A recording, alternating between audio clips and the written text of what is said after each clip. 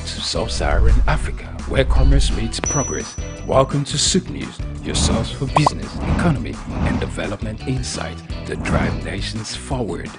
From the vibrant streets of Lagos, Africa's fastest economic hub, SOUQ News takes you on a journey of discovery, analyzing and reporting the facts that lay the foundation for growth and development. We don't just report the news, we create it.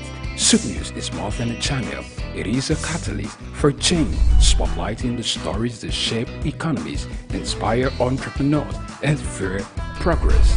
Covering business, finance, technology, energy, and many more, SOUQ News provides a daily deep dive into the stories that matter, interviews with industry titans, and analysis that empowers your understanding of economic landscape. Join us daily as we dissect, discuss, and deliver the most relevant and factual news on business and the economy.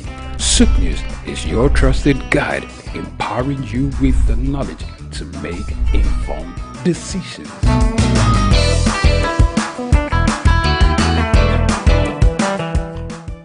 We've got just what you need right here at Femi Wash Media. Call it the Midas touch and you wouldn't be wrong. Let us record, produce, mix and master your audio like nobody does. Reach us on our contact today for the best quality job.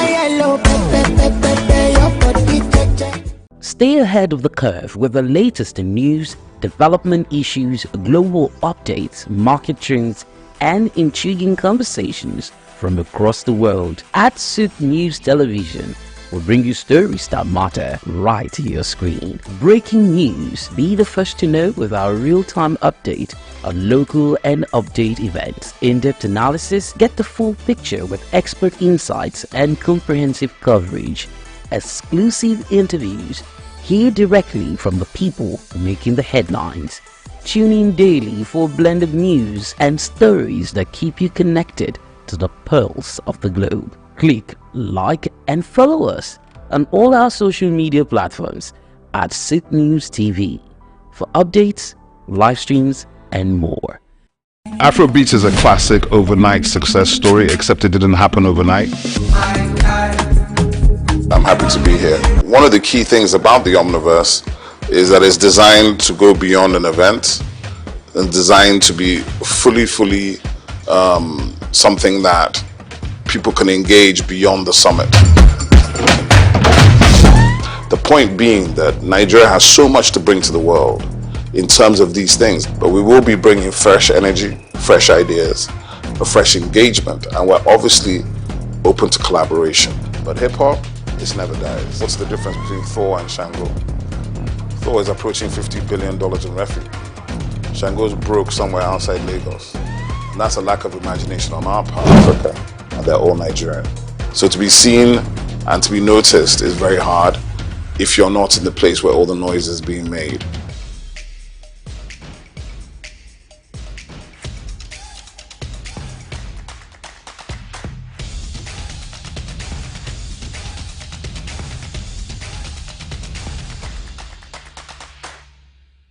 Tafawa Balewa Square, TBS. Tafawa Balewa Square was initially used as a horsing ground called Lagos Race Course. The edifice was constructed by General Yakubu Gowon in 1972 and named after Nigeria's first Prime Minister, Sir Tafawa Balewa. Tafawa Balewa Square is located at 45/57 Mase Bangoshe Street on Lagos Island, Lagos, and referred to as TBS. TBS is a 50,000-seater capacity venue and houses the Remembrance Arcade, the 26-story Independence House, which at a time was the country's tallest building. When Lagos served as the country's seat of government, the National Assembly Complex was within the TBS. Also in the square are the National Broadcasting Commission Office, the Nigerian Hydrological Services Agency Office, shopping centers, travel agencies, restaurants, car parking lots, and a bus terminal. Tafawa Balewa Square is adorned with beautiful statues of white horses and red eagles, symbols of strength and dignity. Her historic neighbors include the King's College and the Holy Cross Cathedral. Tafawa Balewa Square hosted some of the country's memorable events, such as the Independence Day in 1960, when Nigeria gained independence from Britain, the Armed Forces Remembrance Day, which is celebrated annually on January 15. The edifice is a national cultural asset. Tafawa Balewa Square, SOUQ Enlightenment.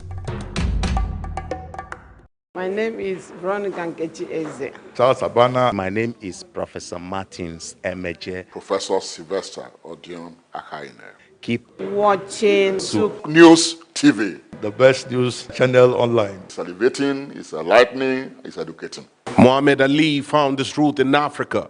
Rumble in the jungle. I swear the king is humble. Jesse Jackson, O.J. Simpson, this is black history. Andrew Young visit Africa in the late 60s. Legend, Bob Marley make the life different. Martin Luther King and Malcolm X are big names. They fought for black Americans in the old days. We need the same revolution in our own ways. Michael Jackson, Janet Jackson, Mr. Jay-Z, Snoop Dogg, Dr. Dre and Eddie Murphy. American prosperity ain't complete with African poverty. It's legendary Idris Abdul Karim, and you are on to SOUQ News. You don't touch that dial.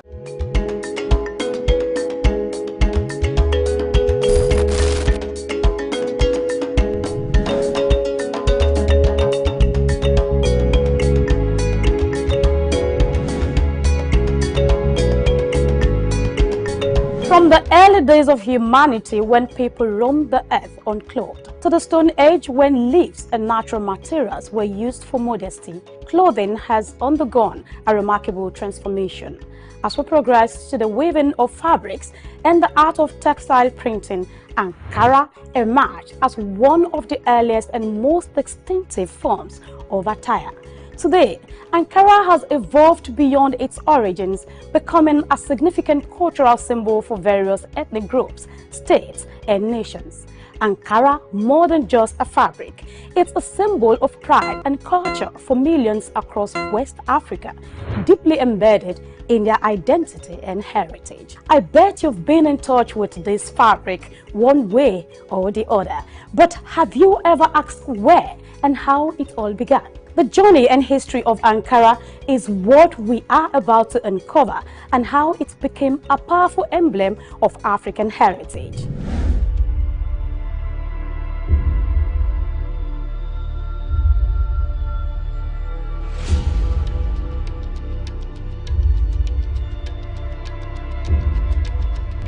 The story of Ankara begins not in Africa, but thousands of miles away in Indonesia, using the batik techniques.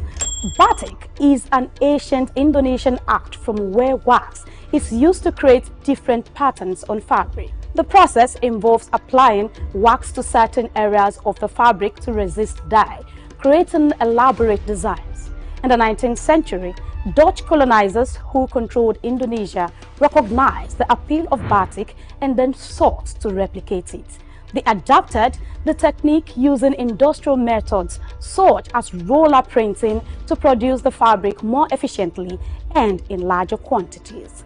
Talking about its transition to West Africa, Dutch manufacturers initially aimed to sell the printed batik fabric in Indonesia and Europe. However, fabric found a more enthusiastic market in West Africa, where it was embraced for its vibrant colors and patterns.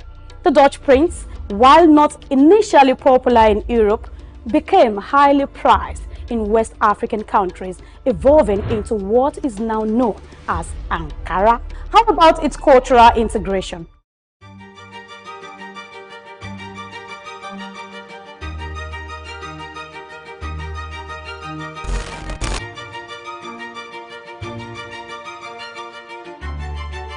Well, the exact individual or company responsible for introducing batik to the African market is not well documented, but over time, Ankara became deeply integrated into West African culture, symbolizing various aspects of identity, status, and tradition. Despite its Indonesian origins, it is now predominantly recognized as a quintessential element of African fashion. It is clear that the adaptation and adoption of batik by Dutch traders played a crucial role in the fabric's journey to West Africa.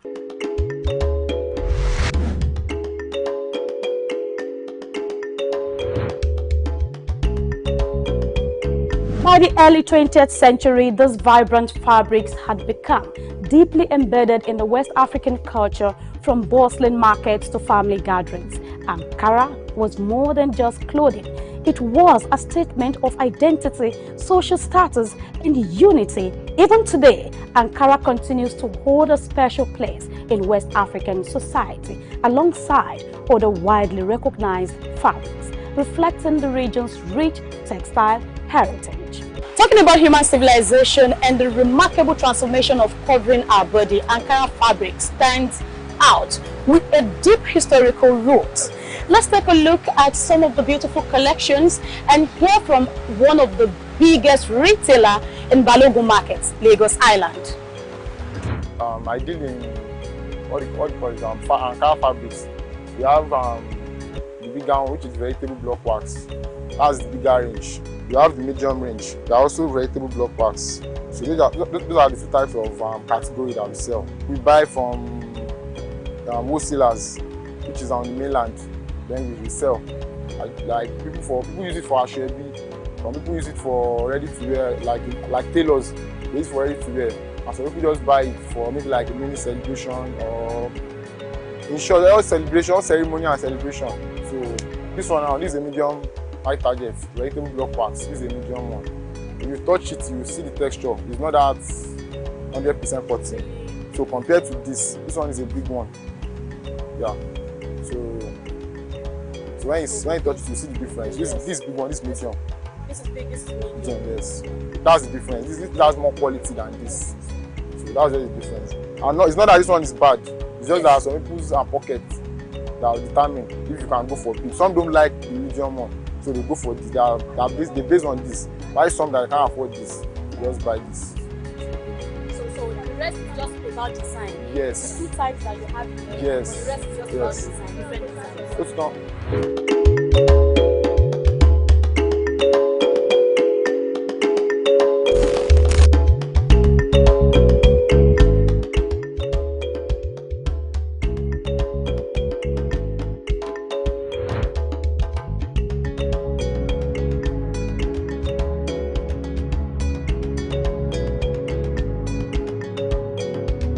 As West Africa gained independence in the 1960s, Ankara's popularity soared. It became a symbol of African pride, a rejection of colonial influences, and an embrace of cultural heritage. From everyday wear to high fashion, Ankara represented a new era of self-expression. We are playing it now. This machine, we have this time. So you can leave it for 5 minutes, you can leave it for 3 minutes, depends on how strong you want it to be. So and as long as you can keep it for that a couple of times, that's how it will last. Will last, okay. And another thing that make it fade off easily is washing machine. Oh. Yeah, when you are using a washing machine. So it should be hand washed, not. Not soft, strong wash. You know, Ankara is not something that, especially when it's adult clothes. You know, it's not something that you rub on the floor. It's just with a particular places to wash. Ankara is for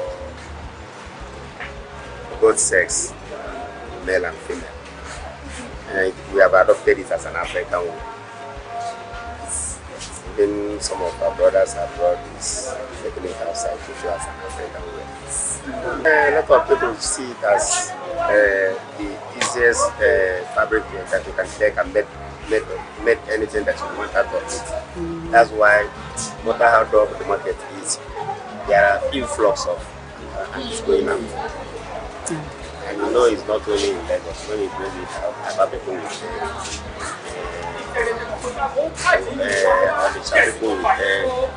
people with all sorts of places. So that is how it spread.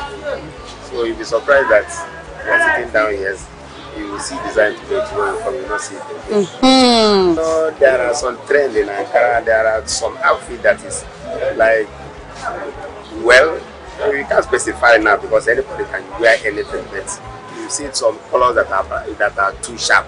You say that is outside color. Igbos like dull color, yellowish. And you know there are some like this one that is here now. Is an Igbo uniform. That fragrance stuff. An Igbo uniform. If you see, go to. Okay. If you go to function, you see things like that. And if you go to market, it's a separate and the price is different. It doesn't move like the others. Okay. So you have to buy with caution. Today, Ankara is not just a fabric, it's a global phenomenon, worn by millions. It graces runways from Lagos to Paris, New York to Tokyo. As a symbol of African pride and identity, Ankara continues to evolve, influencing fashion, art, and culture worldwide.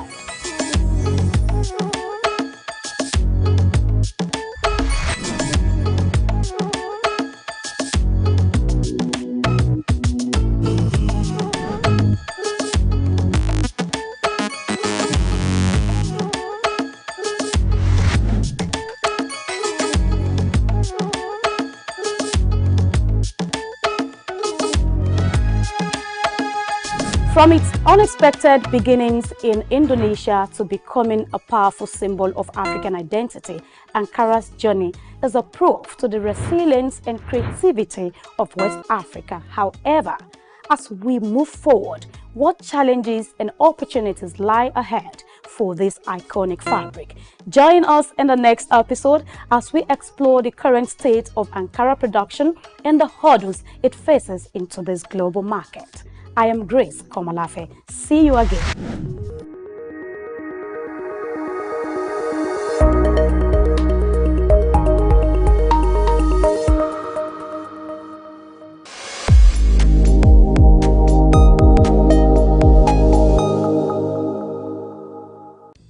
Over the past 20 years, the band has been a prominent figure in the African music scene and has been credited with helping to bring Afrobeat to the mainstream of global music. Now 43 years old, the band's latest album, released in August 16, 2024 to mark its 20th anniversary in the music industry, is a testament to its enduring legacy as a trailblazer in the Nigerian African music industry. Having dominated the scene in the early 2000s and 2010s, the band's smooth vocals now convey the tale of a gentleman entering middle age, yet still asserting his status as one of the entertainers who revolutionized Afrobeats. The new 13-song album featured carefully selected artists like Awilo, Akon, Wyclef Jean, and Youssou N'Dour, all pioneers of Afrobeats, reinforce this narrative. In today's News Talk, we are celebrating the evolution of the band as a Nigerian singer and entertainer, tracing his antecedents from Zaria in Nigeria to a global audience of fans. My name is Bayo Olaoye. Oladapo Daniel Oyebanjo, professionally named D'banj, was born on January 9, 1980 in Zaria, Nigeria. He studied at the Nigerian Military School and then went on to pursue a degree in mechanical engineering at the University of Lagos. After graduating with honors, he worked as an engineer for a few years before going to the United Kingdom to pursue music full-time. In 2004, D'banj officially began his music career under Blackbone Music, which was under the imprint of 419 Squad that was founded by JJC Skills, a veteran Nigerian hip-hop and music business mogul. Between 2004 and 2006, D'banj and another up-and-coming music talent, Don Jazzy, were managed by Ayo Shonaya under the R70 imprint. His first 3 music videos, which included Mobolowo, Tongolo and Tongolo Me Remix, were produced and directed by the R70 crew.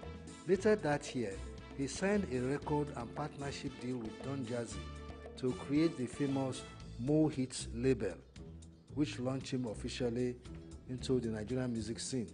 His first single, Tongolo, was released in 2005 and was an instant hit in Nigeria. Since then, he has gone on to release numerous albums like Rundown 2006 and Entertainer 2008, and singles such as Why Me Oliver Twist, Fall in Love, Emergency, Mr. Endowed, Igwe, Something for Something, and many more hits that has created a nostalgic era of the 2000s and early 2010s. In 2010, the band began collaborating with American artists like Snoop Dogg, and in 2011 signed a deal with Kanye West's GOOD Music label. In the heart of sub-Saharan Africa, where commerce meets progress, welcome to SOUQ News, your source for business, economy, and development insight that drive nations forward.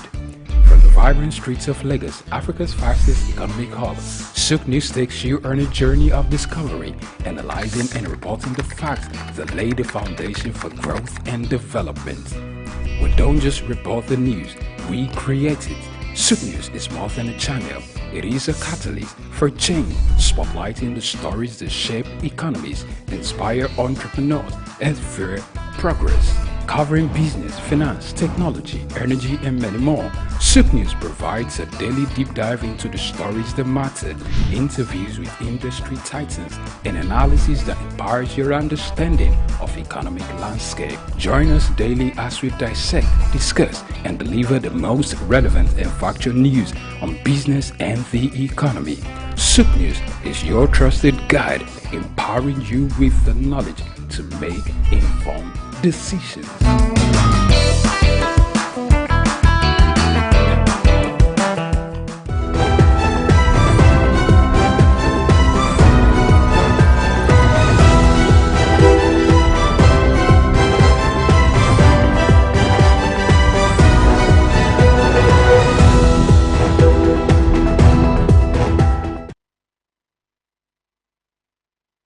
We've got just what you need right here at Femi Wash Media. Call it the Midas touch and you wouldn't be wrong. Let us record, produce, mix and master your audio like nobody does. Reach us on our contact today for the best quality job.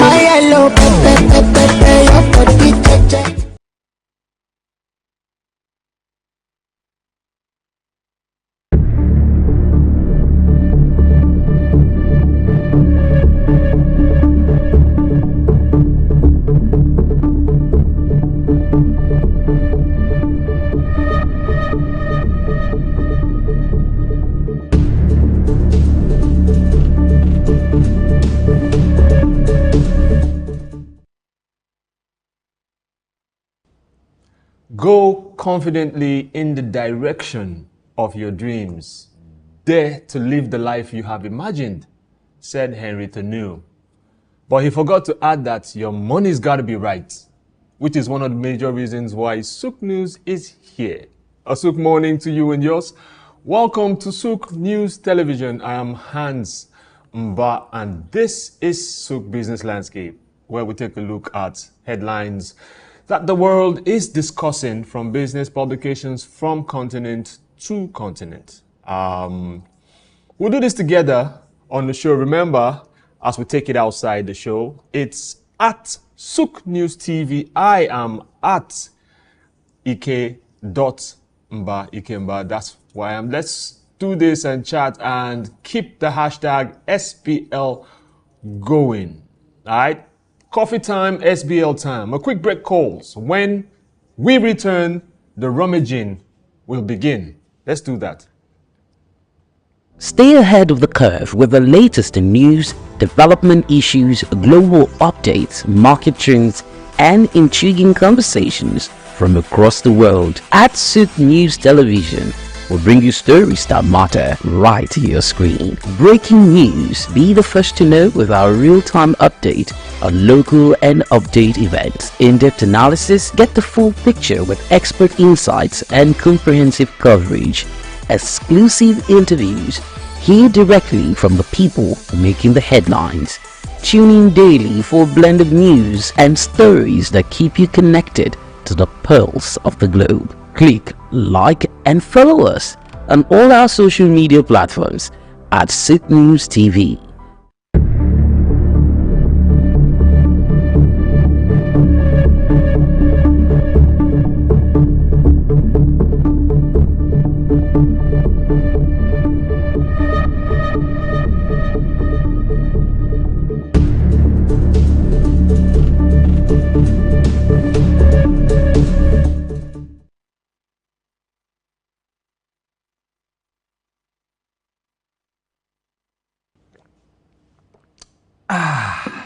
Welcome back. Any coffee drinkers? Where my coffee drinkers at? We begin. Business Day, Niger. States IGR hits 5-year high on income tax. States IGR hits 5-year high on the income tax. We're talking Lagos, Abuja, Rivers. These 3 states account for 50% as states grow their debts by 38.1% in 1 year. Find all of this and more on page 30. You start on the front page, you finish up on page 30. How Money Point joined the League of Nigerian Unicorns. Money Point. Page 12 got that one for you. Also, Naira bounces back. That's what they're celebrating on Business Day. Business Day, let's do well to make our prints finer and clearer.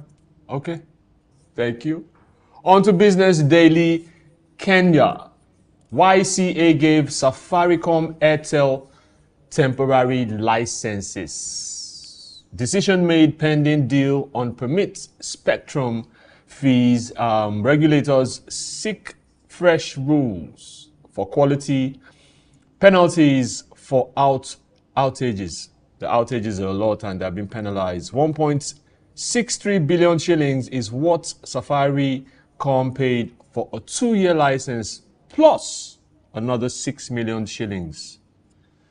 I don't know if that's too much if you ask me, but hey, Kenya Power pays its first dividend in 6 years.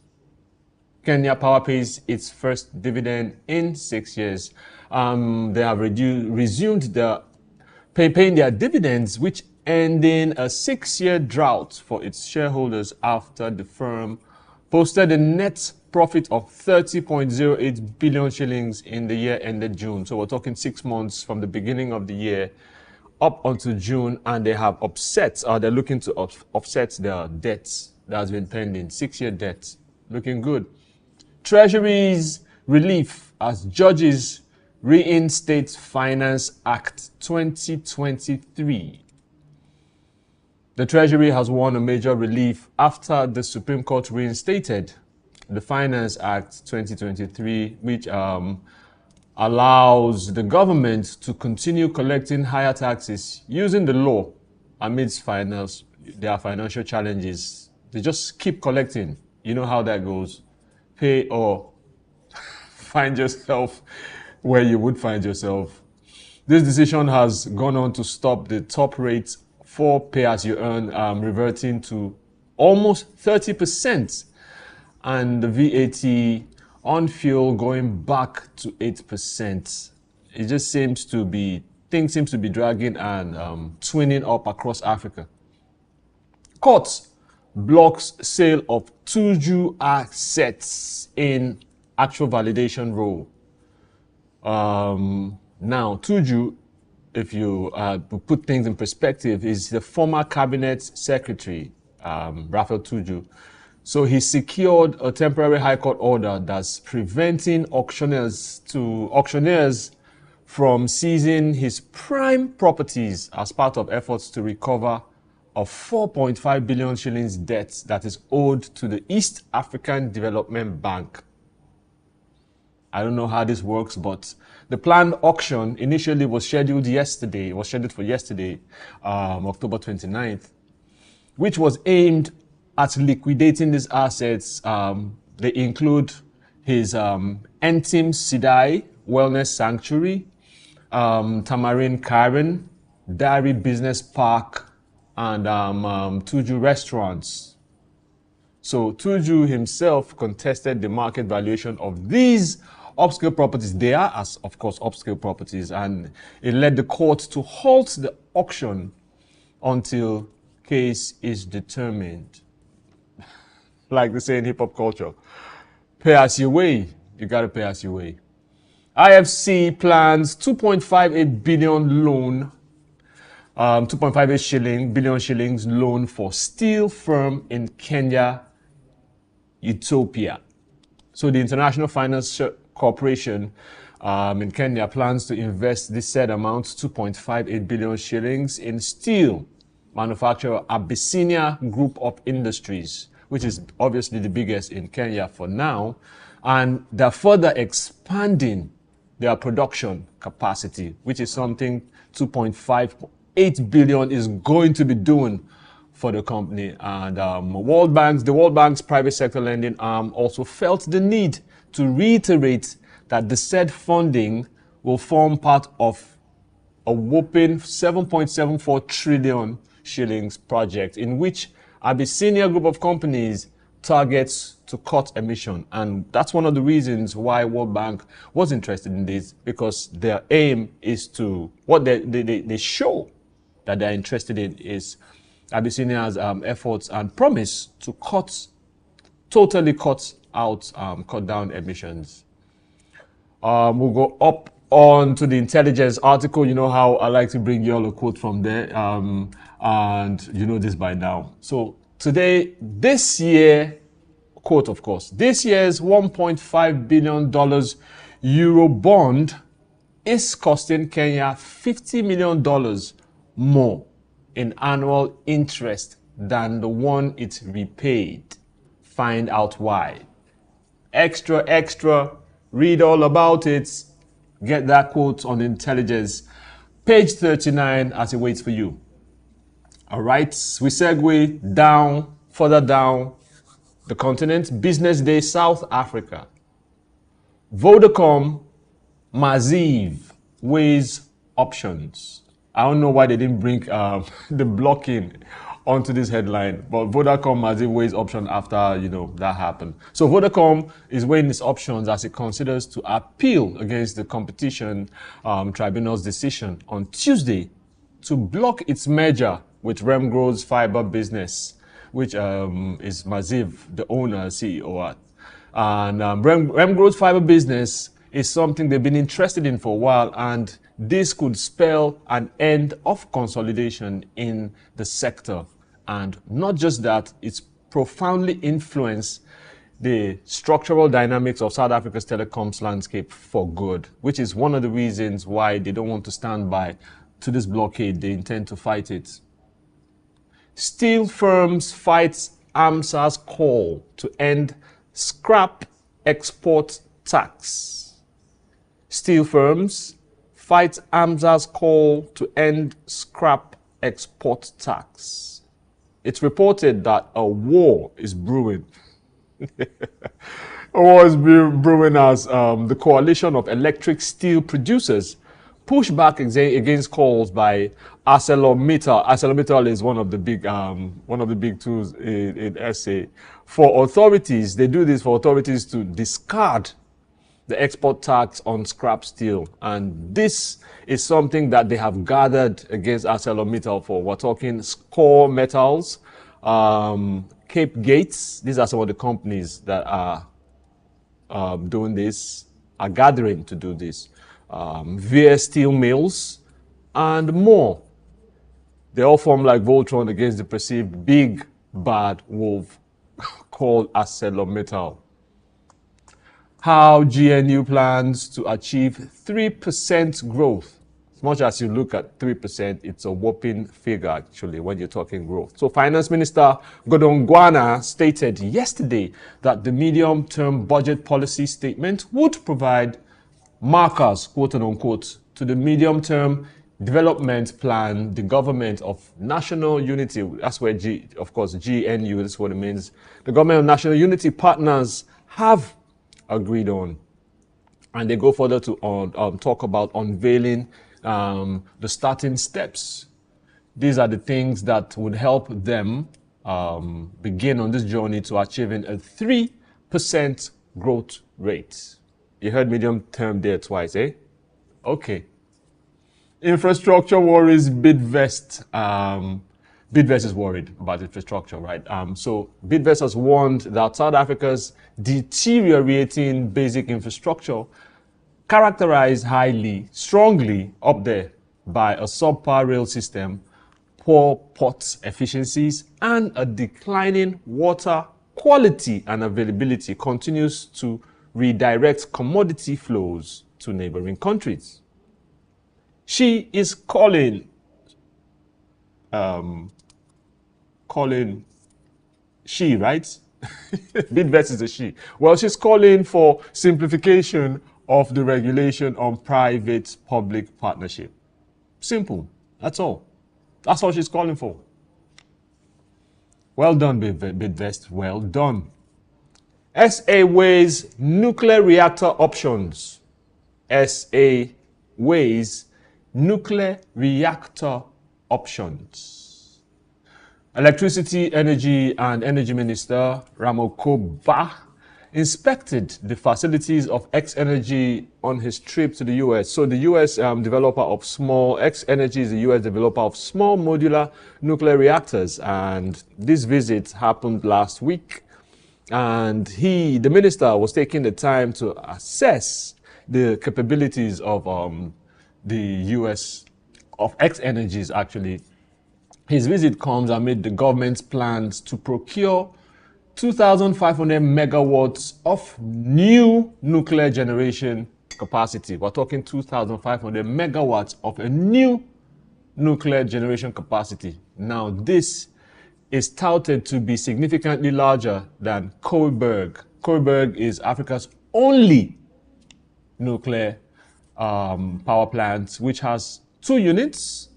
Its generation capacity is only 920 megawatts each of the 2 units. Extra, read all about it. ANC sets dates to evaluate policies. ANC is setting a date for evaluation of policies. Pay-as-you-go car plan from Zeda.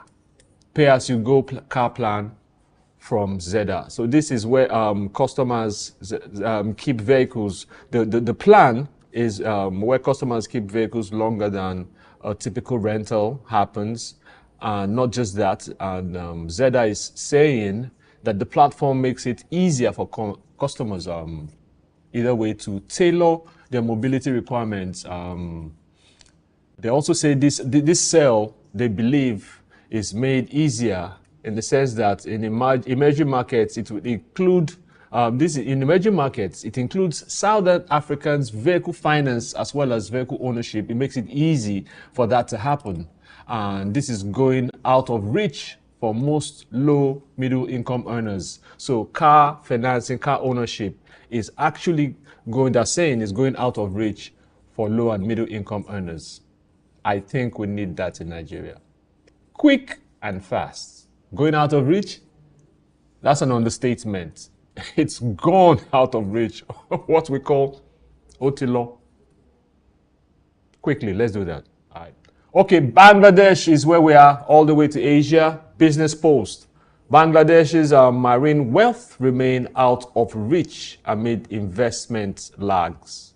Bangladesh's marine wealth remain out of reach despite investment lags. Why Bangladesh's blue economy is struggling? This is a question that they answered.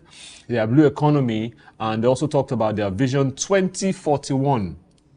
It will be an interesting read, which spreads as an inlay here. You see a flash diagram in the form of a table as well. But you finish this interesting eye-opener about this on page 4. DP World, Abu Dhabi ports keen to invest in Bangladesh. This is coming on the verge of the UAE envoy. I think it's more than one person. I was going to say a UAE envoy.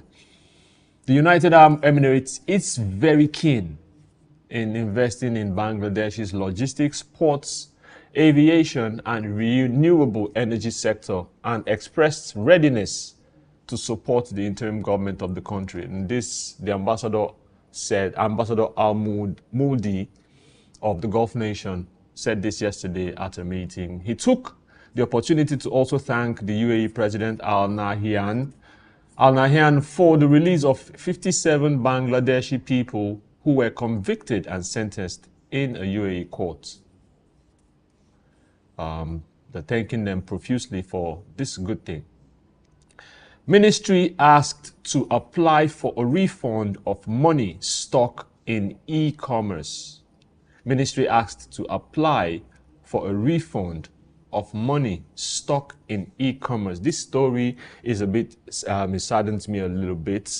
So the Ministry of Commerce took an initiative to return money. They're taking, right, initiative to return monies owed to traders by e-commerce companies that went bust all of a sudden, and there are a few of them. They just went kaput. Like you sleep, thinking you have millions safe somewhere, and you wake up, right? You wake up to zero, to zip, to zilch, right? So they're giving these monies back to e-commerce companies that went bust all of a sudden, their customers, which has, because they left innumerable buyers and sellers in the lurch. Now the Ministry of Commerce is doing such a big thing. It's a big deal, and they've been commended for it, and I commend them as well.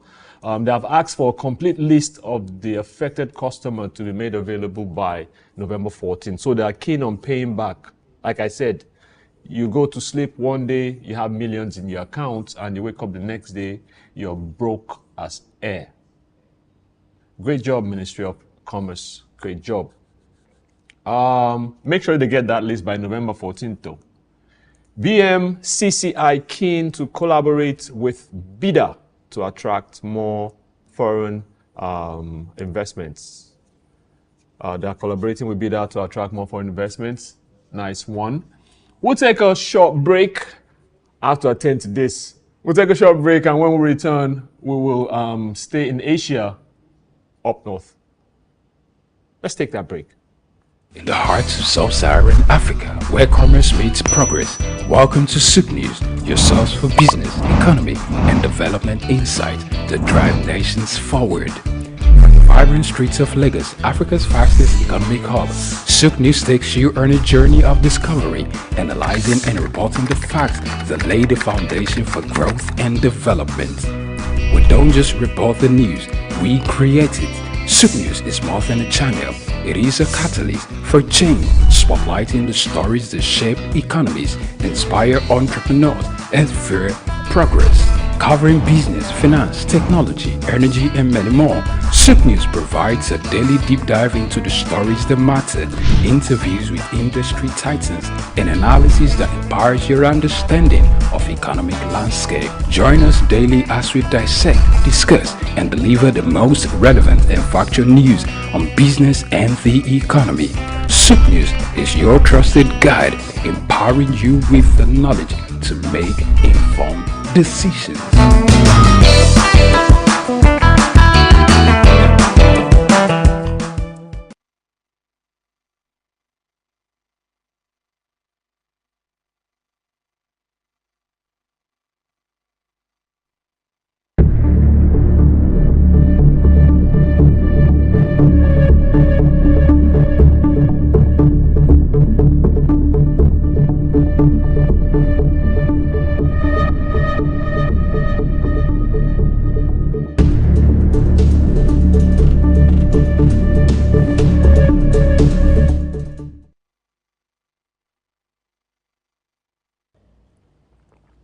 Welcome back.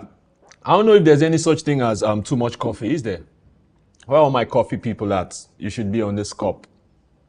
All right, we're back. It's still SOUQ Business Landscape. My name is Hanson Ba. We segue onto Gulf Times in Qatar.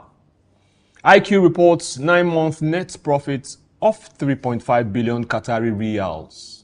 IQ reports 9-month net profit of 3.5 billion Qatari riyals. 3.5 billion is quite a steep figure in a 9-month period. So between, say, January and September, thereabouts, profits from IQ, the reports 3.5 billion. That's amazing. Asia, GUC, you guys are doing fantastic. I must say so, Qatar participates in 8th edition of Future Investments Initiative in Riyadh. Qatar participates in 8th edition of Future Investment Initiative in Riyadh. These are just some of the celebration award events, summits that go on in Qatar every now and again, more frequently, where they celebrate each other due to the successes and the profits that come their way. It's a good thing. Doha Bank, Carlyle partner to provide private capital strategies to investors in Qatar.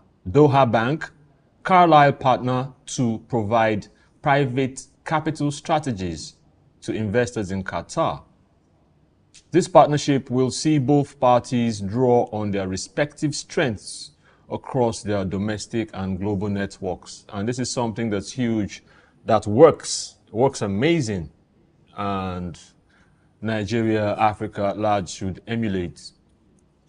QIC posts 525 million reals profit on GWP out of 7.2 billion reals in January-September. Another profit worth celebrating, 525 million reals. Wow.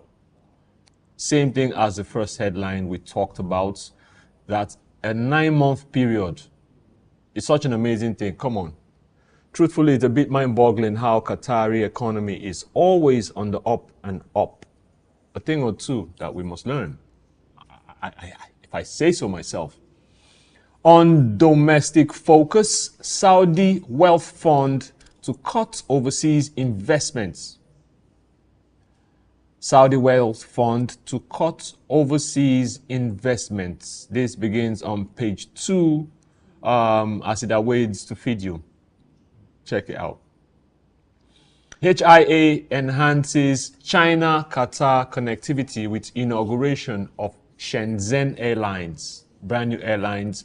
HIA enhances China-Qatari connectivity with inauguration of Shenzhen Airlines. This is waiting for you on page 4. Catch it in jest. Further down, we segue on the Asian continent. Business Standard in India. Brokerage SNP Nifty EPS growth estimates. Brokerage SNP Nifty EPS growth estimates. So further revisions is going on for the fiscal year 2025, fiscal year 2026. Likely if quarter 2 shows continues, continues to disappoint, right? So that's what they're talking about, that revisions are key.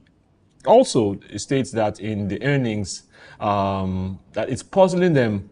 And if it's puzzling, it's disappointing. So quarter 2 results have led to cuts in the EPS, as it states on the EPS estimates in the headline. By the way, LSID now is quoted as India's priciest, and in quotes, it's put in quotes, priciest, with a 73,600 times surge in 2 days, in just 2 days. We're not saying double, we're not saying triple, we're not saying 100 times over, or you know when you say 2 times over, they're saying 73,600 times over surge in just 2 days. Wow. Multiply that over. Sounds like advantage kalu.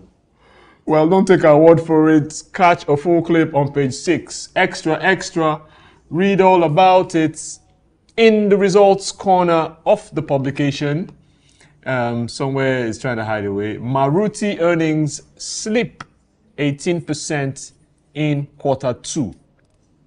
Maruti earnings slip 18% in quarter 2. Maruti Suzuki India, Maruti Suzuki is the parent company. They reported yesterday that the figure is on year-on-year decline. It's declining, and its consolidated net profit for the second quarter is something that they're not too happy about. Also, Adani Enterprises bottom line zooms 664%. Cipla's profits jumps 15% on robust sales. Camara Bank profit is also up 11%, despite the pressures on NIM. All the juice and sauce are on page 6. JSW POSCO forged deal for MT Steel plants. JSW POSCO forged deal for MT Steel plants. Meanwhile, JSW Energy outbid Adani, that was in the previous headline, NTPC for KSK, Mahanadi.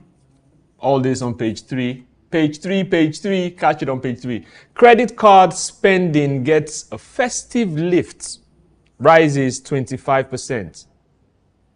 It's that time of the year, right? Festive spending gets lift, it rises 25%. Record-breaking realty estates IPOs raise 13.5 lakh Creole. That's a lot.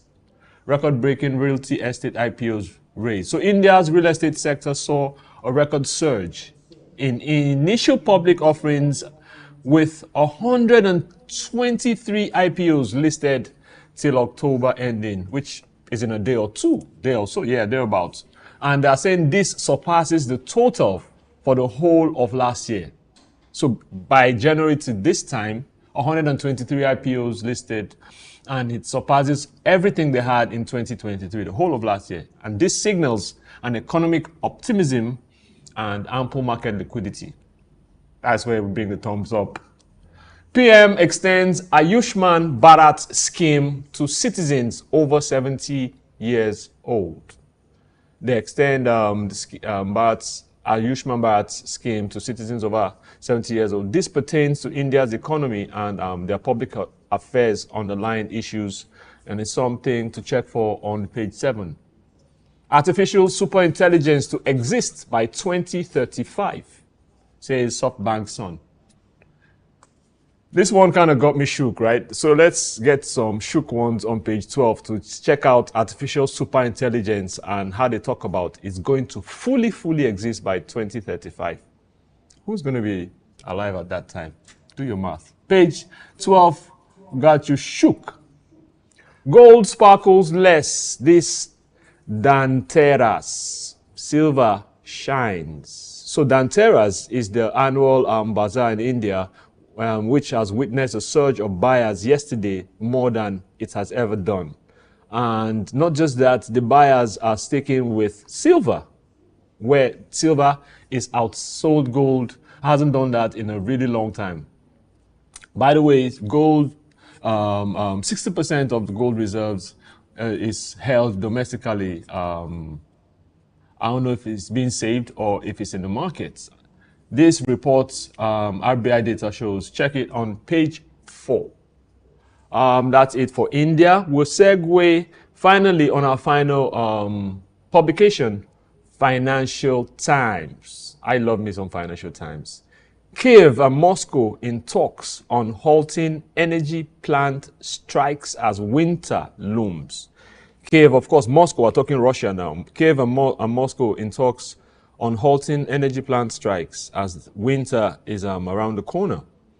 So there are early stage negotiations going on, discussions on power grid, right, and oil refineries, not just power grid, and hopes rise for ceasefire push.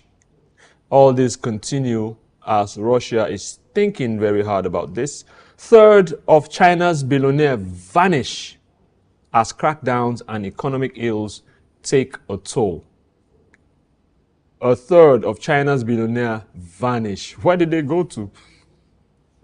As crackdowns and economic ills take tolls. It's not just in Nigeria, guys. Let's just buckle our belts, okay? So a little about this. The number of China's dollar billionaires, specifically they're saying dollar, they're not saying yuan now, have fallen more than a third in the past 3 years, according to their quote-unquote rich list, which is usually compiled annually by a research group, Hurun. So Hurun is saying that they think it's due to government crackdowns that this has happened. It has weakened and depressed equity markets, which has taken a toll on these billionaires vanishing, which is a better word than disappearing. Okay, outlook brightens in Spain as growth puts US in a shade. Outlook brightens in Spain as growth puts US in a shade. A combination of immigration, tourism, state spending, and foreign investment has pushed Spain to the brink of being the fastest growing major advanced economy. I don't know how US just managed to slip the name into that headline. Kudos to Spain, fastest growing. Awesome. So to take a look at a few more headlines before it's curtains on the show. HSBC chief insists bank not on path to formal split.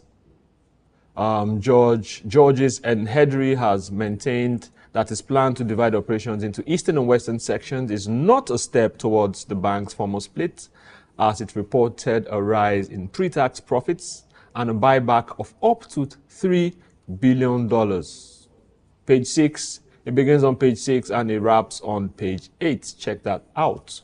McDonald's loses grounds. So the fast food chain has suffered a second consecutive quarterly fall in sales as it struggles with weak consumer demand in markets such as France, the UK, Middle East, and China. What happened? No one's eating your burgers anymore? You know, this is the period of healthy eating, of eating vegetables and fruits and drinking water. So I guess that would tell on McDonald's. This is where we'd call it, no, not a day. Like I said, curtains. So it's curtains on the show. It's Friday. Remember, we don't get too excited about it because on the aisle and on SOUQ News Television, the weekend begins on Thursday. I've said it before, so let it stick. All right, I'm Handsome, but remember, engage with us with the hashtag SBL across all social media. Follow us at SOUQ News TV. Simple. At SOUQ News TV, and the conversation will continue. Follow me at ike.mbah. I call it a day, but remember, take another coffee break. But stay tuned at 8 o'clock as early exchange will commence at that time. Have a beautiful weekend.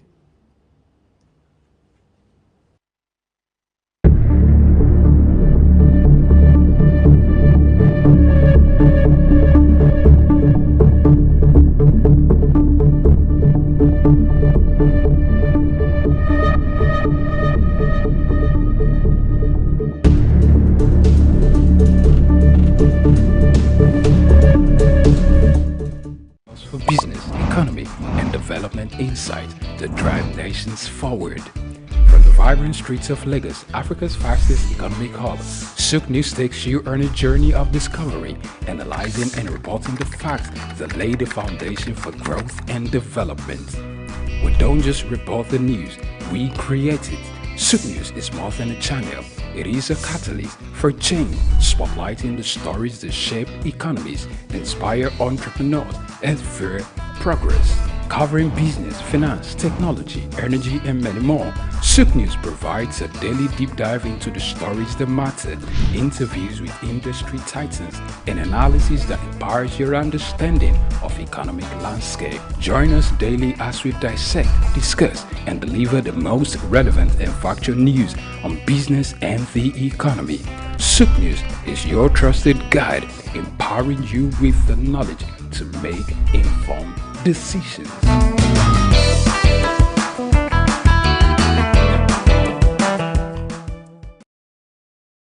8 and singles such as Why Me, Oliver Twist, Fall in Love, Emergency, Mr. Endowed, Igwe, Something for Something, and many more hits that has created a nostalgic era of the 2000s and early 2010s. In 2010, the band began collaborating with American artists like Snoop Dogg, and in 2011 signed a deal with Kanye West's GOOD Music label. That same year, the band scored a major hit with his single Oliver Twist, which topped a number of African charts and fared well in the United Kingdom and Europe as well. The Coco concert, which took place at HMV Apollo Hammersmith in London on the 29th of August 2011, was a highlight of the band's career. The event was hosted by comedian Eddie Caddy and featured stellar performances from the Mo Hits All-Stars, Don Jazzy, The Banj, Wande Cole, Dr. Seed, The Prince, and K-Switch, alongside top music talent Tiwa Savage, KAS, Dot Star, and the surprise guest Kanye West. The event was capped off by West removing his chain and wearing it on The Banj.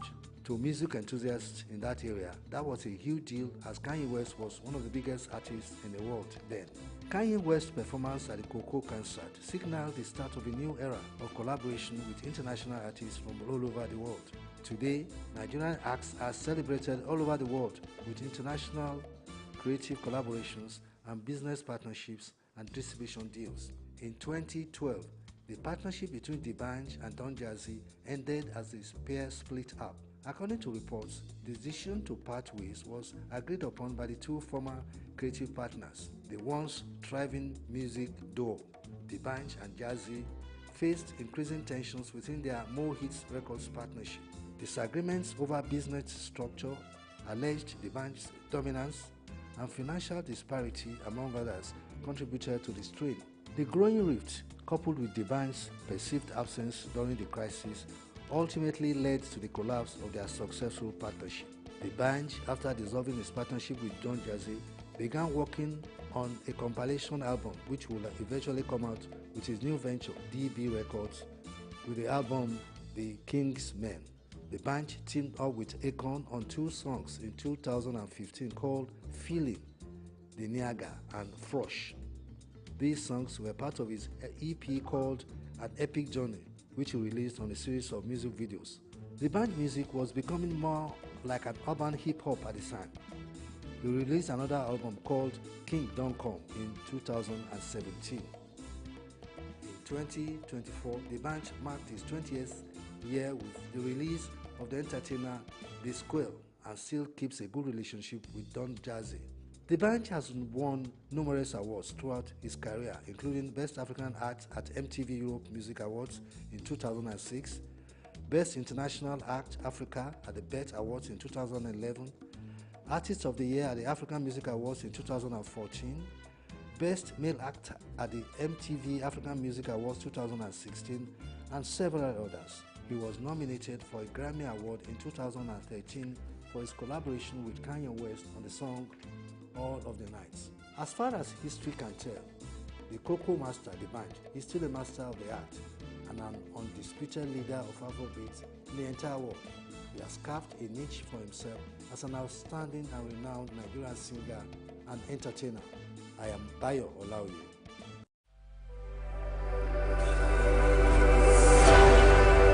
I'm okay. My name is Raymond Bola Brown. Hi, my name is Fred Amata, and you are on to SOUQ News. If you are watching this channel for the first time, make sure you continue to watch it because this is SOUQ News. Shout out to SOUQ News. Actually, I don't know. I really enjoyed the little moment I spent with you, and I think with more of this. SOUQ News. Here's the SOUQ News, who had the courage to transcend a locked-off camera and actually have a conversation with a human being. It's a pleasure, SOUQ News. Thank you very much.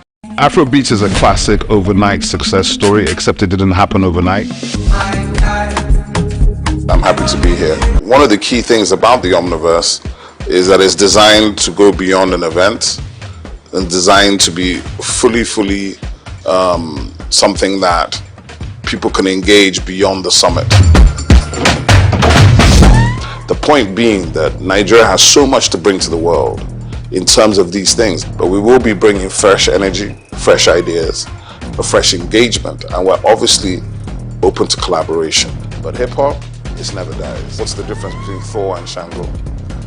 Thor is approaching $50 billion in revenue. Shango's broke somewhere outside Lagos. And that's a lack of imagination on our part of Africa, and they're all Nigerian. So to be seen and to be noticed is very hard if you're not in the place where all the noise is being made.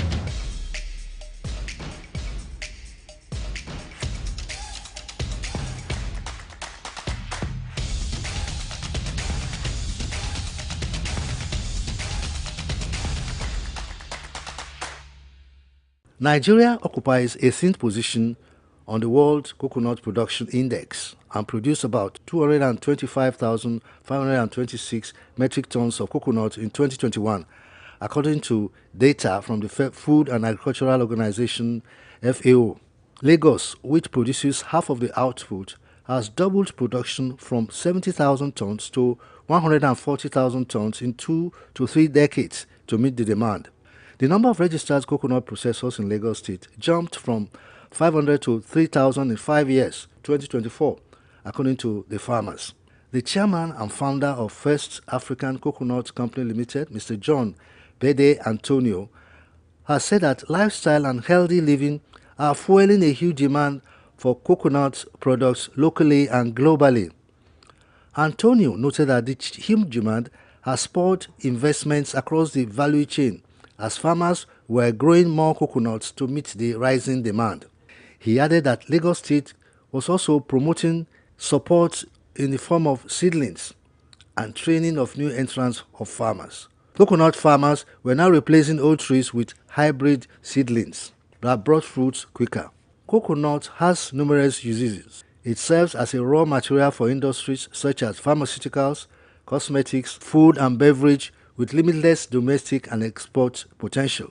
The most sought after component of the fruit is coconut water, which is very rich in potassium and other electrolytes. It is considered a health drink and recommended for diabetes patients, among others.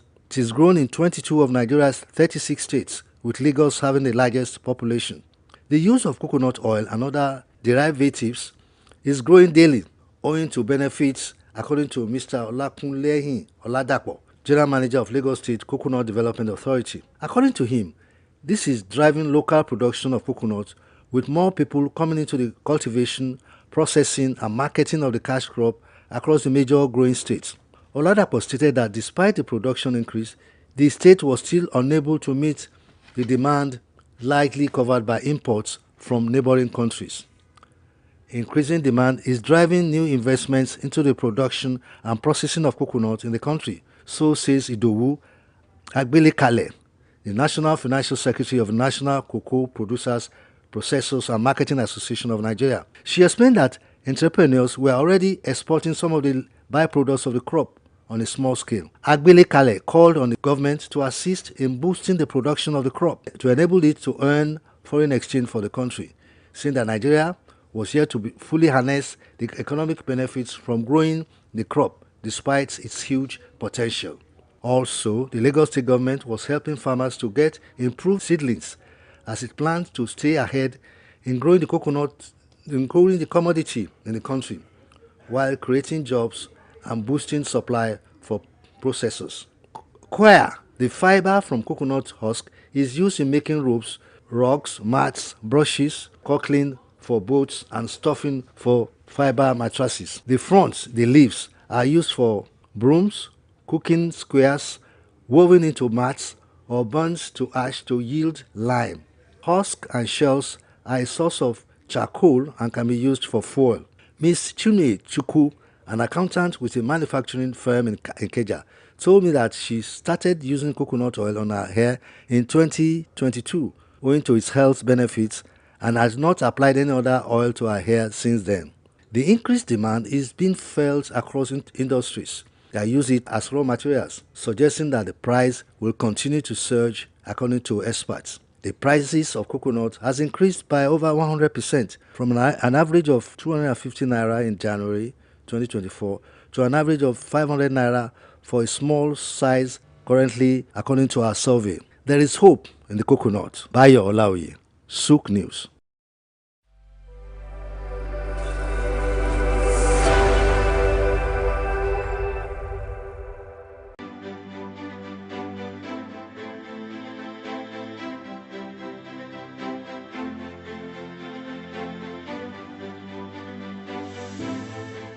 Creativity is an instinctive and powerful form of expression, especially for children, who often pour out their imagination onto paper in spontaneous and inhibited ways, whether intentional or free form.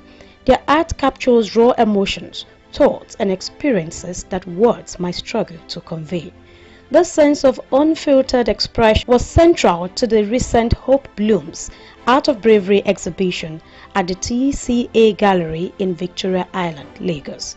In partnership with the Children Living with Cancer Foundation, the exhibition showcased a collection of artworks that reflected the bravery, resilience, creativity, and inner worlds of children living with cancer, most of which emerged from art therapy workshops at Lagos University Teaching Hospital, LUT, where children were encouraged as they explore themes of hope, survival, and friendship.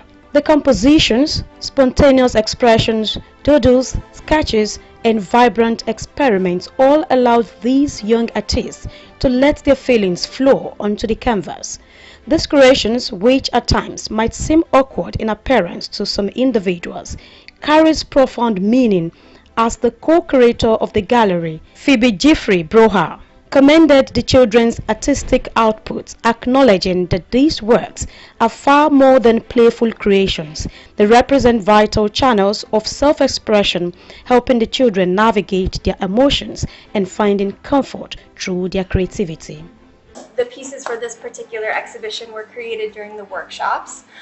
As I mentioned before, we really wanted to focus on the joy that a lot of the children like to create and express. So this particular piece, for example, I believe was made by 3 children all at once. We very often see that the kids love to collaborate on pieces together. So something that is quite important to us is to track which child made which piece, how old they are, capturing the intent and the story behind the piece as well. And this piece in particular really stuck out to us, so this is the central piece for the exhibition. The Cancer Foundation has been around for 20 years now. The founder is Dr. Netta Nuobi, and they're very multifaceted, so their focus is on childhood cancer research. There's not a lot of research out there specifically about childhood cancer. Their second thing is supporting the families. So parents and siblings go through a number of things when a child has cancer. First of all, there's very intensive treatment such as chemotherapy. Very often they end up losing their jobs during the time that their child is receiving treatment because they don't have access to be able to care for their child and go to work. So that's the second thing. And then the third thing is helping to pay for cancer treatments as well. The exhibition's theme, Hope Blooms, captured the idea that creativity can flourish even in the face of adversity.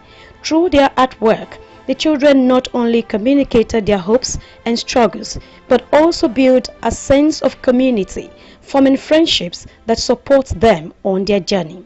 The event aimed to raise awareness and funds, with proceeds directed towards initiatives that provide essential care and resources to children battling cancer.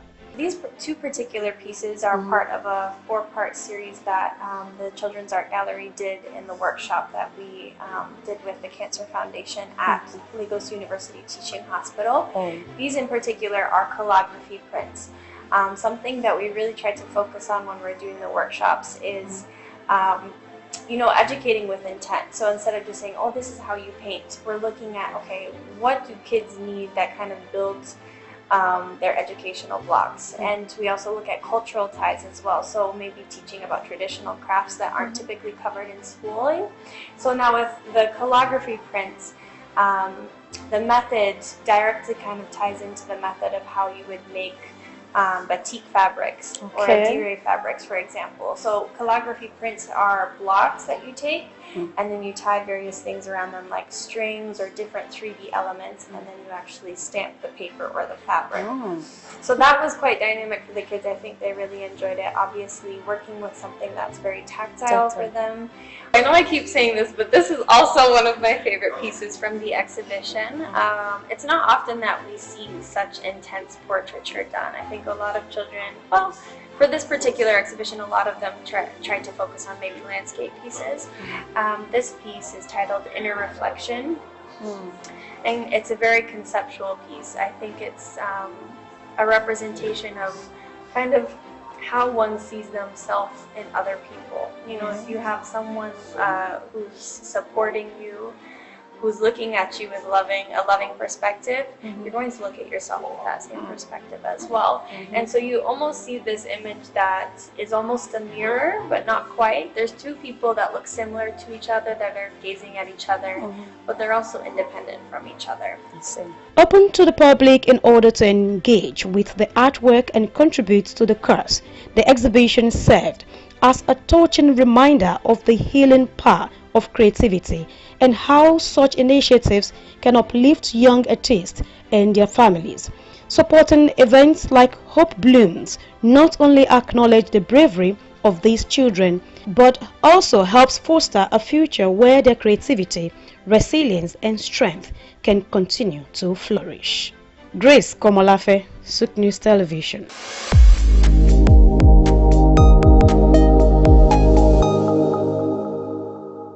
In the heart of sub-Saharan Africa, where commerce meets progress, welcome to SOUQ News, your source for business, economy, and development insight that drive nations forward. From the vibrant streets of Lagos, Africa's fastest economic hub, SOUQ News takes you on a journey of discovery, analyzing and reporting the facts that lay the foundation for growth and development. We don't just report the news, we create it. SOUQ News is more than a channel. It is a catalyst for change, spotlighting the stories that shape economies, inspire entrepreneurs, and fuel progress. Covering business, finance, technology, energy, and many more, SOUQ News provides a daily deep dive into the stories that matter, interviews with industry titans, and analysis that empowers your understanding of economic landscape. Join us daily as we dissect, discuss, and deliver the most relevant and factual news on business and the economy.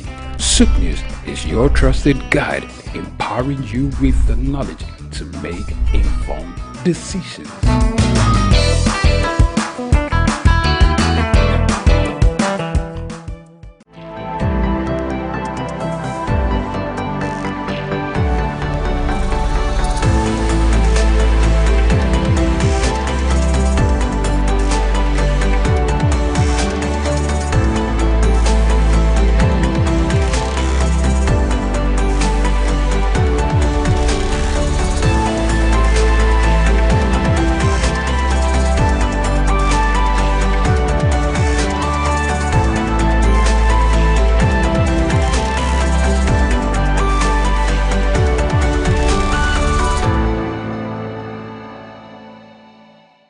In Nigeria, when you hear technology, innovation and e-commerce, then you begin to think of the 21st century visionary leaders who have availed us the luxury of connecting with the world without leaving our spaces.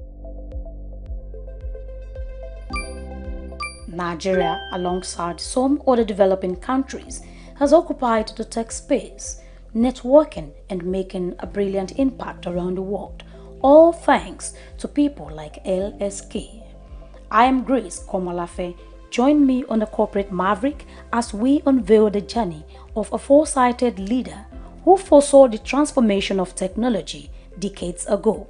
The year 2001, known as the third millennium, stands out for some individuals.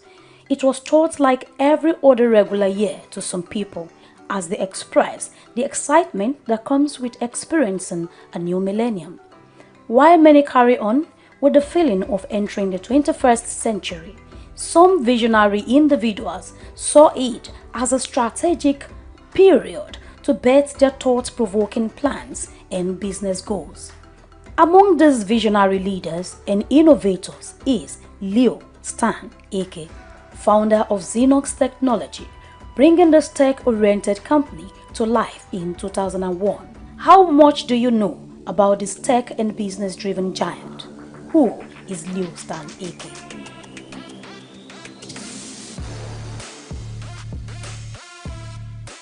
Dr. Leonard Stanley Nnamdi Eke, popularly known as Leo Stan Eke, is one of Nigeria's dynamic and influential figures, an African entrepreneur born into the family of Ihentuge Eke on February 22, 1956 in Imo State, Nigeria. His mom, a dietitian, and dad, a nurse. His root is traced back to Ubommiri Mbaitoli, where he was raised in the household that valued education and hard work. His parents instilled in him the values of discipline and perseverance from a young age. It was within this nurturing environment that Eke's entrepreneurial spirit began to take shape.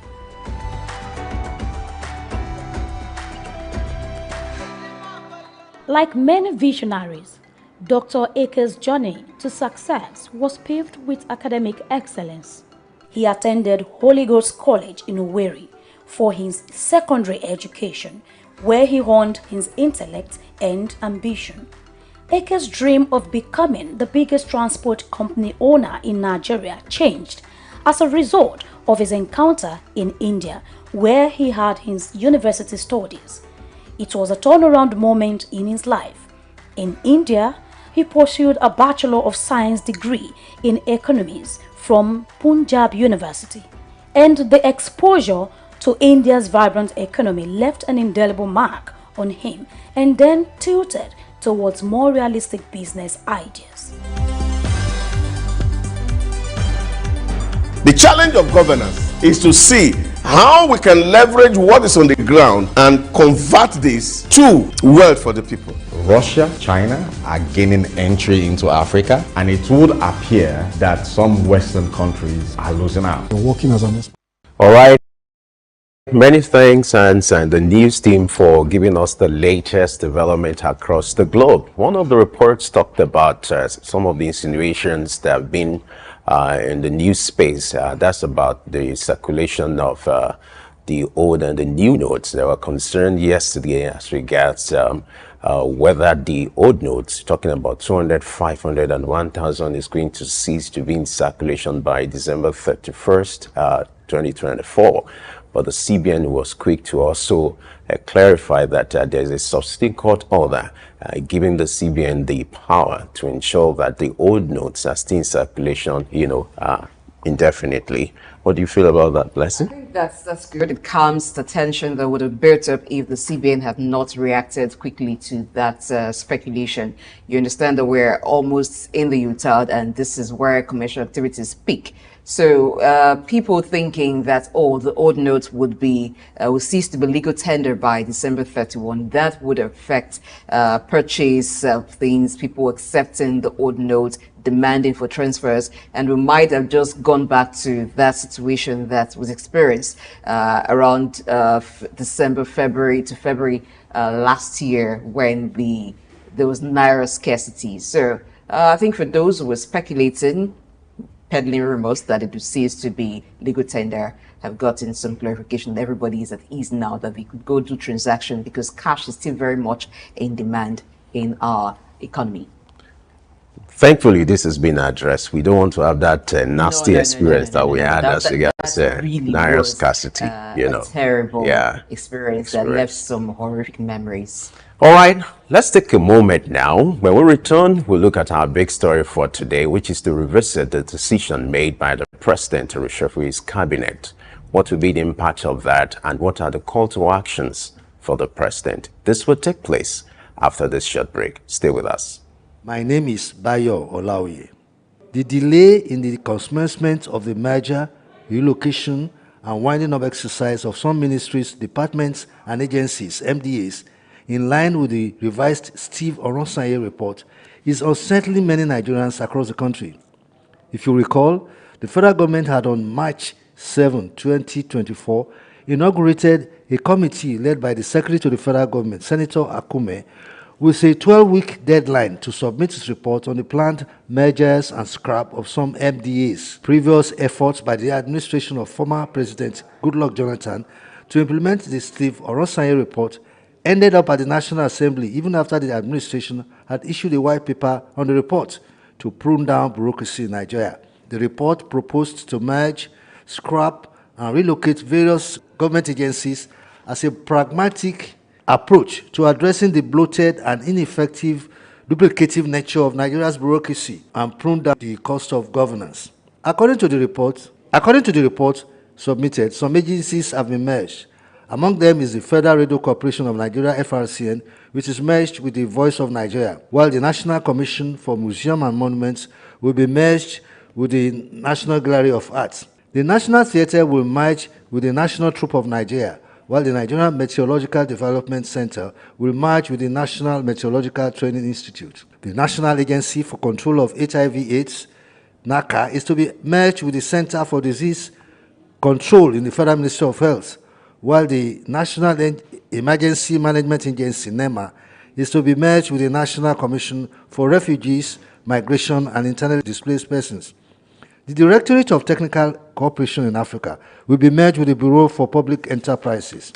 The Nigerian Investment Promotion Commission will merge with the Nigerian Export Promotion Council, while the National Agency for Science and Technology and Science Engineering Infrastructure will merge with the National Center for Agricultural Mechanization and the Project Development Institute. Similarly, the Air Force Institute of Technology also will be merged with the Nigerian Defense Academy to function as a faculty of the Nigerian Defense Academy.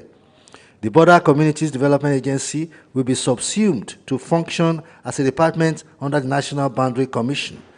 The National Salaries, Income and Wages Commission is to be subsumed into the Revenue Mobilization and Fiscal Allocation Commission, while the Institute of Peace and Conflict Resolution is to be subsumed under the Institute for International Affairs. The Public Complaints Commission is to be subsumed under the National Human Rights Commission, while the Institute of Trypanosomiasis is to be subsumed into the Institute of Veterinary Research. Among the agencies to be relocated, Nigerian Delta Power Holding Company is to be relocated to the Ministry of Power, while the National Agricultural Land Development Agency will be relocated to the Federal Ministry of Agriculture and Food Security. However, while the Akume-led committee was delaying in making public its recommendations, an ad hoc committee of the House of Representatives on restructuring of government agencies and commissions has summoned the Secretary to the government to shed light on the veracity behind the decision to implement the Oransaye report. This is Bayo Olaoye.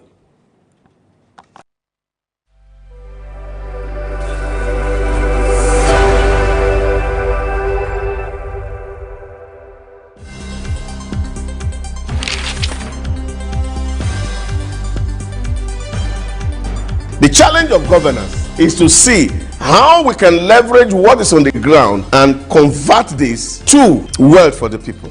Russia, China are gaining entry into Africa, and it would appear that some Western countries are losing out. You're working as an expatriate worker, then you're paid in your currency. But then if you must spend those money, you need to convert those money to the local currency to spend. When we address this exchange rate volatility, we will see definitely cost of goods and services will come down. From a security point of view, we should employ the technology to ensure that we can track individuals and goods within the continent.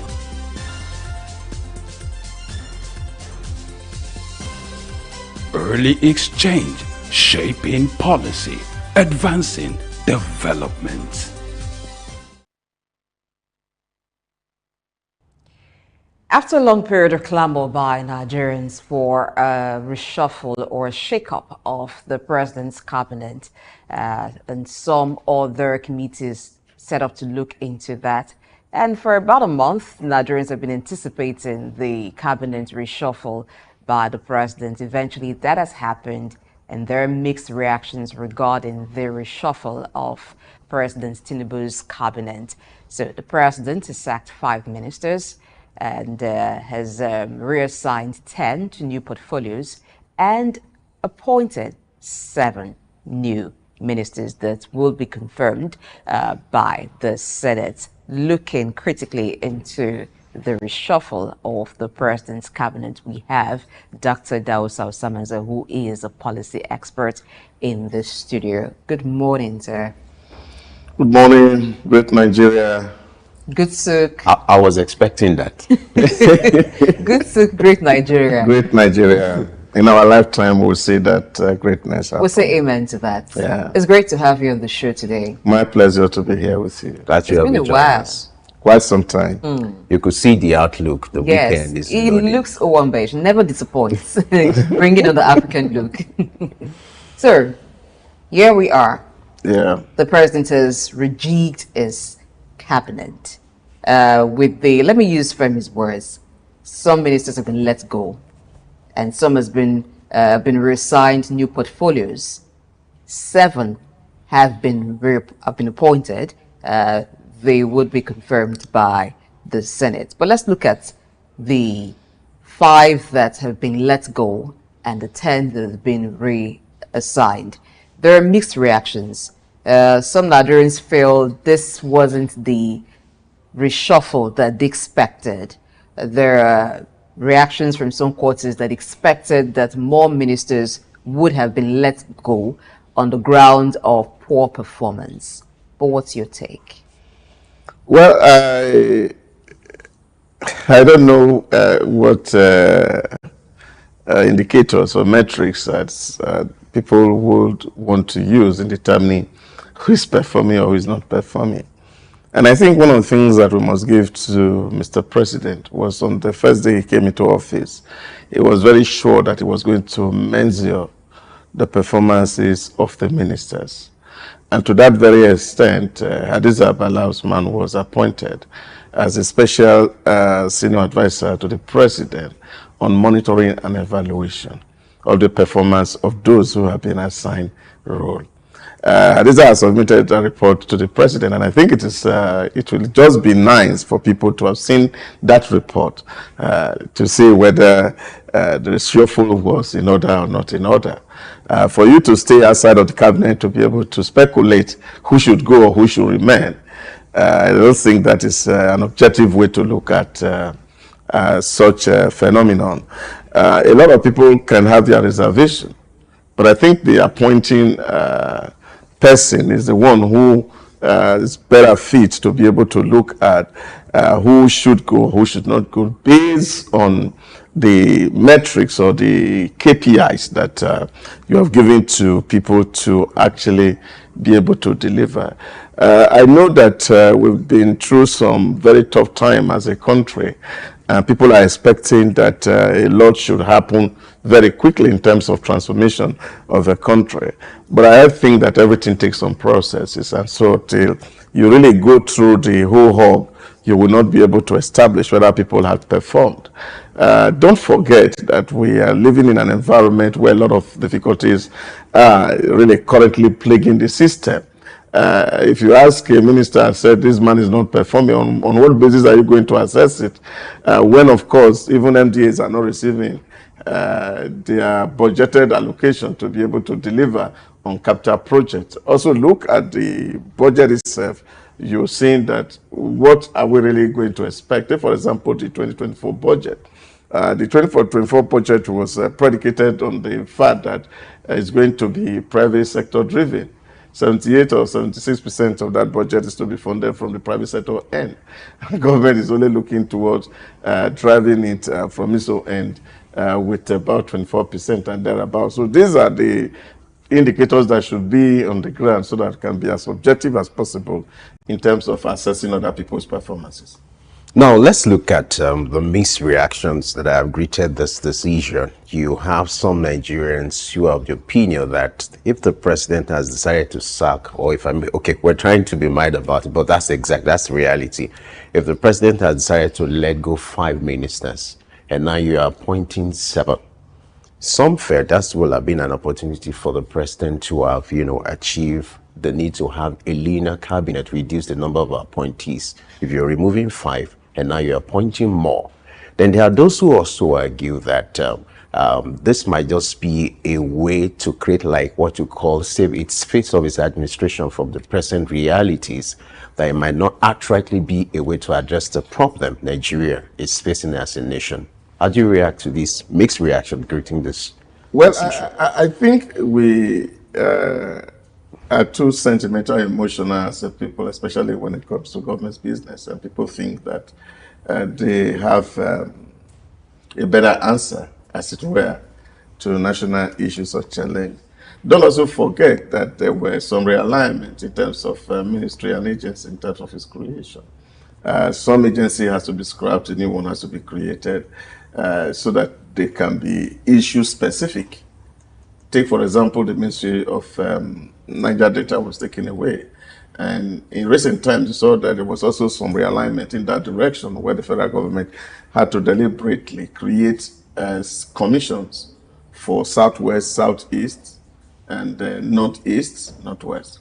Now, you can imagine that if these agencies themselves are now going to have their own ministry, just as the Niger Delta Development Commission has a ministry. So that will be a duplication. So what they've done there is that they have collapsed all the Development Commission into one single ministry and then to be headed by one minister. So all this had happened. The Ministry of Sports had also been scrapped. And what we're looking at is saying that people are focused on things that they should do. I think for me, really, it's not the number that the issue is, the deliverable that comes from it. That's actually, with all the ministries, realignment and all of that, it doesn't mean that new civil servants are going to be employed, as it were. So all you find is that you're going to have that the realignment in terms of manpower from the bureaucracy to align with the new organogram of government. I think that is what it is for me.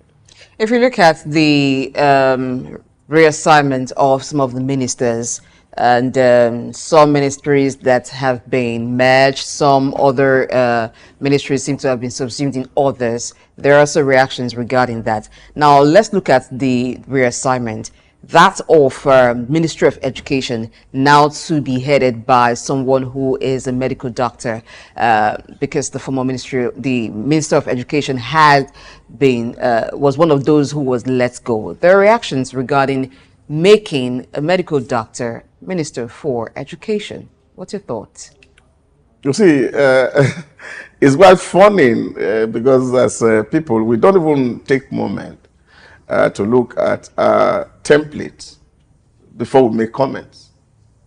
From day one, Nigeria took after the British system, which is the spoiled system. That's what they call it in public administration.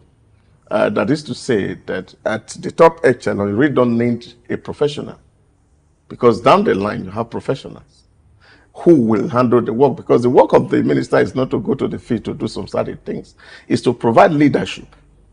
But how can you provide leadership if you're not an expert in that field? You know, it's just to say that you have to be, you see, there are different aspects in the ministry that somebody had to oversee. Because if you say, for example, Ministry of Water Resources, do you think everybody in the Ministry of Water Resources is talking about water? There are accountants in those ministries, there are lawyers in those ministries, there are people who are economists in those ministries. So there are a lot of potpourri of professionals who come together in the ministry. And what the minister does is to provide leadership for these people. So you don't necessarily need to be a professional in that field to be able to say what will a leader do. That people bring in their proposals or they bring in their recommendations. Yours is to look at it. And don't also forget that these ministers also have their own special assistants who are also designated from different professions depending on the issue that is at stake.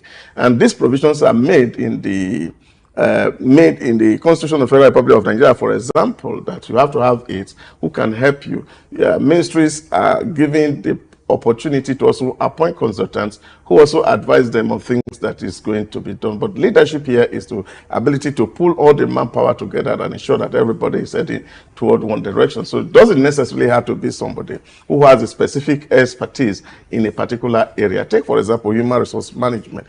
Take the person in question, Dr. Alausa. He has successfully run a business that they run in the US and moved to Nigeria, and they're doing very well in terms of the CASA. So if that person has been able to manage people in different enterprise to deliver value, even outside of this country, I think what is required is for him to coordination. That's what the work of the minister is. The minister is not the one who is in the line doing the job, because people have been employed to do that job. You have directors, you have assistant directors, you have managers, you have permanent secretaries who are specialists in that particular ministry to determine and say, this is what it is. You know, look at whatever thing you put on the ground is able to make decisions, just like the president himself does not need to be a specialist in all fields to become the president of Nigeria. So he will make decisions based on the issues that are brought to him, and of course also subject to expert advice. I get your narrative, but another side to this is if you look at the Nigerian context, it also brings a situation, if you observe, where ministers, they assume duty and they are learning the ropes or the nitty-gritty of what is expected of them, or getting familiar with the terrain, whereby it will take them 1, 2, 3 months, sometimes 6 months to get familiar with the peculiarity of the assignments and even the stakeholders. So that takes away the time that will be devoted in solving problems from day one if you have an expert in that ministry. What's your take on that? That's another side to it. Well, I think it's neither here or there. You see, it's believed commonly in the field of political science that the worst performing president that the world has ever produced were people who studied political science and came into to govern. You would have expected that because it's politics, they would be the better people to manage it because they have read the models. You see, what you find when you have experts taking leadership positions is the fact that they can be very lopsided and one-sided.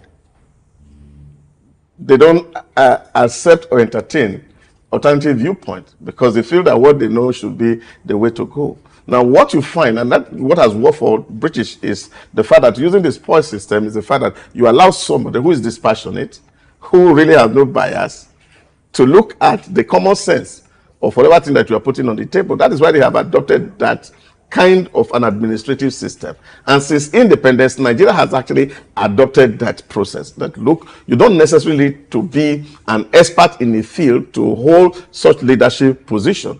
What you need to bring to the table is your ability to manage men and resource, which is very important. Take, for example, even if you appoint a minister today who comes into the office, it's not going to change the budget that is already written, for example. Number two, we are preparation for the 2025 budget is ongoing.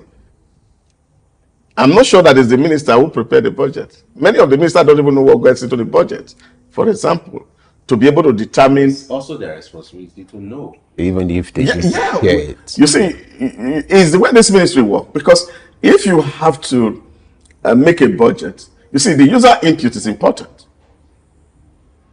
What the minister will do is that you bring a case to him and say, look, I want to spend XYZ amount this year. And he's only to say, okay, if you're spending XYZ, how does this align with our total goal that we are going to go? So you come to defend before the minister to say why this figure should be on the budget. So that's the role of the minister. So he will use his judgment as a leader to say, okay, this can go, this will not go. This align with what Mr. President wants to do, this does not align. But ultimately, it is the bureaucracy that will determine what course that will be taken at the end of the day. So it is not really the minister who make the call. His own is just to oversee what the bureaucracy is doing so that whatever thing that is presented align with whatever thing that the president wants to see or hear. Talking about the president, there are also arguments that as some ministries were restructured, some ministers were assigned portfolios, that the Ministry of Petroleum Resources in Nigeria should have also been reassigned to maybe a new minister. The president is still the Minister of Petroleum in the country.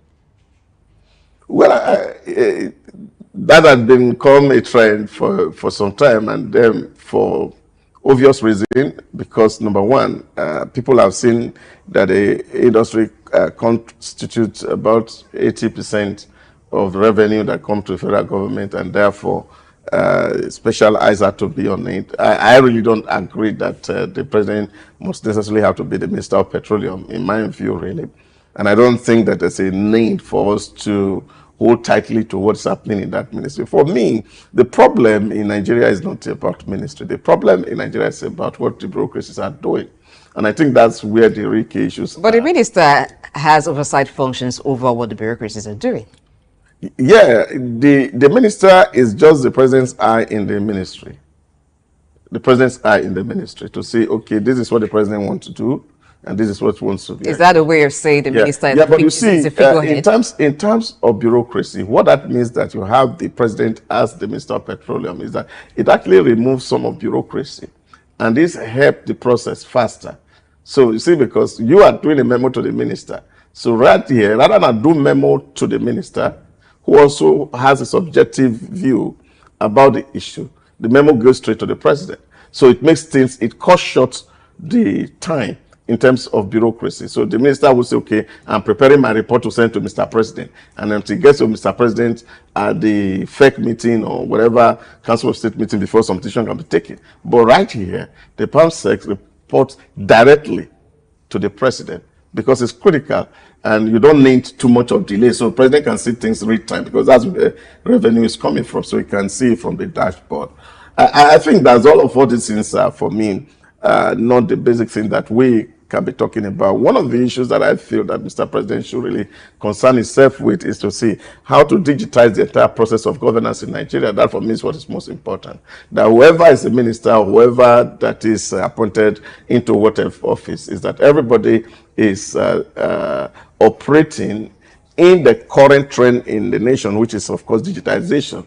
That we can see things are done in real time and the president can sit down in his office and see a dashboard and can see what ministries are doing and see who is working and who is not working. And I think that for me should be what the advocacy should be all about, not who take what office. Okay, still on that Ministry of Petroleum, if some ministers were let go, assumed due to not so good performance or the president had other reasons, but maybe expectations of Nigerians or of these ministers to have turn things around in the respective ministries and they didn't meet that expectation. If we look at the Ministry of Petroleum and some of the issues that have come up from it, Nigerians expect that by now we should have functioning refineries in Nigeria.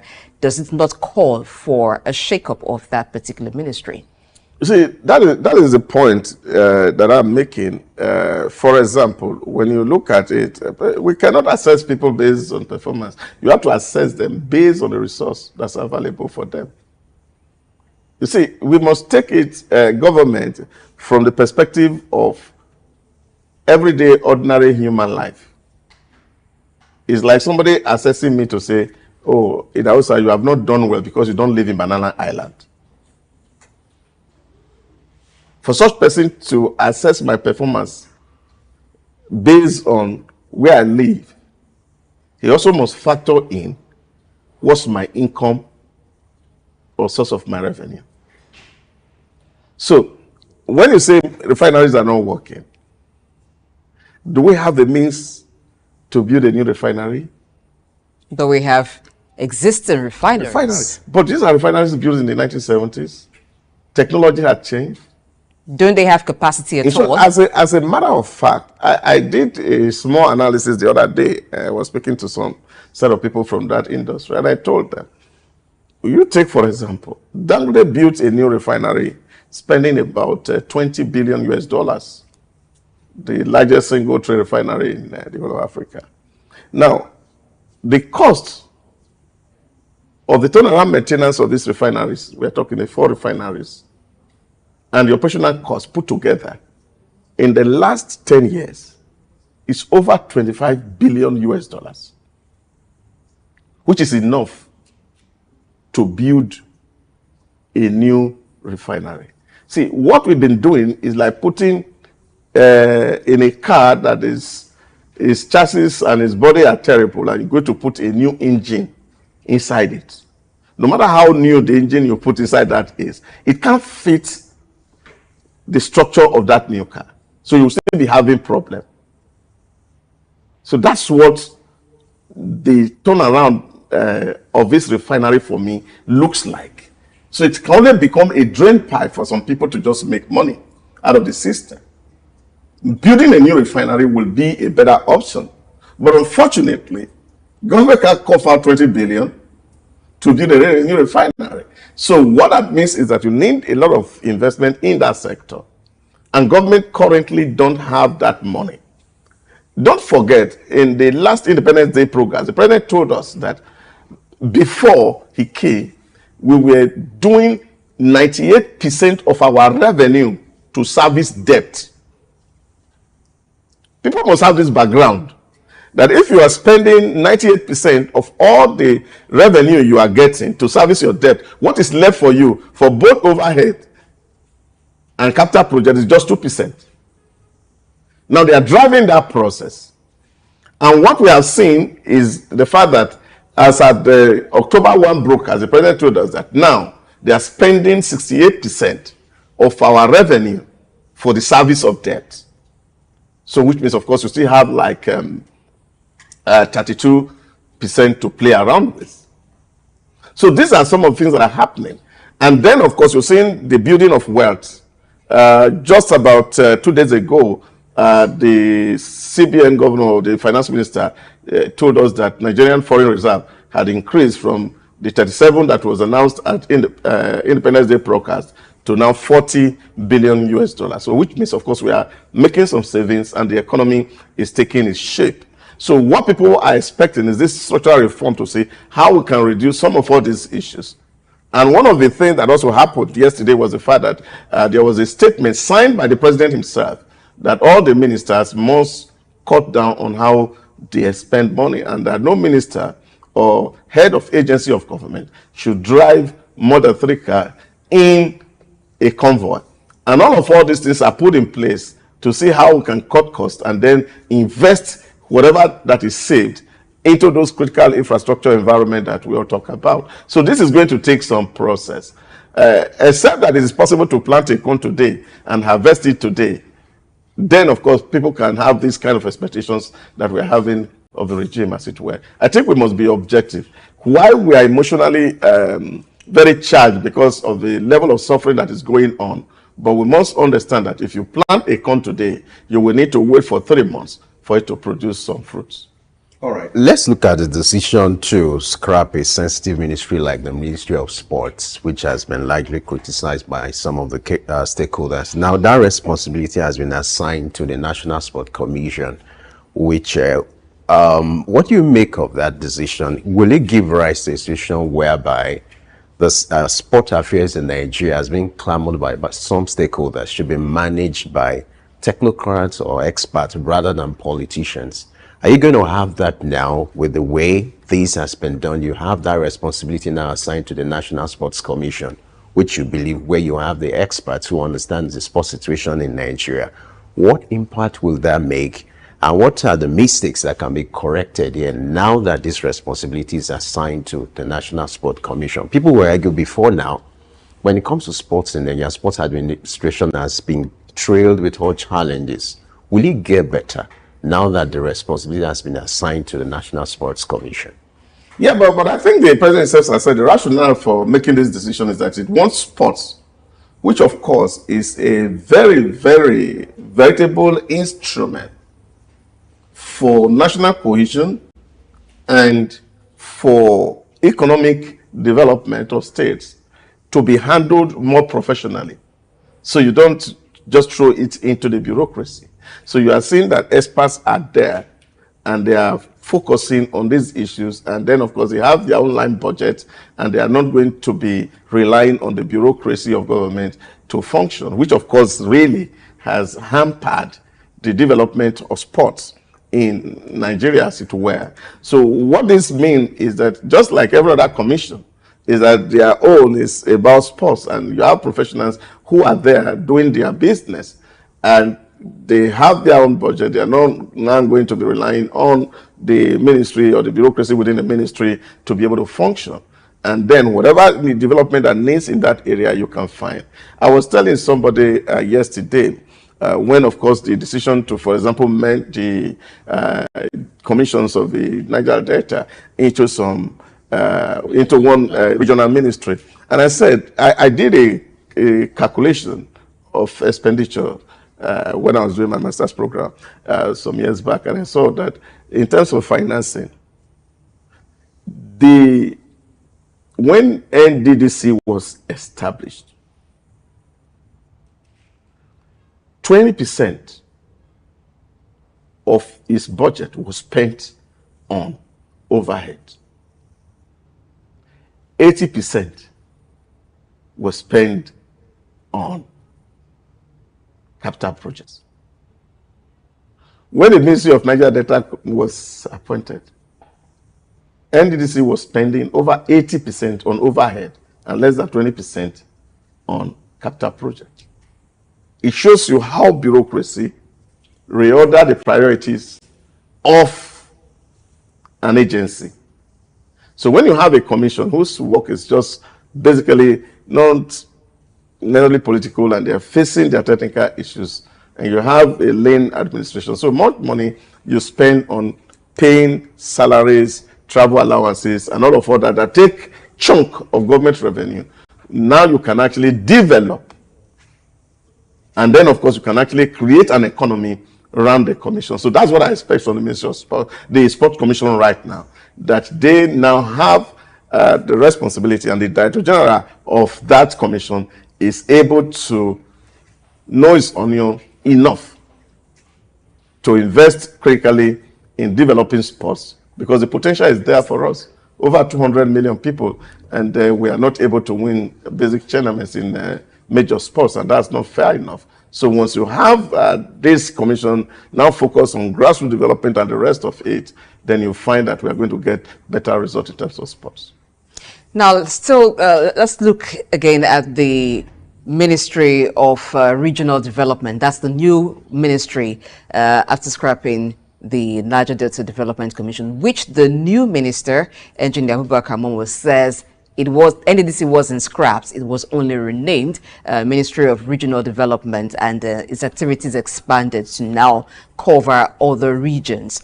If you look at the aim of setting up the NDDC, which was to facilitate sustainable development in the Niger Delta region, and then you now have other regions in one ministry, is that not too bogus, a ministry? No, I don't think so. Would that lead to efficiency? NDDC has never been scrapped, but NDDC just became an agency under the Ministry of Niger Delta. Now, what happened is the fact that there's also been clamor for people, because the real reason of creating NDDC in the first place was the suffering that the people of the Niger Delta has suffered due to oil spillages and exploration from that region.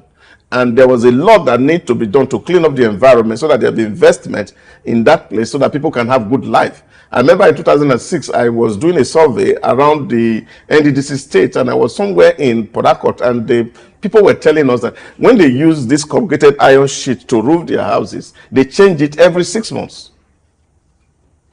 You see that kind of impact. That people said, oh, we used to be fishermen, we can no longer get fishes in the river because of the pollution that is going on. So they can't do the normal agricultural practices which they are used to because of the impact in that environment. Now, a lot of people brought up argument that, look, okay, Boko Haram has also destroyed the economy of the Northeast. And then there's a need for a specific intervention in this area. Then, of course, the Southeasterners said they have never been addressed after the Civil War. That all the catastrophe that came with the Civil War, nobody has addressed it. That there's a need for a special commission to focus on rehabilitating and rejuvenating the economy of the Southeast following the catastrophe that was brought by the Civil War. So this agitation had been there. So what this administration has done was to create these commissions for Southwest, create a commission for Southeast, create a commission for Northeast and Northwest. Now you have multiple commissions. And on the one hand, people were also agitating that NDDC was not functioning because it was not a ministry. And a certain regime had to accede to that and create a ministry, specific ministry for NDDC. Now, the question here is, if NDDC has a special ministry, are we also going to have the Ministry of Southeast Development Commission or Northeast Development Commission or Southwest Development Commission? So it's just wise that all these commissions can be brought together under one single umbrella. And what the minister has done, or what the president did, was to ensure that the man who has been managing the Ministry of the Niger Delta Development Commission, just one agency now has like 6 agencies, all the regions are now having their commission under one ministry. But like I said to somebody yesterday, it will only be a matter of time, because we have to see that whoever becomes the minister of this regional commission had to come from either of the development commissions within that ministry. So if you have, for example, Abubakar from the South today, which is NDDC, then maybe the next minister has to come from some Southeast, or so that it can have this balance in terms of sense of belongingness and representation. If you're not making it very political, would that result in efficiency? My question is this.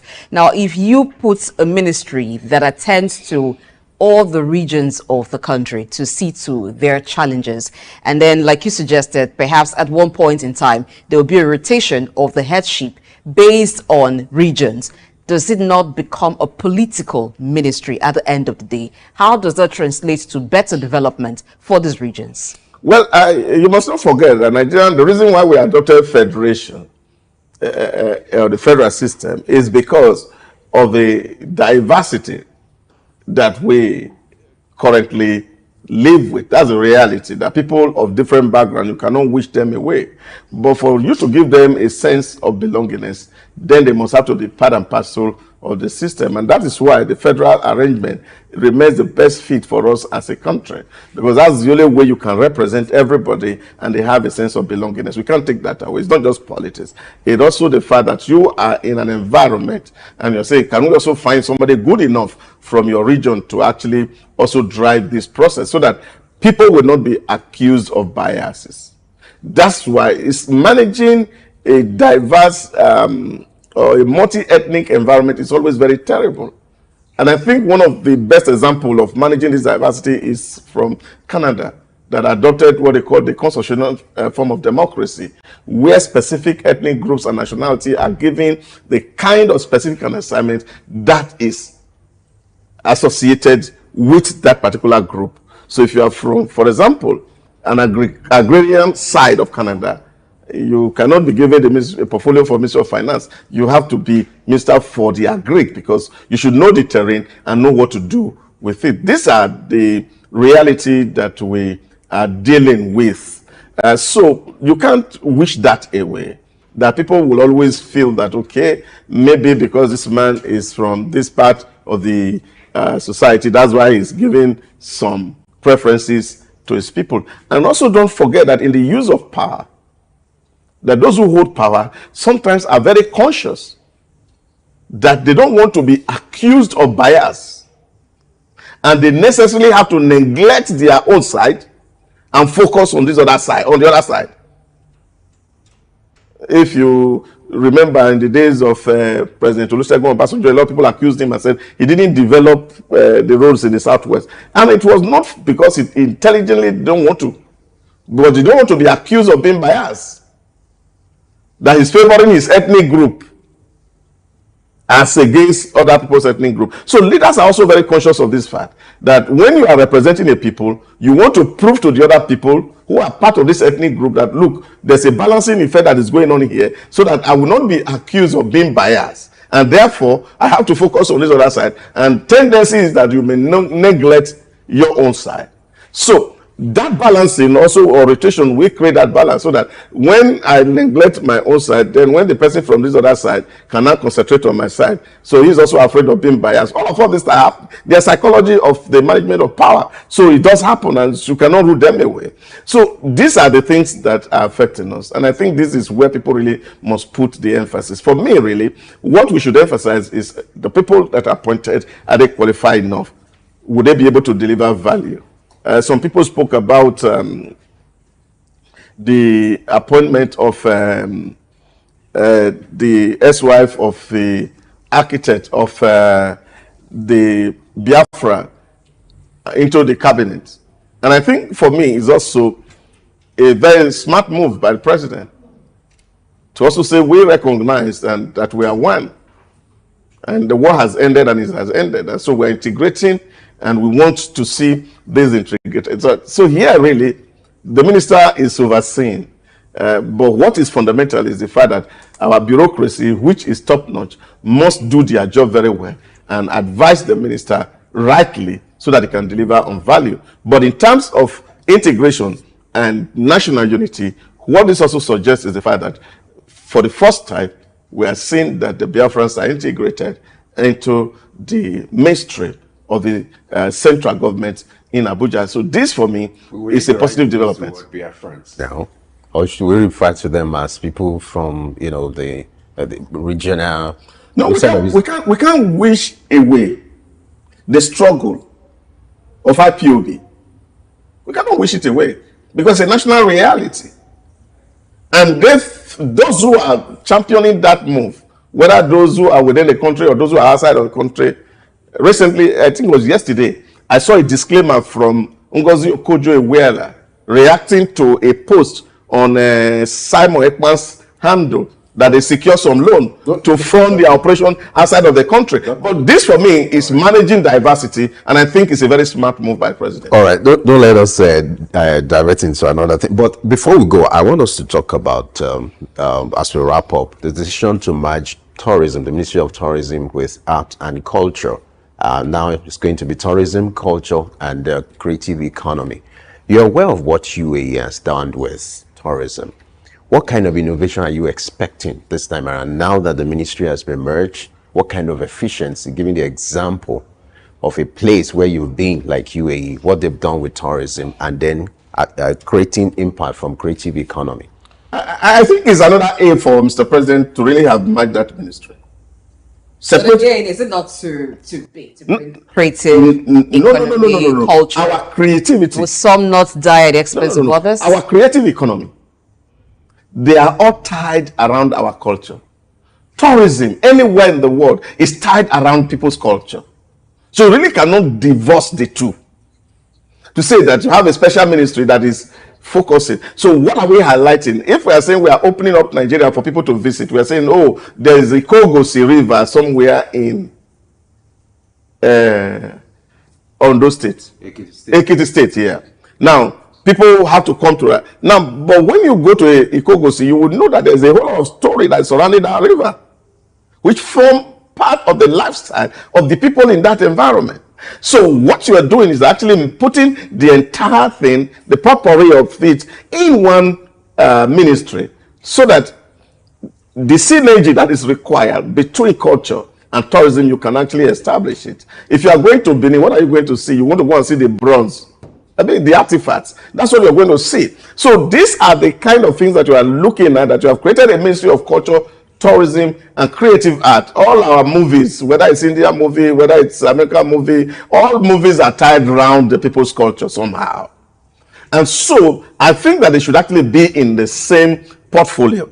And you have one man who can oversee it. So you don't need to have these interministerial differences of a Minister of Culture needing to now come to have some sitting with the Minister of Tourism to be able to reach some level of agreement. And I think that's one thing for me that also was a very good thing or smart move to do, to put them all in the same place. And we're looking at it from the point of view, but one person is answerable to tourism, culture, and creative economy. But like we said, really, I really still feel that the numbers are many in my own view, 47 ministers, many in my own view. America is a bigger state, and then of course we have about 13 secretaries who drive the entire process. So I don't think it's the major that for me is the issue. What is the issue is the fact that we are creating an economy where of course we save more money and we can invest really.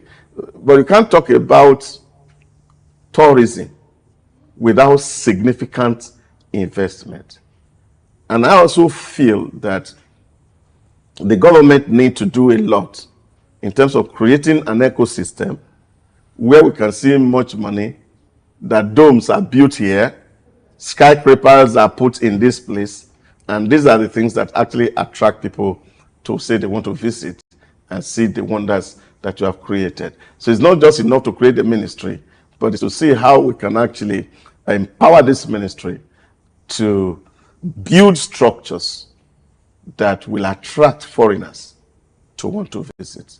Talking about attracting foreigners, a new minister for the Ministry of Industry, Trade and Investment has been appointed, and that's Dr. Jumoke Oduwole.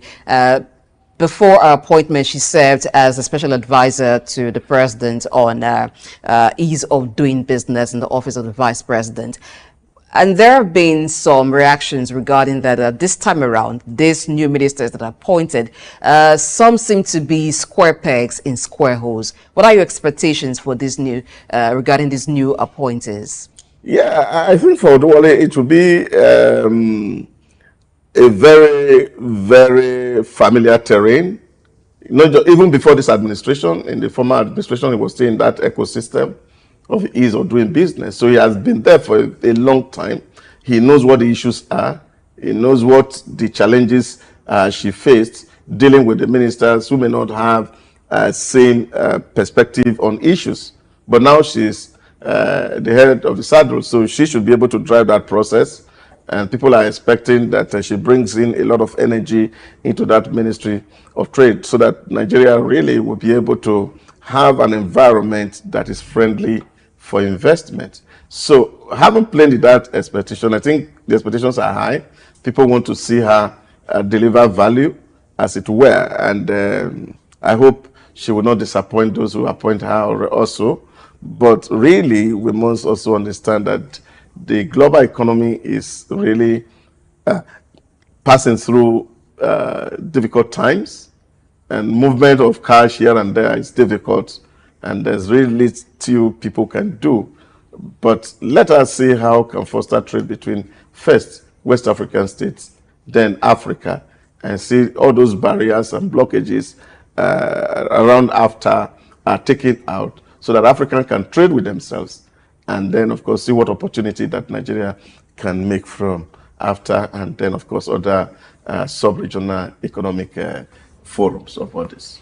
Okay, now let's see how we can help the present administration to learn from history, the mistake of the past. You've had ministers who have served, in this cabinet. What are the common mistakes you think some of the ministers who were asked to go, who were let go, what are some of the common mistakes you think they've made, and then the new ones should improve on? And then for the president's administration, now that you have, you've somehow reshuffled your cabinet, what are your expectations? What are some of the far-reaching decisions you expect the president to take at a critical time like this?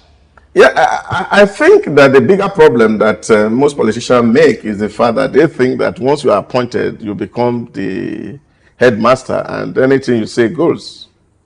And that's a problem. And the ability to sync with the bureaucracy is a problem. And so sometimes the bureaucrats allow them to fool themselves. And then, of course, they become exposed.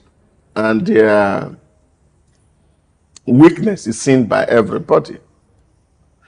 Anybody who is appointed into a leadership position is a common advice. You don't go into a ministry and disrupt the whole things you find and say you have your own vision that you want to pursue. The proper thing to do is to first ask how things are done here. Because the ministry and the agencies are creations of the law. There are laws, there are policy documents that are there that drive the entire process.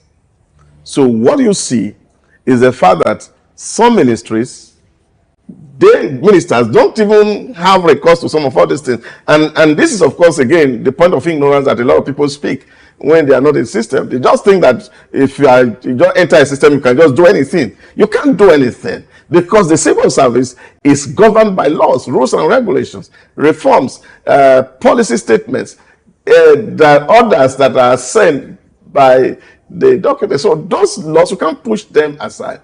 Because what you find is that when you try to do something against the law, then of course it catches up with you. You are doing litigations today, tomorrow, and next tomorrow. You will not be able to actually deliver value, which some of the ministers would have fallen into that trap. So I will advise those who are coming in as new ones to first study the environment, look at the rules and regulations, extant laws that drives the entire process. You know, one of all these things that people don't really know, because Nigeria, we have made so many laws since 1921, we have been undergoing a lot of constitutional reform.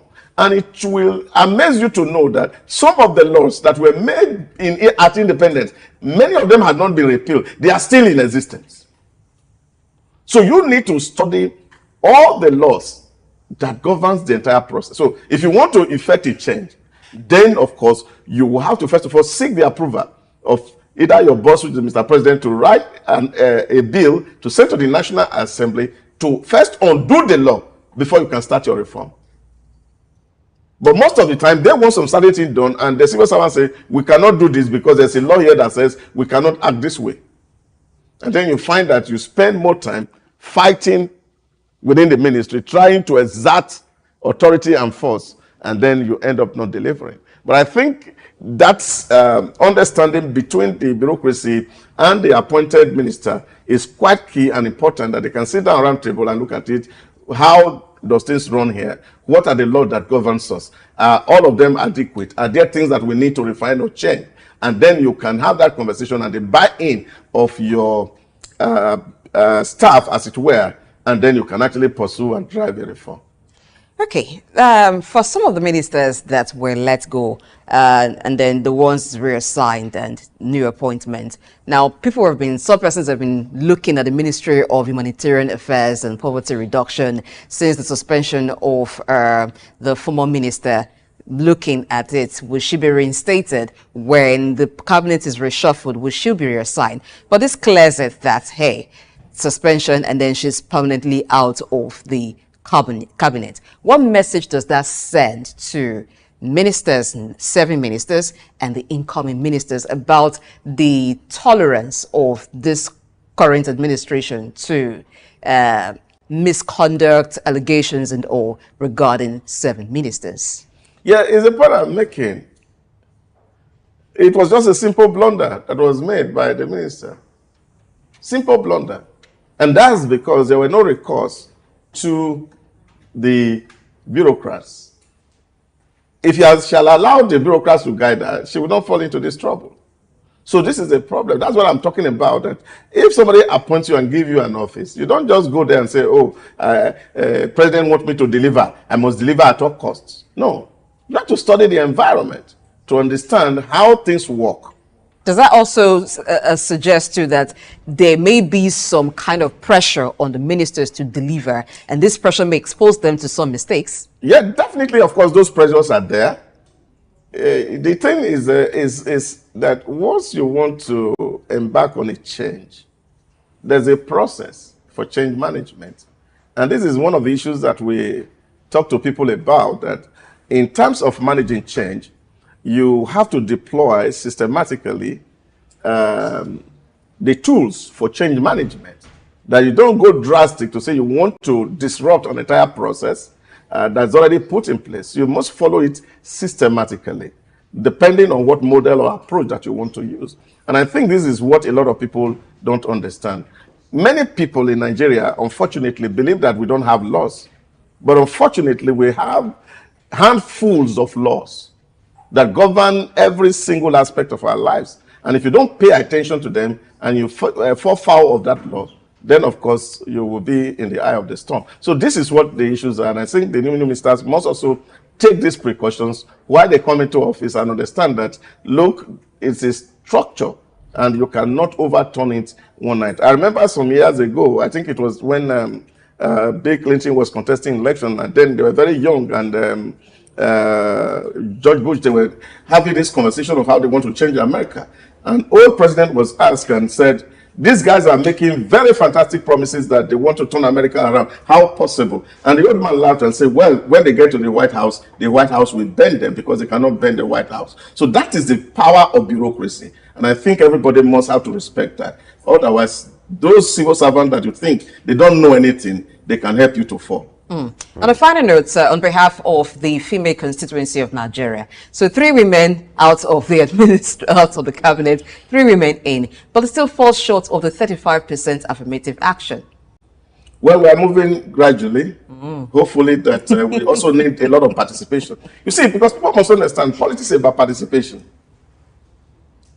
I actually say I don't believe in affirmative action myself. Why don't you believe so?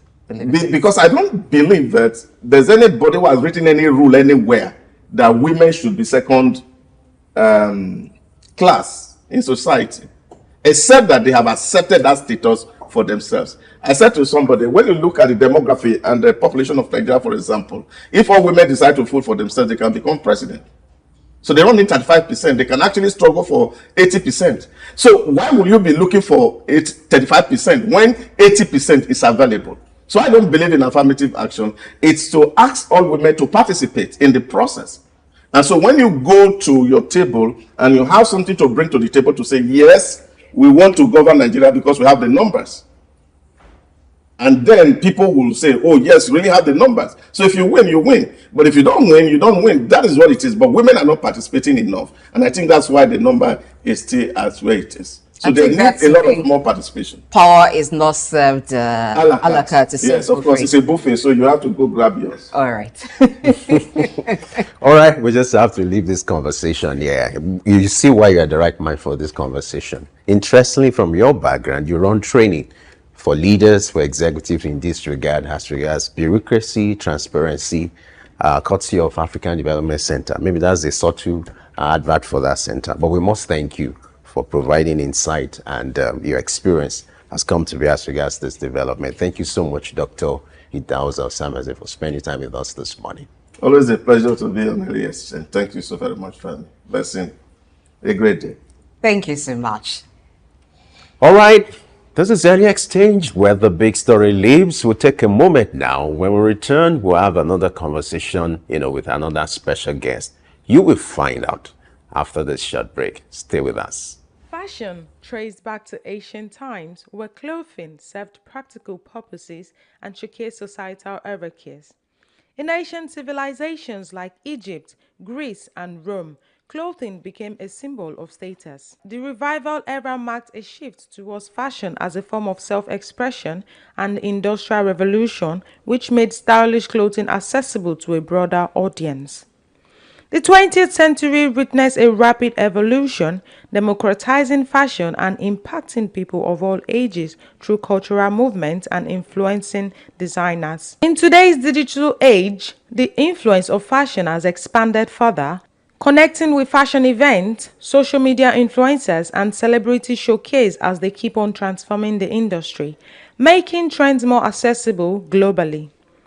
As contemporary fashion shows became viral, its origin can be traced back to the 1860s, when the innovative English fashion designer Charles Frederick Worth revolutionized the presentation of his creations in Paris by employing live models instead of traditional mannequins.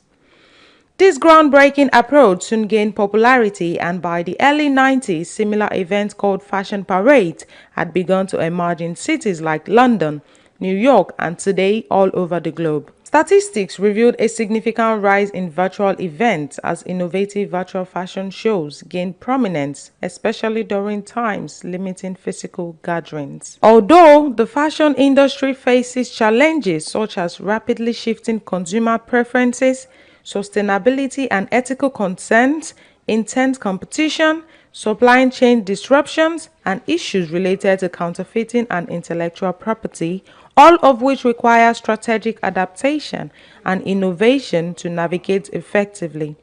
Opportunities abound, such as leveraging digital platforms for e-commerce expansion, tapping into emerging markets, fostering collaborations with influencers and celebrities for brand exposure, among others. In all, the fashion industry has become a universal language, shaping culture and influencing individuals across age groups. Aureolua James, SOUQ News.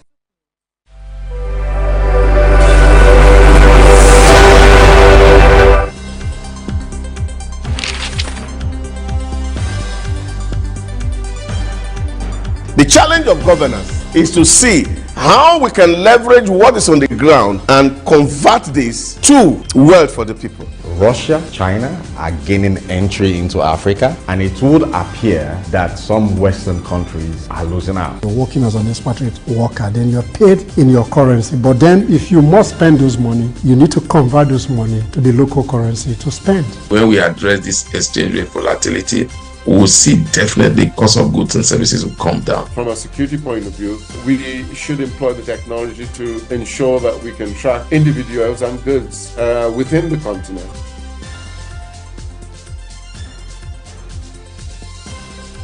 Early exchange, shaping policy, advancing development.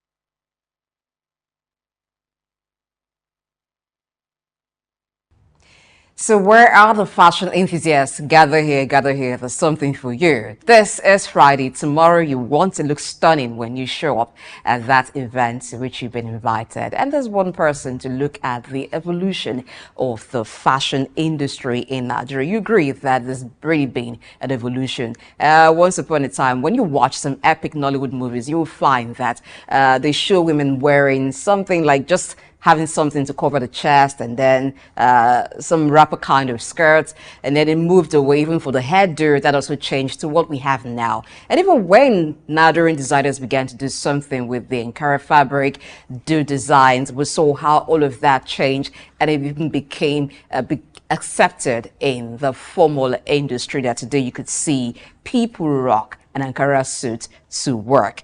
Joining us this morning in person in the studio is Data Okorodudu. She's the hair designer and founder JD7 Couture. She is a fashion icon. Good morning. Welcome to An Exchange. Good morning. Thank you for having me. No one would look at you and guess your profession wrongly because you look it. You actually represent what you preach. Oh, okay. Thank you. Glad to have you join us. Thank you very much. Yeah. If we look at the fashion industry, like I've said, it's come a long way in Nigeria. Could you take us through the different stages and how it arrived where it is right now? Currently, not even currently, because it should be worth more than that. As of 2023, the fashion industry in Nigeria was said to be worth over $6.1 billion. That's a lot of money. Yeah. The fashion industry worldwide is a multi-billion-dollar industry. Some countries take it seriously, some don't. Well, the evolution of fashion, it actually started from the Garden of Eden, if you ask me. The first fig leaves that Eve used to cover her nakedness after she ate the apple, that was fashion. that was how it started. Immediately she knew she was naked, she had to cover up. Well, in Africa, especially in Nigeria, I still have photographs of my great-grandfather's picture in the king's palace, King Jaja of Opobo with his wives. They didn't have anything on here. They had some traditional wrappers, and they were all stuck naked, yeah, you know. So we've come a long way. A lot of people think fashion is there to put on clothes and cover nakedness. No, fashion is multifaceted. Fashion is the glasses you're wearing, it's fashion. You understand the way you talk, is fashion. Your hair, your kitchen, your bedroom. Fashion can be related in every aspect of our lives. But we take the clothing line, the shoes, and all the accessories that come with it. I studied mass communication, actually specialized in broadcast. Oh, that's interesting. Oh, yeah. But glad to know you're one of us. I was supposed to I did a 5-year stint with Unilever. And as corporate affairs, I specialize in broadcast actually, but one of our presidents, Nigerian president, I think it was President Olusegun Obasanjo, was trying to kind of foster this backward integration and decided that no more importation of anything except it is absolutely essential. So when I left Unilever, I was into corporate gigs, you know, something that's related to public relations and advertising, what I specialize in. And there was nothing else to present to corporate bodies. So we had to think. He actually made us think. And the only thing we could work with were fabrics that were manufactured here. They are quilts, they are showcase, they tie and dyes, they are duress. And what could you do with it? Tablecloths, napkins, you know, things you could do. Jute bags. For corporate bodies, it made you think. And that was when I just got one tailor. I started making my jute bags for my corporate whatever. Well, the multinational companies like Shell, they were very happy. They liked it because most of their clients too were international. So when they shipped international African things, you know, they were happy, they patronized us, but a lot of people didn't. So what did I do? Instead of the tailors to sit there, okay, make my clothes, instead of me to go to tailors' house. So that was how I started my fashion stint. In this industry, when I joined, there were a few people, there were a few other fashion gurus, I would say, and the fashion designers and stuff. But it wasn't as if anybody took it the formal business-like way that it was done internationally, okay? Internationally, there were seasons. People now came and determined what is going to be for next season and put it out there. We here, we're not about that. Just so you have a wedding, bring your ashwabi and make for you. Your friend like it, I want to copy this style. You understand? When we started, there was nothing like internet, there was nothing like all these social media platforms and all. So it was, yeah, it is word to word, you know, references. And I started having a lot of references. When I started, I didn't start out as a fashion designer. All of a sudden, just like that, I had too many people asking me to make clothes for them. I would be stopped in the supermarket. Who made this outfit for you? I'm like, I made it myself. Please, where is your shop? That was how I started my fashion designing. And it just went boom. The first year I went commercial, I was invited to Paris to come and showcase because of my creativity, the house and all that kind of thing. But the fashion industry, if you want to talk about evolution, it's come a long way. It's come a long way. We've gone from when we were plaiting our heads with thread, yeah, and wearing, if you watch First Act 77, you will just see what our fashion, whatever. We've gone a long way. From when we started wearing long tail dresses on red carpets. We did use all those red carpet events. They invite you for something, you just went in there and did it. But you see, with time, with exposure, with the advent of the internet, you know, wider, the world became a global village. So we started seeing what others were doing, and we started doing. And some of us actually, some of the fashion designers actually tried to step out there and set up businesses internationally. So we could import some of what we learned from them and also export some things. But with that said, the difficulties still abound here. First of all, there are cultural differences. Second of all, there is this mentality that if you're in the fashion industry, you must be, you don't have brain, you're not a medical doctor, you're not a lawyer, you're fashion. So if you have a daughter that has a natural creative ability, you kill it because you want her to be a doctor or whatever, forgetting that you can actually make a lot of money from fashion. That was one of the things that I was preaching against when I came into the scene. And I tried for like 5 years, but it wasn't going to work because you cannot run faster than your environment. So even when I was doing international fashion shows, inviting Fashion Week producers from Canada, from DC, and come here, I would still want them to talk to them that don't make this a permanent job, okay? Because of the kind of environment you live in, especially the models too. Make sure you finish your university education, make sure you have your education, make sure you have an alternative job. And as we were going along that route, the COVID struck. And with COVID, where are you going to? Nowhere. So a lot of the fashion houses just went in. All right. Now that you talked about what happened during COVID, you also realized that was at the point a lot of people embraced technology. So let's talk about the convergence that happened between fashion and e-commerce, where you now have fashion e-commerce, which is being estimated to what, about $400 million in Nigeria.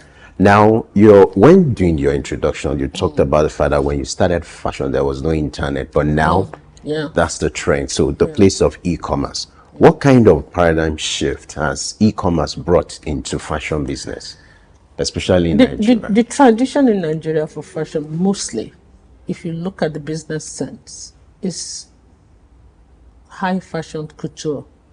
You come and take your measurements and make something for your size, for your taste, for the outing you want to go to. Most of the e-commerce thing actually ride on commercial production, okay? Like school uniforms, ready-to-wear things, even evening things. Nigerians haven't really, they do e-commerce business, but let me tell you the attitude of a lot of my clients and a lot of Nigerian women, especially the high society women. When they see it in the pages of papers, they don't want it anymore. Why? It is common. What could be the reasons for all It is this? common. They want something exclusive, very, very exclusive. Not necessarily that they're ready to pay for exclusivity that much. Some of them are, but very few of them are. But a lot of them, when they see it on you, it's no longer original. So you have to keep on churning out very original things, especially for those big high society weddings and stuff. Ready to wear, a lot of Nigerian women would rather just go to Balogun, go to somewhere and just buy something off the rack and just take it ready to wear. Most of it is imported. So why do they have the preference for foreign-made dresses that are ready to wear, but would have issues with the ones made by Nigerian designers when they see them on the pages of magazines or see them online? There was a time that was true. Yeah? There was a time that they preferred when Dubai came on the scene. For a few moments there, a lot of them were wearing all these heavily encrusted Arab looking like whatever. But after that time, it died down too. Once they said that Dubai thing, it became something a little bit derogatory. They don't want it anymore. The fashion industry and the fashion trend, it's so volatile. They start with this today, tomorrow they don't want it. Do you understand? But few of the clientele still prefer, and the Nigerian designers with Nigerian fabrics or with originality, even if you don't want to use the Nigerian fabric, they still prefer because they know maybe you're going to be the only person that will have this outfit. Because those Dubai or international things, they don't make it exclusively for you. If they make it as you know how much you're going to pay. A lot of them don't pay that amount of money. So we are back to Nigerian designers churning out very exclusive things for exclusive clientele. Okay. So if the Nigerian fashion industry, the Nigerian fashion customers are the type that would want exclusive things, what sort of pressure does that put on the designers? And how's the markets? The market is there. The market is there, but honestly, it's not something you're going to make your living on. It's something you can use to hold your special clientele. You understand? Because what is the percentage of this clientele? Maybe 5%. And you cannot run a business on 5%. That's the truth. Has e-commerce not improved that? The problem with e-commerce is the attitude towards it is still, it hasn't gotten there yet. You know, Marks and Spencer, for instance, you can order something from Marks and Spencer. They do very intelligent labeling. They have the petite, so you can order a size 12.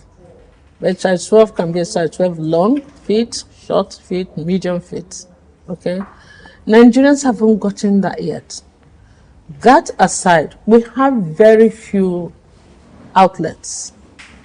Do you understand? International, they have buyers. Buyers actually come to designers and say, I want you to make me long black skirts. I want 5,000 pieces in 3 months. And you go to work. It's not your business whether they are going to sell it or not. But in Nigeria, you are responsible for designing, you are responsible for purchasing, you are responsible for selling, you are responsible for paying all the expenses. So we haven't really quite organized to that level yet. We have few outlets. And the designers, most of the people, if you talk to them, they will tell you that they are not quite happy because, well, most of the profit go to the outlets. But that's how it is. Because after my second show in Paris, I remember Galerie Lafayette called me. They wanted to start stocking some of my product because they were so carried away with it. So I had a meeting with them. And after my meeting, I went back to my hotel room and did some mathematics and calculated. Like, What do these people think? I'll probably be working for them. Absolutely nothing. So I said, no. I'd rather just come back home. You come to me and you say, I have this event and I want to look like this, I want to look like this, this is the color, or this is my shirt. And I go to town and you pay for my creativity. That was my choice. Few designers tried it, but later they pulled out. It's not that easy. It's not, especially now, these days, when we have all this band aid problem and electricity, it's not easy. It has never been, really. When you do not have the cultural differences, when you do not have the attitude of the people, you have the environment just inviting you and trying to strangulate every effort you make. But if you're a creative person, you will enjoy doing it nevertheless.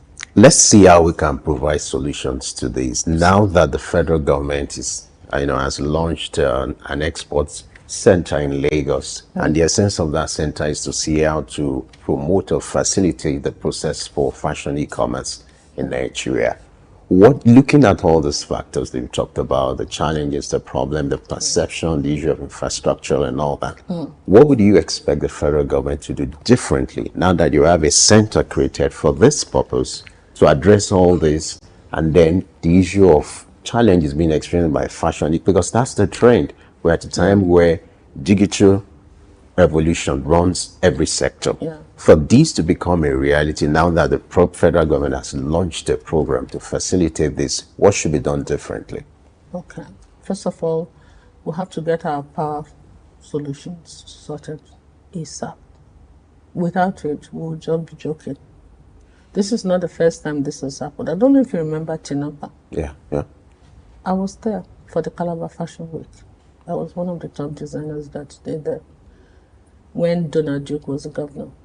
He started something, but immediately he left, he died. We went with him, okay? But even when he was there, we went to Tinapa. We did the fashion show, Calabar Fashion Week. They took us to the shops in the so-called trade-free zone. We couldn't afford the shop. There were only 2 outlets in the whole of the area that could afford it. You even pay in dollars. So what was the point? A lot of designers that came did the calculation and said, oh, this is not for me. I don't want to say I don't want to depend on the government, because you have to. Okay.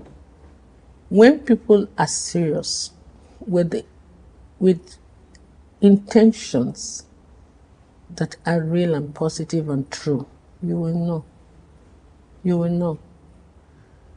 If they establish a trade-free zone and encourage designers, a lot of Nigerian designers have been all over the world, from Paris to Italy. I participated in DC Fashion Week. Some of the Nigerian designers here in Nigeria are some of the best in the world. Raw talents. They don't have enough encouragement. If they do, they will do very well. Because you take your clothes, you wrap a wrap. When I go to the US, I wear Ankara and I braid my hair and crimp it. People are dragging you down the street, male, female, elderly ones, young ones. Where are you from? What's this outfit? I'm Nigerian. They say no. Because what they hear about Nigeria is all this very bad negative news. So for me, Nigerian designers are hungry. They are waiting. Once they can get an enabling environment, that will be it. That will be, honestly, they will fly, because we are very raw. We are very raw, and our culture, the diversity of what we have here, is gorgeous, it's beautiful. It is. Apart from the power issue, earlier you mentioned that the outlets seem to be ripping off. No. So what structure needs to be in place in the fashion industry to ensure that designers here get as much gain as those in other climes. There are designers that have lived for decades, for generations, and their clothes, their designs are still much appreciated. So what needs to be in structure? What structure needs to be in place in Nigeria? The designers get what is due theirs, the outlets, and everyone is just happy. Okay, first of all, you have to decide for yourself. Do you want to just be appreciated, or you want to be able to make a living out of the work that you do? I want both, okay? I want to be able to make a living out of what I do, and I want to be appreciated as well. Now, if there is a kind of set values, it's like sometimes when you go and you apply for a contract in a place, you put all your costs down, all the costs, because they can go back and actually go and reevaluate the costs and find out whether you have overquoted or whatever. But if you quote exactly at cost and you put profit at 25%, you know that there are certain, we can re-establish that in the fashion industry. It's okay, you're tailors. A lot of people think designers are tailors. No. So what's the difference? Because it seems to be like a class thing. This tailor is the one you find on your street. Designer is the no. Tailors are the ones. How would I put it? It's like the difference between an architect and a builder. And even the builder, they have their own people, the masons, the people who do the cement work and the carpentry. You understand? There's a lot that goes into it. You can start with your embroidery. Even with embroidery, there are 3 or 4 different types of embroidery, and they specialize in them. There are the cutters. There are the people who cut. There are the people who do straight sewing. There are the people who do the complicated styles. Okay. Now, if you go to a tailoring school, I don't know if we're digressing. If you go to a tailoring school, they will teach you the basics. Okay. If you get somebody like me now, I can take the basics and tweak it into 3 different places, and they get confused. So you have to sit with them and say, okay, when you finish doing this, which is a straight way cut of what you know, just bend it back. They'll be looking at me like, but when we're finished, and it turns out like, they're like, whoa. But the tailor is not necessarily the creative mind in the fashion industry. The tailor takes the stick and stitches, and some people can do all. I can't. I don't. You understand? You have to specialize so that, you give yourself time for creativity. Still on the issue of perception, my question is going to be like a 2-in-1. The perception as regards e-commerce. I'm looking at, what do you think could be the kind of incentives, if I may use the word magic wand, that can be put in place to ensure that Nigerians embrace fashion e-commerce? You talked about the perception about it, but what kind of incentives can be put in place to encourage it? Then also, you have the influx of non-experts in the fashion industry, and the perception as regards experts in that industry as people who sees it as second convention or second profession. How do we correct that perception? Which you have people who have master's PhD in fashion. You can't correct it, because you cannot go and tell somebody not to sew. It's a personal decision. But the clients that you service, you can create your niche with the clients that you service. I know there are some clients that will not dare. When they want to wear certain things, they can go to other tailors. They even tell me, when they need the real high fashion thing that requires creativity, they come to me. All right? So you can't really control that. What you can control is what you do as an individual designer, individual tailor, and all that. Yeah, I know some designers that during COVID, they just set up their place and call different tailors, just be sewing for different people. Just give me a few percentage for using my machine and using my electricity. You understand? And like I said, design is not just about clothes. There are certain things that one size fits all, like beddings. I design beddings very well too. But you see, that is easier for e-commerce, because A king size bed is a king size bed. You just know the weight of the mattress and the thickness. You know how to do the fitted sheets. Well, what if you have some of these Now, materials? where I come in Yeah. is, yes, it's cut to measure. Anybody can make 6x6 bed sheets, but it is the creativity comes in how I design the bed sheet. What are the appliques I put on it? What are the embroidery work I put on it? That is what makes me different from the normal person. So it's up to you. Mine might be slightly more expensive because I put some stones and maybe some pearls or whatever to the shades. But some other person will just say, I want something. What if it is cheaper? Could that be another form of incentive to encourage people to patronize the e-commerce platform? No, not necessarily. Not necessarily, because maybe because I do mostly couture, and couture is not cheap. Because if you're really, really creative, you won't just make 6x6 sheets and just let it. I won't. Even if you can't pay for it, I'll find myself doing it because this is who I am. You understand? You can make certain things cheap. It's not easy. Let me tell you why. Because we hardly manufacture. Even the textile industry, they all went down. You understand? Even the Ankara industry, they are all having problems. I remember that Vlisco had to move out. Daviva, I don't know if they still exist. So they come and they go because the environment is not too kind to manufacturing. Sometimes it's actually cheaper to bring in fabrics.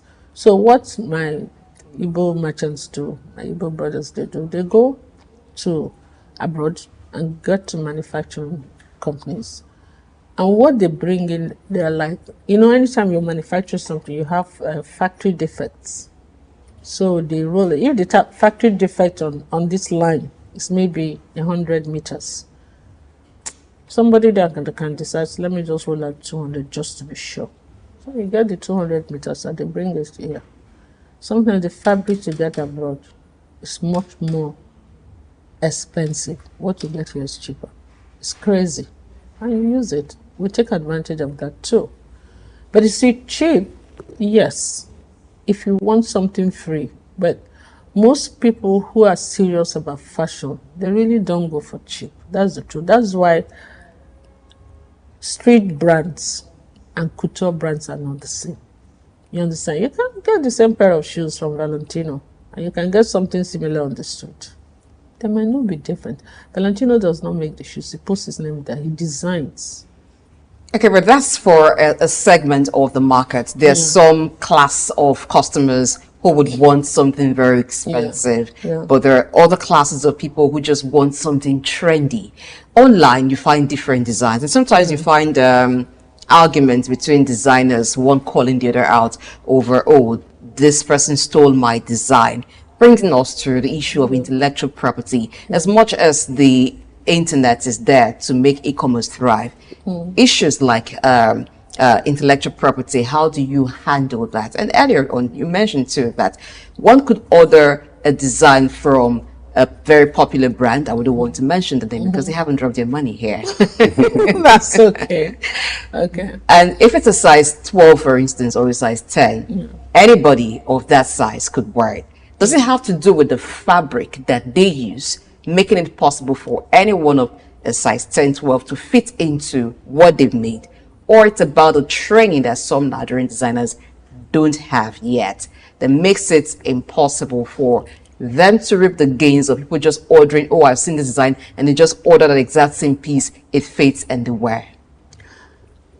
See, the problem with choices like that is also in the texture of the fabric, right? You all say a size 12, right? The dress you're wearing now, if there's an imported one that has fabric that has 4-way stretchability, okay? If I want to cut it for you to make an outfit for you, I'll cut you a size 6. But the Nigerian person here will see it online and do not, you can't, online, you can't text. You don't know the texture of the fabric. You don't know whether it stretches 2 times or 4 times or 3 ways or 4 ways or it doesn't stretch at all. Can now use an Ankara and make the same style, it will never fit the same way. It's just the experience, and it will never fit the same way. So you can go and buy it online. It could actually be a dress that you already have, and you saw it in Ankara, so oh, this dress really fits me, I like the way it sits on me, and you go and buy it in a different type of fabric. It will never fit you. It will never. But they don't understand that. Now they blame it on the designer. You didn't tell the designer that the dress you have, even though it's a size 12, stretches in 4 ways. You say, I want it in Ankara, and they make it in Ankara for you. They use the same measurement and it should never go. Just the way it is. So how do you deal with issues of intellectual property, my design? You go to more experienced designers that understand what they're doing. This issue of intellectual property, it didn't start today. Sometimes things actually kind of overlap. You can make something and it will look very, very similar. Because these things come from the blues. Your creativity, the ideas come from the blues. But where I will say, okay, you have the right to your intellectual property is if you designed the fabric, if you design the colors that go on that fabric. Not the style? Not even with the style. If you design the fabric, you design the style, and then somebody copies it. Where did the person get the fabric? Where did the person get the color? Where did the person get the style? It's not just about the styling. Don't forget that some designers go and pay very dearly to manufacturers of textiles and give them and pay a creative designer that does creative art. Say, I want this for me. And they sign an intellectual property agreement. That's how it goes. But see, a straight dress is a sleeveless.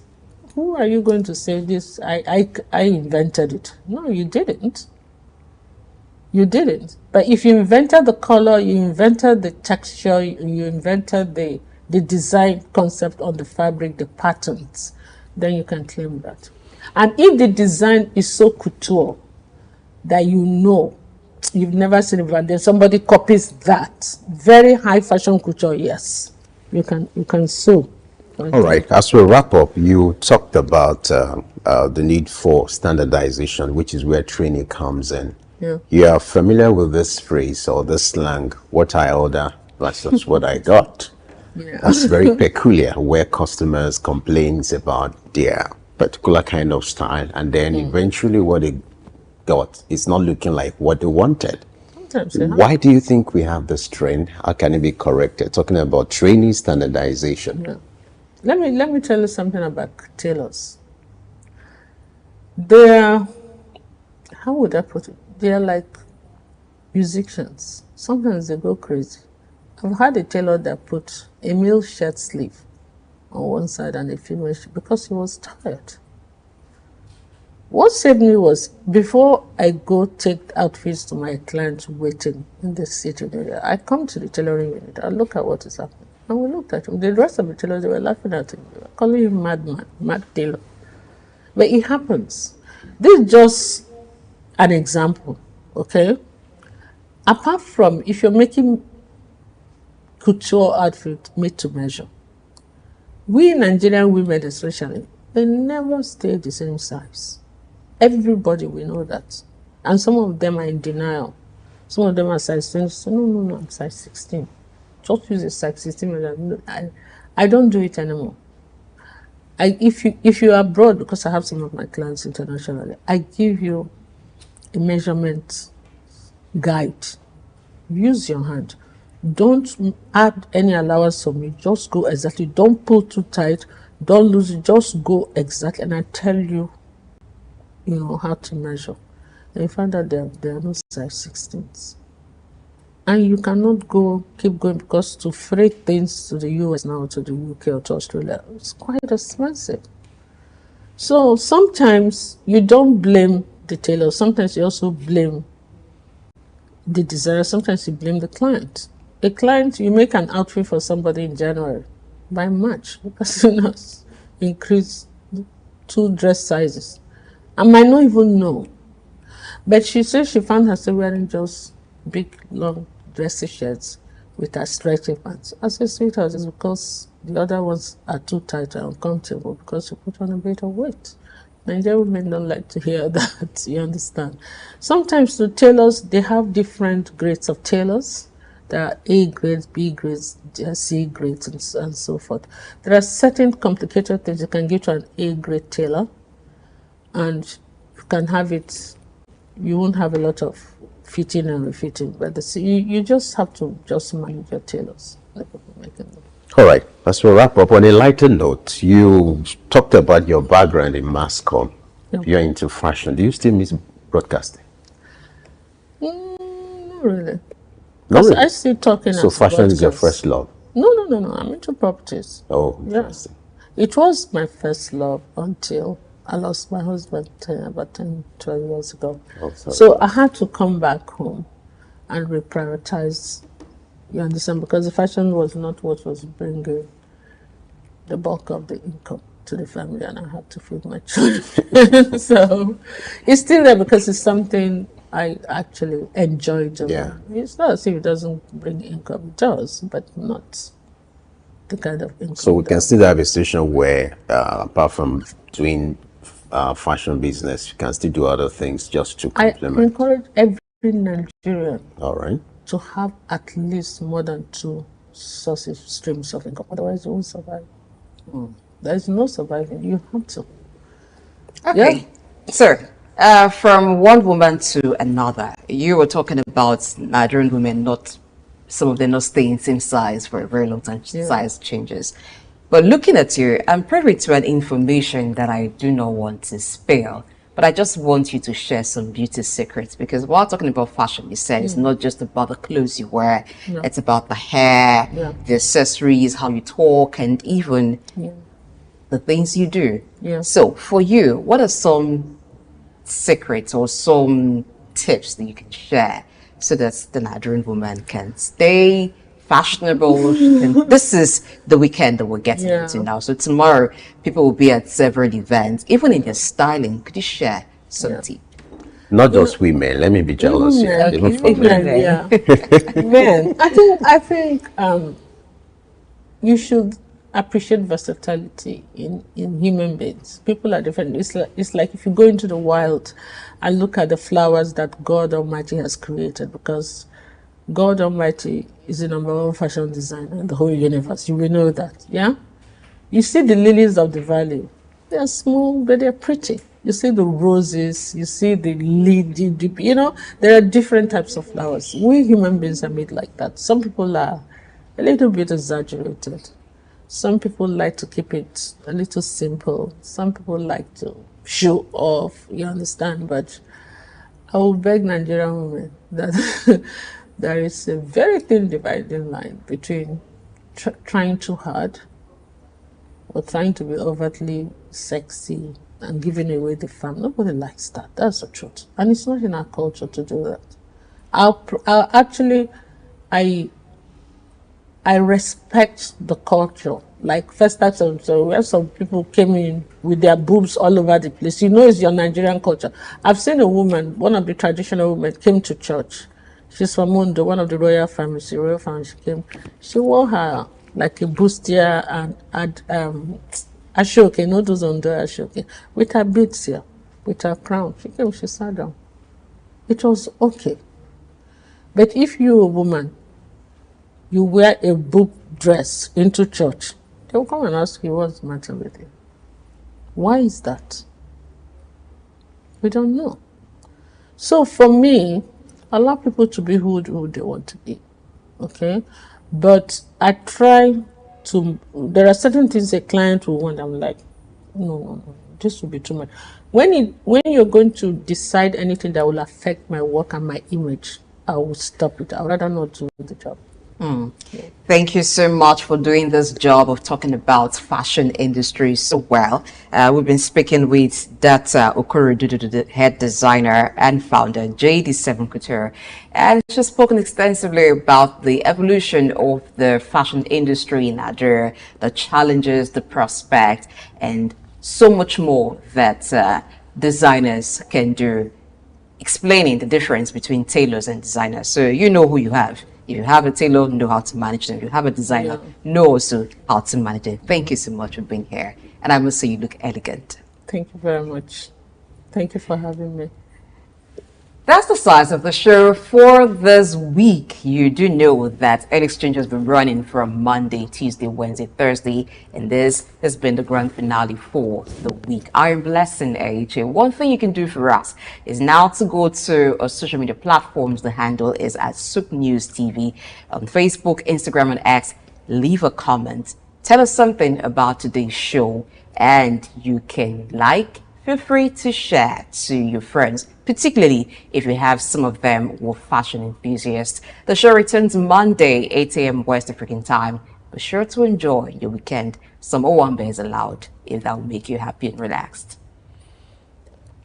All right, in addition to that, don't forget Market Insight comes up at 11. This is where you get the latest trend and development when it comes to the global market. And you need to keep abreast with that for you to know the latest development. Don't forget the conversation continues on our social media platform. As we wrap up, it's Friday. Thanks for watching. I remain Femi Ayodele. Enjoy your weekend.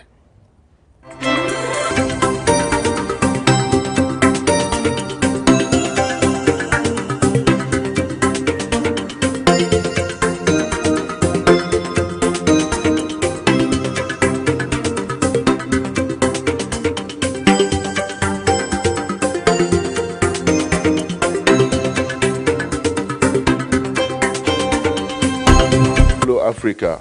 Yeah, this is Sound Man. Keep watching SOUQ News. My name is Babalola from Excel LED. Keep watching SOUQ News. My name is Shepherd Michael Adewale Onofuye.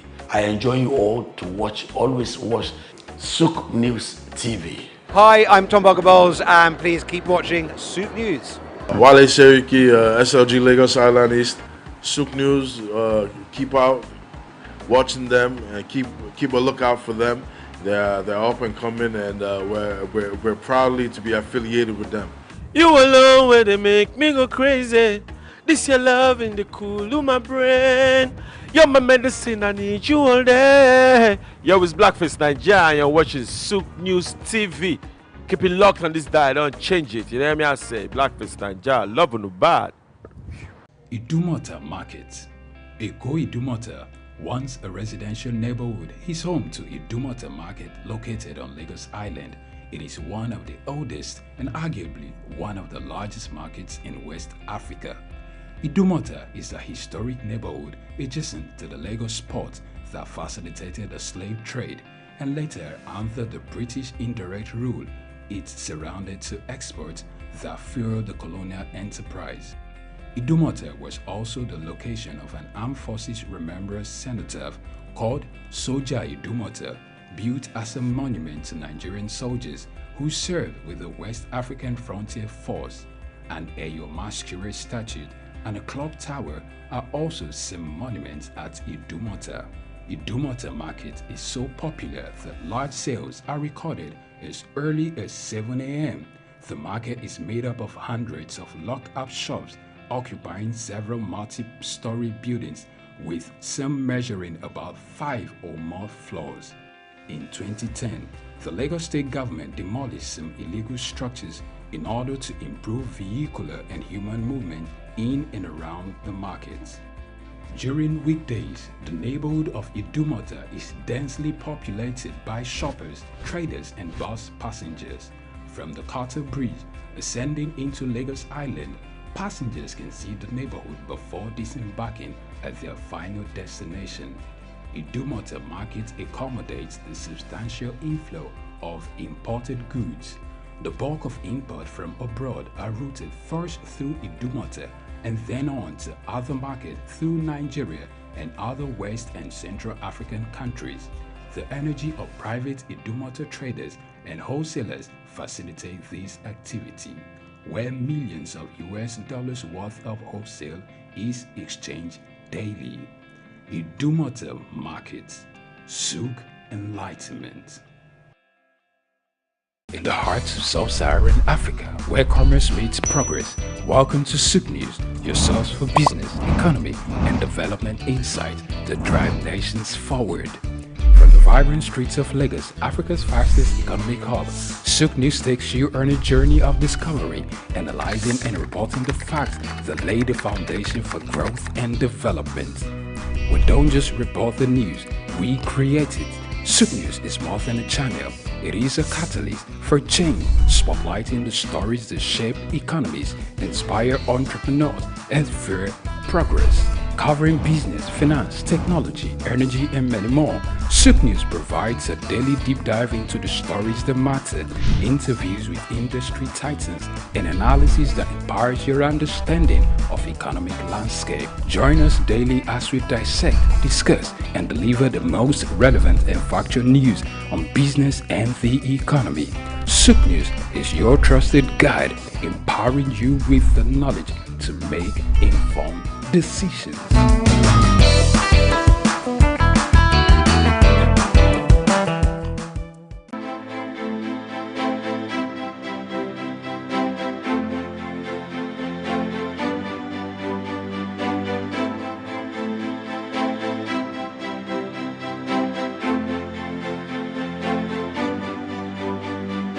The Economic Forum Series, in partnership with Nairametrics and Digicom Enterprise, conveyed the inaugural Micro, Small and Medium Enterprise Finance Award to recognize and celebrate organizations that have made impacts in the sector.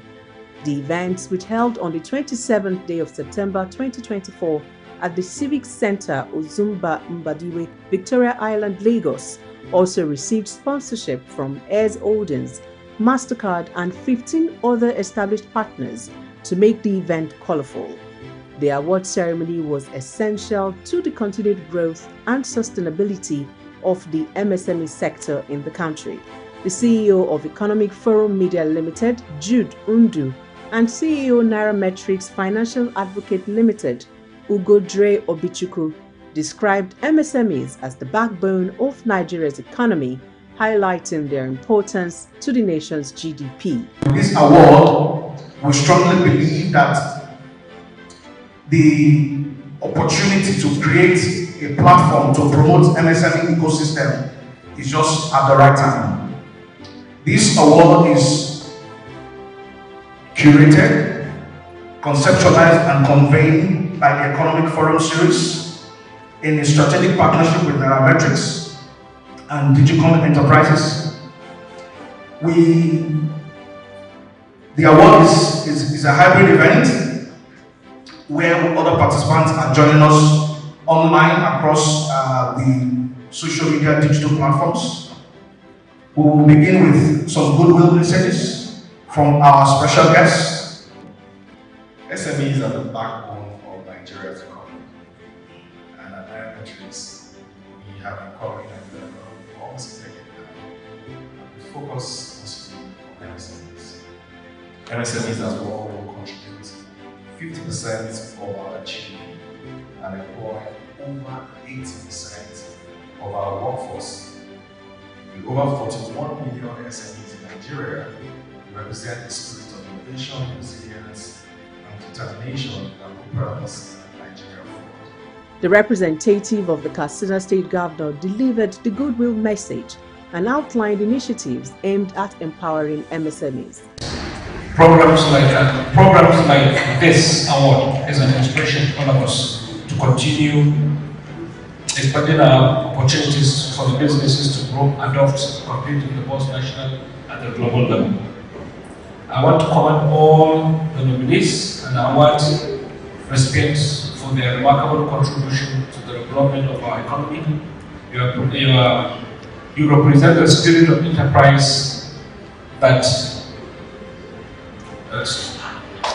pays a tremendous of significance, but you are wearing determination and creativity to ensure that the future of the SMEs are brighter in Nigeria.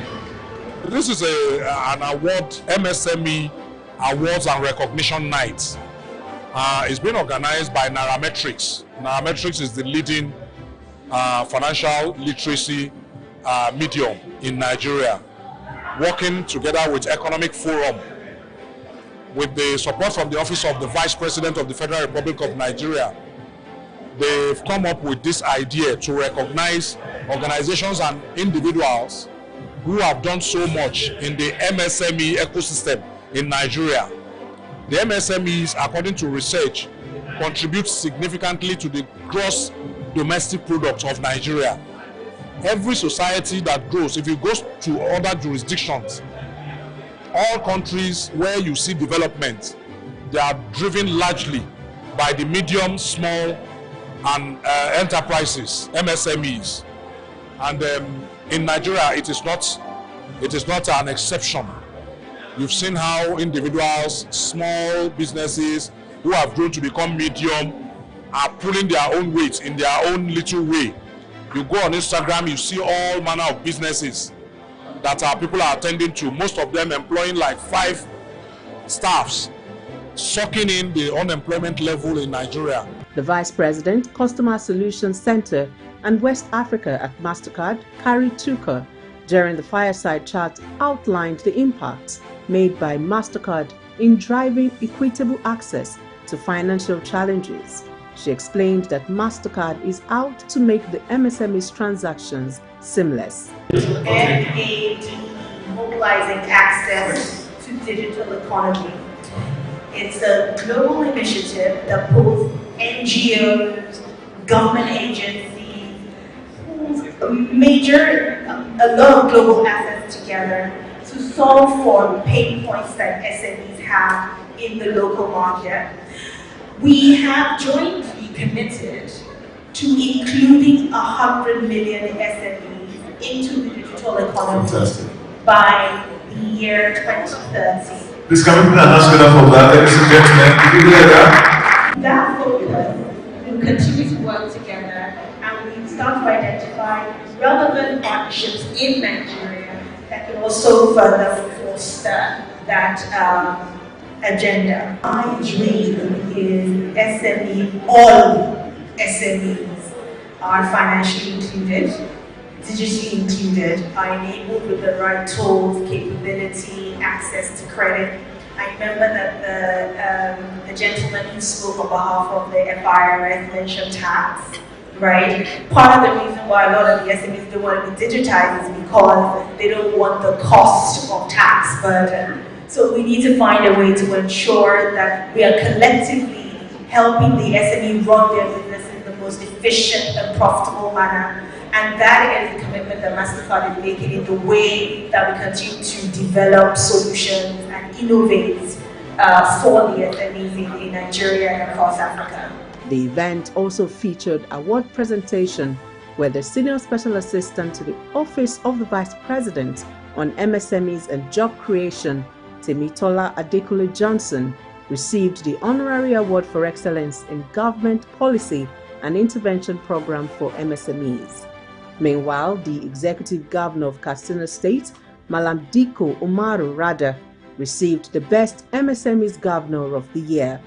Zenith Bank won the award for Best MSMEs Trade Finance, while MasterCard won the award for the Best MSME in Financial Inclusion FinTech Card, and eTransact claimed the award for Best in Payment Security, Data Protection and Fraud Prevention. Some of the recipients who spoke to our correspondents expressed gratitude to the organizers for the recognition. SOUQ News Television caught up with the SSA to the President on MSMEs and job creation. It's fulfilling when you get recognized, not by the norm, not by those that when you get recognized outside your space, it means that whatever it is, whatever efforts you're putting in is yielding results.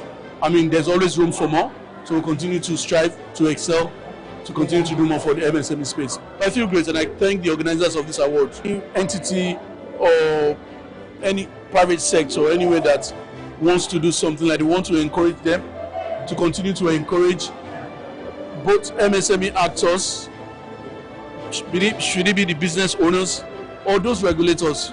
It is actually good to continue to encourage and support them in what they are doing. So urge more people to do things like this.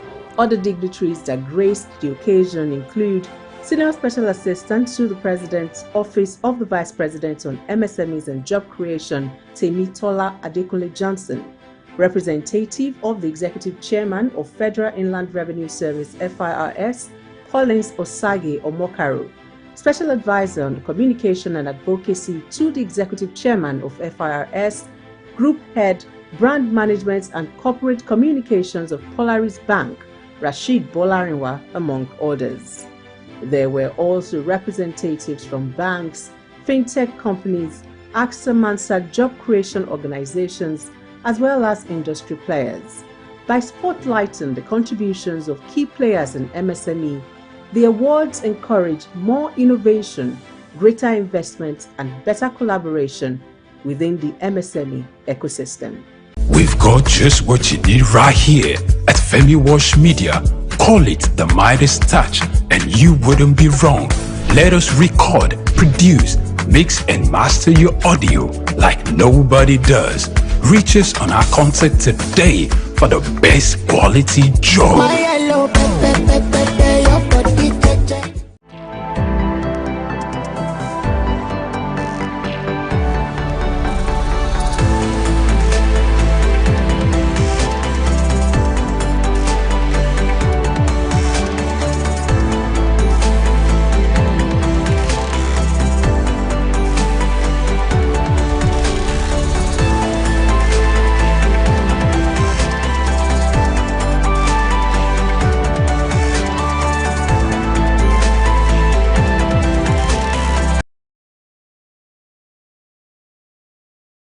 We've got just what you need right here at Femi Wash Media.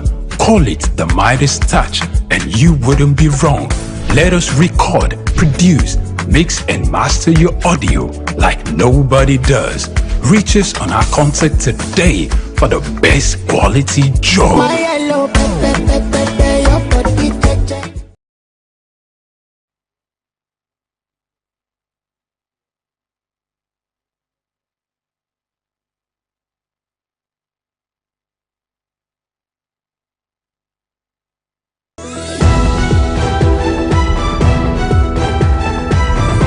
From platform.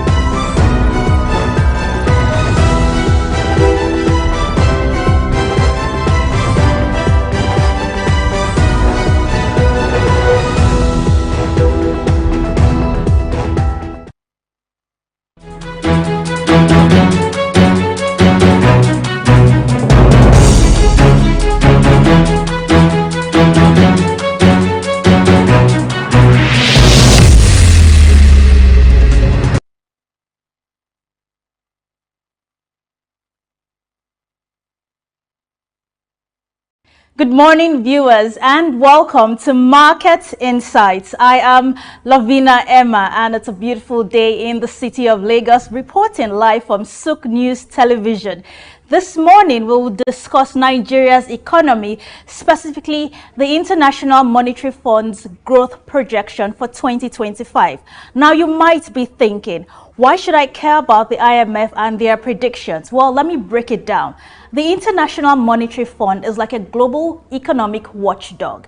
They keep a close eye on countries' economies, and their projections can influence investor confidence, currency exchange rates, and even government policies. So what's the IMF saying about Nigeria in 2025? Well, they have released their latest forecast, and it's a mixed bag. The International Monetary Fund has projected that Nigeria's economy is to expand by 3.2% in the coming year, which is next year, while inflation is estimated to drop to 25% in the same year. The fund, in its recently published World Economic Outlook, WEO, projected a global economic growth in 2025 to remain unchanged at 3.2% from 2024. So according to the IMF, GDP growth in 2024 will stay at 2.9%, a downgrade compared to its projection in July of this year. Well, you also know that Nigeria's economy is in the first and second quarter of the year, that's this year, grew by 2.98% and 3.19% respectively, amid a surge in inflation and a further depreciation of the naira. So what does all this mean to the average Nigerian? Well, a growing economy can lead to more job opportunities, increased income, improved standard of living, and amongst other great things for our citizens. However, it is important to remember that these benefits are not guaranteed. The challenges facing our economy need to be addressed to ensure that the growth projection becomes a reality. So we'll explore these challenges in more detail and also the potential solutions. Furthermore, we'll also hear from an expert who can provide their insights into the Nigerian economy as a whole and also the future prospects of this economy. So join us after the break for this informative discussion. In today's fast-paced world, staying ahead of market trends is crucial. Whether you're an investor, a business owner, or just curious about the economy, you need reliable, up-to-date information to make informed decisions. When we pay our tax, or when participants pay or contribute their tax, there will be development in such an organization or country. The Ministry of Marine and Blue Economy that is going to address that alone. The National Security Advisor and the Office of the President also need to see to it to ensure that the security situation is being addressed. On Market Insights, we provide comprehensive market analysis, expert opinions, and actionable insights that you can trust.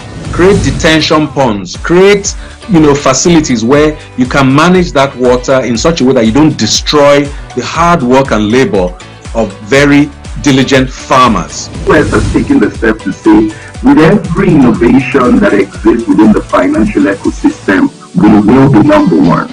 Security of all Nigerians, not only the farmers, are well ensured. The obvious reason why we are experiencing this scarcity is the fact that we are not able to produce tomatoes and other vegetable products throughout there. Our team of seasoned analysts and industry experts enrich the conversation, bringing you the latest updates and in-depth reports. With our real-time data, you'll never miss a bit. Urban farming is not a new thing in our society. It has been an old tradition since olden days. There is this clash of interests as against the word cryptocurrency, most especially like Bitcoin, as you mentioned earlier, and the NSAS and all that came up with cryptocurrency. Get instant access to market movements, trends, and forecasts. Our expert analysis helps you understand the bigger picture, while our customized reports are tailored to meet your unique needs. Peri-urban agriculture plays a very, very important role in diversifying urban diets and also providing staple foods for daily consumption. Additionally, fluctuations in the exchange rate and disruptions in the global supply chain have further inflated costs. Join us on Market Insights, Monday through Fridays, 11 a.m. to 12 noon here on SOUQ News Television. We are your premier destination for cutting-edge market insights.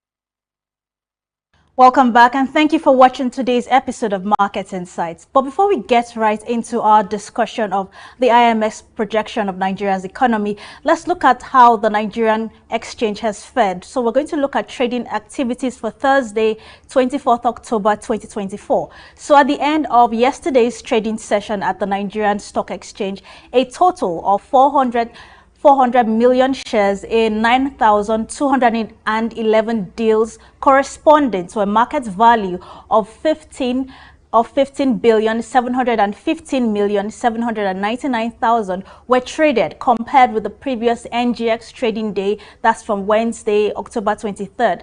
Now today's yesterday, that's The data shows 41% improvement in volume, 90% improvement in turnover, and 16% in improvement deals. The current market capitalization of the stock exchange is at 60.1 trillion naira. In the aggregate, that's 122 NGX listed equities participated in trading, ending with 28 gainers and 19 losers. Access Holding led the gainers with 9.95% share price appreciation, closing at 22.10 per share, followed by Academy Press at 9.79%, UPDC at 8.9%, and Cornerstone Insurance Company at 7.6%. On the losing side, Royal Exchange came out last with an end-of-day depreciation at 9.72%, and 0.65 naira per share, followed by the International Breweries at 6.24%, Livestock Feeds at 6.06%, and Wapik Insurance at 5.94%. United Bank for Africa recorded the highest volume of 58.4 million traded shares, followed by J. Paul Gold and Ventures at 35.1 million, and Custodian and Allied Insurance at 33.7 million, and Access Holding at 30.4 million. Regarding the performance of the NGX market indices, the benchmark for the all-share index climbed to 245.53 points, that's 0.25%, to close at 99,189, a one-week gain of 1.13%, and a four-week gain of 0.2%, and an overall year-to-date gain of 32.65%. Other remarkable indices that topped were the NGX Top 30 Index at 0.36%, amongst others. So that's our reports for the Nigerian exchange for this week that just ended today. But we can't talk about Friday because trading activities are still taking place at the Nigerian exchange. So now let's get into today's discussion. We're looking at the IMF's projection of our economy, everything they have said. And to have this discussion with us, we'll be joined, our guest who is joining us virtually, and his name is Dr. Samson G. Simon. He's the Chief Economist at ARKK Economics and Data Limited. So thank you so much for joining us this morning on Market Insights, Dr. Samson. Thank you for having me. Good morning, viewers.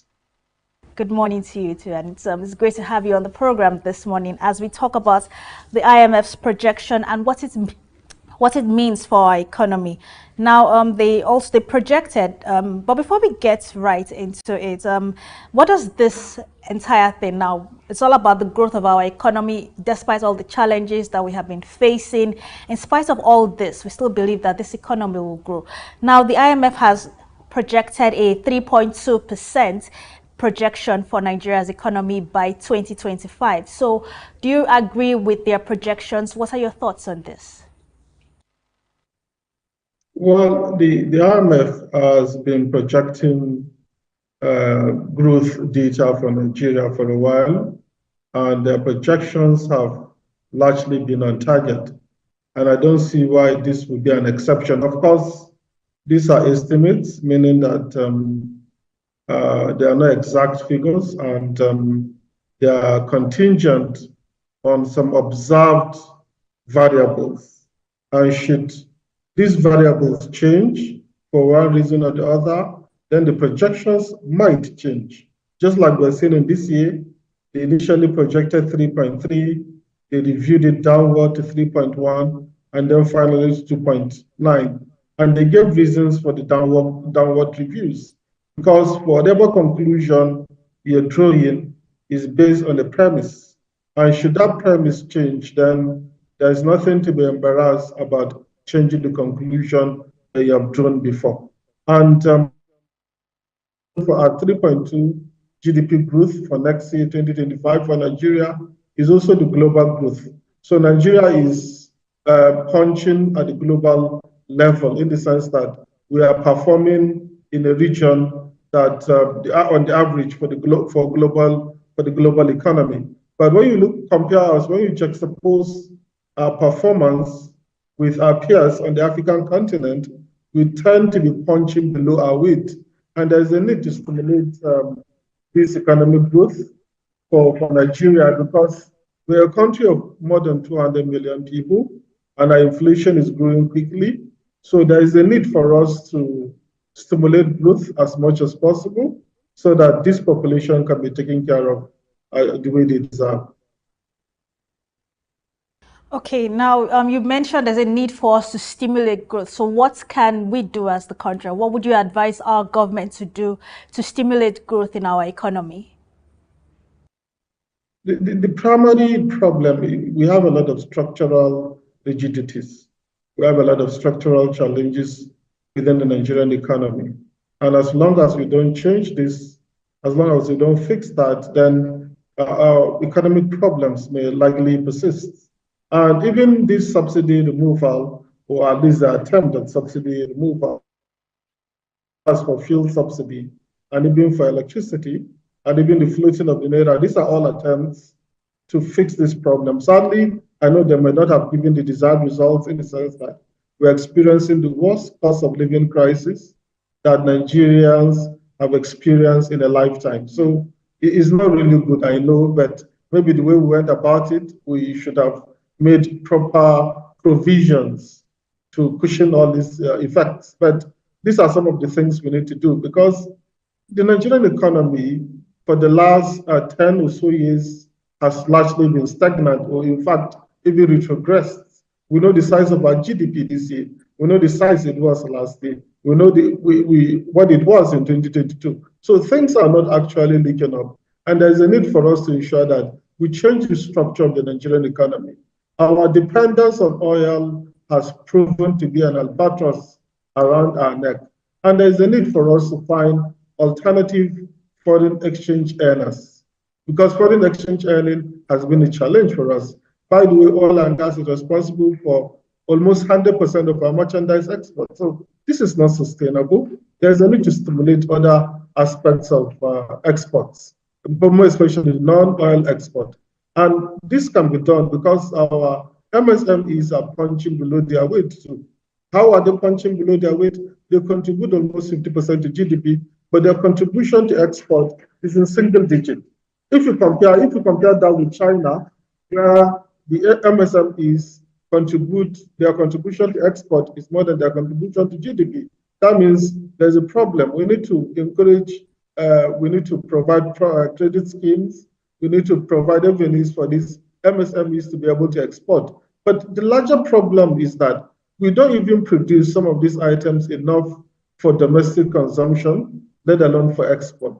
So there is a need to work on the stimulation of production. And how do you stimulate production? Making Nigeria the easiest place to do business. Thankfully, Dr. Oluwale was appointed as the Minister of Trade and Investment. She worked on PEPEC to ease doing business in Nigeria. I think that's very important for us. If we succeed at that, that will stimulate growth, that will stimulate export, but it goes beyond the rhetoric. And it's not just, it goes without saying that talk is cheap. So we need action, we need results. That's a very true sentence that we definitely need action and we need to see results. We can't be talking all the time. Now, I'm looking at what the IMF projected. Now, do you think the International Monetary Fund understands the peculiarities of this country with by projecting a growth rate of 3.7% in 2025? The IMF has a lot of authorities. They have a lot of big wigs on the economy, but I think there is a need for them to work alongside local experts. I mean Nigerian experts that are based in Nigeria, that are part of the Nigerian economy. They really understand all the nuances of the Nigerian economy. And some of their recommendations, some of their neoliberal economic recommendations might not actually be suitable for us. And that's why Nigerians are complaining of pains.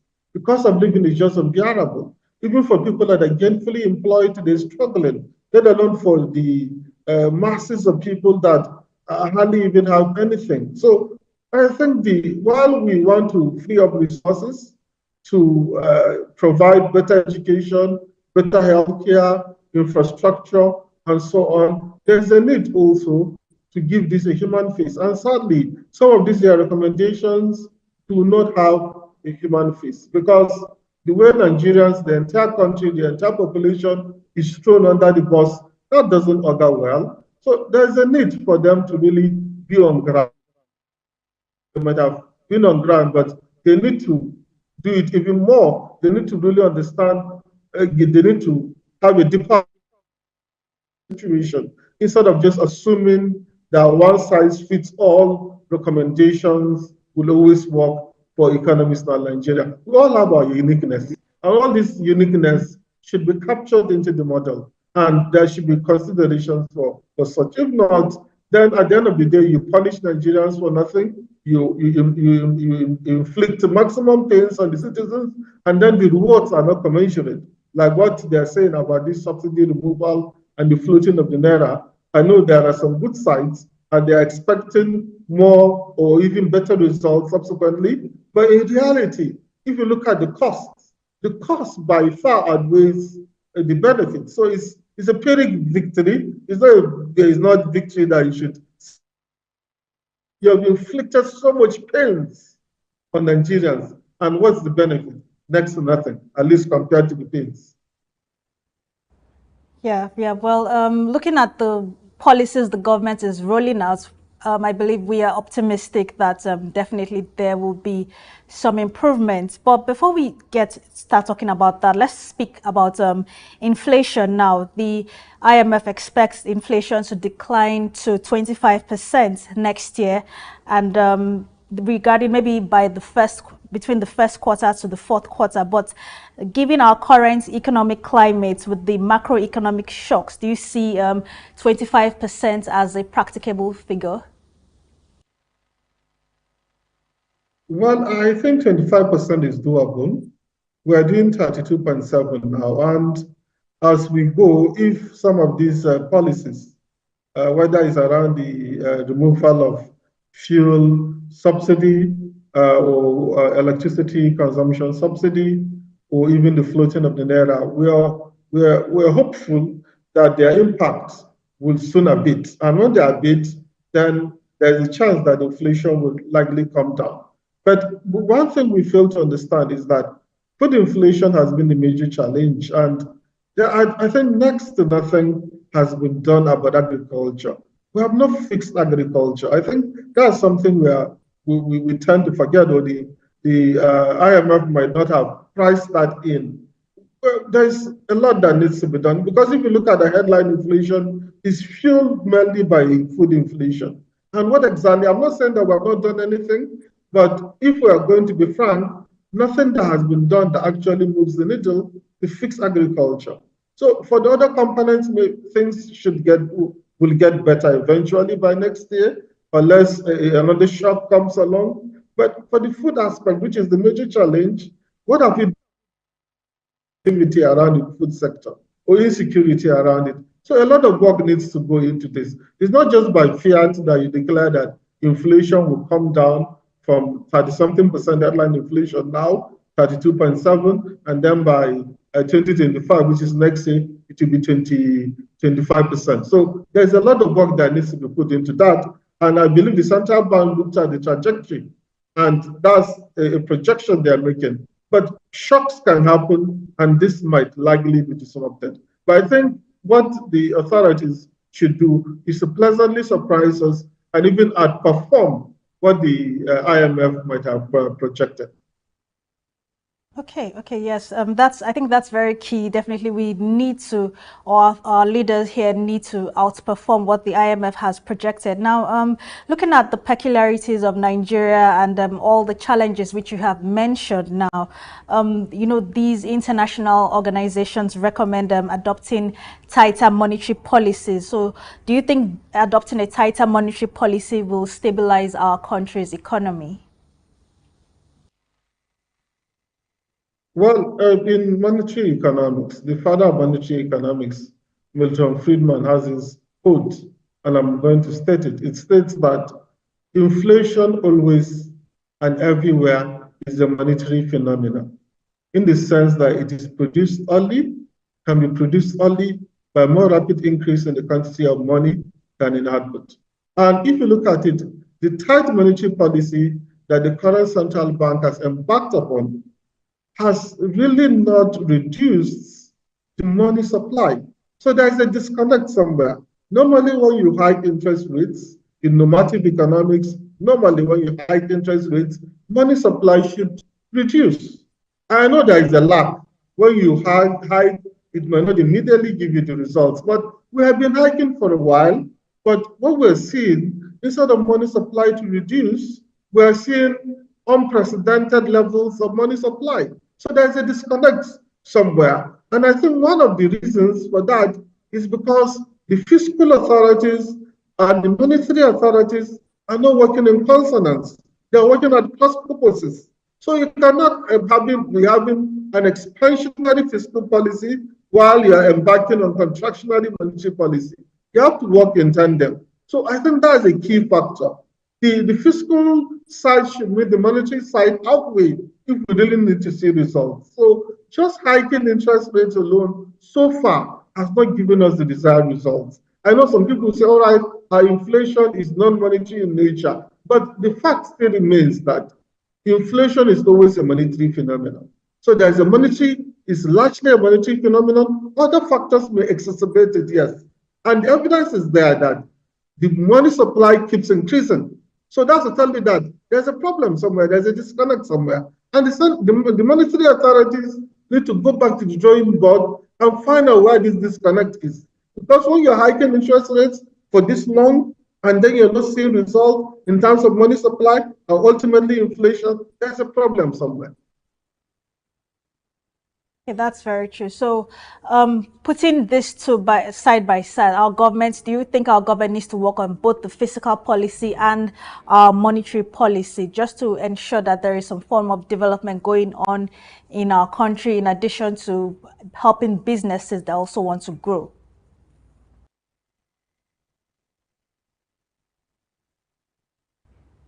Can you repeat that, please? Yeah. Can you hear me? I can hear you. Can you repeat the question? I said yes, like I understand everything you have said now, but I said, do you agree that it has to work side by side, improving on our physical infrastructure and also the monetary policy? Now, if they keep increasing our monetary policy, the interest rates, it will keep affecting businesses. And if the proper infrastructure is not put on ground, it doesn't help people also. So do you think these two have to be working side by side to be able to help production in our economy? Of course, they have to work side by side. It's necessary for them to work side by side for us to see tangible results. But the thing is that the monetary authorities are not just doing consumers or households a favor by hiking interest rates to protect their purchasing power, but they're also protecting the purchasing power of businesses.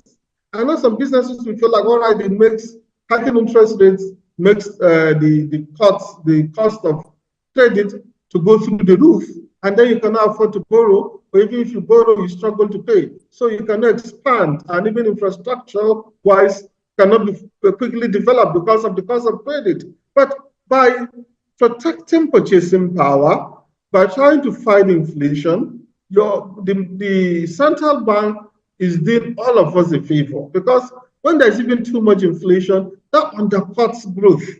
So there's a need to tackle inflation. And I know it's a trade-off, because you have to choose between keeping inflation on target and easy money. That means cheaper money where the cost of the interest rate is lower. And for any central bank anywhere in the world, if you have to choose between hiking interest rates and making cost of credit dear, and then reducing interest rates so that there will be affordable credit for businesses and for infrastructure, they'll always choose the former. You tackle inflation first, bring inflation to target, then after you have done that, you can then stimulate economic growth by cutting interest rates and providing easy money for businesses and for government. So it's very important. I know all of them are important, but at this particular time, the overarching goal should be tackling inflation. And hiking interest rates it has been proven over time that is the best way. I know it might not be yielding the results now, and you're making cost of credit quite exorbitant, while the hiking that should reduce money supply and ultimately inflation might not seem to be working. So, like I mentioned earlier on, the central bank needs to find out why this is not working, and they need to fix that. But saying that there should be easy money for businesses to expand and for infrastructure for government, because government also borrows. And when interest rates are lower, it's more affordable for the government to borrow. But the priority now should be tackling inflation.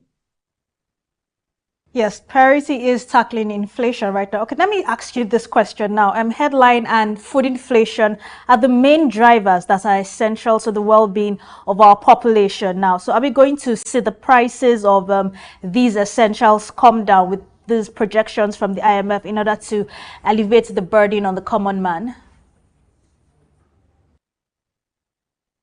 Well, when inflation is down, then of course it means the prices of different items, because inflation is about the overall economy. It's not limited to a particular commodity, to a particular service. It's for the entire economy. That's an average for all the items within the economy, whether goods, tangibles, or services which are non-tangible. So when inflation is decelerating, right, and it's coming down, and we're expecting it to come to as low as 25% headline inflation from the current level of 32.7, of course prices will come down. Whether it's around food or the core components of inflation, everything. I'm not saying that all the items will crash in prices or they'll come down in prices, but majority of them will see. And mind you, when you're talking about 25% inflation, it's not like deflation. It's not like prices will crash. It's just that the growth now in inflation is not going to be as fast as we're seeing so far. In the sense that now we're talking about 32.7 year on year. That means compared to the prices last year, the increase now will be 32.7 this year. So by next year, we're talking about 25. That means compared to prices this year, it's now will be around 25% increase, like in 2025 compared to 2024. So the best effects might also play a role, because you're coming from high inflationary environment. So if you have a inflation decelerating, the impact will largely be seen some more. So that's basically it. It's not like we suddenly see prices crash to the levels that we saw a few years ago. No, it's just that the rate at which they increase will be slower than this year from the projection of the IMF. Okay, let's take a break now. When we return, we're still going to discuss with Dr. Samson G. Simon about the IMF projections and what it means for our economy. So join us after the break.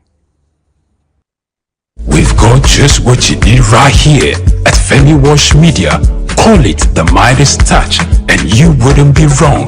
Let us record, produce, mix and master your audio like nobody does. Reach us on our contact today for the best quality job.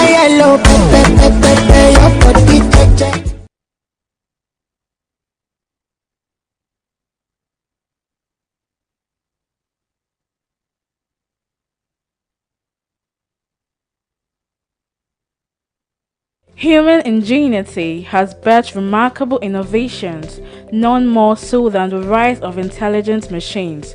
Computers, once more calculators, have evolved into sophisticated systems capable of mimicking human thought processes. Powered by artificial intelligence, AI, these systems are learning, problem solving, and making decisions that were once exclusive domain of humans. From accelerating scientific discovery to tackling climate change, AI's potential is vast, but perhaps its most profound impact lies in healthcare. Artificial intelligence, AI, it's no longer a futuristic concept. It's here with the potential to revolutionize patient care, diagnosis, and treatment. AI is emerging as a powerful tool in the hands of medical professionals. From detecting diseases early to optimizing treatment plans, AI is demonstrating remarkable capabilities. It can analyze vast amounts of medical data to identify patterns and predict outcomes, aiding in more accurate diagnosis. Also, AI-powered robots are assisting in surgeries, improving precision, and reducing recovery times. However, despite its promises, challenges persist. Concerns about data privacy, ethical implications, and the need for robust regulatory frameworks are hindering widespread AI adoption. To fully unlock AI's potential in healthcare, collaborative efforts are essential. Healthcare providers, researchers, policymakers, and technology companies must work together to develop and implement AI solutions responsibly. By addressing ethical concerns, investing in AI research, and creating supportive regulatory environments, we can accelerate the integration of AI into healthcare and improve patient outcomes. Joy Chuma, SOUQ News.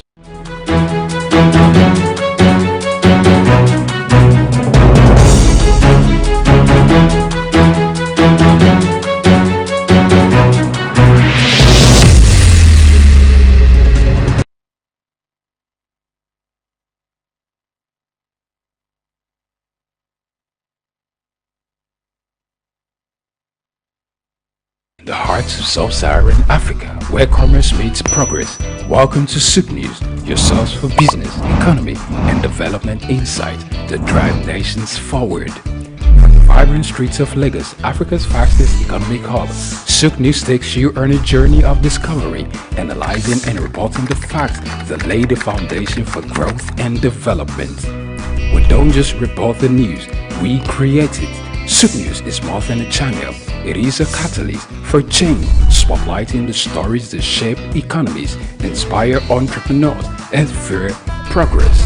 Covering business, finance, technology, energy, and many more, SOUQ News provides a daily deep dive into the stories that matter, interviews with industry titans, and analysis that empowers your understanding of economic landscape. Join us daily as we dissect, discuss, and deliver the most relevant and factual news on business and the economy. SOUQ News is your trusted guide, empowering you with the knowledge to make informed decisions.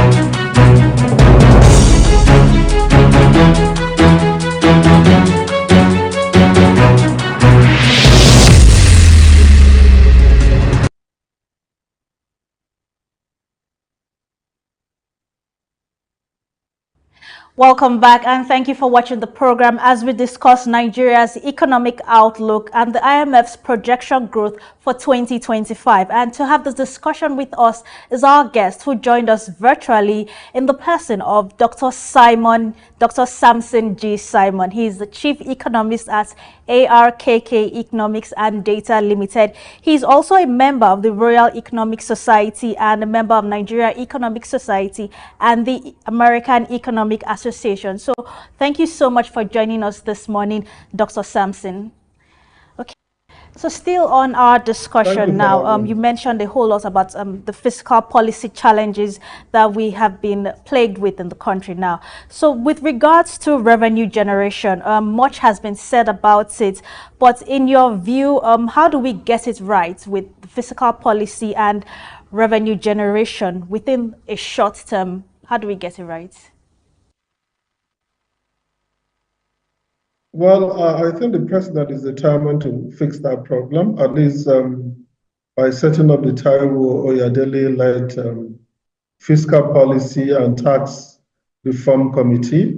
They have submitted their report, and they have a lot of modalities how they intend to go about fixing Nigeria's revenue problem. Nigeria has one of the worst revenue to GDP ratios in the world, something in the region of 10%. Even our West African peers, even in West Africa, we are one of the least performing countries, and across the African continent too. So we're not doing well when it comes to revenue generation. So, and everything must be done to fix that problem. But like we like to say in Nigeria, you don't want to tax poverty. So you have to look at the correct items to tax, whether it's tax evasion that should be reduced or even avoidance that you want to reduce. So there are a lot of ways that you can increase the tax revenue. And I think this committee has some good recommendations. And they need to, while you're taxing, you have to be careful that they don't tax businesses into non-existence. So you have to be watchful about that. And even for individuals, particularly around food, we know food inflation is completely out of this world. So there's a need to reduce the taxation of food, right? Even for items that were taxed before. And I think the committee recommended that too. So there are a lot of ways that the tax revenue can be increased. And another thing is when there is growth within the economy, when there is economic expansion, there will be more tax revenue. So all these things are on the table and the authorities are working towards them. And we look forward to seeing better results, particularly from next year when some of these new laws are going to come into effect. Okay, we look forward to that. Now, we cannot overlook the external factors in all of this. We don't have any control of external factors like the global economic slowdown, the global oil price volatility. And so in the midst of all this, now, how do we stay ahead of the curve as far as these factors are concerned to mitigate the impact of all these problems, which is most inevitable in most cases? Well, shocks are a natural part of the global economy. So we cannot run away from them completely, but we can mitigate the impact. We can reduce the impact to the barest minimum. When Nigeria has economic challenges, America doesn't normally feel it.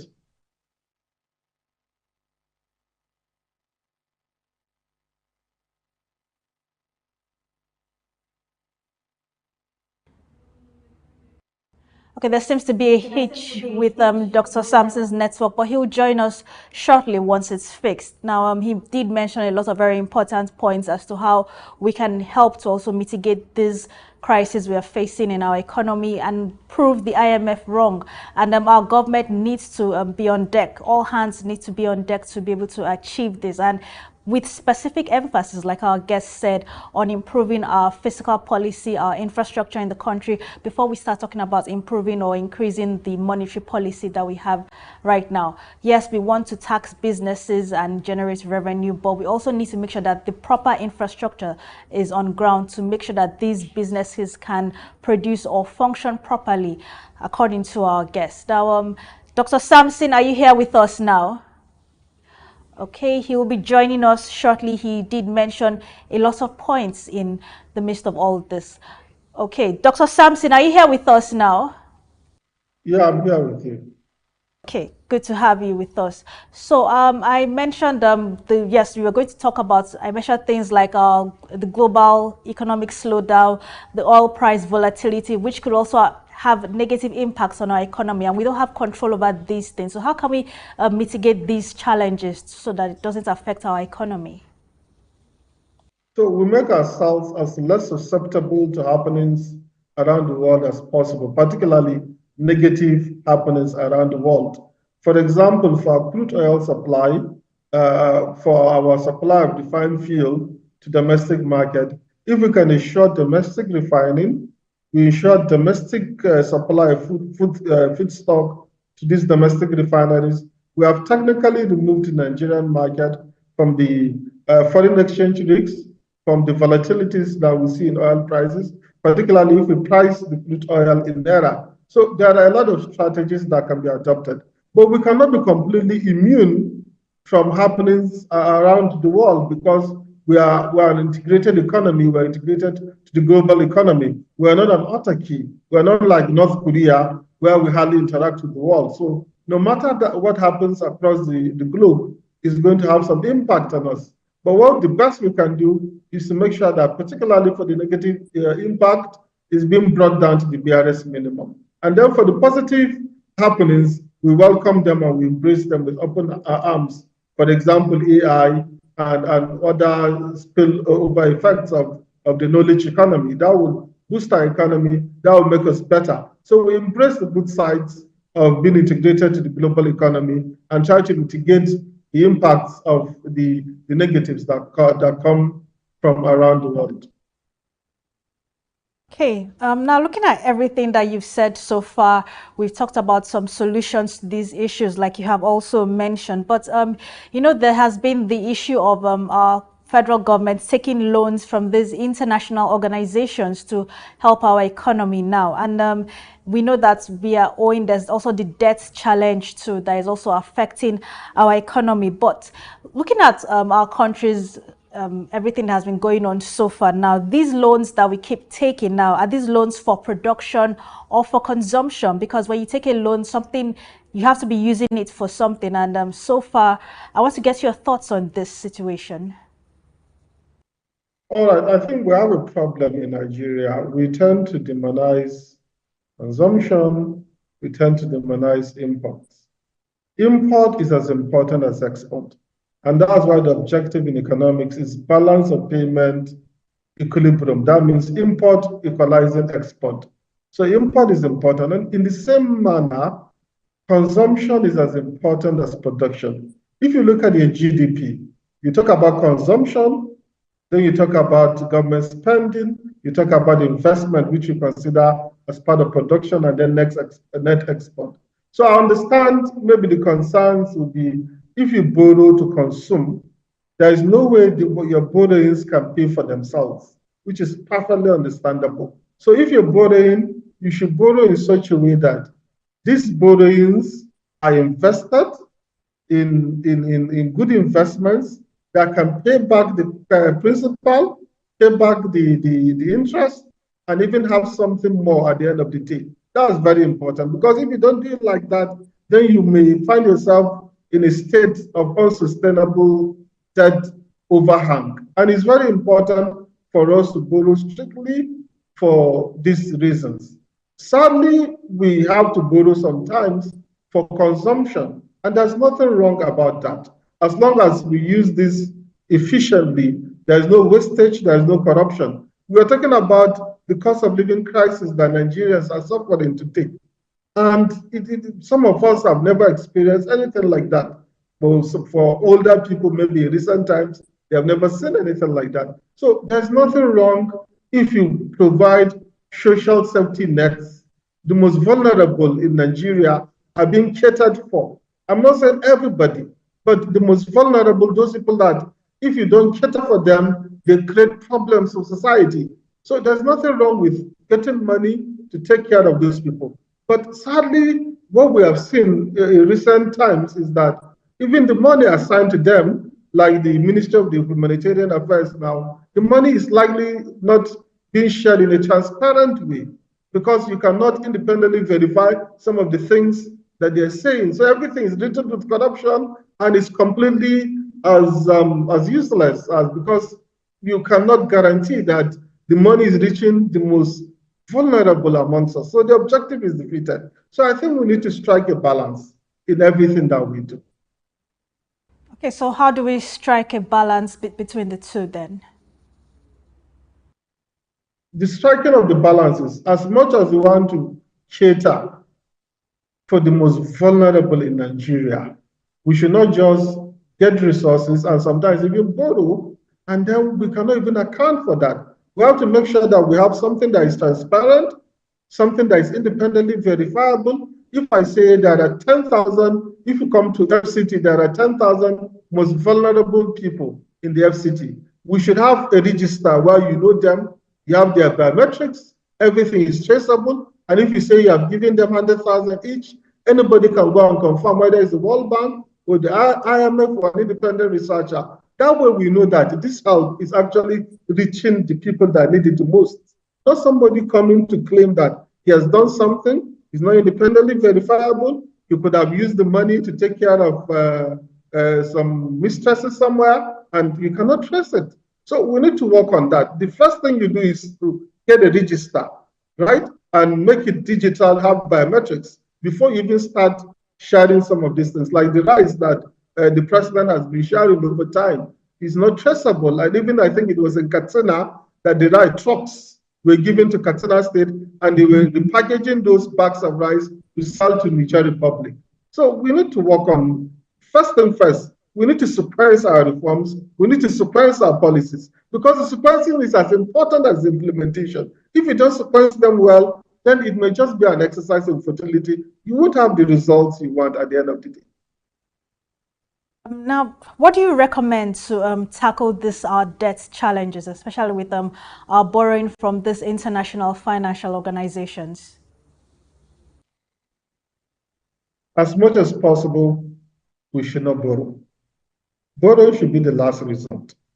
And we have different avenues of augmenting income without necessarily increasing the tax rate. There are problems around our tax administration. Fix that problem. Make sure you get the best hands in charge of our taxes or our tax system as a taxman. If you get the best people giving us the best results in terms of administration, going after tax defaulters, going after those people that evade taxes, going after those people that even avoid taxes, because even though avoidance is legal, you want to reduce it to the barest minimum. Not somebody taking advantage of the tax code for loopholes, not to pay taxes. So we all need to pay taxes. You cannot run away from taxes, because use these taxes to fix our roads, for infrastructure, for healthcare, and for so many other things. So it's very important that we make sure that we run the most efficient and arguably the best tax administration that you can ever have. And then people should see that when they're paying for these taxes, that they can pinpoint to the things that these taxes are being used for. Because if people are not convinced that the money is used well, maybe they suspect that the money is being siphoned, they'll be more reluctant not to pay these taxes. But if they are seeing the results, they'll be more enthusiastic, and they can encourage others to do the same thing. Okay, briefly, in a few words now, could you just share with us the IMF's growth projection? Yes, you have analyzed it very well, but do you think it will affect investor confidence in the Nigerian economy? Well, the growth rate for this year was reviewed twice, and all of them downwards. And the IMF made mention of two things for that: the agricultural sector and then the oil sector. And the oil sector is around insecurity, and then oil theft and vandalism of oil pipelines and infrastructure. Then for agriculture, you're talking about flooding. So this will definitely reduce investor confidence, but it's not something that is not fixable. If the authorities want it fixed, they will be sure that it is fixed. We need to increase our oil output. We need to increase oil production, because our fiscal health largely depends on that. So we need to do everything humanly possible to fix that. And the IMF is cautioning us that in the first half of this year, we didn't do so well.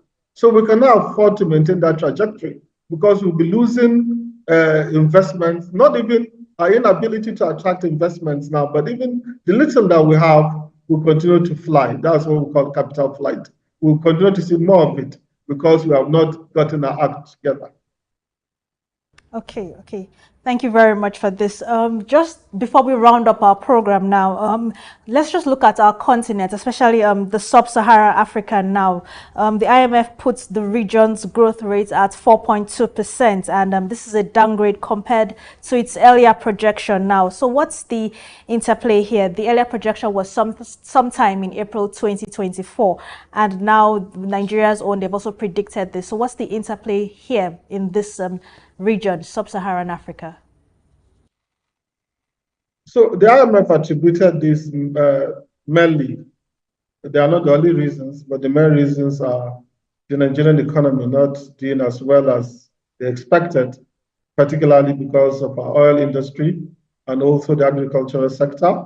And then in South Sudan, the economy has contracted by something in the region of a third, almost a third of the economy, between a quarter to a third of the economy has contracted. And then so many economies like the South African economy is struggling to experience growth. So most of these factors have contributed. And if you look at our GDP in real terms, when you adjust for inflation, you realize that the Nigerian economy has actually been on a downward spiral. So some of these factors contributed because we're still part of sub-Saharan Africa. So if some of us, the units are not doing well, then the entire ecosystem also will be affected. Thank you very much, Dr. Samson G. Simon, for sharing your thoughts on this issue of the IMF's projection on Nigeria's growth rate and also how it affects other countries within the African continent. Many thanks for sharing your insights, and we do hope you can join us again on Market Insights. Thank you. Thank you for having me. Money markets this morning, how we're looking at a particular currency, and that's the dollar, how the dollar selling rate has fared from Monday to Friday this week. So the official rate, that's the Central Bank of Nigeria rate, is what we're looking at. So on Monday, the selling rate of the dollar was 1,679 naira, and on Tuesday it reduced to 1,603 naira to $1, and on Wednesday it rose again to 1,633 naira to $1. On Thursday it increased further to 1,676 naira to $1, and on Friday it went down to 1,644 naira to $1. So that's a summary of the selling rate of the dollar. That's the Central Bank of Nigeria's selling rate of the dollar to the naira for this week from Monday to Friday. Many thanks for watching the program Market Insights, and I also want to thank our guest, Dr. Samson G. Simon, the Chief Economist at ARKK Economics, for sharing his insights into this issue of the IMF's projection. And like he advised, we need to improve on our physical infrastructure to ensure that we have continuous production and we are producing things that can boost our economy. Thank you so much for watching the program Market Insights. Do share your comments on all our social media platforms. I am your host, Lovina Emma. Do stay tuned to the news update on SOUQ News Television.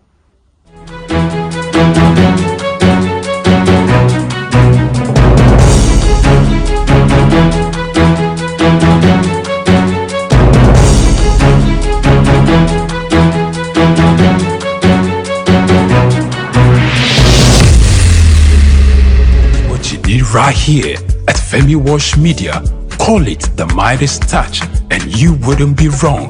Let us record, produce, mix and master your audio like nobody does. Reach us on our contact today for the best quality job.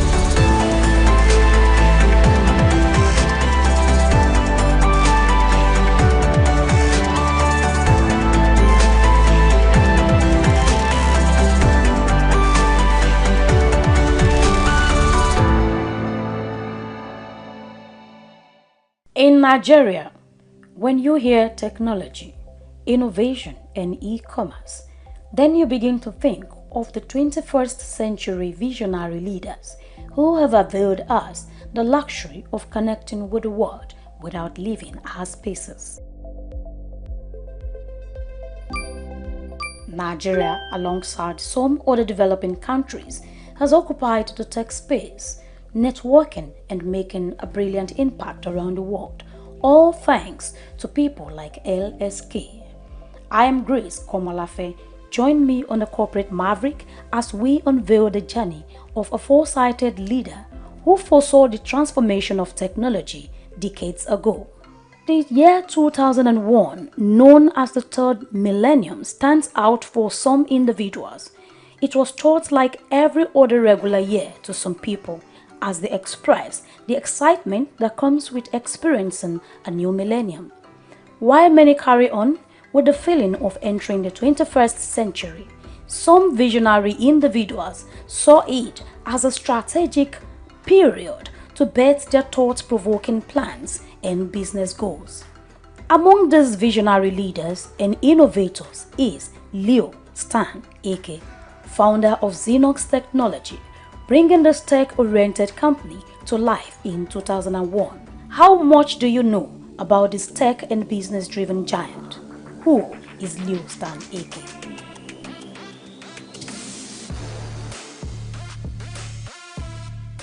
Dr. Leonard Stanley Nnamdi Eke, popularly known as Leo Stan Eke, is one of Nigeria's dynamic and influential figures, an African entrepreneur born into the family of Ihentuge Eke on February 22, 1956 in Imo State, Nigeria. His mom, a dietitian, and dad, a nurse. His roots is traced back to Ubommiri, Mbaitoli, where he was raised in the household that valued education and hard work. His parents instilled in him the values of discipline and perseverance from a young age. It was within this nurturing environment that Eke's entrepreneurial spirit began to take shape.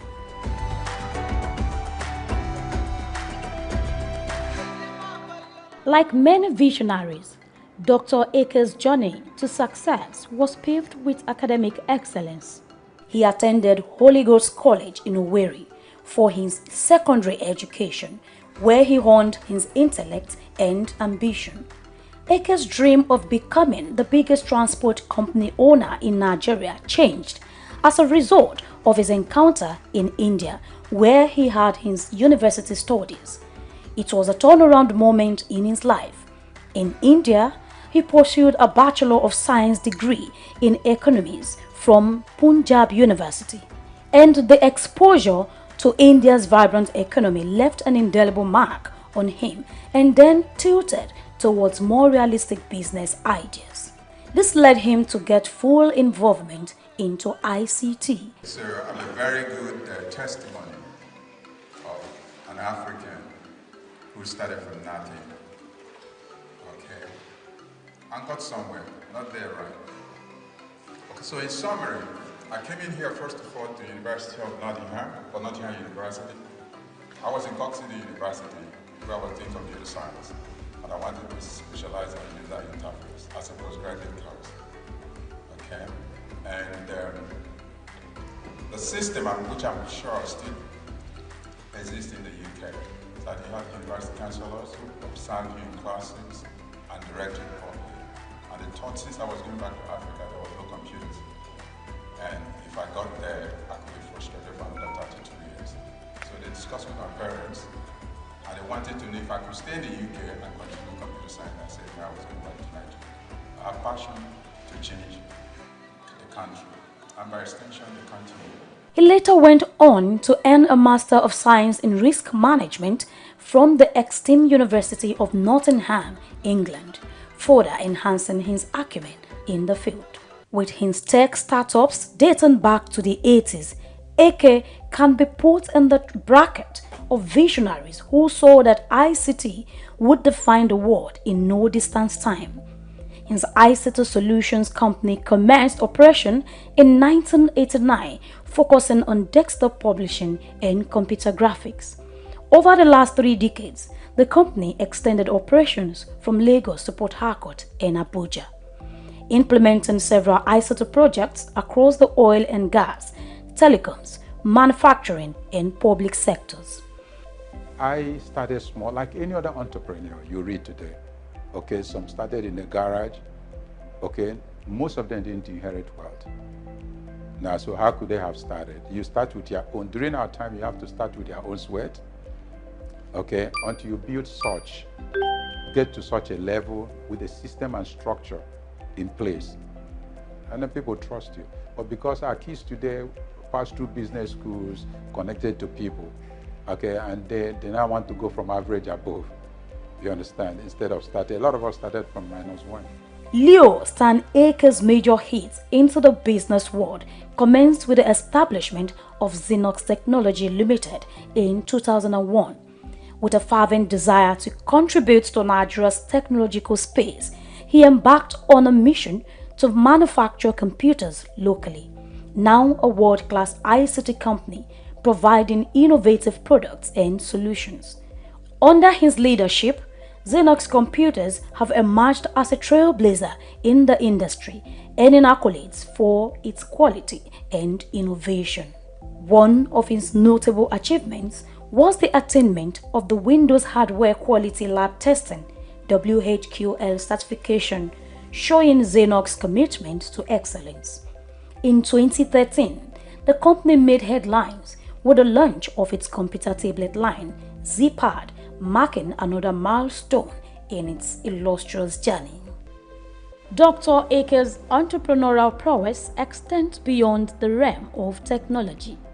In 2018, his company SOUQ made waves with the acquisition of Konga.com, a leading e-commerce platform in Nigeria. This landmark deal underscored Ake's strategic vision and his unwavering dedication to driving innovation in diverse sectors. Konga.com was founded by Sim Shagaya in July 2012 as a third-party online marketplace. 99% of its shares were acquired by SOUQ in February 2018. 3 months later, Konga merged with SOUQ's retail outfit Udala to form the biggest e-commerce company in Africa, retaining the brand name Konga. Leonard Stanley Ake also founded BuyRightAfrica.com Limited in 2008, at a time when credit card and e-payment infrastructures were still strange to many Nigerians. He did this to resolve funding issues for ICT projects and companies. He partnered with international financiers to help Africans acquire technology and compete globally. Some other of his establishments are Technology Distribution Limited, Tax Direct Limited, and iTech Solutions. He is involved in ICT Brokers and ICT Connect. Okay, but mine had a call. I had a call on the tech sector, and I've been consistent. And if you remember, my first step was to deal with the doubting Thomases, the media people. And it was like an evangelism. If you prove your worth to press people, to media people, because these are the critics of our time, then they follow you. You get to your destination faster. So when I did the whole media houses, transitioning them to digital economy through digital processing, through from typesetting to desktop publishing, computer graphics, okay, and multimedia.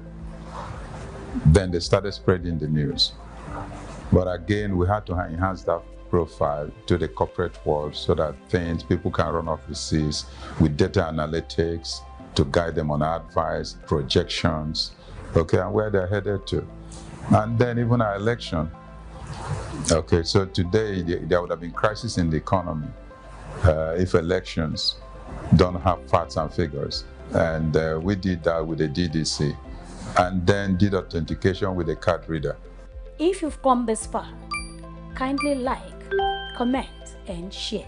Throughout Ake's career, he remained committed to empowering others and fostering socio-economic development. His philanthropic endeavors and advocacy for youth empowerment reflects his belief in the transformative power of entrepreneurship. He launched the Computerized Nigeria project in August 2000, thereby encouraging development and the use of computers. He also launched the Can I scheme, providing affordable laptops to young Nigerians with a repayment plan of 24 months window. Ake's foundation furthers his charitable efforts, supporting various causes with different donations across the country. Now, I see entrepreneurs trying to live big. Are you with me? Yeah. I see entrepreneurs trying to show off. You must have incubation period. Every successful entrepreneurs are seen to be stingy because they know the value of every dollar spent. But they use the same money to sustain the society. Okay, so I just want to advise Nigerians here. I see a lot of you startups now selling debt. It means technically you are leaving the company. And if I'm an investor, I watch your lifestyle. First of all, I see an entrepreneur, Nigerian entrepreneur. He hasn't started, he has expensive cars. Entrepreneurs, startups don't drive the best cars. They hide until they emerge. He was bestowed with the Icon of Hope Award by former President Olusegun Obasanjo on October 1, 2002. He also got Nigerian Science and Technology Achievers of the Year 2003 and Officer of the Order of the Federal Republic of Nigeria OFR in 2004. Eke is also a member of the Nigerian Economic Summit Group and holds a life membership, Nigeria Institute of International Affairs. He also holds an honorary doctorate in business administration from Imo State University, Owerri, Federal University of Agriculture, Makurdi, Federal University of Technology, Owerri, and the University of Jos. He is a fellow of the Lagos State Polytechnic, Lagos, Federal Polytechnic, Ida, and Federal Polytechnic, Nekede, Imo State. Leadership is big crisis in the third world. Big subject to discuss. I don't have a complete answer, but as an entrepreneur, I can create platforms for you to decide who should be your leader. But my interest is that I'm excited with this 21st century because this is the only century God did not create any person to be poor. In the past, many were called and few were chosen. In 21st century, many are called and many will be chosen. But you have to decide if you want to be one of those to be chosen. Leonard Stanley Nnamdi Eke is married to Chioma Eke, the CEO of Technology Distributions Limited, TD Africa, and together they have raised 3 sons and 2 daughters who are doing well in their respective fields of endeavors, just like their parents. As Dr. Leonard Stanley Nnamdi Eke continues to chart new territories and inspire future generations, it speaks to the limitless potential of the African entrepreneurial spirit. With his visionary leadership and unwavering resolve, Dr. Eke embodies the essence of innovation and resilience, creating indelible marks on Nigeria's business in Africa and humanity. Leonard Stanley Nnamdi Eke.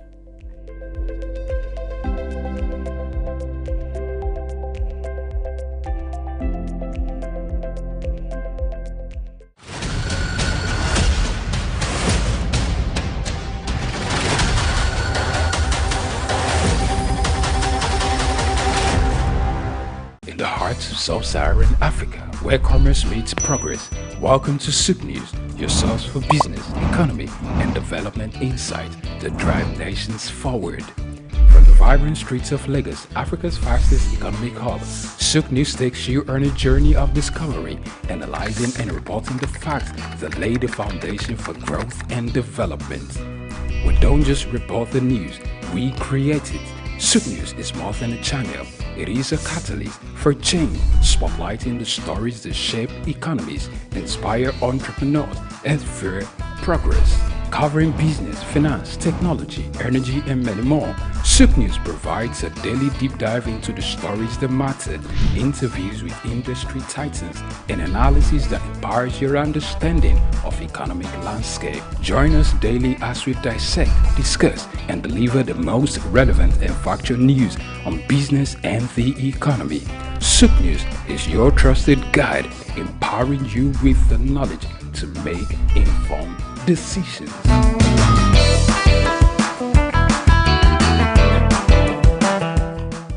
For years, uncomplimentary features including obsolete books, lack of power supply, leaking roofs, and sparse library infrastructure have become an integral feature of public libraries.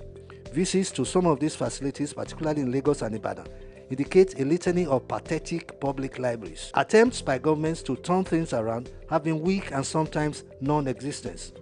Expectedly, the impact of this on learning is telling.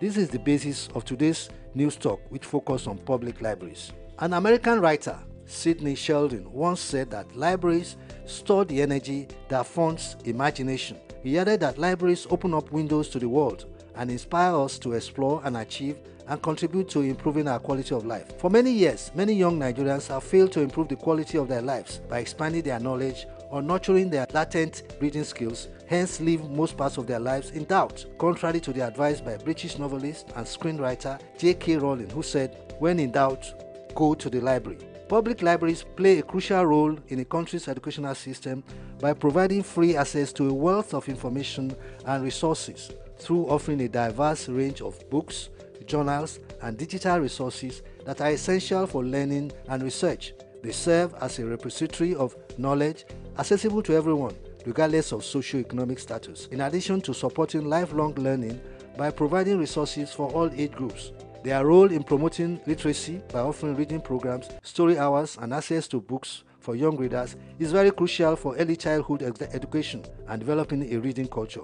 It is in light of this that the declining state of public libraries and poor management of the existing one, particularly in Lagos and Ibadan, are posing concern to critical shareholders. These concerns are there because of the overreaching effect on the standard of education in the two states, Oyo and Lagos. Most libraries in Lagos and Ibadan share similar attributes. They range from old buildings with leaking roofs, obsolete books, empty shelves, disused tables and chairs, uncomfortable ambience, and overgrown shrubs. Also, while the world is migrating electrically and libraries digitalized to bring them up to speed and make them fit for purpose in contemporary times, most libraries in Lagos and Ibadan are without electricity and manually driven. With fond memories of borrowing books to read in Lagos and returning them to the library in the full care of the other students after digesting their contents, Mrs. Felicia Adeniyi is pained that many years after, school children are longer enjoying such opportunities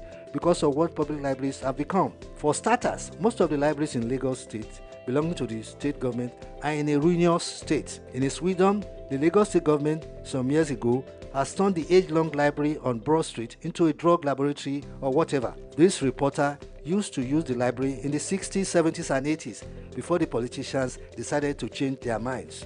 In Oyo State, the surrounding of the Oyo State Library Board at Dugbe in Ibadan betrays what a reading environment should look like. Inside the facility is equally disheartening. Additionally, makeshift shanties cluster the precincts of the library, making it difficult for visitors to recognize his presence. Random samplings carried out among students revealed a worrying situation. While many of them hardly know where the public libraries are located, some don't even know that public libraries exist. This perhaps explains why the standard of education in the state is on the decline. The reference section, located on the first floor, is lightly deserted, with only one patron present apart from the staff. The shelves are filled with old dusty books, revealing lack of maintenance and updates. Public libraries in Ogun State are also a worrisome sight. Users no longer patronize the state library. One of the major factors causing this is because the libraries are not digitalized and facilities are in a poor state.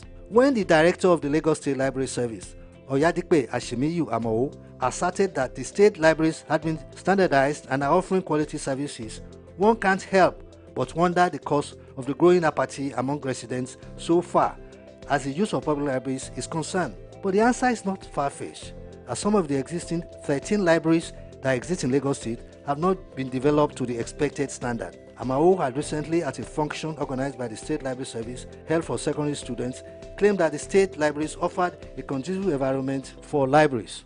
But when SOUQ News visited Ikeja's Secretariat Library, the National Libraries on Macaulay Way, Butemeta, the conditions of these libraries were against the assertions made by Amao. It is completely against what the gentleman had told the public. While the National Library opens at 8:30 a.m., library users there insist that the discomfort they experience there is a discouraging factor which they have continued to bear because of the little or no choice that they have. One of the library users said that they often come to the library with their hand fans due to the lack of electricity, and when there is power supply, the air conditioners and fans may not be working. Is this what we need in the center of excellence? Let us in Lagos declare a state of emergency on public libraries because the reading culture is gradually vanishing right under our nose. My name is Bayo Olaoye.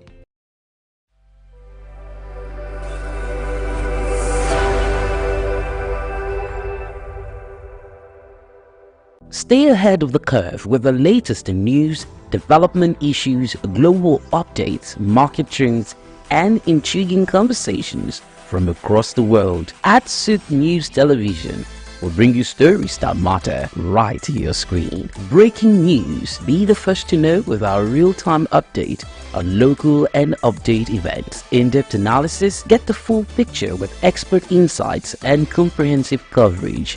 Exclusive interviews, hear directly from the people making the headlines. Tune in daily for a blend of news and stories that keep you connected to the pulse of the globe. Click, like, and follow us on all our social media platforms at SOUQ News TV for updates, live streams, and more. My name is Shino Gbadegeshin. I'm the CEO of Gozi Micro Insurance. Continue to watch SOUQ News. Adenike Adeyemi, Executive Director of Faith Foundation. Keep watching SOUQ News. My name is Shepherd Michael Adewale Onofuye. I enjoy you all to always watch SOUQ News TV. Hey everyone, Majuli Obaje here representing Gigi. Keep watching SOUQ News, okay? Stay updated with SOUQ News. My name is Aton Keme. I am the head of MSME Banking. Please keep watching SOUQ News and stay glued to SOUQ News. I recommend that more and more people should watch SOUQ News because they deal with business news. Hi, my name is Amaka Wokolo. I am the director of the Faith Institute at Faith Foundation. Keep watching SOUQ News.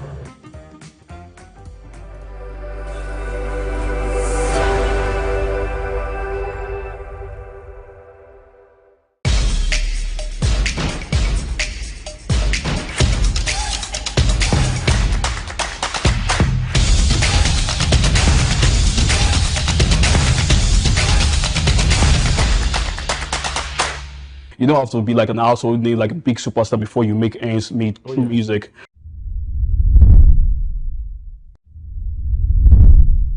Welcome to Inside Life this week, and usually we have a special guest each time we're talking to you on this show. My name is Hans Mba, and I'm always excited to bring you someone that is special. You know, on the show, we bring you people that are doing things that are changing the game in that from the most minute way to the largest of ways. This week, we got the one, the only, he's none other than Biode Cyrus. I hope I got that name right. Biode Serious. Sorry? Biode Serious. Biode, not Biode. Biode. Biode Serious. Serious, yeah.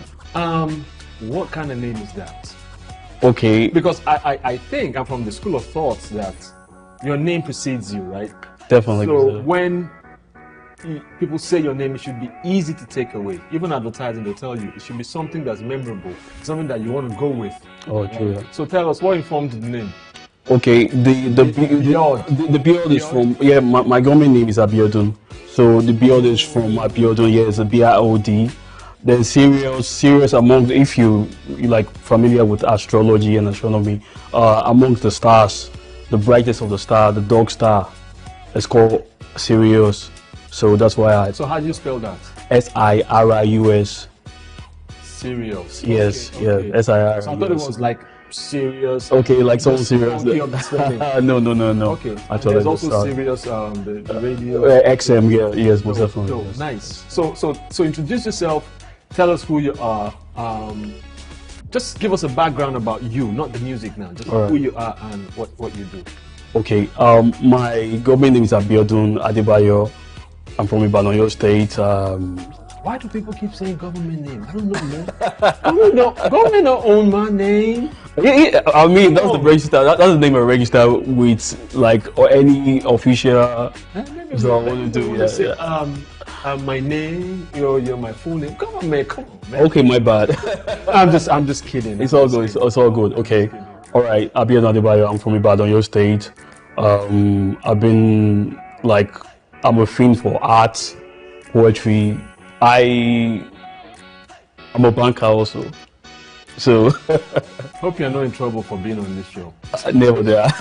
Never there. Because they're like, okay, now you have to focus. You have to choose us or you choose? No. I'm actually like on leave at the moment, so that's why I'm doing this. So you're a banker. Yes, I am. What did you study? What I actually studied mass. I have a diploma in mass communication. I have a degree in English language. Wow. Yeah. Two of them. Yeah, pretty much. Okay, so tell us about what's new with you. What's up? What's going on? Okay, I have an EP that's going to be out. New music. Yes, new music. Like yes, so it's a body of work. Yes, it's a body of work. So what is it called? Memos of a Maverick. Yeah, like diary. Like it's just a compilation of my story, like along the way of a Maverick. Yes, Memos of a Maverick. Yes. So you're a Maverick? I believe so. Okay. Why do you think you are? It's actually like my group that actually called me that there was we got a new group like 2 years ago. So he had like this one-on-one combo with us, like meeting us. Yes. Then he started asking for like our forte, you know, what we are good at, and I told him like I'm a film for writing. Push, tattoo express. Push, reggae, water, don't boss. Push, you're getting too short, my nigga. Push, we are push. If you ain't push, watermelon, you know, push.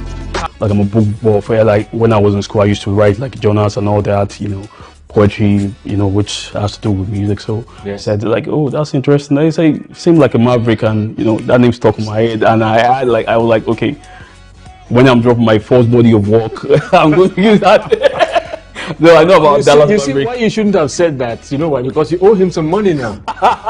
Probably. Because when you blow up, he's going to come for you. Yeah, I mean, no problem. Right? It's something I can afford. Yeah. All right. So, are you selling, or you just streaming and just let streaming platforms just do whatever they want with your money? I'm actually selling. There's a platform called. When is it coming? Sorry. When is it coming? First? Okay, the one you can purchase. Or is it out now? No, it's not out yet. Actually, you can just pre-order and pre-save. So for you to procure the EP, you can go to Bandcamp. It's going to be out on the 26th of October. That's this Saturday. It's coming Saturday. But on the streaming platforms, it's actually distributed by Rock Nation. It's going to be out on the 1st of November. Yes. Do you have a deal with them? It's just a distribution deal. No, not at all. Yes. So that sounds like Rock Nation. So who are you working with on Rock Nation? Rock Nation, it's just the management, it's just the distribution company. No. Like who reached out to you, or you reached out to them? How did that come about? Because I usually ask these questions because we want one of the reasons for the show is we want artists, we want people to learn. Not just artists, but what did this person do differently from what I have been doing. Okay. Even activists, what are ways to step, what are ways not to step. Okay. Or many times people are in a rut, or people are in a there's writer's block and all that stuff. Yeah.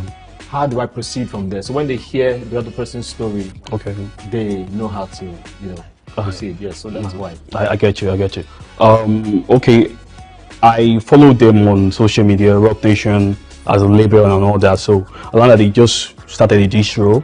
So I wanted to choose United Masters. You know, United Master is headed by Steve Stout. Affiliates, Steve Stout. Yes. So yes, then Jay-Z like owns Rock Nation. So I tried to like just suppose I read, look at okay, this is what United Master I have to offer. This is what Rock Nation has to offer. Pardon me. So.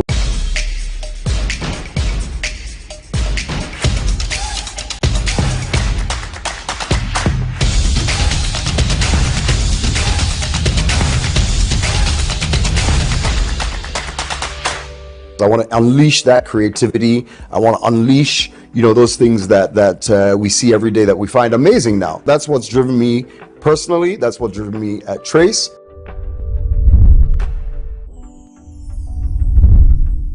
All right, welcome again. It's Inside Life. My name is Hans Mba, and as usual, we have an extra special guest for you each week. Today we got Sam Onyemelukwe. I was about to murder your name. Yeah. And he is, I say that he is Trace TV, right? He's been doing this for eons, some say decades.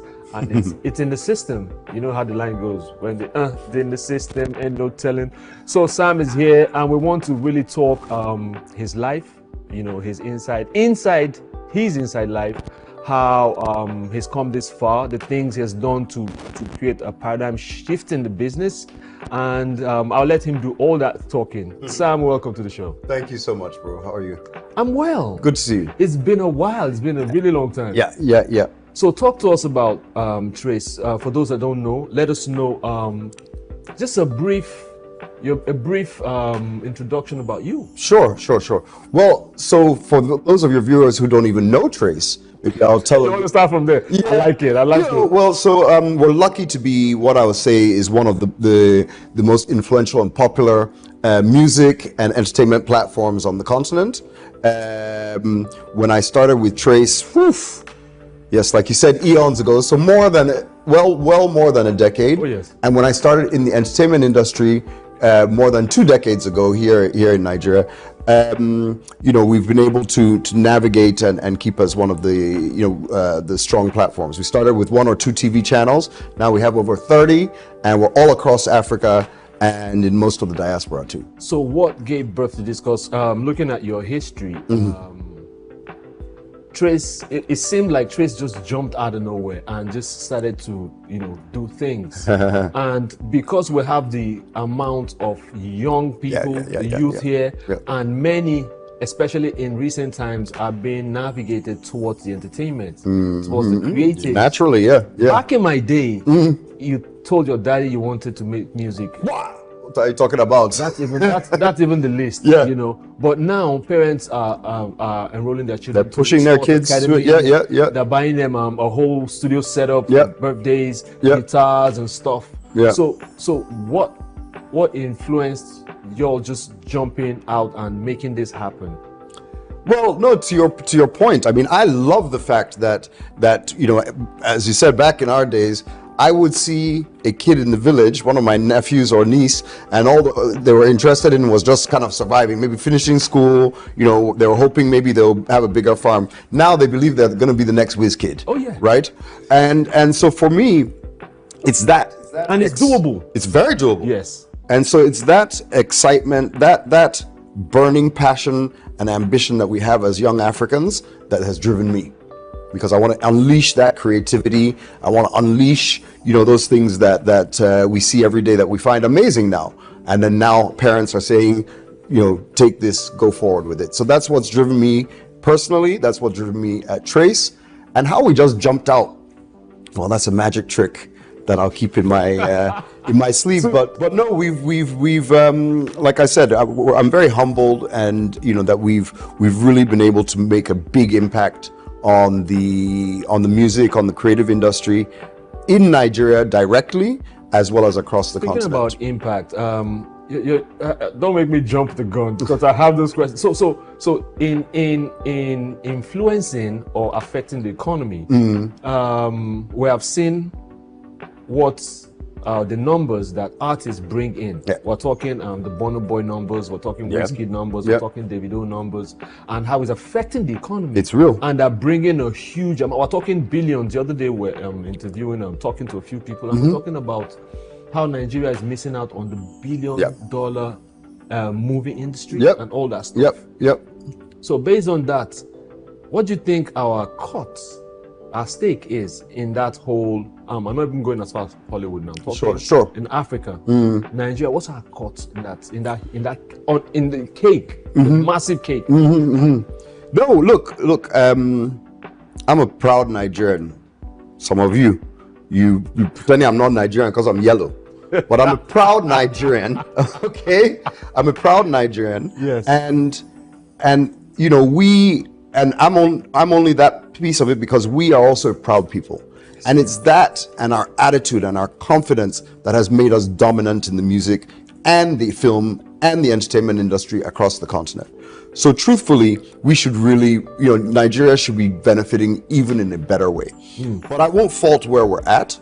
I would say that there's a lot of the right energy, a lot of the right efforts, and a lot of the right people in the right places for us to continue to grow this industry both locally and internationally, in government, We're very excited to see the lineup of those getting involved, from the Honorable Minister himself, across to Minister. I'm talking of Information Technology, down to the Minister of Creative Industries, Obiasika, Tola Akerele, who's DG of Tourism,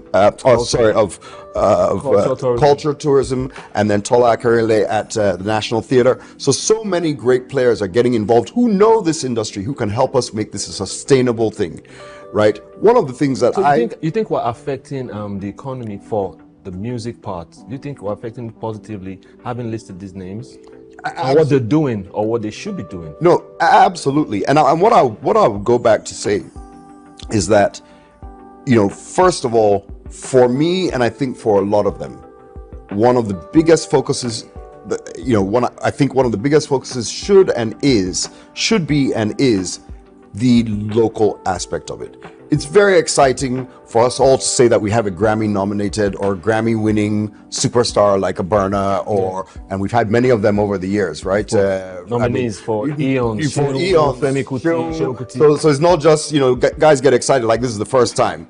Even back in the 70s, right? Much less across Africa, Angelique Kidjo, and we know. So I'm very proud of what the guys are doing now, and I love that fact. But from an industry perspective and for our economy, we need to look at the local economy, right? We need to look at the local support and the local generation of wealth around this industry. Yes.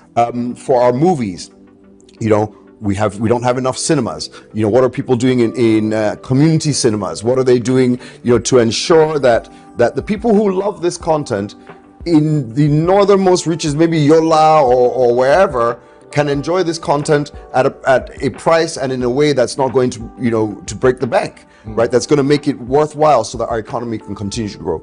And on the music industry, sure, you talked about all the big guys, music and content. Yes. You talked about all the big guys, but I also love the bottom of the pyramid. I do. Right? I love this, the fact that there are thousands of creators. I just watched your show, and you had the young man who was a busker. Yes. What's his name again? Komi Flames. Komi Flames. Yes. Come on. You have a busker on the streets of Lagos. You have thousands of guys making content. And, and this also represents a huge shift and to the dynamic of what's happening in the economy, as well as the economics of it. So you have Burna Boy and whoever at the top generating literally hundreds of millions of dollars in activity. Yes. But likewise, those hundreds of thousands at the bottom are also doing the same thing. So it's a paradigm shift for our industry, for our economy. And we're loving it. You said something about we're not benefiting enough. Shed more light on it. Yeah, no, definitely. Look, one of the basic things is the protection of intellectual property. Yes. Right? On a very show like this, in the mall, I hate to say it because our economy's tight right now, so we all don't want to spend money. But even in a wedding, we're supposed to actually pay for the music we use. True. That DJ is supposed to pay music rights. I agree. The mall or the shop that you go to is supposed to play music rights. The radio station, the TV channel, we're supposed to pay music rights. But those protections and that regulation is not in place enough to generate that out of this. So our economy is being shortchanged, the creators are being shortchanged, and those of us who are behind the scenes, our businesses are getting shortchanged. But we're on the right path. I'm confident. So what can you tell us 1, 2, 3 things that you feel we can do to mitigate this? Because I say this, I also have a weekly show where we talk to hip hop artists and from down there. Right. I'm like, we're talking, I don't want to name names now. We're talking 0.0001% given to the artist, and still many people don't feel led to, despite all the subscription and stuff. Many people don't feel led to subscribe because there's a feeling that the artists are being robbed. Like you're saying now. So how do we? Is it just we talk about it to shed light? Because they said you talk about it frequently or often enough, something gets done. But beyond that, who does the something? We're talking about. So to your point, there's a whole there's multiple players in the ecosystem. There's stakeholders. Yes. And each stakeholder needs to play its part. But why I'm confident is because the money is so compelling. There's a floodgate waiting to be opened, and nothing moves mountains like money, right? So we're all motivated in the right way because we can point to, and as you said, as we continue to talk as an industry about, let me go back to performance rights, right? Performance rights, for the artists, maybe not even a big name. Let's talk of an unknown artist or only, not so well-known artist who has a hit song. That song should be generating money across multiple revenue streams. Yes. It's not right now, right? But when the record label is looking at that and saying there's 5 billion naira that should be coming out of this song every month, that's not from radio stations, etc. That is the type of impetus that changes it. Government needs to do its part, both on the regulatory side and the organization. COSON and MCSN have been fighting too long. P-Man, Just focus on the art, focus on the business. On art. Sort this stuff, get out of the fighting. The money is there, you're holding it back. We need that unleashed, right? Likewise, industry players need to play their part. Radio stations, TV stations, hotels, bars, we need to fess up and say this music is worth something. Yes, it's not free. It wasn't even made free. It wasn't made free, and it's the way, me as a TV station, it's the way we make money, right? The reason that people watch my channel is because I play these music videos. So I can't take this for granted. So we pay almost 25% of our revenues at Trace to music rights. So here in Nigeria, that's in the billions that we pay for music rights every year, right? And that money should be getting to the artist. Sometimes it doesn't. But we need to play our part. Government needs to play its part. The private institutions and the viewers. The public needs to recognize there's value in this thing. It's real. When you jump and dance to a Davido song, sure, you see him rich on Instagram, but just know that this thing is real. It's real money. It costs money. Guy, will you enjoy it? You make hit song, you won't collect. Just make it easy. Your product. Yeah, exactly. You whatever product, it's your product. You have it for free. Exactly. So also, a lot of these things are happening to affect the youth and how they're gainfully, maybe not gainfully, engaged. Oh, yeah. Hopefully gainfully. There was the awards you guys did, some other culture, because when the culture shifts like that, it creates opportunities, especially for the young ones, which is our focus basically. 100. So you have done the awards. Tell us about the awards in Rwanda. It was massive. I saw it and I'm like, wow. Yes. So why Rwanda? Sam, come on. Okay. First of all, let's tee up the awards. For those that don't know about the awards, we did our first ever Trace Awards and Festival last year, almost a year ago, and we were excited because it actually did the impact that we wanted. So we truly took the entire music industry and we claimed the space as the top awards on the continent in one fell swoop. Really? One fell swoop. I mean, we had over 80 artists there from all over the continent, right? Of course, we had our big boys, the Naija boys. We had David there, Davido there, Rema there, Yemi Alade was there, Mr. Easy, Feels, the list goes on. And we dominated, my people. We dominated. Nigeria does that. Yeah, but we also had Diamond Platinums from East Africa. East Africa. We had, the name's going to escape me. I'm an old guy. Please forgive me if I can't remember everything. But we had South Africa represented. We had North Africa represented.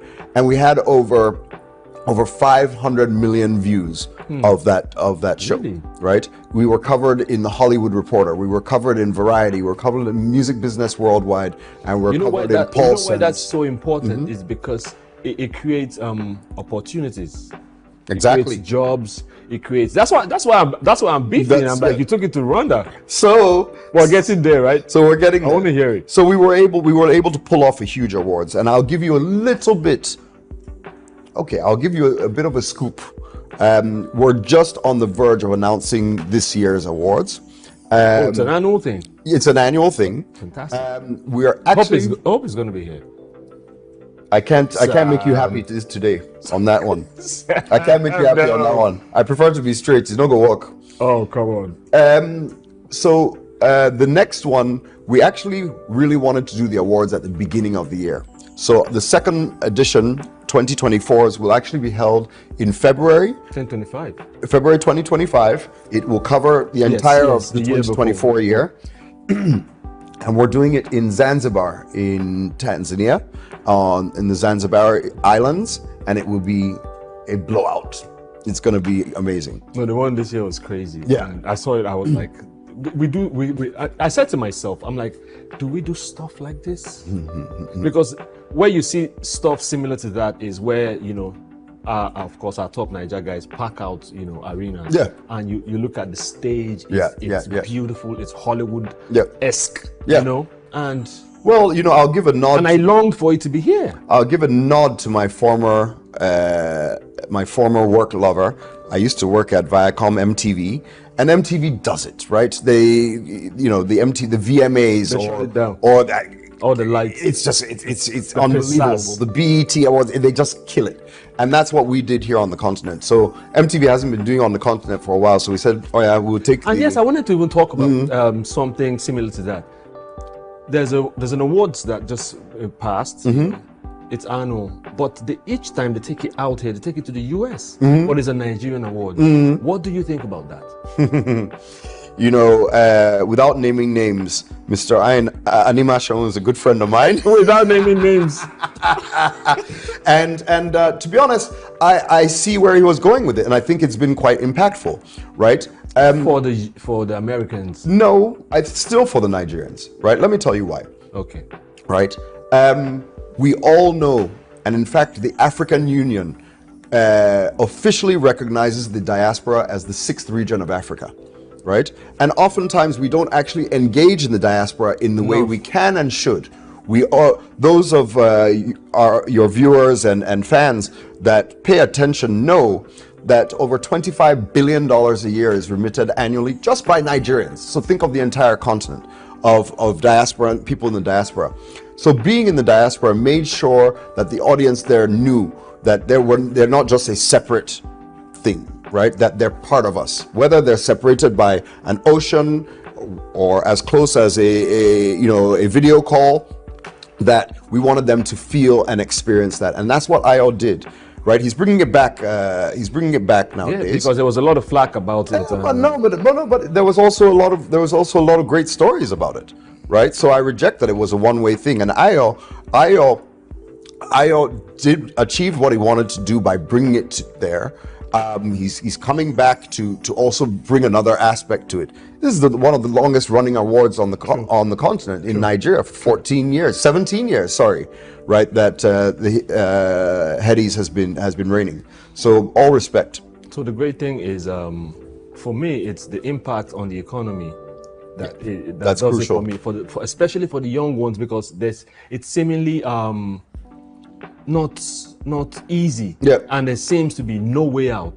But the creative industry, acting, music, producing, all that stuff has helped open those doors for them. No, look, so for the Trace Awards, right? And to be honest, I would really love to do it here in Nigeria, right? We've been starting some discussions with Lagos State, the national government, because you need government support, especially for the big scale creative industry on the continent. Government must be a part of it, and not just our awards. We just talked about it from all the other aspects of this, right? So the creative industry needs government, right? And I'm hopeful that we can see our way to doing it here. We have some issues to sort out from our tourism aspect, travel, safety, etc. But so we're definitely open to bringing it here. But the awards that we did, the night itself, as in the cost of the night itself was about 5 billion naira. For the setup, the event, the travel, everything that happened around that night.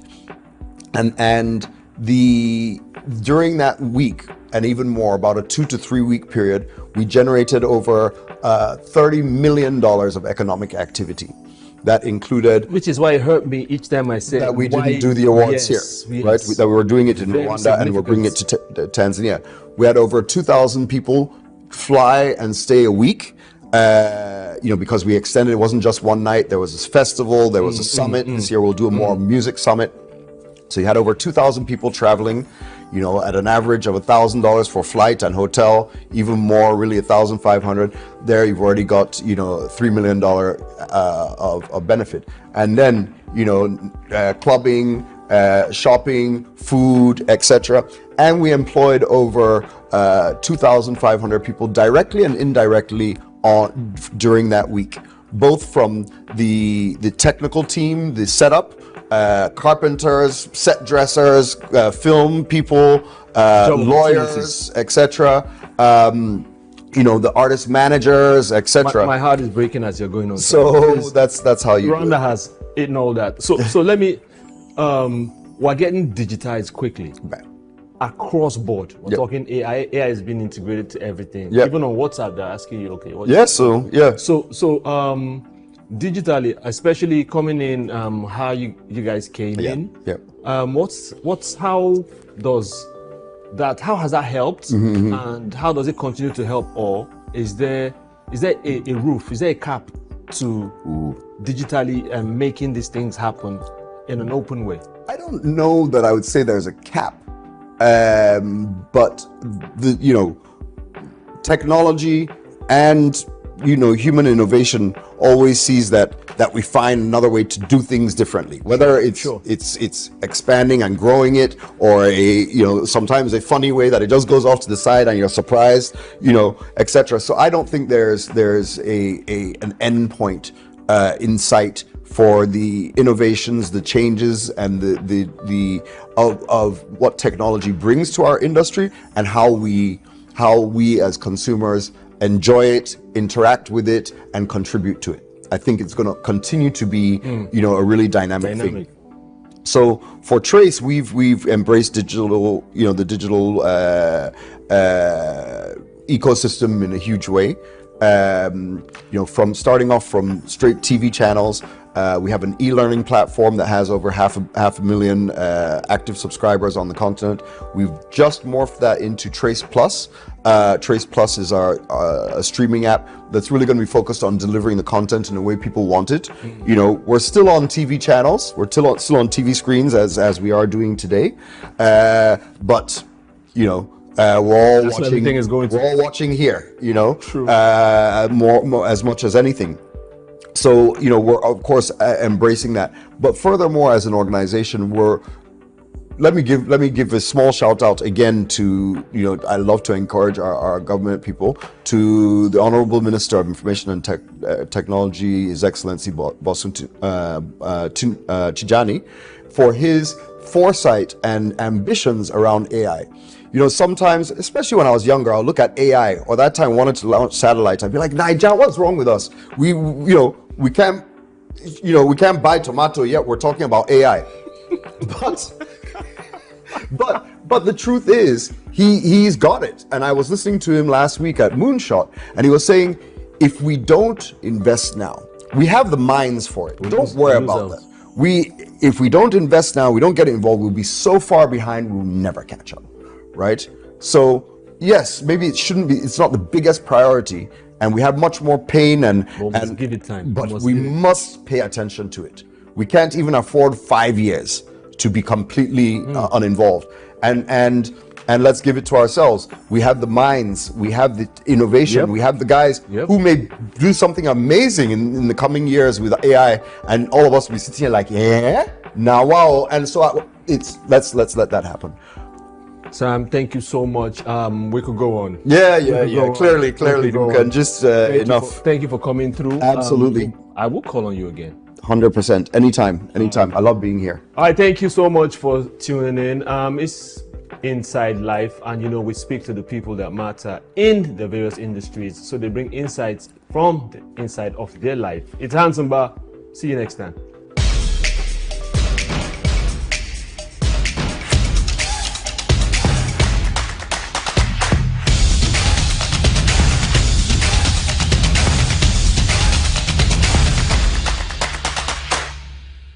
In the heart of sub-Saharan Africa, where commerce meets progress, welcome to SOUQ News, your source for business, economy, and development insight that drive nations forward.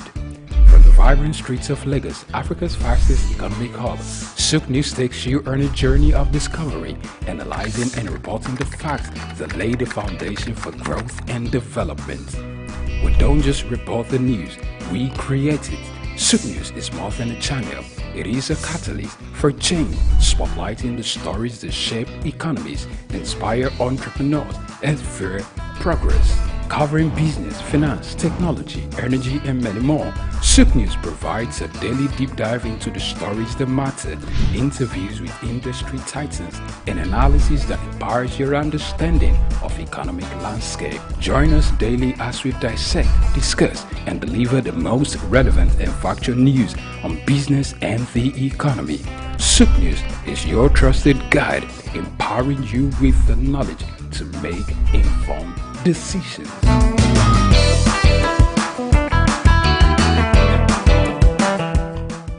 For years, uncomplimentary features including obsolete books, lack of power supply, leaking roofs, and sparse library infrastructure have become an integral feature of public libraries. Visits to some of these facilities, particularly in Lagos and Ibadan, indicate a litany of pathetic public libraries. Attempts by governments to turn things around have been weak and sometimes non-existent. Expectedly, the impact of this on learning is telling. This is the basis of today's news talk, which focuses on public libraries. An American writer, Sidney Sheldon, once said that libraries store the energy that funds imagination. He added that libraries open up windows to the world and inspire us to explore and achieve and contribute to improving our quality of life. For many years, many young Nigerians have failed to improve the quality of their lives by expanding their knowledge or nurturing their latent reading skills, hence leave most parts of their lives in doubt, contrary to the advice by British novelist and screenwriter J.K. Rowling, who said, "When in doubt, go to the library." Public libraries play a crucial role in a country's educational system by providing free access to a wealth of information and resources through offering a diverse range of books, journals, and digital resources that are essential for learning and research. They serve as a repository of knowledge accessible to everyone, regardless of socio-economic status, in addition to supporting lifelong learning by providing resources for all age groups. Their role in promoting literacy by offering reading programs, story hours, and access to books for young readers is very crucial for early childhood education and developing a reading culture. It is in light of this that the declining state of public libraries and poor management of the existing one, particularly in Lagos and Ibadan, are posing concern to critical shareholders. These concerns are there because of the overreaching effect on the standard of education in the two states, Oyo and Lagos. Most libraries in Lagos and Ibadan share similar attributes. They range from old buildings with leaking roofs, obsolete books, empty shelves, disused tables and chairs, uncomfortable ambience, and overgrown shrubs. Also, while the world is migrating electrically and libraries digitalized to bring them up to speed and make them fit for purpose in contemporary times, most libraries in Lagos and Ibadan are without electricity and manually driven. With fond memories of borrowing books to read in Lagos and returning them to the library in the full care of the other students after digesting their contents, Mrs. Felicia Adeniyi is pained that many years after, school children are longer enjoying such opportunities because of what public libraries have become. For starters, most of the libraries in Lagos State belonging to the state government are in a ruinous state. In its wisdom, the Lagos state government some years ago has turned the age-long library on Broad Street into a drug laboratory or whatever. This reporter used to use the library in the 60s, 70s and 80s before the politicians decided to change their minds.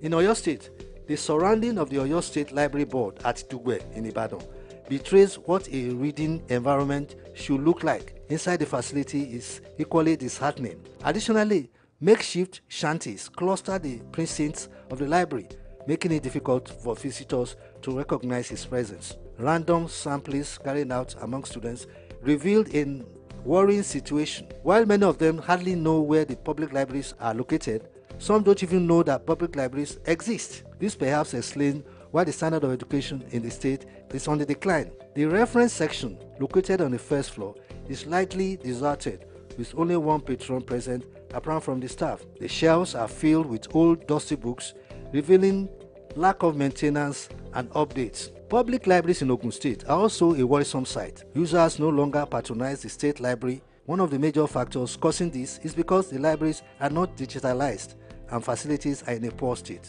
When the director of the Lagos State Library Service, Oyadipe Ashimiyu Amao, asserted that the state libraries had been standardized and are offering quality services, one can't help but wonder the cause of the growing apathy among residents so far as the use of public libraries is concerned. But the answer is not far-fetched, as some of the existing 13 libraries that exist in Lagos State have not been developed to the expected standard. Amao had recently, at a function organized by the State Library Service held for secondary students, claimed that the state libraries offered a conducive environment for libraries. But when SOUQ News visited Ikeja's Secretariat Library, the National Libraries on Abamakoli Way, Butemeta, the conditions of these libraries were against the assertions made by Amao. It is completely against what the gentleman had told the public. While the National Library opens at 8:30 a.m., library users they insist that the discomfort they experience there is a discouraging factor which they have continued to bear because of the little or no choice that they have. One of the library users said that they often come to the library with their hand fans due to the lack of electricity, and when there is power supply, the air conditioners and fans may not be working. Is this what we need in the center of excellence? Let us in Lagos declare a state of emergency on public libraries because the reading culture is gradually vanishing right under our nose. My name is Bayo Olaoye.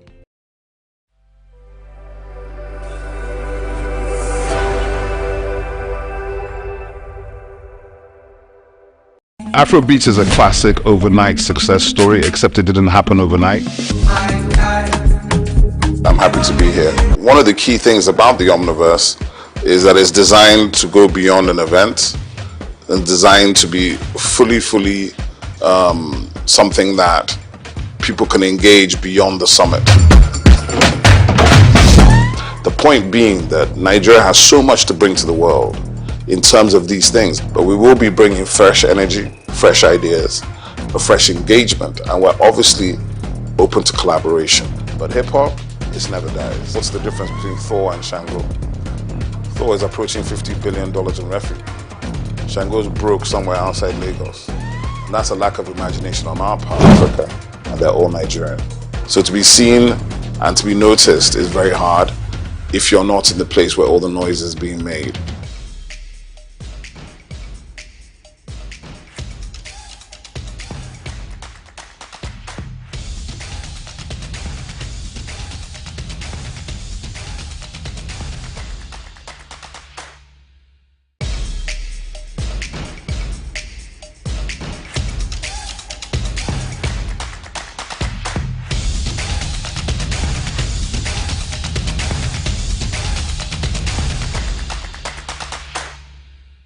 Congratulations on the new channel, and I'm happy to be here. The Omniverse is imagined as a collaboration platform.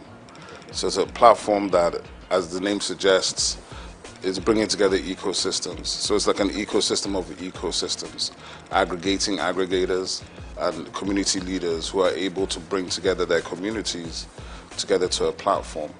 So the summit in itself was, while it's a big event and a heavy lift for us and the team.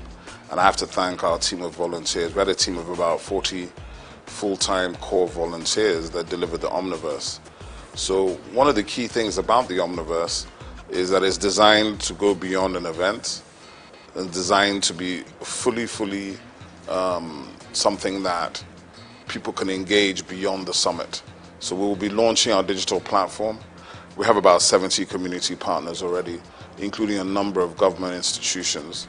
So to answer the question, there's public-private partnership within the Omniverse.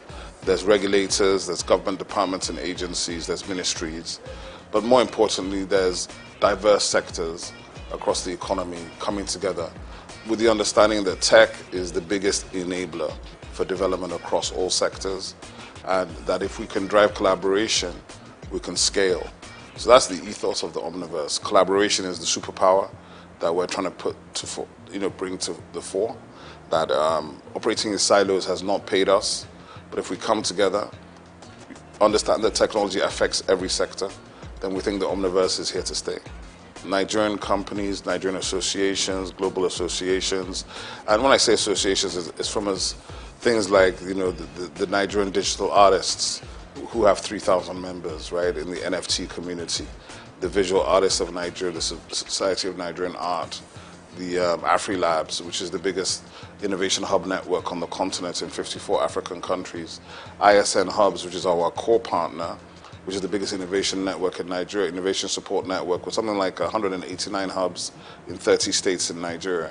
And these are primarily private sector driven platforms, from aggregators who are major promoters of major platforms such as Lola Shone from Ake Book Festival, Choma Ode from AFRIF.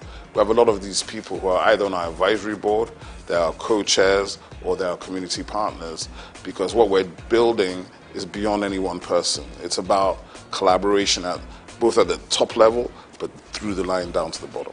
The role of my council is, first of all, to be the primary sort of mandate is to infuse Nigerian arts and culture into everything the Nigerian government does, at state level, at federal level, and to input it into schools, education, and everywhere. So in that sense, to make arts and culture functional and front line everywhere. This will involve the foreign minister, making sure it's embedded in our foreign policy, in our embassies, in the government policy, in every sector. So we're literally going to be reaching out to collaborate to all government at all levels, all other agencies, MDAs, ministries, federal government and state government institutions, to see how we can find common ground. Because obviously we don't necessarily have a lot of money, but I feel we represent the real crude oil of Nigeria, which is the IP that the Nigerian people create. That IP they create, even if you valued it at $100 per Nigerian, that'd be something like $20 billion. And I believe each Nigerian is worth more than $100. So my own estimation, it's limitless, right? So what we have to do is we have to rethink how we imagine ourselves, rethink our own possibilities, and therefore from there, take off by pushing that agenda. But it's not an agenda for me alone. It's actually an agenda for all of Nigeria. Because when we put it front and center, it means we're putting the Nigerians front and center. And we put the Nigerians front and center, I think we win. I think historically you will find that the federal government and the governments of Nigeria have not funded heavily these sectors. They funded the heavy industries, the military-industrial complex, heavy infrastructure. But the funny thing is, whilst the Africans will say, oh, this is grammar, what are you people talking about in arts and culture? What you find is that the West, right, for 500 years has dominated the world. How have they dominated the world? Through narrative. Okay, but what do we complain about? Narrative. But we haven't invested in narrative. So if you don't invest in telling your own story and owning your own story, why are you complaining about how you're perceived? So I think it's counterintuitive and it's about time. And I'm very pleased and very happy that Nigeria now has a full ministry focused on this one specific issue. Because the truth of the matter is, we are older than time itself. We come before Christ. We come before the entire Western hegemony. We are actually the origins of everything, of innovation, of technology, of science, of education. But if we don't believe it ourselves and we don't express it, how can you expect anybody else to believe it? Well, I think the difference is that as a creative entrepreneur, there's really nothing to stop me, right? I can take all the risks. I don't have to worry about anything. I can decide, win or lose, we're doing this thing. But of course, as a public official, I have rules and regulations I have to go by. I have a boss, I report to people, and I have KPIs I have to deliver on. So there's a bit difference in that regard. There's a difference in bureaucracy, maybe a difference in response time, but there certainly will not be a difference in my personality. So I think it's really about how you perceive what these things are. For me, it's an elevation, obviously, and it's a privilege and a pleasure to serve at this level, to do something that I believe in, to do something which is that I believe in Nigeria. I believe in Nigerians. I know our ability. I think we are world class. I don't like all this, it's good for Nigeria. I hate that. So I think for me, that is what's important. And to have the opportunity to try to deliver on some of the things we've been trying to do from the private sector for the last 25, 30 years. So there's nothing new for me in that regard. But of course, the position is new. Being in the government is new. But with a lot of support from friends, family, professional colleagues, and other people in the industry, plus my co-DGs and the minister, hopefully we'll do well. We're under the Ministry of Arts, Culture and Creative Economy, and that's very, very powerful because it means Nigeria itself has taken a decision to own the agenda. Hopefully I have a good time, have a good tenure, and I don't make any enemies. And well, for me, if you leave a place and the people that worked with you have good things to say, if they feel better about their work and about themselves, and if the brand that you're now leading is now appreciated by the people for what it does and how it brings, where we're building to. And when you think about where we're coming from, where there was no infrastructure, no funding, no support, and I think part of what we hope to do with government at this time is, because we come from the sector, we can collaborate with everybody in the sector. We don't have to talk at them, we talk with them, we build with them. And together, I think it's limitless. You know, Nigerians like to say the sky is your limit. I think it's limitless. There's no limit to the whole situation. I mean, one of the things I talk about all the time is what's the difference between Thor and Shango? Thor is approaching $50 billion in revenue. Shango's broke somewhere outside Lagos. And that's a lack of imagination on our part. That's a lack of us delving into the richest thing we have, which is our mythology. Our mythology is endless. If you look at the Marvel universe and the DC Comics universe, the Orisha are basically the same thing as the X-Men. But the Orisha, some people are still afraid of them, whereas the X-Men are north of $100 billion in revenue. So I think we have to understand and reimagine our mythology, our history, our stories, and how to bring them to the world in new formats. It's not just film. It could be live action, it could be gaming. There's so many different ways to action these things. And when you do them, and you do them right at the right level, as Iwaju is beginning to show you, our stories have always been world-class. Our characters are world-class. What we have not had is the resolve and the confidence to finish. I think that is coming now. For me, I think it's still the fact there's more to do. My young brother, Misan Harriman, is nominated at the Oscars, the first Nigerian nominated for a director for a short film, because I know what that will do for the next generation of Nigerian directors, right? So for me, there's still more to do. There's so much more to do. When we see our first $100 million movie in the global box office, we need to celebrate it. When you win a Grammy, you need to celebrate it, because these are stages that we were locked out of. The technology and new media has allowed us to invade these spaces we were not even invited to. But now we're beginning to enter them and dominate. So even when you do that, you have to do it with grace and dignity, not with arrogance. And that's something that some of us have to learn. But the truth of the matter is, the greatness of the Nigerians is just beginning to come. And I feel strongly that this century, we're already in the African century, and the soft power that we hold here is what will define the future of the century. I think the most important thing, the first thing to think about is IP protection, because the minister is working strongly, intellectual property. The US, if you take the state of California, California is probably in the top 5 economies in the world. And 70% of the economy of California is driven by intellectual property, by 2 core industries: Silicon Valley, which is coming out of Stanford University, and Hollywood, which of course is the music and film industry. Now, that is for anybody that says, oh, what is this thing that they're talking about? We don't understand it, it's grammar. The grammar is the money, okay? The narrative is the money, the story is the money. So any of your children or your nieces or nephews that have talent, visual art, performing art, arts and crafts, adire, all of these things that we've been taking as vocation, they are occupations. They are extremely valuable. And with digital technology and platforms, we can scale these things and generate incredible revenue. The point being that Nigeria has so much to bring to the world in terms of these things. I think Nigerian cuisine is going to be on the level of Chinese and Indian cuisine worldwide in the next 10 years. And if you understand that, then you understand that the Indian restaurants in the UK, as far back as 2009, were generating more money than the UK automobile, shipping, and metal, steel industries combined. That's just restaurants on the high streets. So that is why we must invest and we must put our energy into this sector, because this sector would provide the jobs, provide the revenues, and provide the global dollars that everybody's looking for. Oh, I think it hasn't even started. The Maven Records deal is giving you an indication of that. The reason why that valuation of $150 to $200 million has been done is because of the upside potential of Rema, who's 23, and Arya Starr, who's 20. So they're looking at the fact that in 10 years' time, these guys could have generated $1 billion each. Do you understand? So it's a safe bet when you already have a built global talent at 23, when it normally takes years and years and a lot of money to build the talent, right? So what has happened is that we Nigerians have been able to build global talents, global following, with a percentage of the money it takes people in other places to do the same thing. So because of that, the value and the valuation is much bigger, right? So I would say the Afrobeats wave, it's not even a wave. It's been going for 15 years already. So when you encounter it is when you encounter it. If you think it's an overnight success in 2024, that means you were not around in 2008. 2006, I'd say it's a good time to think when the sort of continental, because we took Africa first, working very closely and collaboratively with South Africans, Ghanaians, and Kenyans.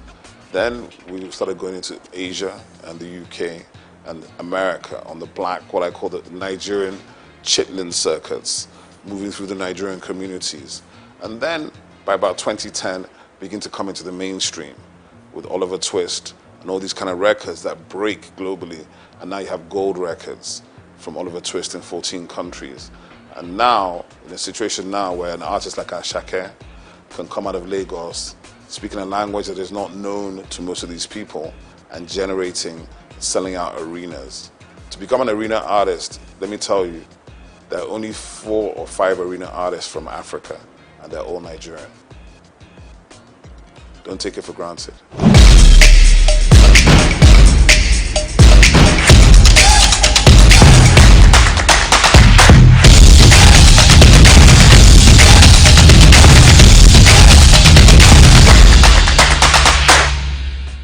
I think a lot of people feel that, but what I should tell the rest of the country is that the rest of the continent is also trying to get to Lagos as well, right?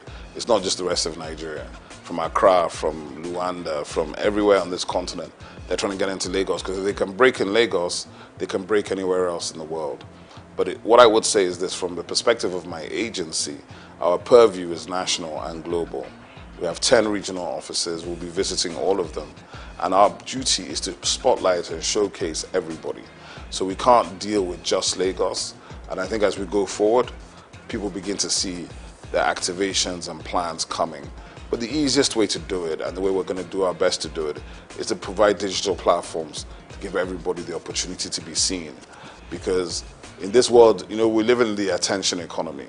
So to be seen and to be noticed is very hard if you're not in the place where all the noise is being made. But I know for a fact there's significant talent in all parts of Nigeria. I was watching last week, a gentleman called Ehi Benite was showing me all this content from Jos with these guys rapping, serious stuff. They're rapping in Hausa, they were doing ciphers. And he was like, what do we do about these guys? I said, just keep pushing them, because there's an audience for everything. There's an audience for everything. Don't be worried about that. There's an audience for every single thing, including the thing that you may be doing in your bedroom, but you think is not important. Somebody's interested in it. My label was a hip-hop label. I even refused to sign singers. There's almost every singer you could name was trying to get us to sign them. And I used to do it based on, can you rap? If you can't drop a freestyle, don't bother, right? It was that simple. And we helped all the other singers get signed to labels that we thought could help them and develop them in that direction. Hip-hop has changed, and obviously it's generational, right? So hip-hop has changed, and you know, everybody approaches music from their own generation. Like, oh, I like this kind of hip-hop or that kind of hip-hop. What I feel is that Afrobeats became overwhelming, and it overwhelmed every other genre here. So the hip-hop guys had to fight for relevance, but the best ones always rise to the top. That's just the simple truth. So I don't worry about that. And I've heard enough guys. I even saw there was a whole Instagram series some guy was doing about a year ago, where he was just bringing out fresh rappers every day from Enugu, from Jos, from Kaduna, from Kano, from Benin. I love it. I think there are incredible MCs in Nigeria. A lot of times they need to focus on doing better songs, right? Not just being a freestyle rapper. If you want to get paid to rap, you've got to do better songs. You can't just do the freestyles. And that's something they've got to think about. You've got to balance the commercial side of it with the business side of it. And what has happened is, to a large extent, the commercial side has won because you've got to pay bills. But hip-hop, it never dies.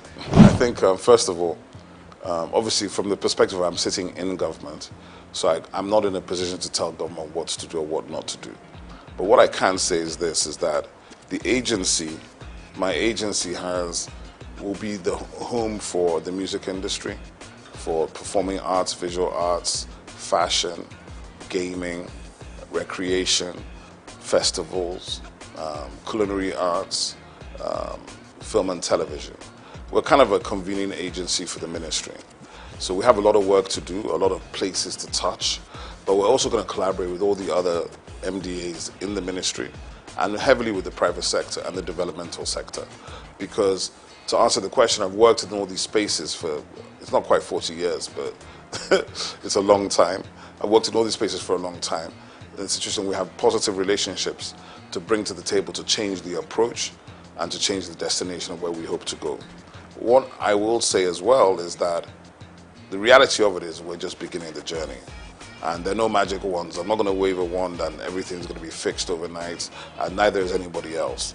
But we will be bringing fresh energy, fresh ideas, a fresh engagement, and we're obviously open to collaboration. And that's really important for me to say that, because people feel there are gatekeepers, but in my agency there are no gatekeepers, right? We're not interested in whether you have the biggest reputation or the smallest reputation. We're interested in the value you're bringing to the table. Because the truth of the matter is Nigeria is massive. There's a lot of stuff going on in Nigeria. We're going to try to aggregate those things and bring them into one platform so that even as Nigerians we can know what we're doing. Because to be honest, if you don't know and you don't follow, there's no way you can know 90% of what is happening even in Lagos before you talk about the rest of the 36 states in the FCT. So for me, from my perspective, the journey continues. The objective remains the same. We want to see Nigeria win. But in order to do it this time, I don't think government should ever be disinterested in the nature of the industries in which it is operating. But we also don't need to be owning the space. We want to enable, partner, collaborate, and see how we can push people to do more. Because there are already people doing a lot, and maybe they haven't been recognized, they haven't been brought out, they haven't been celebrated. All these kind of things we can help to do, help to get news stories and people to bring these things to the fore, right? Like I said today, a Nigerian who was nominated for an Oscar as a director, the first Nigerian. It's up tonight at the Oscars. It's not news in Nigeria. That's a problem. We have to be able to tell the stories that are of greatness of our people, because if you don't do that, you can't inspire anybody.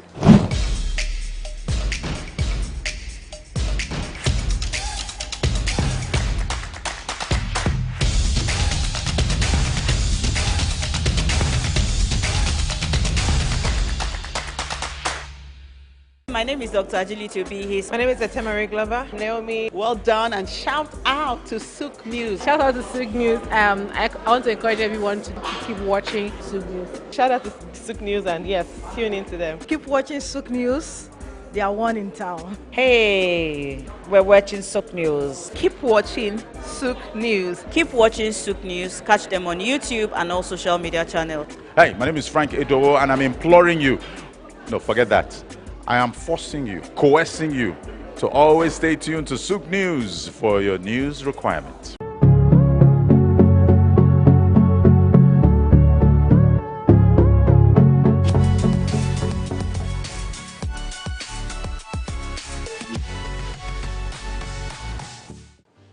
Well, I think as the name goes, we're still faring very well. We're still holding on. Basically, Niger Delta Power Holding Company Limited is a Nigerian company owned by the federal government of Nigeria, the 36 states, and the 774 local governments. The federal government has 47% shares in NDPHC, and the 36 states and federal capital territory, plus the 774 local governments own the remaining 53%. Originally, it was supposed to be a stopgap, build and sell power plants to increase the power availability. But in the process, as the company moved along, they discovered that if you build power plants, you also have to build complementary transmission networks. And then if you have transmission networks, you will also need the distribution network so that the power can ultimately get to the consumers. And so because of the gap that was in the sector at the time, Niger Delta Power Holding Company Limited was asked to build more power transmission networks, substations, injection substations. So over time, we had grown into the behemoth that we are today. Principally, we have 8 power plants functioning now, and then 2 are in the process of being completed. So that's what Niger Delta has been. But basically, I can say without any iota of contradiction that Niger Delta Power Holding Company Limited has been able to increase the capacity, the network capacity, by about 50%, and of course the distribution capacity by about 60%. We are capable of producing up to 4,000 megawatts now, but there are still some constraints in the transmission network, which is being addressed by the various arms of government and the various stakeholders in the sector.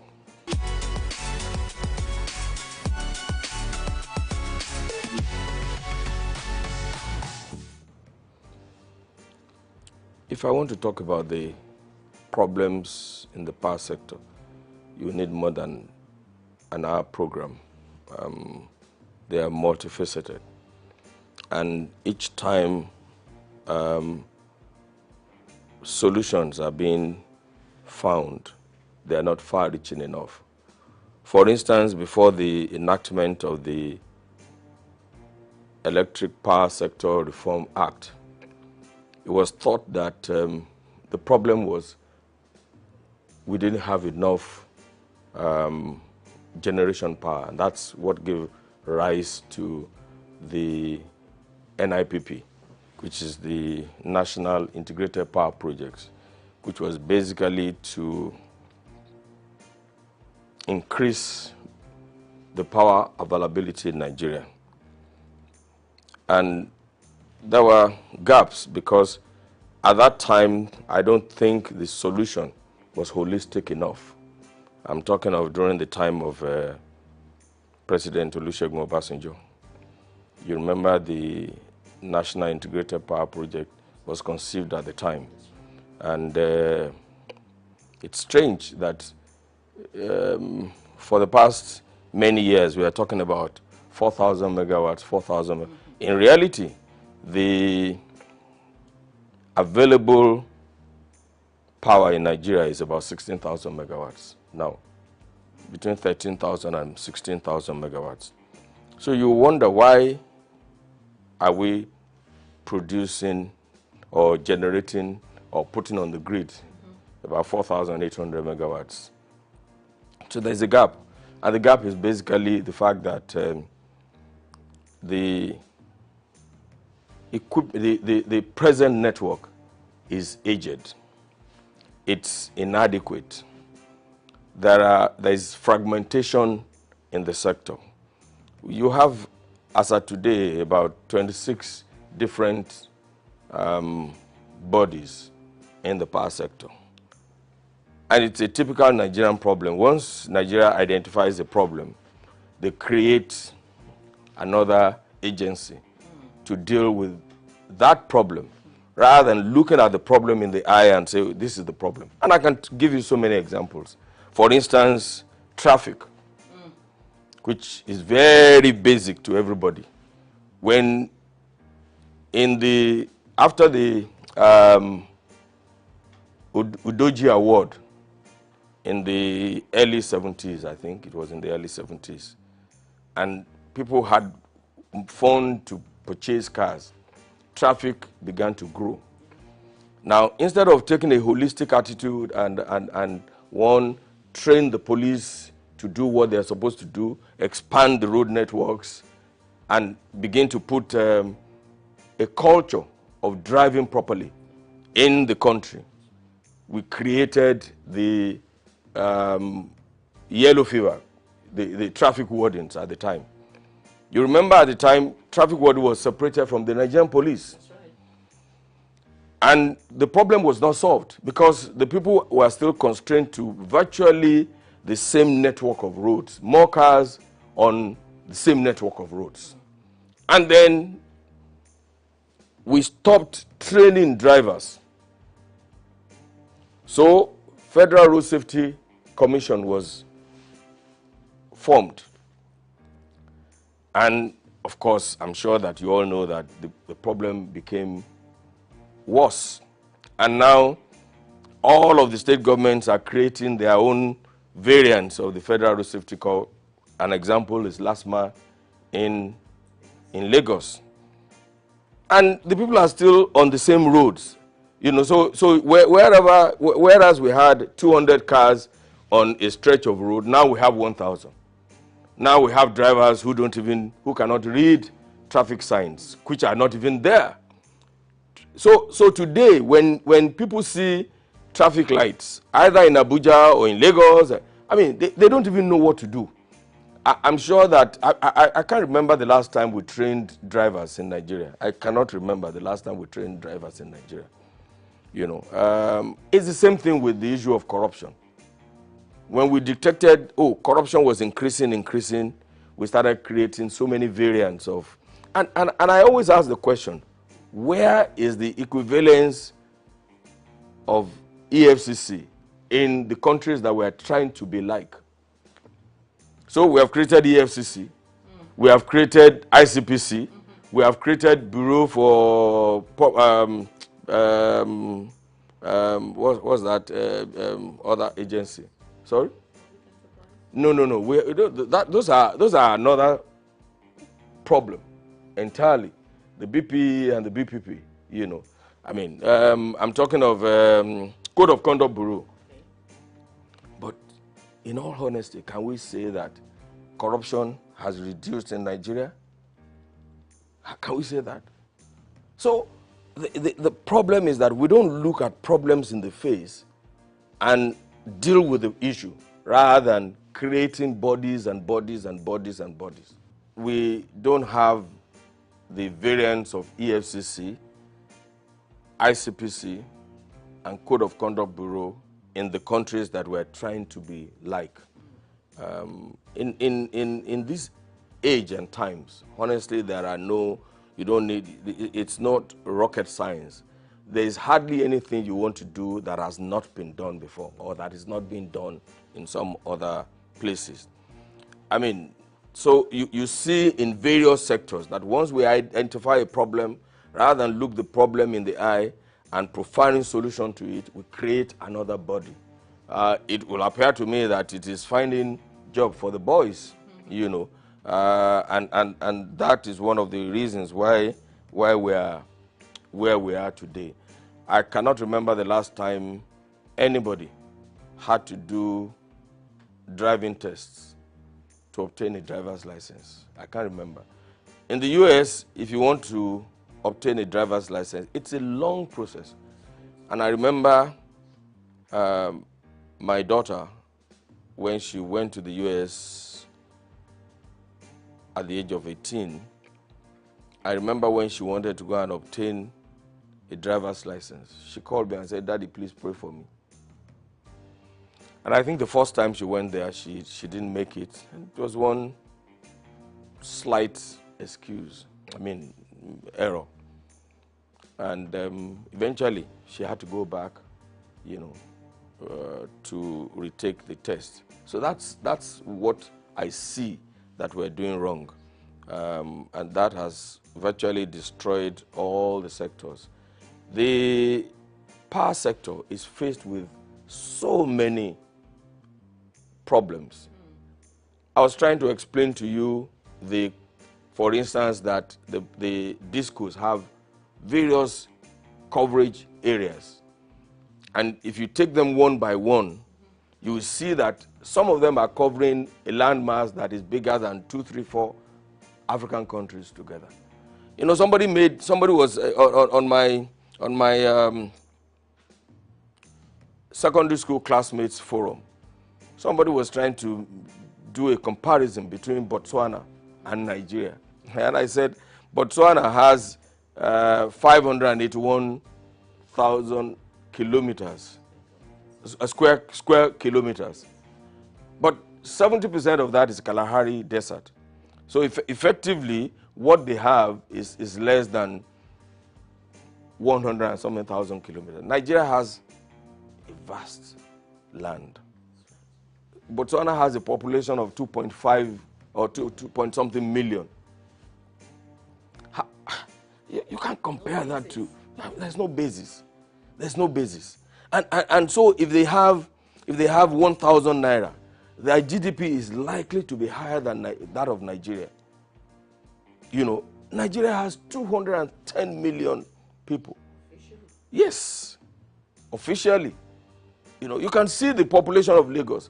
I'm sure that the population of Botswana is not as thick as Surulere alone. I am not trying to give excuses for what we are in Nigeria or how we're doing things badly. But I'm saying that we have a giant problem. We have giant problems in all of the areas. And we need to put our heads together to provide solutions to these problems. You know, you can say that Nigeria is a country in progress. I know that we have enough human resources, we have enough intellectuals to find solution to our problems. And I'm beginning to see that the government of President Bola Ahmed Tinubu is tackling the problems headlong.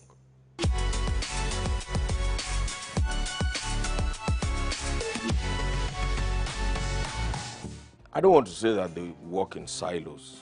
I mean, it would not be absolutely correct. I don't want to say that. That would be too negative. I would like to say that there's need for better collaboration between all of them. And then one of the greatest things that we need to do is that there must be a coordinating agency that is not encumbered with or by bureaucratic procedures.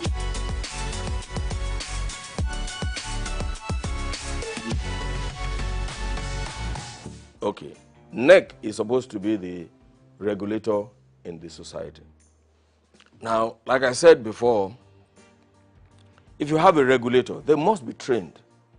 And we shouldn't be ashamed to train our regulators and to ensure that we have the right people in those positions. But like I said, almost all the agencies in Nigeria, you find a lawyer heading an engineering company. You know, I mean, it's not done. And what happens is that, I don't want to create a war between professions, but the truth of the matter is that if you are a lawyer and you have, you're doing legal consultancy in the sector, that doesn't make you to be chief executive of a purely engineering company. You know, the last time it was an accountant that was in charge of one of the parasitals in the sector, and you know, even now that there's a new government, you see all kinds of people trying to outdo each other here and there. TCN, for instance, is supposed to be in charge of the transmission networks, but you have the independent ISO under them. How is that going to work? I mean, that is supposed to be an independent, and it cannot be under TCN. You know, the discos, for instance, who is supervising them? NERC is supposed to supervise them, but you have on the board BPE, you know, that has 40% of the shares, and they're supposed to monitor them. Are they doing that? And then now the Yoruba people say amukun eru ewo oni wosaleni. That is, if a man is crippled or has bent knees and is carrying a load, it's not likely that the load will be straight because the legs are bent anyway. So that is the problem that we have. You know, the root cause, we are not attacking the root cause.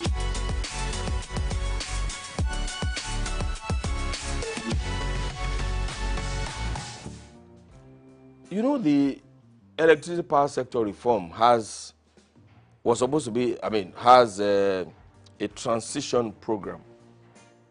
But unfortunately, because we didn't do the privatization properly, we gave it to people who have no financial resources.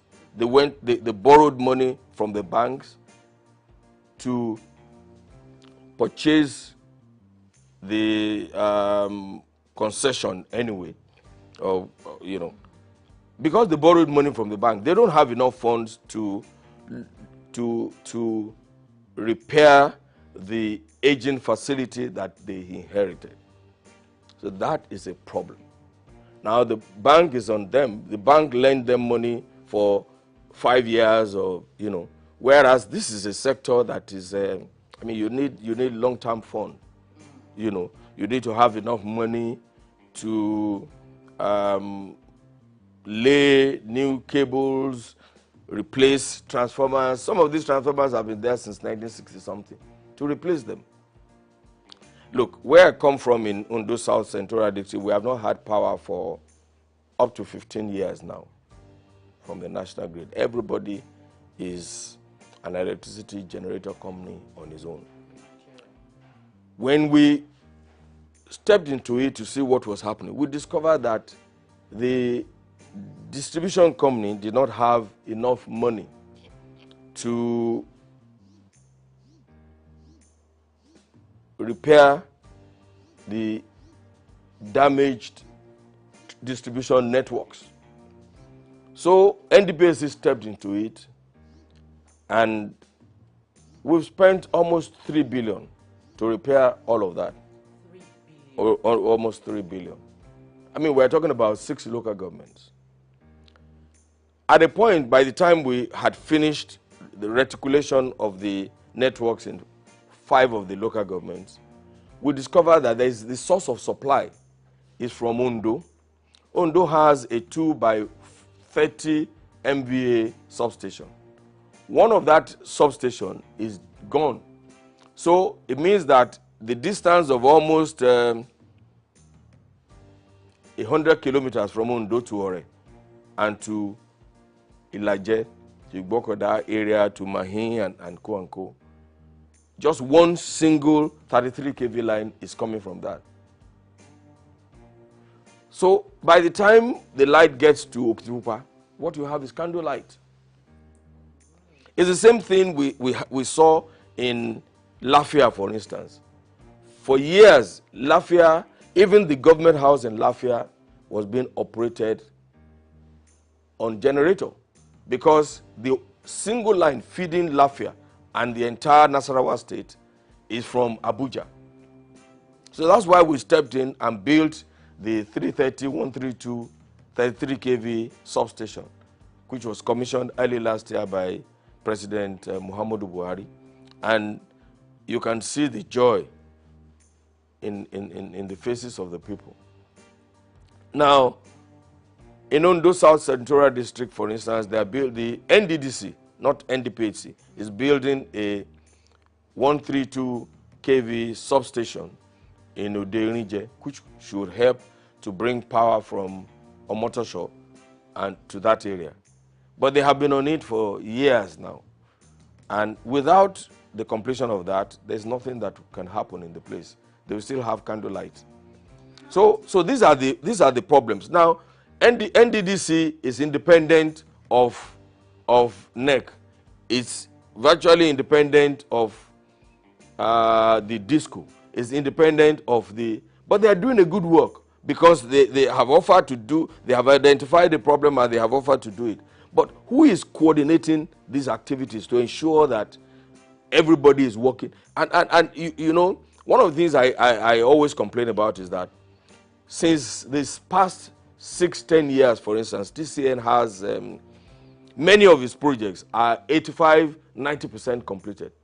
Some of the problems are just way-live, that the government should collaborate with the state governments to resolve. But what do you have?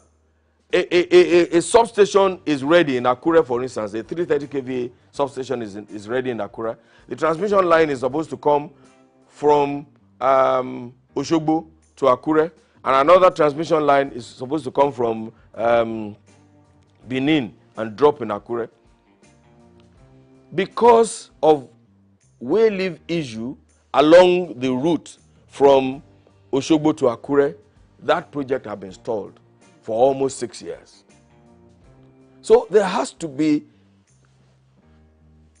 an organization that is above NEC, that is linked only to the president, that will look at all of these things. I talked about the fragmentation in the sector. You know, look, and let me tell you something. I know that electricity is a commercial venture. Yeah. And when you put your money there, you should be able to recover your investment. However, it's also a social contract between the government and the people. It's a social contract. You know, so if you have such a transmission line, everybody should be involved. And I remember that it has to be a responsibility. I remember when we were doing a project in Owerri, and because the transformers have been there for a long time, we needed to remove the transformers to a workshop somewhere in Ikorodu there for repairs, so that when they take them back, it can function properly. And we had given authority to the EPC contractor to go and remove the transformer. But of course, when the community saw that they were removing their transformer, this was a transformer that has not been functioning for the past 10-15 years. They refused to let them go, and the governor had to intervene. The governor also refused to let them take the transformer away. I had to personally intervene with the governor, speak with the governor, write an undertaking before the transformer can be moved to the workshop for repairs. I mean, it's not repairs, but you know, they need to change the oil and, you know, make sure it's in good working condition, because it's been on the plinth for 15 years. So there has to be a coordinating agency that is devoid of bureaucratic encumbers. You know, initially, NDPAC was created from the federation account. The initial seed money for NDPAC was from the federation account. However, since we started producing electricity, let me put it that way, we don't receive subvention from the government. So our revenue is from the sale of electricity, sale of energy to the network and to what we call willing buyers. For instance, you will see that we still, even outside the country, we sell power to countries outside Nigeria. Yeah. So that's how we derive our, but because also we are owned by the 3 tiers of government, we have also embarked on working with the other sectors to improve the network. For instance, we build distribution. So from the profit that we have, we build distribution networks virtually in all. There is no state in Nigeria that has not felt the impact of NDPAC.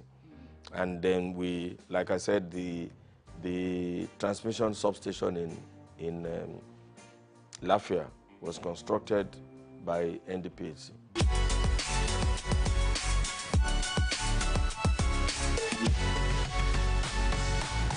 It's like LLNG. I mean, LLNG cannot receive subvention from the federal government anymore.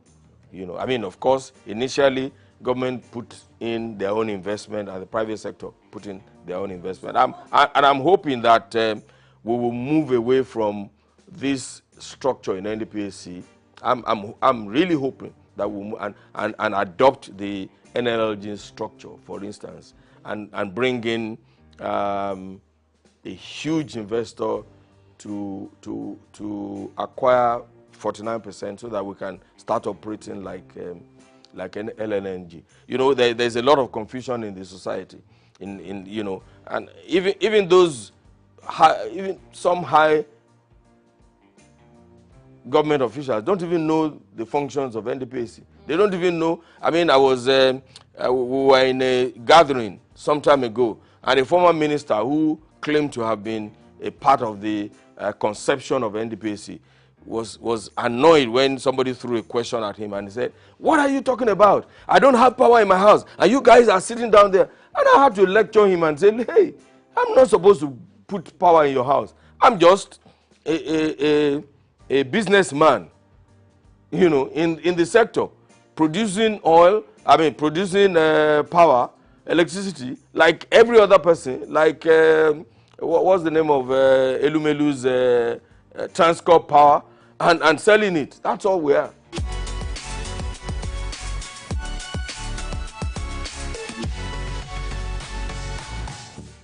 The problems are enormous.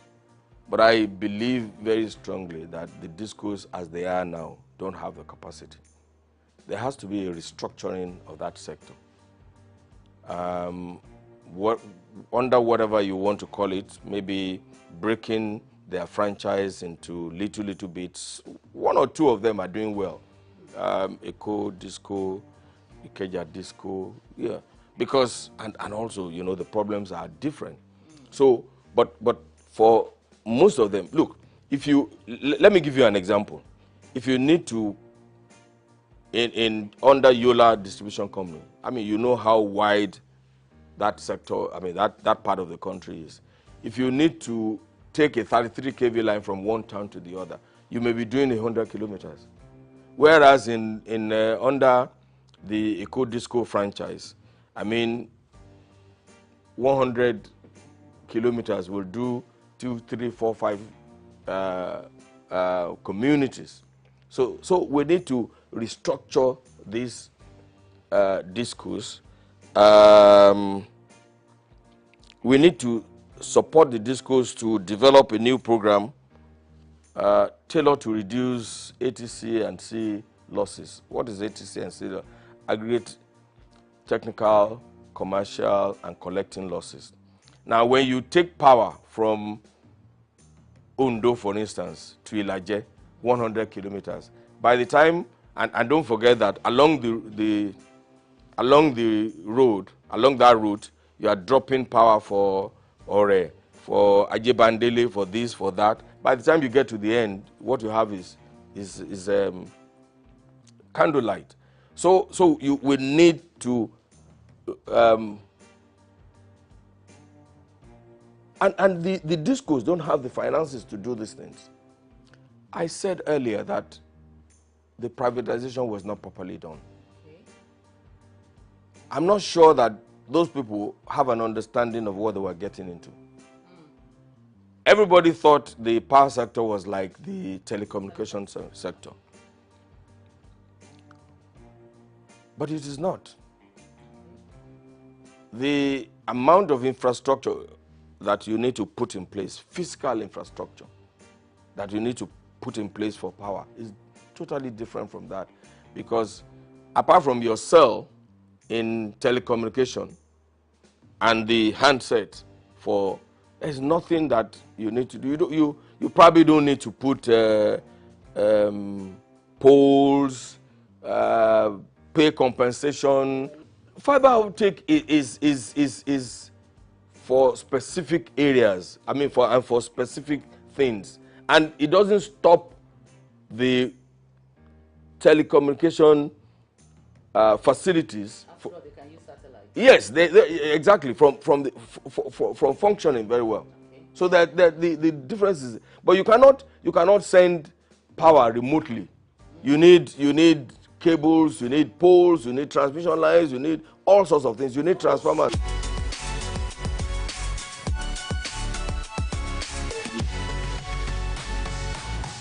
The discos should be responsible for them.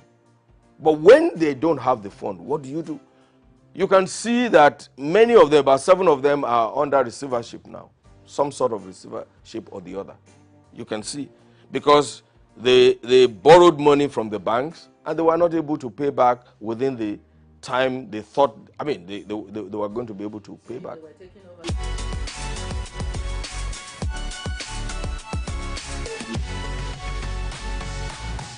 You have to deal with each one of them, you know, on it has to be a tailored solution to each disco. You cannot apply the same brush for all of them.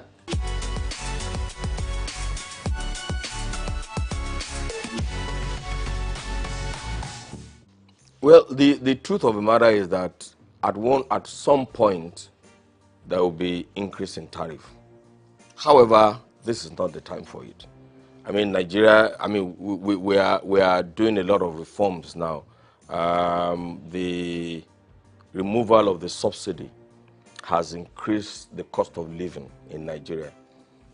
The exchange rate, harmonization of the exchange rates is also going to affect the economy and the earning power of the common Nigerian, even though that should not be the case, because I can tell you for free that no business organization was charging their customers based on the 400 and something naira to the dollar that the CBN was and that's a fraud on its own, because CBN knows that there's nobody who is selling anything in Nigeria decides the cost of that good based on the CBN exchange rate. It's simple, because they are not sure that they will get, I mean, when they need to replace machinery, raw materials, they were not sure that they could get the dollars from CBN. So this is the best thing that could have happened. The Naira float. The Naira float is the best thing that can happen to our nation, Nigeria. And I'm surprised, because every expert and non-expert had been advising CBN to do this for so long. So I'm surprised that the CBN was reluctant to do what is needful, and that's about the corruption in the system. So this is not the time, and I'm advising government too. This is not the time to increase tariff.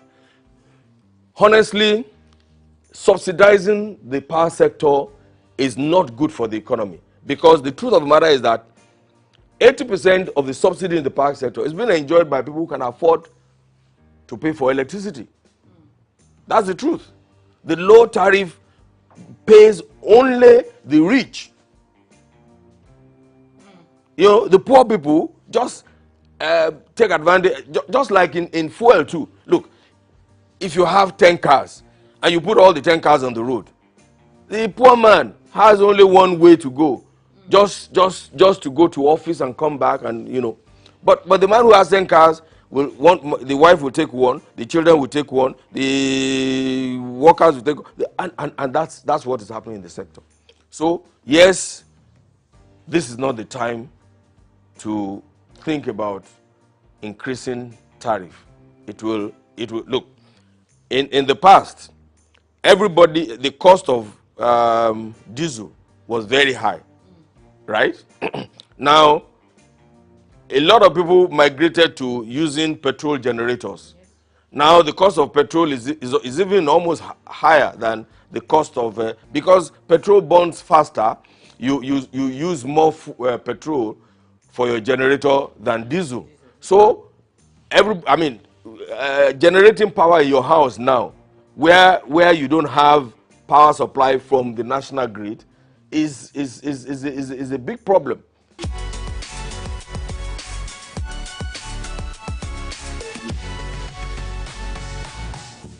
No, there is no doubt in my mind that we need to migrate to prepaid meter.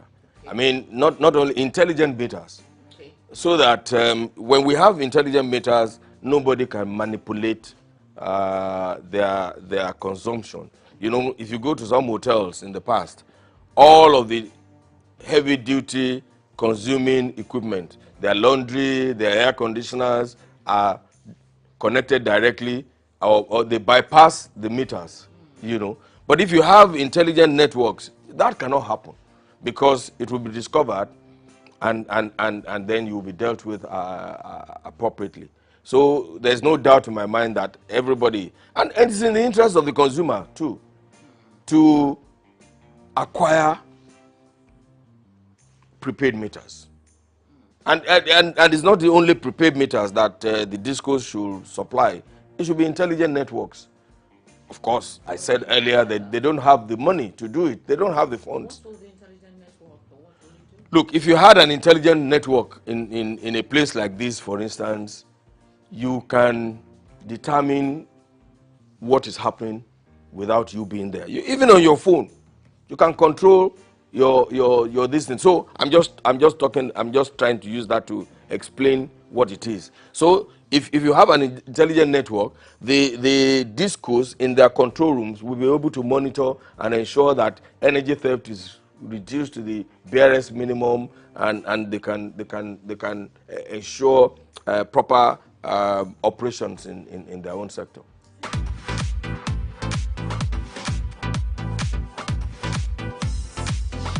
In the heart of sub-Saharan Africa, where commerce meets progress, welcome to SOUQ News, your source for business, economy, and development insight that drive nations forward. From the vibrant streets of Lagos, Africa's fastest economic hub, SOUQ News takes you on a journey of discovery, analyzing and reporting the facts that lay the foundation for growth and development. We don't just report the news, we create it. SOUQ News is more than a channel.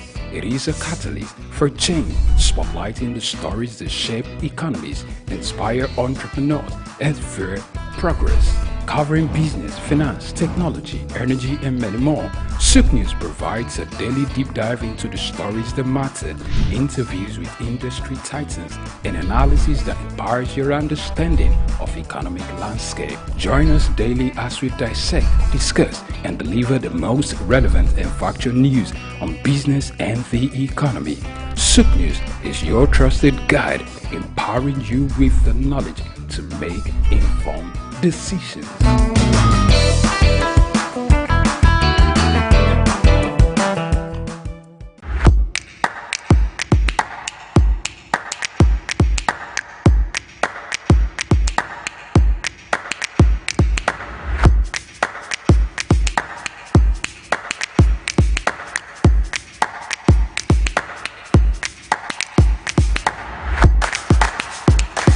Welcome again. It's that time of the week. We are on our book review show. We talk about the intricacies of specially written books that help mankind and give you the best of life, to add to the best of life for you.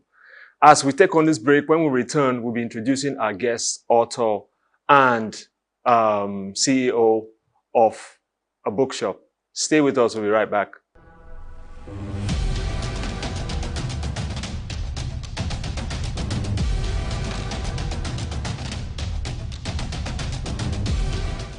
All right, welcome back. This week we have a special guest, author, Lagos Business School alumni. She's a UNILAG PhD holder. She's a certification. She has certification in BizCom and negotiation, connecting with children, non-profit leadership. She just has a long list of qualifications. Her name is Irene Okon Udosen. Welcome to the show.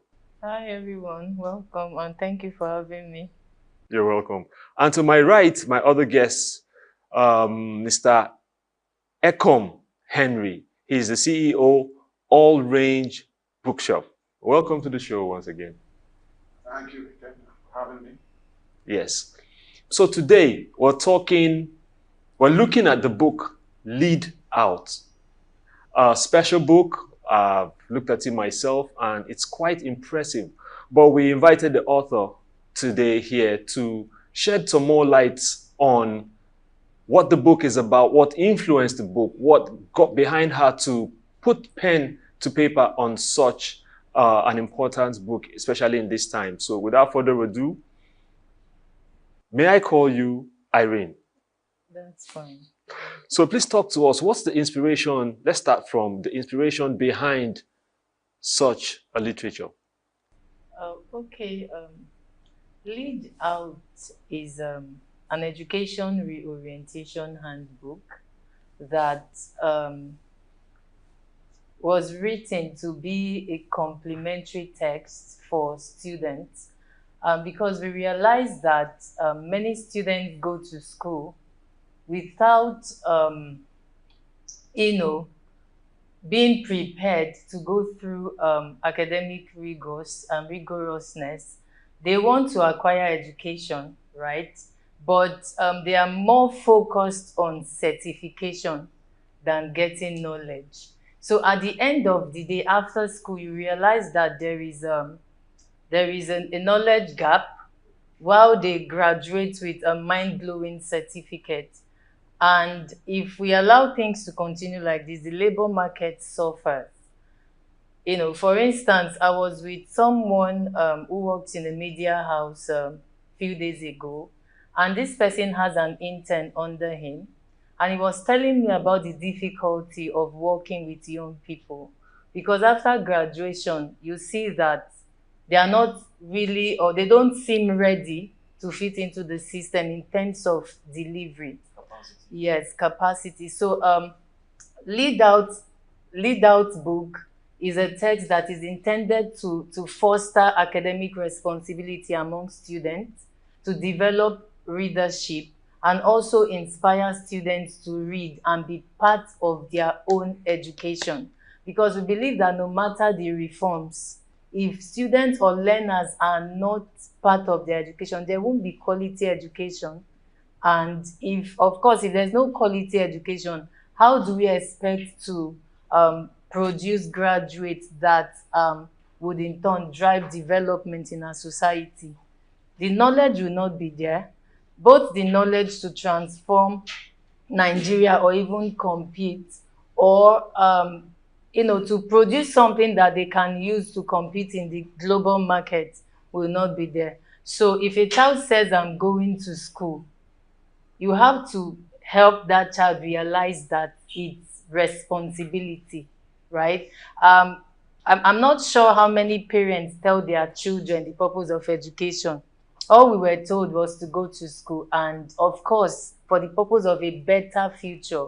But we were not taught how to acquire that future, So there's the likeliness that, not even the likeliness, I think there is negligence towards knowledge, right?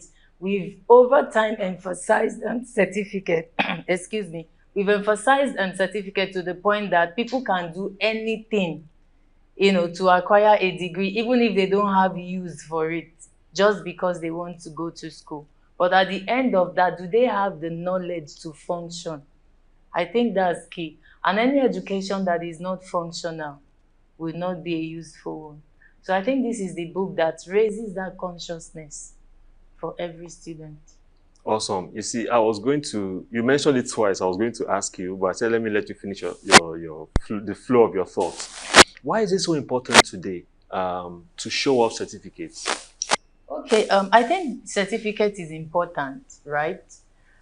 We're not demeaning certificate, but we're saying that in spite of its significance, there should be a balance, right? For instance, if I have a first class and I walk into an organization and I'm given a responsibility and I end up disappointing, I think my certificate will be viewed as a sham, right? But certificate is actually the first proof of knowledge, because that is what people can see until you're given the opportunity to prove the education in you. But if you cannot prove the education in you, then I think it creates more embarrassment than not than the embarrassment that is associated with not being learned.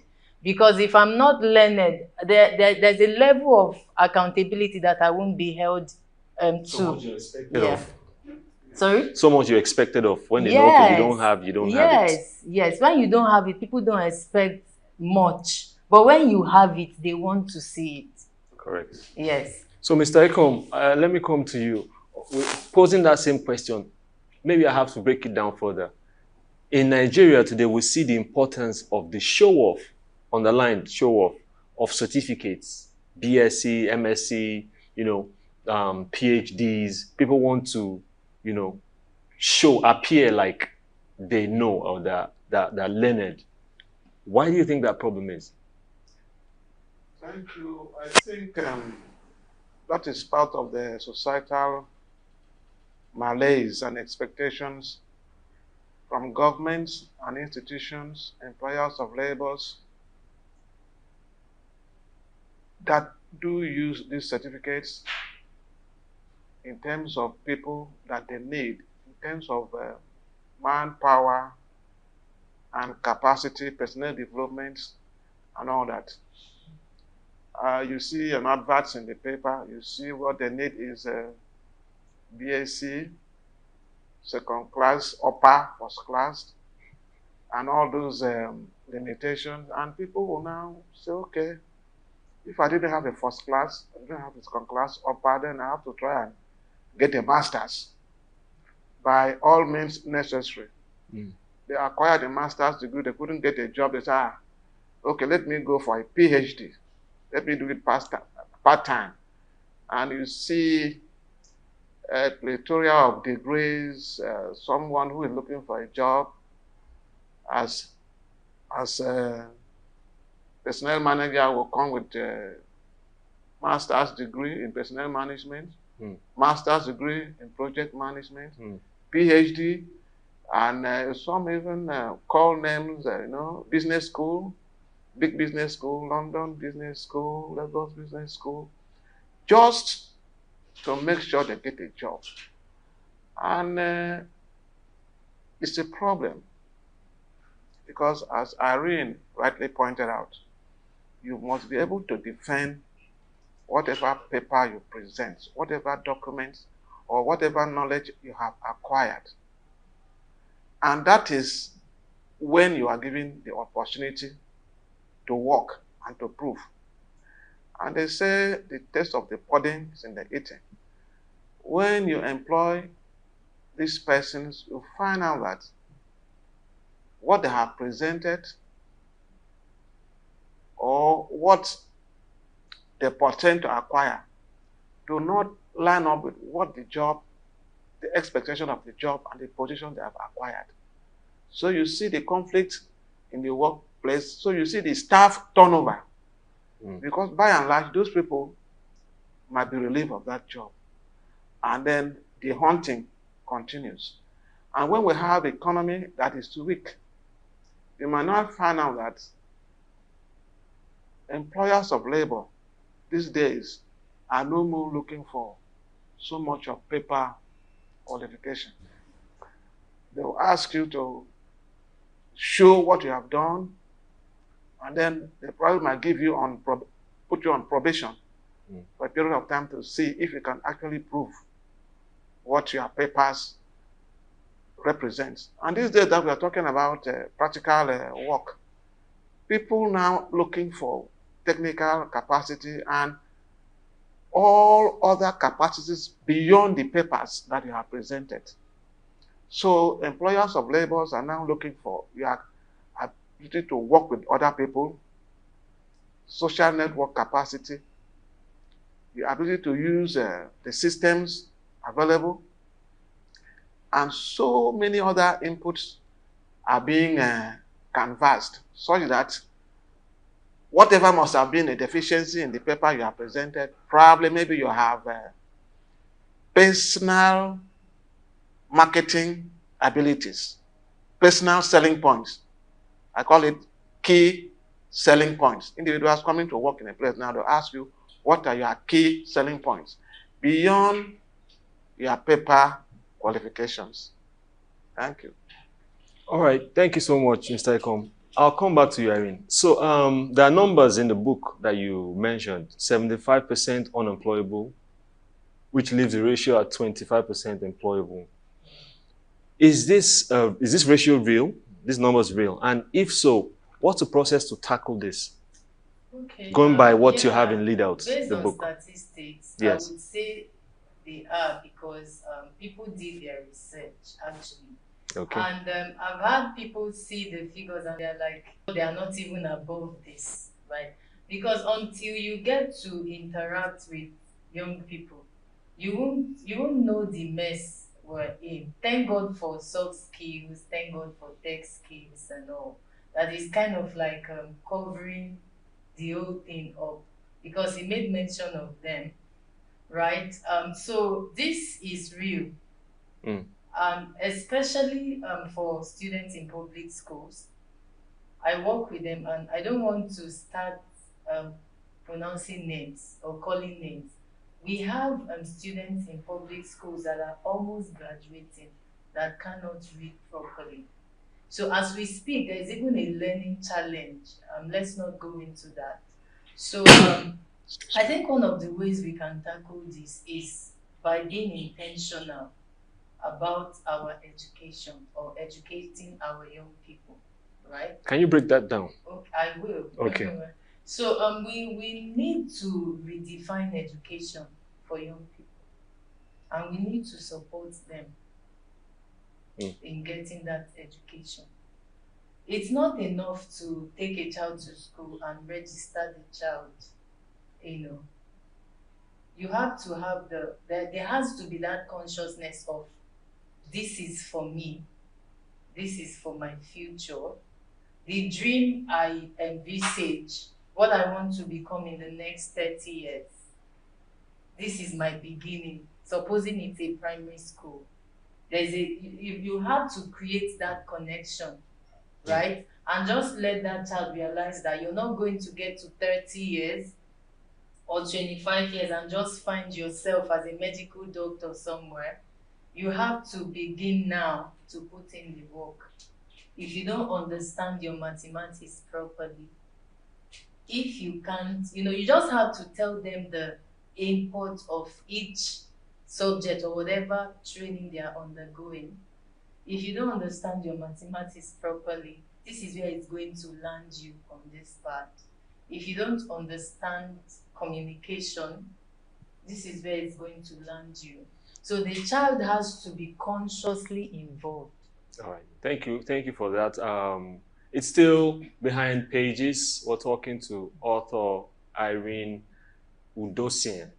Let's take a break. When we return, we'll talk some more on the book Lead Out. Stay with us.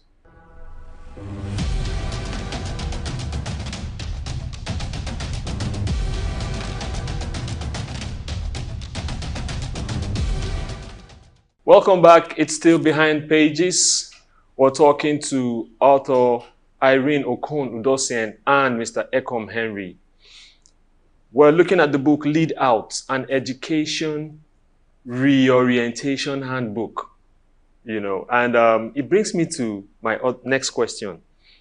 When we look at, it's for both of us, right? When you rummage through the internet, you're looking at news on TV, you're looking at Vox Pop, you're looking at just stuff that exposes you to seeing people talk and express themselves. You see, there's a lot of show of lack of capacity, like we said the last time, lack of etiquette, lack of the basic things that make you interact properly and show off that whatever knowledge you are trying to sell. Why is that? And I've seen this for years, like from watching news and all that stuff for eons, actually, for decades and decades till now. It's a problem. You see someone that's, let me break it down further, someone that they say has a BSc, has an MSc, but the tenses are poor. The tenses are wrong. Now, what would a book like Lead Out do for such a person? We'll have a ton of this as a problem. Okay, we talked about what's going on in the education system. And if you look at it, it's an all-encompassing problem, actually. It's not just, the problem is not just focused on students, right?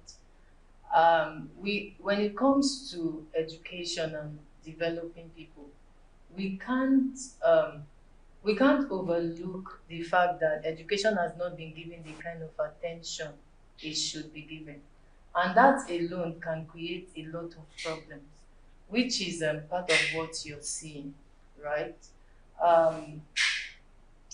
Okay, let me just use a practical example. We went Please. out to a school a few days ago, and this person was supposed to be guiding a student, and the person who went with me to cover the event was a mass communication graduate. So although he didn't appear as that because he went as a photographer. So hearing what the teacher was saying, he just came behind me and was like, is that true? You know, stuff like that. And I looked at the fact that the setting could have produced that because you have a lot of private schools that aren't properly run. And you have government schools that also have qualified teachers. I don't know about now because I know that what is happening in the system would also affect the kind of teachers we produce. But I always tell people that I would recommend public school over some private schools, right? So it's actually a systemic thing. And if we want to deal with that, it still boils down to us being able to deliver proper education. Train your teachers to deliver proper education. There's a training we do. If you look at this book, we described the circle of education. And you realize that there is a circle that has to do with teaching, right? So if the teaching is wrong, the learner may not receive the right education. Correct. Yeah, so it's an all-encompassing thing. So we are just focused on learners because we know that maybe since they are young people, most of the error, may come from them. Mm-hmm. Because we're in a system where because of what is happening out there, parents are striving for survival. There's a lot of negligence. Distractions. Yes. So you call, for instance, I heard teachers complain about calling parents for open day, they won't come. They are not even interested in knowing what is happening at the child's school.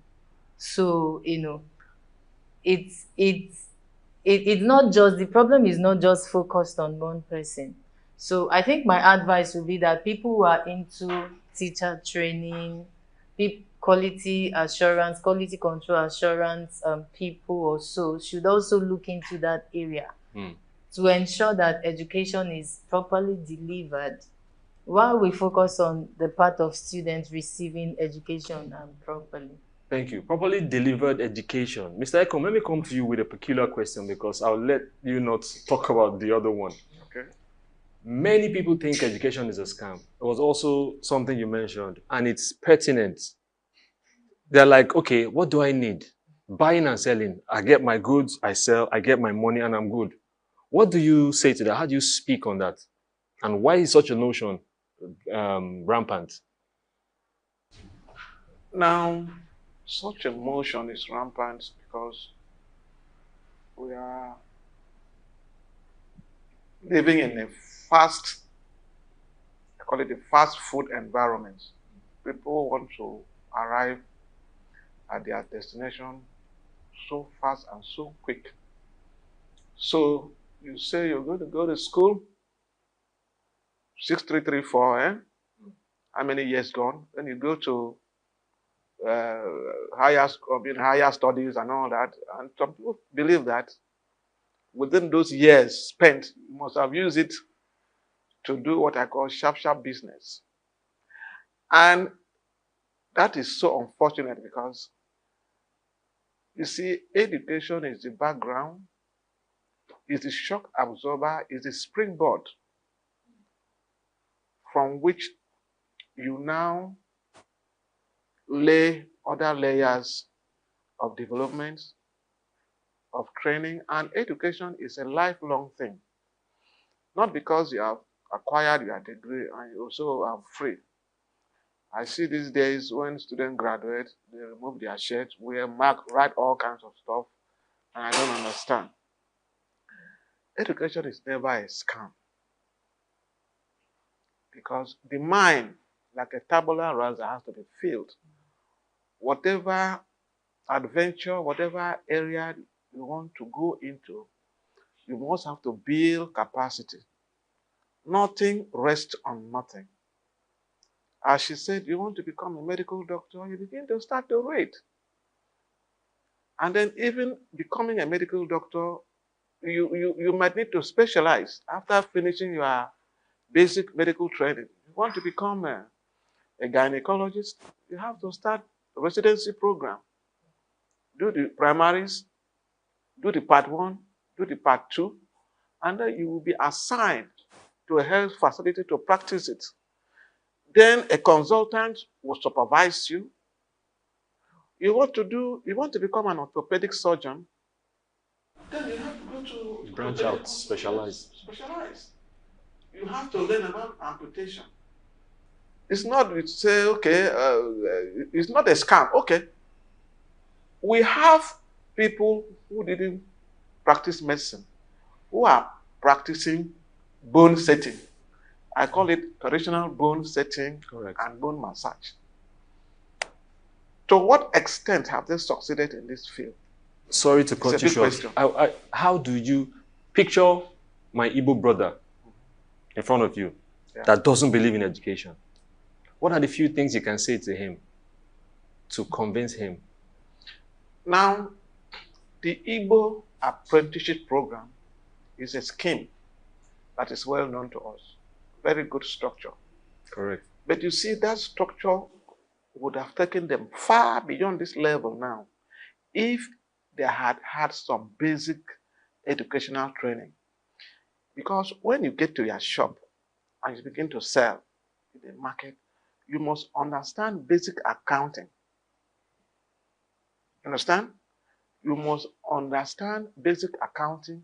You must understand personnel relationship. You must understand human relationship. You must understand customer relationship. You must know how to manage a new person that you are bringing in to understudy, such that you don't become a master of yourself. And then by so doing, you will have opportunity to transfer this information, this knowledge that you have acquired to the next generation. Because now these guys have made money, they are in Toyota, selling paper and all that. Sometimes by the time they go, that whole knowledge is gone. Thank you so much for that. Sorry to cut you short. We could go on and on. I have my right of questions. But for the author, Irene Okon Udonse, give us in a few words, last words, few words. Tell us about Lead Out and what you expect from Lead Out. Or what readers should expect. What you expect the book to do in a few words, because we're for want of time now. Like I said, Lead Out is an education reorientation handbook. I expect that as many students as would read this book would be driven towards being fully part of their education. They will do well in terms of gaining personal and professional values as well, and also being able to acquire a functional education, right? That would help them, that would benefit them as individuals and also equip them to transform the society. Thank you so much, Irene. So that's it for our show today. We want to thank our guests for coming through. Thank you for having me. You heard it all. Education is not a scam. Education is a bedrock for everything you're going to be doing in life. Keep a date with us same time next week. My name is Ikenna Mba. See you next time. Bye.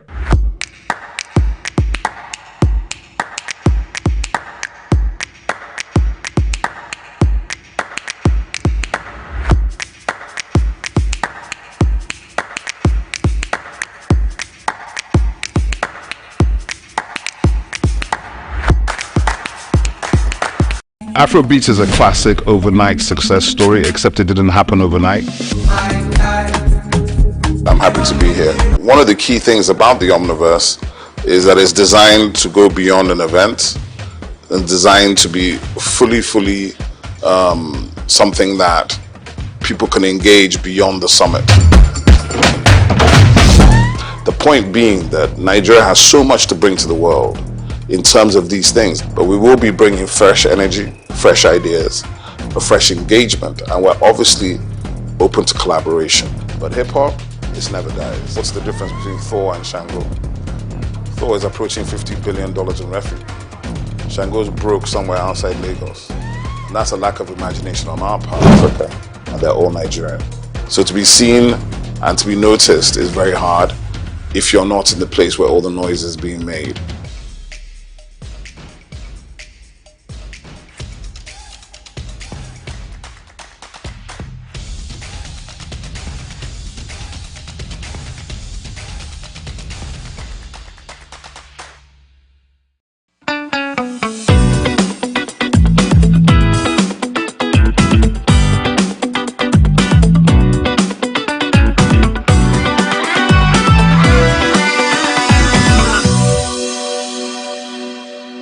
The federal government has introduced a new bill that will mandate all individuals engaged in banking, insurance and stockbroking to present a tax identification number, TIN, before opening or operating any account.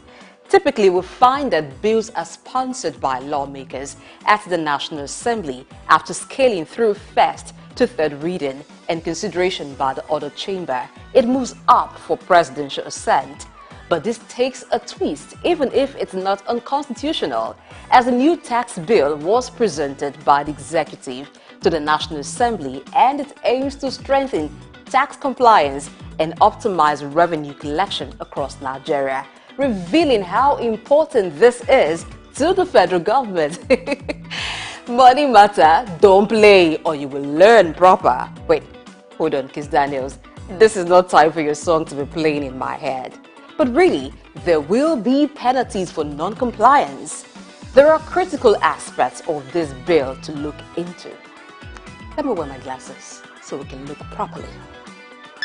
Why you show? You never show. You declare. Clever. First, now what will be tax identification number safe, and what will be the benefit of this policy? Tax identification number, right? Yeah. About this is, I believe it's attached to our NIN, if I'm not mistaken, and most places, before you do anything, they will definitely ask for your TIN, and if you don't make it available, I don't think such will definitely go. So this is the federal government. You understand me? This is the federal government, and they have right to whatever they want to do. But let it do from top, not from the poor masses. If they can start from top, it's okay. Okay, they not talk their own. Tax identification number, TIN, not like ID card for your tax. It will help government identify you and track your income. It shock you. When everybody gets TIN, government go fit know who they make money and collect tax from them. Did I hear someone say, now give me my money, but without the claps? Oh yes.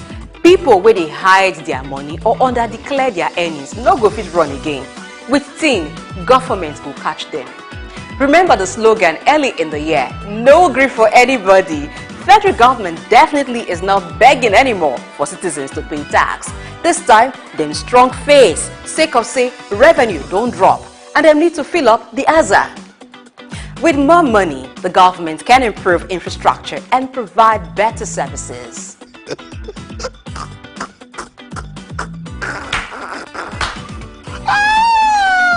Oh, come on, stop that. Don't tell me you've got trust issues. But really, it's not rich for Nigerians to get trust issues with government. For many years, we've been assured by governments of different administrations that if we the citizens pay tax, there will be good schools, roads, hospitals, water, etc. What is the reality?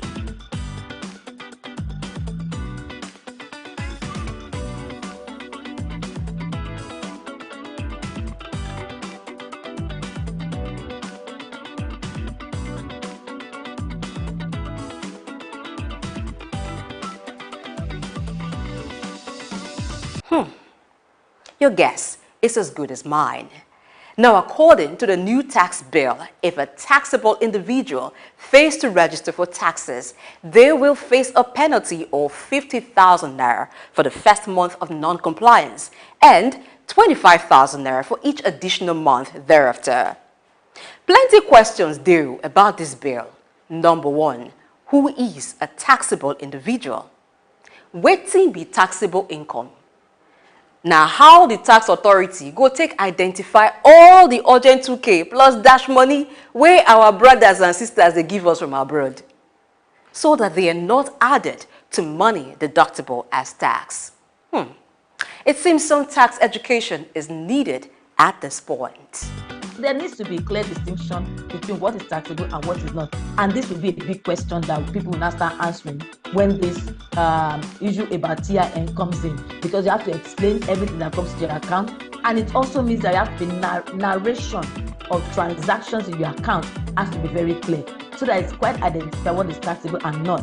And the tax authorities should not just assume and say everybody is in the same category. Because when you now take everything that comes in and you say, as long as it's inflow into your account, it is taxable, it is wrong. Tax is a contract between government and citizens. The people pay and government provide the needed amenities. If there will be penalties for taxable individuals who do not comply with the requirement, now wetin go happen to any government official wey pinch money Nigerians they pay as tax? If government don't hold face tight for tax matter, shey we the taxpayers not suppose yarn at this time say we're not smiling, even as the bill is being considered at the National Assembly. Federal, state and local government must show themselves more accountable. This now my 2 cents on top the new tax bill. Was yours? Drop a comment.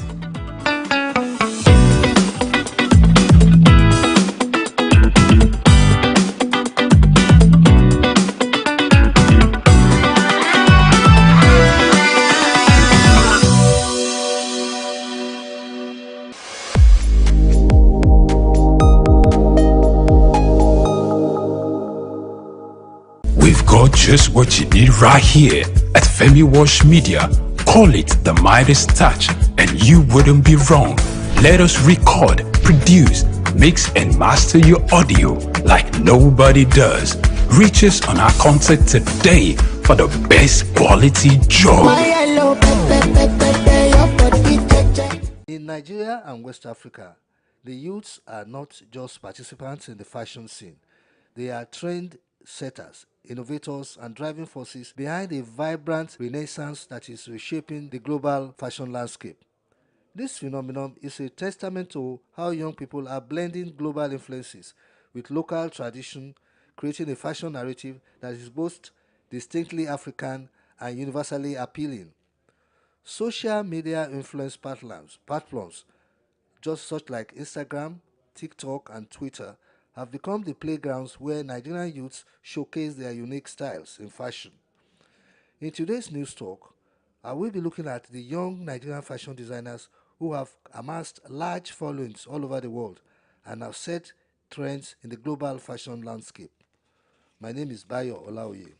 Recent fashion trends like the Nigerian streetwear movement are emblematic of how the youth are redefining fashion. Streetwear brands like JZO and Wanga Ayu are popular among young Nigerians for their innovative designs that incorporate indigenous textiles with urban styles, making a statement on both local and international stages. Young designers are leading the charge in merging traditional African aesthetics with modern fashion. For example, the popular brand Orange Culture, founded by Adebayo Okelawal, is celebrated for its contemporary takes on traditional Yoruba and Igbo attire, infusing them with a modern twist that appeals to both local and global audiences. Nigerian youths are adept at incorporating global fashion trends into their style while maintaining a strong connection to their cultural roots. This is evident in the popularity of Afrobeat musicians like Burna Boy and Wizkid, who are known for their fashion-forward looks that blend Western high fashion with African prints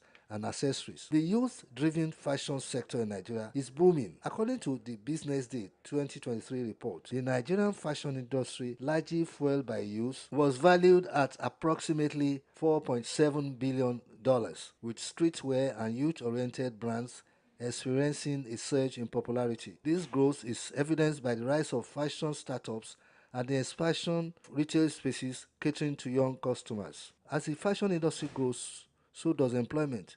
Young designers, stylists, and influencers are contributing to the job creation in the sector, like textile production, fashion retail, and digital marketing. For instance, the rise of local fashion hubs, such as the Lekki Arts and Crafts Market, has provided a platform for young entrepreneurs to showcase and sell their creations. For many young people in Nigeria, fashion is a form of self-expression and cultural identity. The resurgence of traditional fabrics like Ankara and Kente is in contemporary designs allows the youth to celebrate their heritage while embracing modernity. This blend of old and new has sparked a cultural renaissance where traditional attire is reimagined through the lens of contemporary fashion. Nigerian youths are also using fashion as a tool for cultural diplomacy. By showcasing their unique styles on global platforms, they are promoting African and challenging stereotypes. The success of brands like Maki O and Lisa Folawiyo on international runways highlights the global appeal of African-inspired fashion. Finally, the youth have literally taken the bulls by the horn in the area of fashion on a global scale. Now is the time to spread this commitment, courage, vision, and innovation to other parts of the Nigerian economy to make it stronger, resilient, and robust. I am Bayo Olaoye.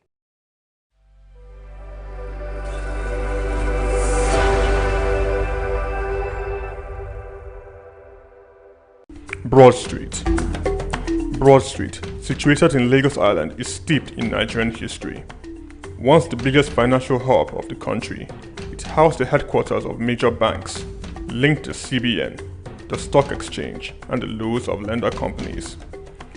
Broad Street is a historically significant street. It has played a central role in the development of Lagos and history, an important commercial and administrative center for the British colonial authorities. It was also home to some of the city's earliest modern buildings. Broad Street was a residential area in the pre-colonial era. With the British came the Methodist Boys High School in 1878 and the Broad Street Prison in 1882, renamed Freedom Park. The General Hospital, which was a British military hospital, was built in 1893, being the first general hospital in Nigeria. The old British Secretariat building, which is now the Federal Ministry of Justice, was built in 1906. Broad Street has seen a full turn into modern commercial office blocks, complexes, skyscrapers, and markets from the outer marina through Akpombo, early into the Adeniji Adele Road. Broad Street is one of the busiest streets in Nigeria on weekdays, where commercial activities take place day and night. From modern buildings to ancient structures, this street gives one a raw dose of life in Lagos. Broad Street is often referred to as Lagos Financial District. It boasts a mix of architectural styles, reflecting its long history, colonial-era buildings, Victorian and Edwardian architectural features, alongside more modern skyscrapers and structures. Broad Street remains a vital, vibrant part of the Nigerian economy. Broad Street. SOUQ Enlightenment.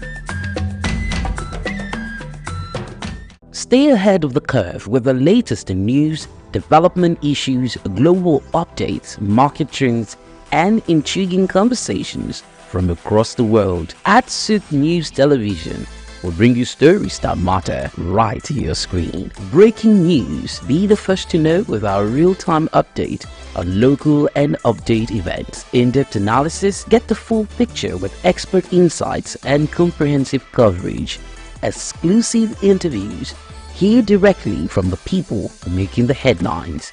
Tune in daily for a blend of news and stories that keep you connected to the pulse of the globe. Click, like, and follow us on all our social media platforms at SOUQ News TV. for updates, live streams, and more. My name is Yinka Babalola. My name is Ijoma Pelokoro. My name is Joshua Hassan. I am Rotarian or Mosunde Lawson. It's Ife Rita Ejeze. My friends call me Ife. My name is Rotarian Lola Dare. I'm inviting you to keep watching SOUQ News. It's the right station to tune to.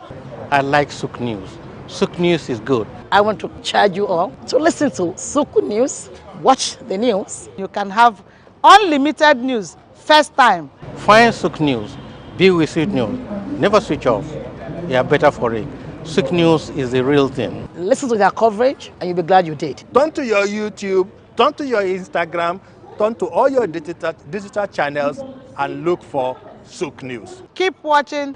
Keep watching. Please, guys, keep watching SOUQ News.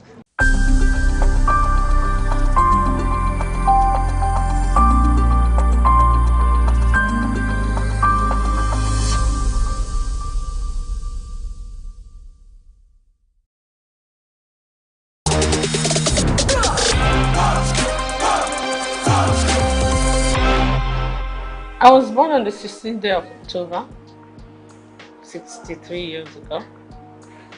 I'm from Opobo, yeah, and went to school. I'm from River State, from Opobo in River State. Went to school in Port Harcourt, lived in Port Harcourt all my life, from primary to secondary school to A-levels. Then after A-levels, I got admission to Unilag. Immediately after Unilag, I got married. And I've lived in Lagos ever since.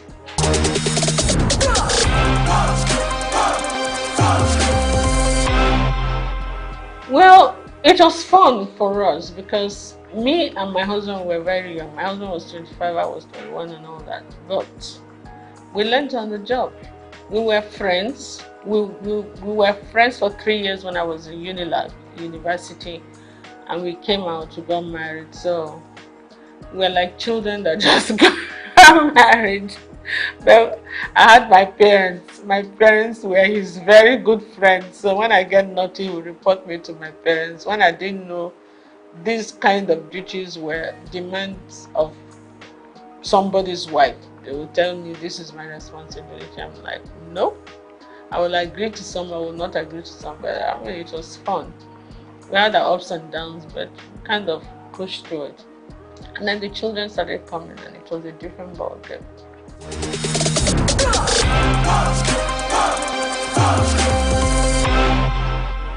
You know, when you come from that kind of family, it's like part of your system. You don't really regard it as anything anymore.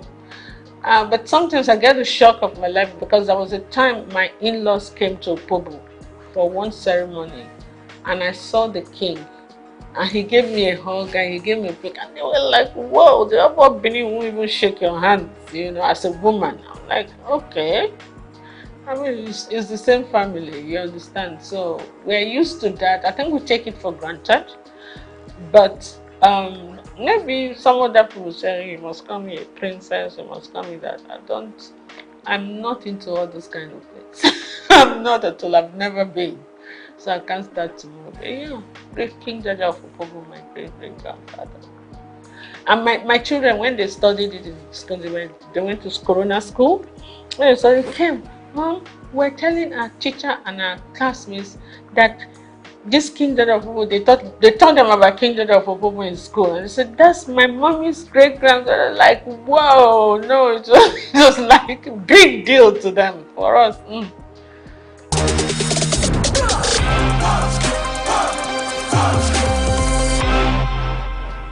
Absolutely, upbringing and my personal choice too, because you could be brought up one way and choose to go another way. You understand?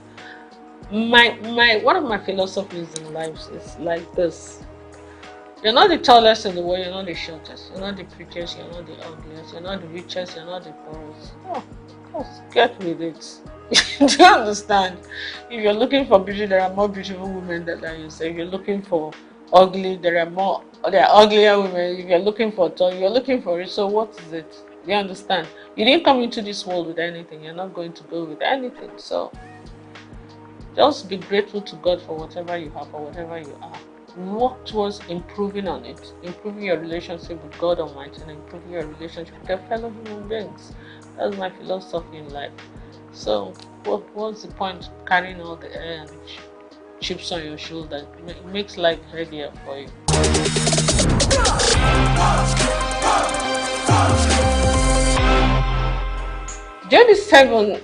Seven is my favorite number. It's a number for perfection, and I was born on the 16th of October. My star sign is Libra. We're always looking for perfect balance in everything. It's just an influence from the horoscopes, I'm told. But J is my husband's name, D is my name, and 7 is my favorite number. Lazy way of forming the name of a company, isn't it? So I did, and it stuck. And I knew I was going to go into couture, so that was it. Easy.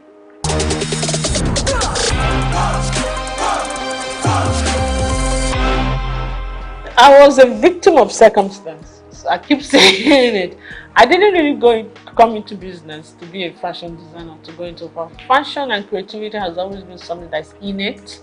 Okay, even before I started making clothes or doing this, I used to always give designers the styles that I wanted them to make for me. I didn't have tailors, but when I finished my NYSC at Nigerian Television Authority in Victoria Island, I decided I wasn't going to work there.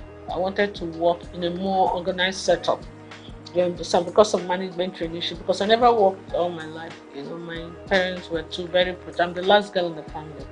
They were always very protective. You know. So I said I wanted to work somewhere, and I prayed about it. And I got into Unilever. Then it was called Lever Brothers. And for 5 years, but you know, the intensity of work there became a bit much for me because I was a young mother.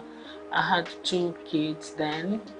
Was going on having the 3rd one, so it became a bit time. Sometimes Unilever was one of the biggest. When the international directors come in, we used to be the ones to host them with all the Unilever affiliates. Linters, the advertising agency used to be here, all the Nigerian breweries, USC, you understand, AJC words, we're all Unilever group. Sometimes I won't get home until 3 a.m. when we are hosting, and with kids in the house, it can be a bit much. So I'm like, I prayed about it and I decided something has to give. It's either your family, your children you will not give them the attention they need then, and they were growing fast, or your job will suffer, and then you will not be happy whichever way. So I decided, you know what, let my priority be my family, and I decided to go back. And I put in my resignation. That was not what I'm fine. When I did, my chairman refused to accept the resignation. So I had to use another way to encourage him to accept it. So I left Unilever. I said, okay, I wasn't the type of person that was suited for being a housewife. I wanted to do the kind of business I would do, but still have 100% time for the kids. So when the kids say, oh, they're having something in school, I'm there. Okay? I decided I was going to just market corporate gifts. When I was in Unilever, I was the assistant corporate affairs manager in charge of press. So, and being in Unilever at the corporate affairs level, I already knew a lot of companies. So I used that opportunity to get back to those companies and introduce my new business. And in the first year, I actually made more money than my 5-year stint in Unilever. So that was the normal encouragement. You make more money, do your own business. You have more time for your kids, for your family, and for yourself. And you travel quite a bit because you have to go and buy the corporate gifts. So it was a win-win. Then, a few years down the line, the president, Olusegun Obasanjo, came in and said they were doing backward integration and they were going to stop the importation of all this corporate gift and a lot of other things. So we were actually forced to look inwards.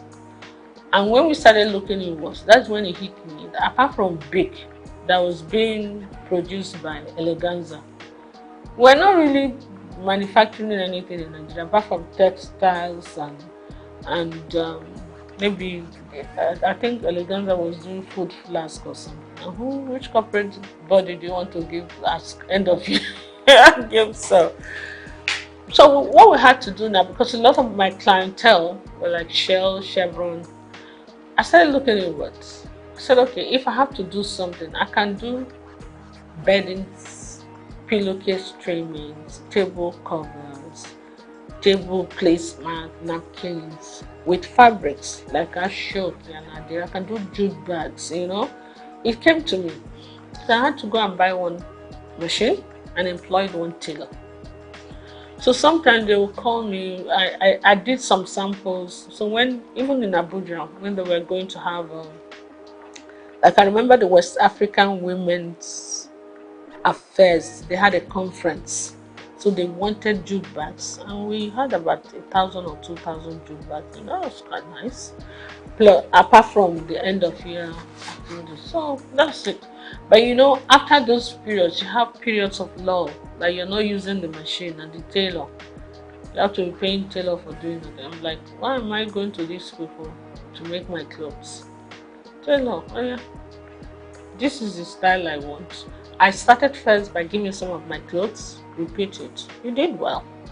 So I started designing. I could sketch very well. I was a science student in school, but I could sketch really well. So I was sketching, would do well. And sometimes when I wear the clothes and I go to supermarket, some women will just call me, hey, I really like this thing you're wearing. Please, where did you make it? I'm like, okay, I'll give you the address. I give them the address. They started coming. Before I could say that, within 1 month, I had over 50 women I had to make clothes for. And the one tailor was no longer enough. I had to employ 2 others. That was how we started. From 2 to 4, then I had a whole factory before you could say that. I started making school uniforms, started doing all kinds of things. And then some of the magazines, like Genevieve magazine, look at me, I'm like, are you sure you make this outfit? I thought you were a broadcaster. I thought you sell. I said, yes, I did. So I did some photo shoot session for her. And I modeled the clothes actually. And whoa, I started getting calls from Paris, from the UK. I did DC Fashion Week. You know, I was just, and they will pay your ticket, pay your hotel, please come and showcase for us. Some will even say, please come and open the show for us. Some say, we want you to close this. I'm like, okay.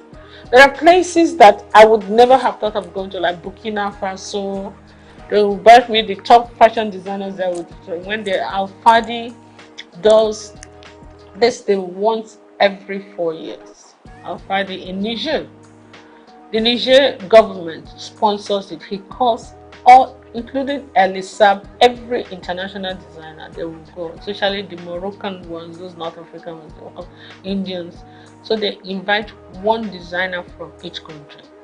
So they used to call me to come because of what I used to work a lot with Ankara and SOUQ, and I do international acclaimed, how would I put it, couture outfits with Ankara, big hats, funny looking, structured clothes and all that.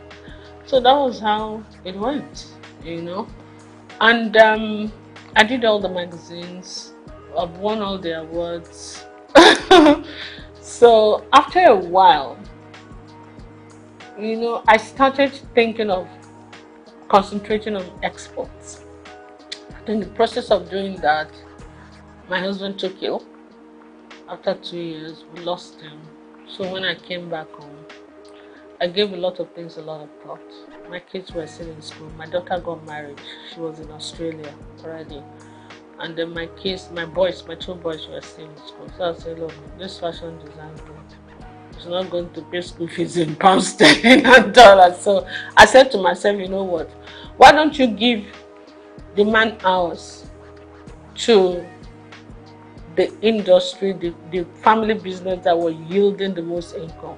That was how I started kind of just saying, you know what, let me just minimize it a bit. My core clients were still coming. So I kept the tailors, my experienced tailors that worked with for years, I kept them. I kept few of them. And I kind of cut down on that business. I said, you know what, let me just go and face the family business and do this for the people who really know what I'm doing. And word of mouth goes. So I'm still doing that, but my priority is really not that, you know.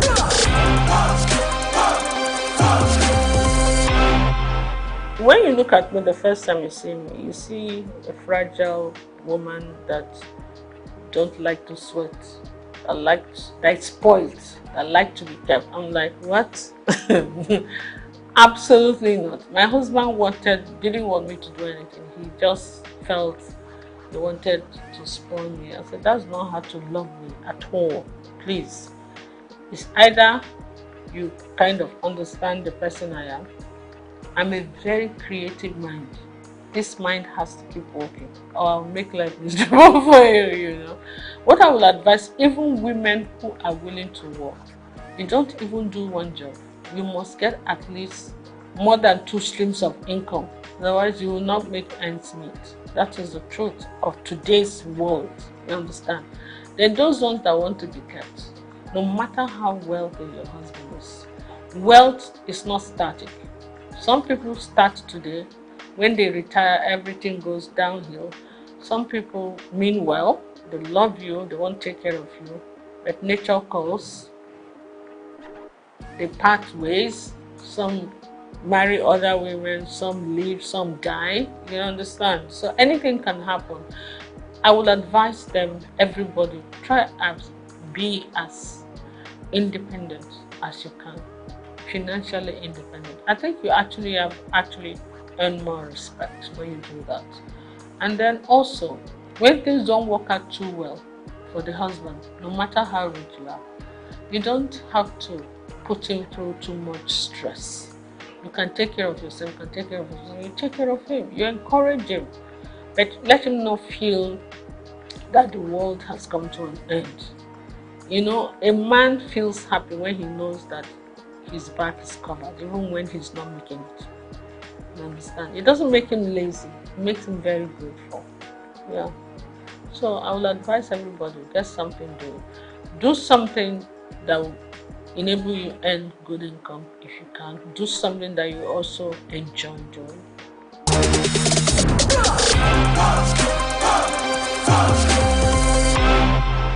I've always believed in garbage in, garbage out.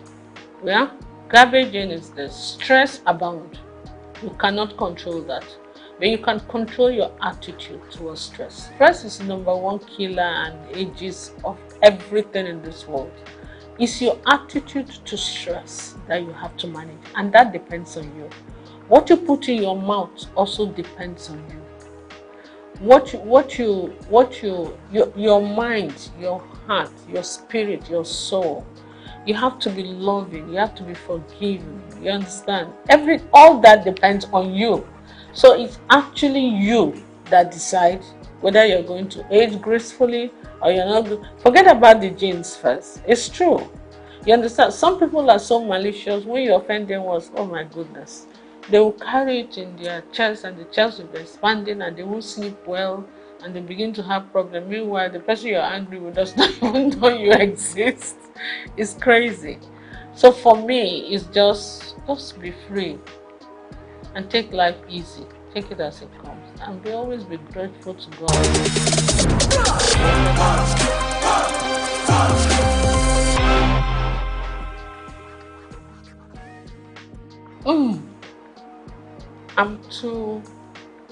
I'm too honest and straightforward.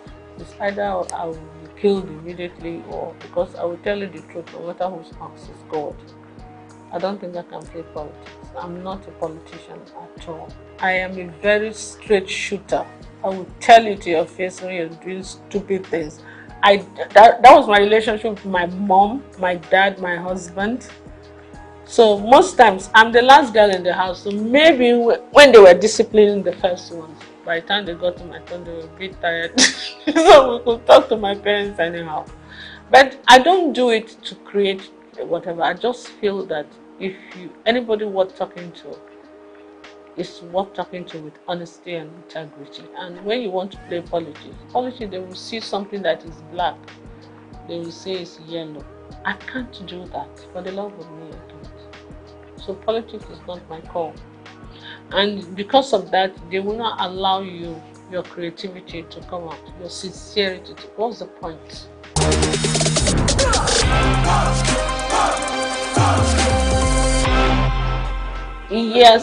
Yes. I'm actually planning some kind of, I met some of my old models that are doing very well. And you know, when you deal with a lot of these girls, some of them have traveled with me to Niger. Sometimes they'll tell you, bring 2 of your models. You know, some of them, we have very good relationship. We're going to do a reunion one of these days. It will be fun. And they are all calling, when are we going to do? I say, don't worry, we'll get a reunion done. Because we need to revamp, revisit the fashion industry, see how things are going. They're doing well. The new ones are doing well. And I just pray that the environment will not discourage them, you know.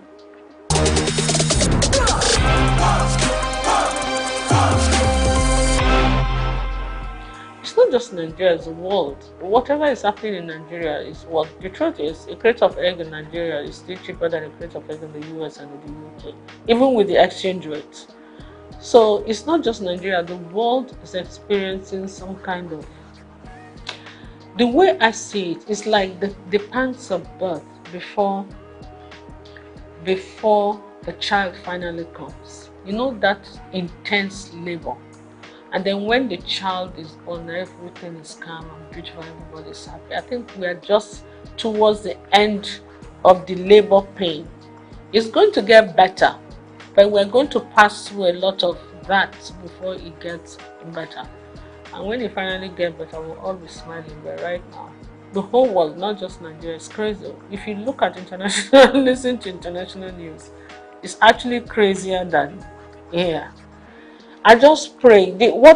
Yes, I live opposite, I won't even say it, on the street.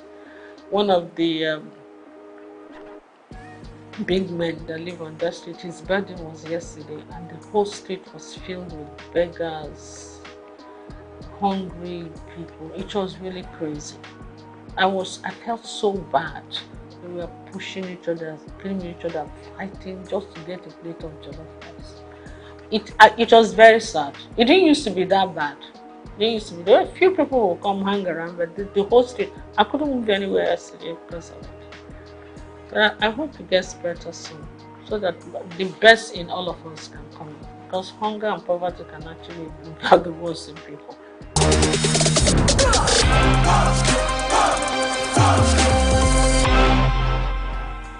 Naturally, yes.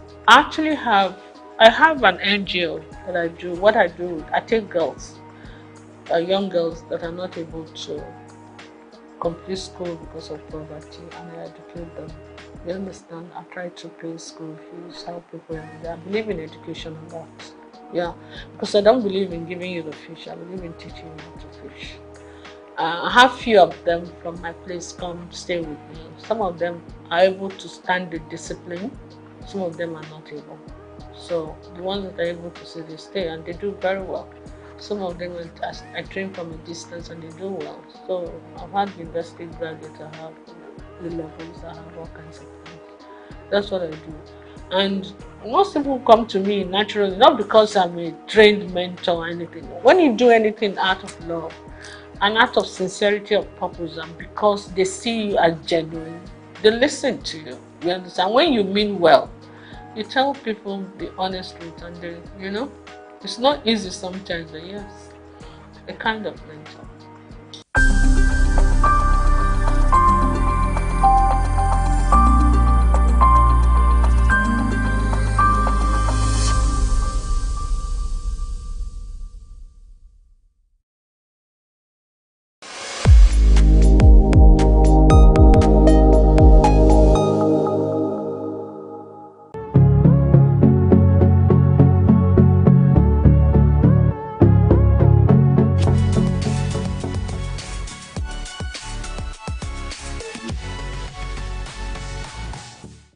Okay, as you know, my name is Babatunde Jala Epega. I shortened it. That was part of my journey to Baba Jala Epega. I was born here in Lagos, just a stone throw away from here, in actually Lagos Hospital here. And I was expelled from school. I went to Corona Ikoyi at the age of 6. My teacher who I found to be quite unjust at the time, made us all stand, and I remember this, even though it's like 50, almost 45 years ago, but I remember standing outside Corona School in the heat with all the students in my class because one boy had done something and no one owned up. So I found that quite unjust that all of us had to suffer. So I picked up a stone and I threw that stone at my headmistress's glass and it broke her window. She told my parents, and my parents weren't very happy, of course, but they realized that I wasn't meant to be in school like that here. So the teacher actually asked me to leave, and my parents took me to England. They said, take this child to England. We can't control this child here. He's a wild fellow. So as soon as I got to England, I went to Tunbridge Wells in Kent. I went to school there, and it was the most cold experience I've ever had in my life. I was 6.5 going to 7, and I went to boarding school at that age. And I think that woke me up in life straight away, that even in comfort, you still have steel. And by that I mean that everyone would think, oh, you are lucky, you went to England at 6, 7. But I was very young. I was put in a dormitory with children from England, from Japan, from Saudi Arabia. We were all very young. There was a lot of crying in the dormitory, 12 boys, 6 on each side. And the room was very cold. I remember the cold. But one other thing I got to learn was rugby. And through my life, rugby and learning to deal with my condition and environment has instilled a strength in me. And as we know in Nigeria, you have a lot of things that happen that are out of your control, but you have to find a way to evolve and adapt. And I think from the age of 6, 7, I was very lucky to have that. I went to the oldest school in the world called King's Canterbury, started by St. Augustine in 598 AD. This was the secondary school I went to.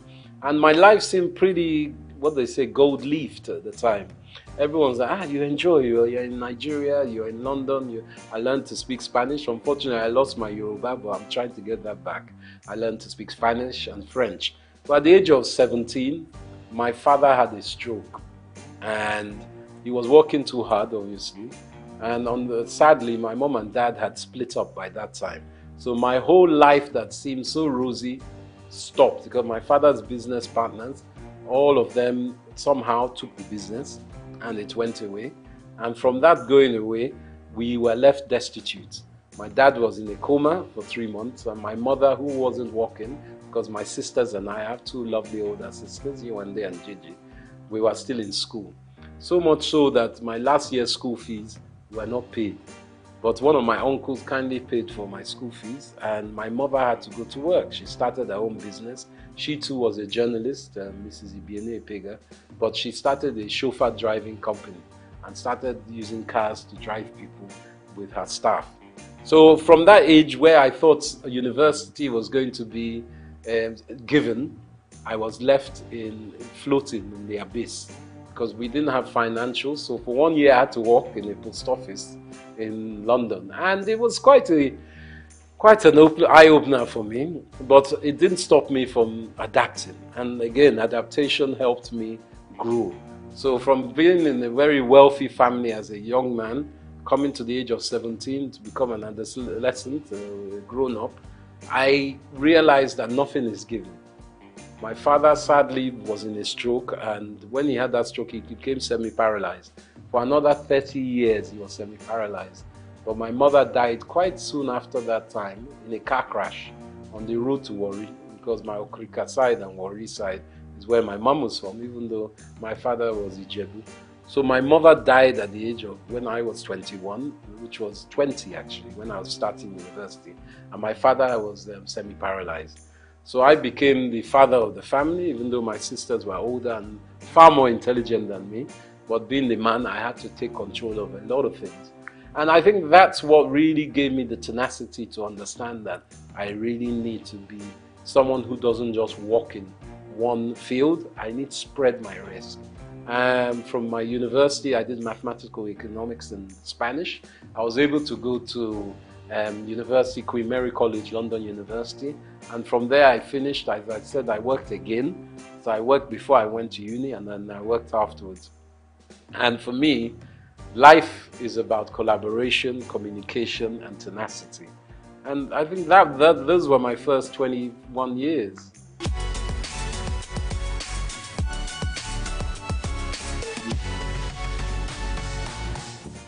There were less people in Lagos in those days. I won't lie. I grew up every summer and even Christmas where we could afford it. Back in my day, 1978, 79, Naira was 0.8 to £1.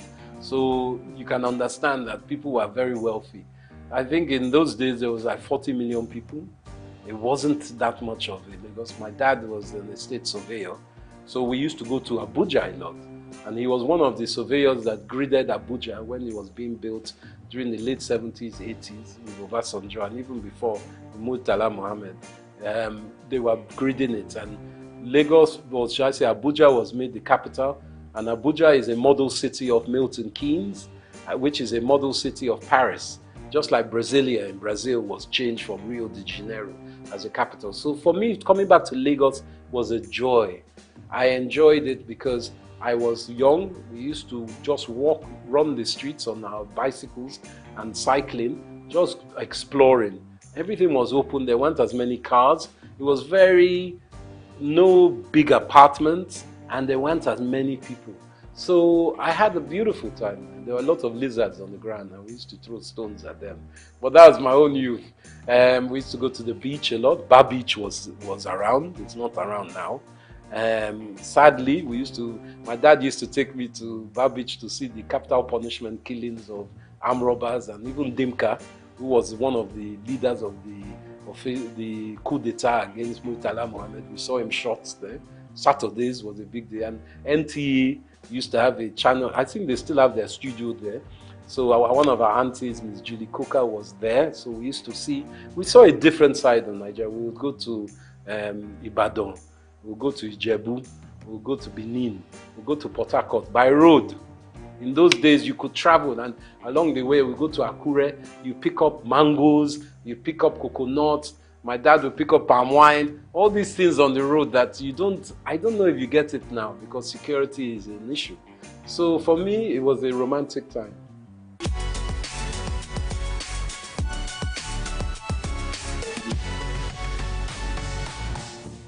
I think fashion evolving through Nigeria has started as a siloed industry.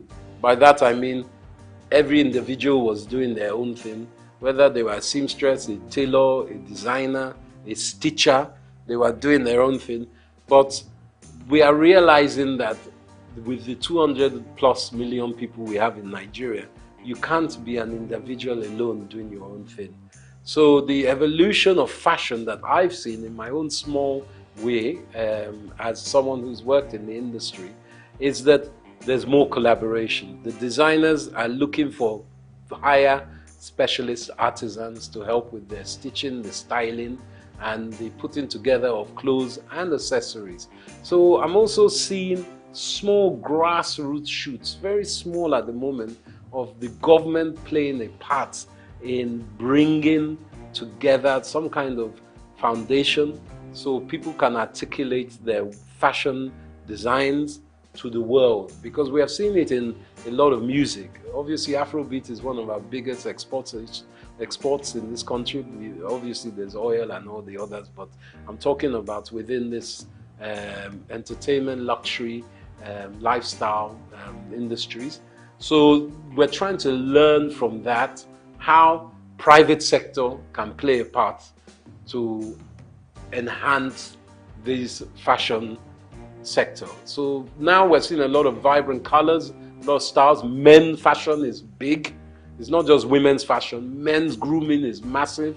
Hair and beauty as well. So men are taking care of ourselves more and more. And accessories. Accessories, I think, is fundamentally the quick fix of fashion, where we can enhance and create jobs and hyper growth in GDP by focusing on this. And this is where I implore the government with, working in mineral resources, our precious metals, semi-precious metals, help those industries to grow. There's a great lady, Janet Adeyemi, who works in Women in Business, and she is working within that. Let's help our fairer sex or the female gender to grow in business as well, because there's a fundamental knowledge that if half your population are women, as ours is roughly, or maybe 51%, 52%, you have to educate the women so they too can add to GDP. It's a simple economist theory. You can't leave them out of it because it's very important. And these industries in fashion are enhanced by women, and we need to push that forward.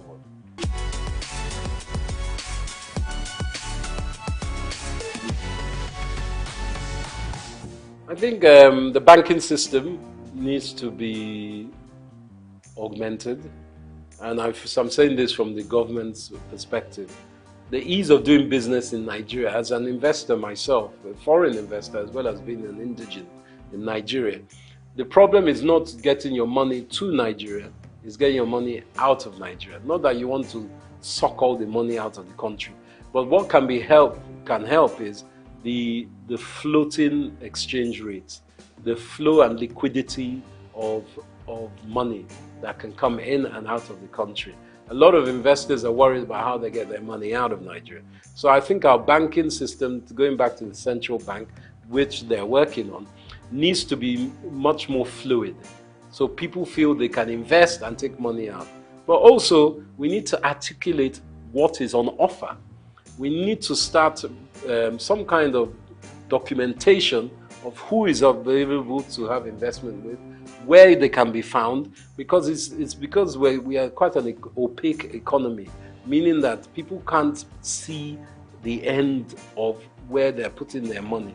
Once we do that basis and open up the lights within which kind of businesses are available to be invested in, I think a lot of investors, domestic and international, will be more willing to put money to it.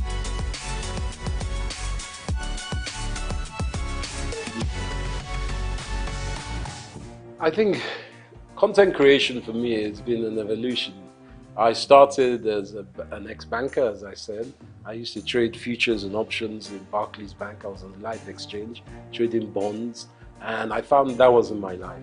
I wanted to be more closer to people. Some people can be bankers on the trading desk or trading floor, but not for me.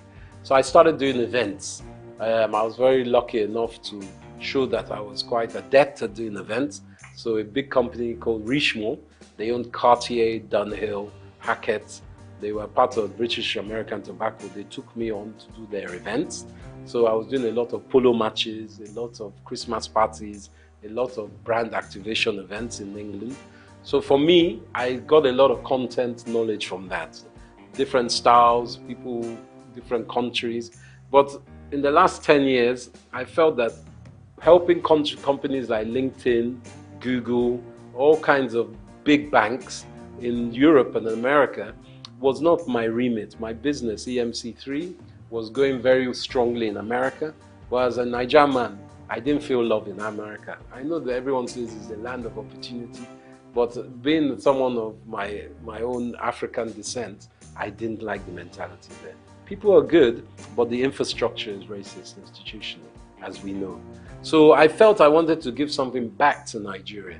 And with all the 20 years of, at that time, about 17 years of knowledge I'd gained from doing some of the best Grand Prix parties in the world, Formula One, around Monza, Silverstone, Abu Dhabi, I was doing a lot of events. I thought, let me take this back to Nigeria. I didn't have to come back to Nigeria. I wanted to. And I know with all our grievances with Nigeria, if you ask many Africans about Nigeria, they'll say, they look up to us. You guys, you have Chinua Achebe, you have Wole Soyinka, you have Fela Kuti. What's your problem? You have Chimamanda Adichie. What's your problem? So we have to take ownership and say, yeah, we do have all these people. We have Afrobeats, whether it's Burna Boy, Davido, the Venus Bushfires, all these different people that are exported. Let us look inside and say, wow, we do have a lot. So I wanted, as a content creator, to show Nigeria in all the different sectors that we do have a lot. And that's why with the marketing and communications company that I've started, my own company, I felt I could touch so many sectors. And finance, as I mentioned, I work with banks. Also government, Nigerian Investment Promotion Commission, a very great entity. I work in fashion, with brand labels and people across the board. There are great shops like Alara here that also promote African fashion and African business. And did you know even Leventis does a lot of research, Nigerian bottling company, to help this country. And do you know Nigeria was blowing glass 1,000 years, almost 1,000 years before Europe knew glass blowing. And it's been found in Oyo State only recently. So it's very important that architecturally we take ownership of our country. The NOC civilization that has been in the mid to, I think it's above Abuja, near Benue, and even Niger River, above those basins, that has a lot of artifacts and a lot of archaeological excavation potential. But we've allowed that just to linger. People have stolen a lot of our artifacts. Nigeria was known for Benin bronzes. We were the best smelters of iron before people were smelting iron. So these are things we have to take stock of. And me as a content creator, I bring all that information together and I make sure that people acknowledge it and are aware of it. So then that will uplift us all.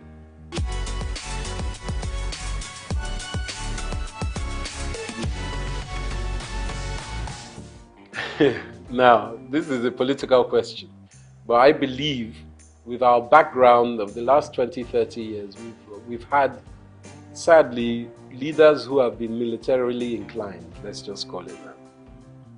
And as we know, military people, they don't like educated people, because educated people will ask questions. So we have had what we call a dismemberment of education in Nigeria for the last 35 years. And that has played an endemic part in retarding the gross domestic productivity of our country, because our youths and even people up to my age and older have not had the infrastructure, middle-class education that is needed for a country to grow. You look at the Industrial Revolution in the 19th century in Europe, especially in Britain, and you look how they were expanded by merchants and artisans and specific skilled workers. Apprenticeships were big, education was huge. There was what they call a noblesse obligée, a nobility obligation, that people who are rich give back to institutions, not to church, to institutions that will help education. And that is where I think we've had a disconnect. Education was lacking. So for me, the way that we can help, it takes time. This new government is in. They are trying to implement the 8-point agenda, which is a good agenda. But everyone's looking for results now. Nigeria has been in a very bad state. There's global downturn. Obviously, cost of living is so high as it has been for a while. Nigeria is exacerbated, but in Europe, cost of living is high. There are some stupid wars going on around the world that has meant oil prices have skyrocketed. And with the rocketing of oil, everything goes up price-wise. So Nigeria needs to reevaluate education and apprenticeship. I believe even in fashion industry especially, apprenticeship is very important. Whether it's weaving, designing, marketing, online, whatever it is, factories, you need apprenticeship. And that's the quick fix of education. But education is fundamental to everything. Education of men and women, or girls and boys, both. Let's be honest, we need both sides of our genders to work together. Yoruba, we've always been what we call a dual binary kind of culture. We've always thought of male and female as one, and it's very important. Even in our names, Taiwo and Kehinde, you won't know if it's male or female. So we have to really educate ourselves that we can work together. And I think our women are our future. I can't even emphasize that more. And education is key. But it takes time.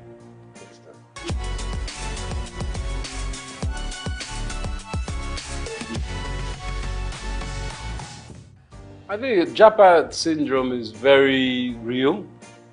Everyone wants a better life. Let's not lie. You want a better life for yourselves, but for your family, your parents, your children. And the opportunities in Nigeria, even when you have been educated and you finish graduate here, to find jobs is not easy.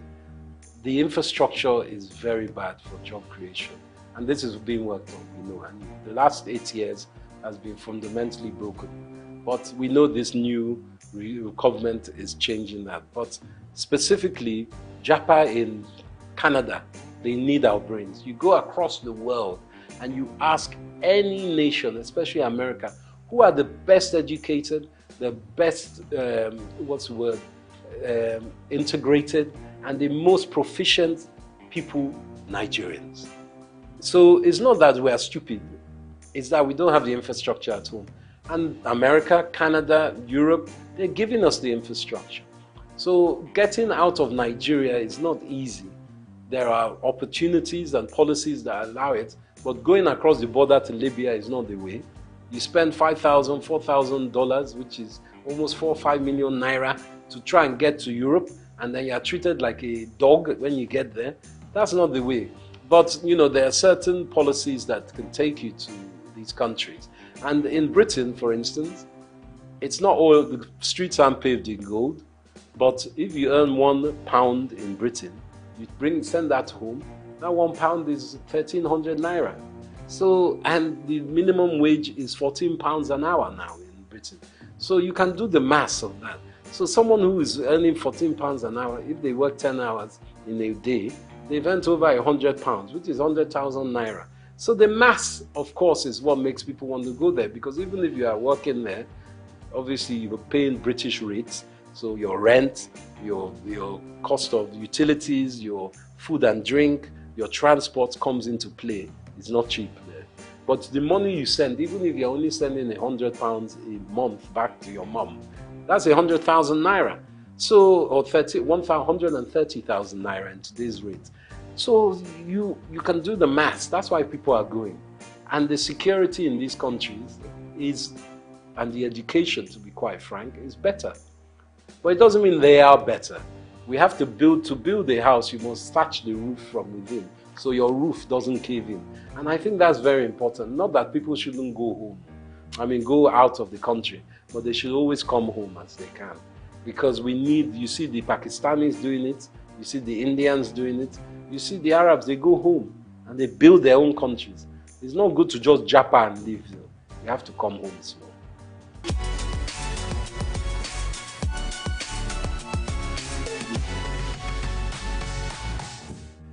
I think my success is down to, as much as I can say a success, because it's still a book that is not finished and the stories are still unwritten, is a tenacity of hard work.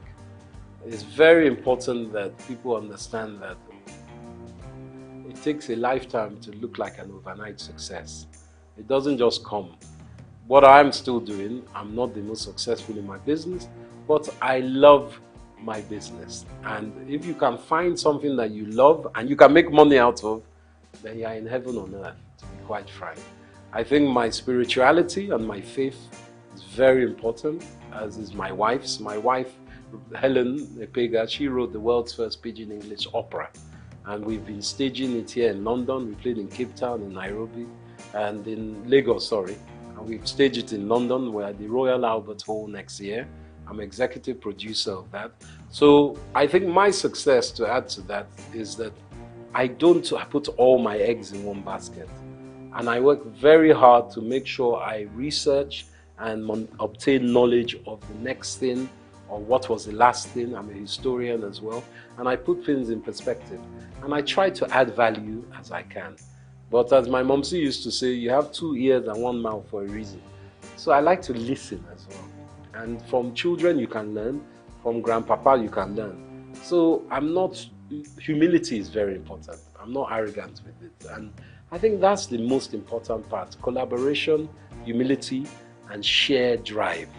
But also knowing that for me, Saturday and Sunday, I'm off. That's my time for the family. I take a break. Sunday, even God rested on the 7th day. Me too, I rest. I'm not 24/7, even though this weekend we have a big fashion event, but that's work.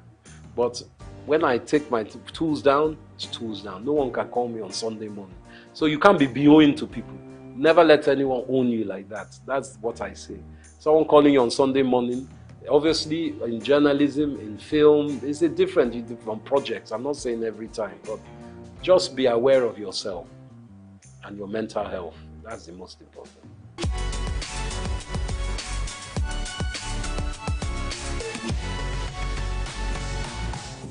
Sure. The world's first pidgin English opera is a show about a Nigerian fabled people. It's almost like Orisha, but it's not. There are people who are Mami Waters as well as they are spiritual people. They are the guardians of the galaxy, to use an expression. There is God, the all-faithful God, and the all-knowing God, omniscient, omnipotent. But below that, there are all these almost demigods that look after, let's say, this sector of the universe. And these people are singers. They sing opera. But they sing it with pidgin English. And you know, pidgin is a language that is known by most Nigerians, but it's a language that people shun and say, it's a bad language. But they speak pidgin in Hawaii. They speak pidgin in China. They speak pidgin, Old English Cockney is pidgin. American even is a form of pidgin because they've Yankified English. So what my wife has done, Helen Epega, she's also known as the Venus Bushfires. She is an Afrofuturist musician. She composes songs. So she put together this compilation, which is a pidgin English opera musical. And it's a show that lasts for about 45 minutes or an hour and a half. It depends if you're doing the short version or long version.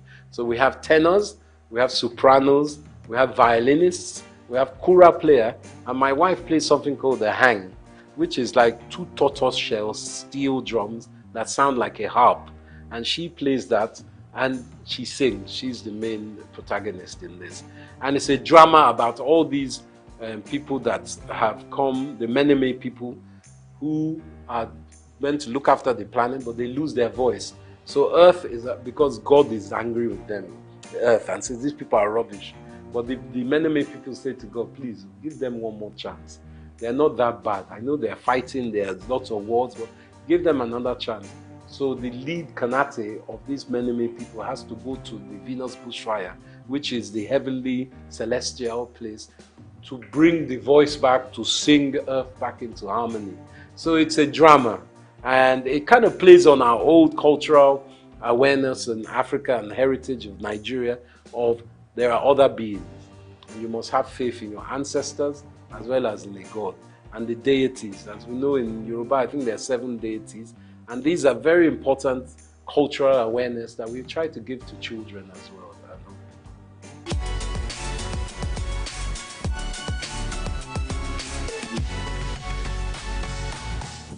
I think the filmmaking in Nigeria is burgeoning. AFRIF, the African Film Festival, International Film Festival, is on now, which is a great show. I helped incept in 2010, many years ago. We had it in Port Harcourt. It was Governor Rotimi Amici that started that campaign, but it's going on very strongly now. Nollywood, as we call it, is being noticed by the international market, whether it's Netflix or Hollywood. I would like to tell you something actually, which is, I haven't divulged this for many years. My great uncle, whose name is Paolando Martins, God rest his soul, was one of the first African actors in Hollywood. He acted in the 30s with people like Ronald Reagan, Katharine Hepburn, and Bob Hope. And he always played a part as an African prince or chief. He was never like denigrated or made into a lower African slave or anything. And I think that instilled something in my mind with this film industry. I think it's very important that Nigeria, as it is, we have some great actors like Wale Ojo and Ramsey Noah.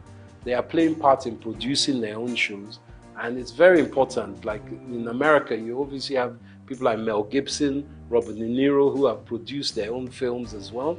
That Nigerians are not just actors or technicians, they are also producers and directors. It's very important that we have that link within our industry.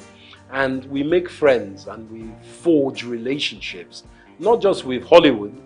There's Bollywood, the Indian industry, and there's also China, because China's film industry is massive. Technically, I think just as big as Hollywood. So we must look to ourselves in Africa as well.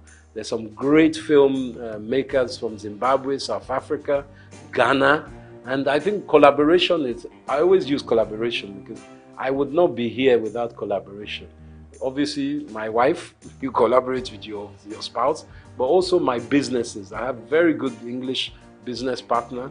He's really a business partner. I've started a new business. I collaborate with all kinds of industries and different sectors. So for film industry, I think it's important that we push our heritage forward, because people want to know about Nigeria. They love, in Africa, they love Nollywood stories, and that's a fact. And we can expand by using distribution. Distribution is key.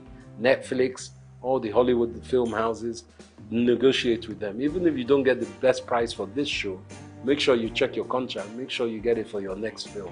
So I think that's important, distribution.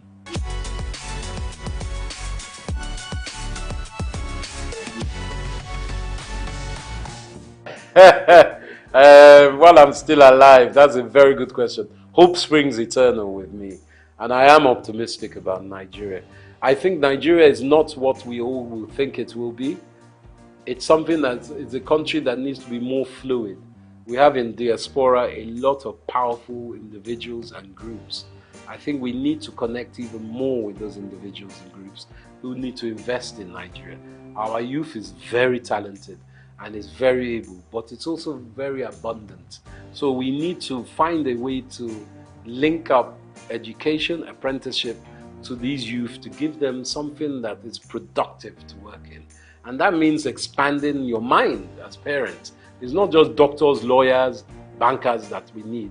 We need artisans, we need creatives. And that's the most important point. It's a mind block. So for me, if we can work on Nigeria's mind psyche and the taboos of oh, we don't want our child to marry a musician. You know, even as a musician, you don't just have to be a rapper. You could be a music engineer, you could be a filmmaker, you could be an engineer that works with the technical aspects of editing, you could be a designer. There's so many aspects. So I say to my utopian Nigeria, learn from your brothers and sisters. International research online is very important. And for me, the dream is to see Nigeria as a fluid country of strength in Africa, where we're trading with African countries and we're using what we have as our asset. Technically, of course, we need Europe and America and everything, but we have it in Africa. We have it in Nigeria. So my beauty of Nigeria would be if we become our own Wakanda, working with other African states and enhancing our own GDP as well as our region and our continent's GDP working together.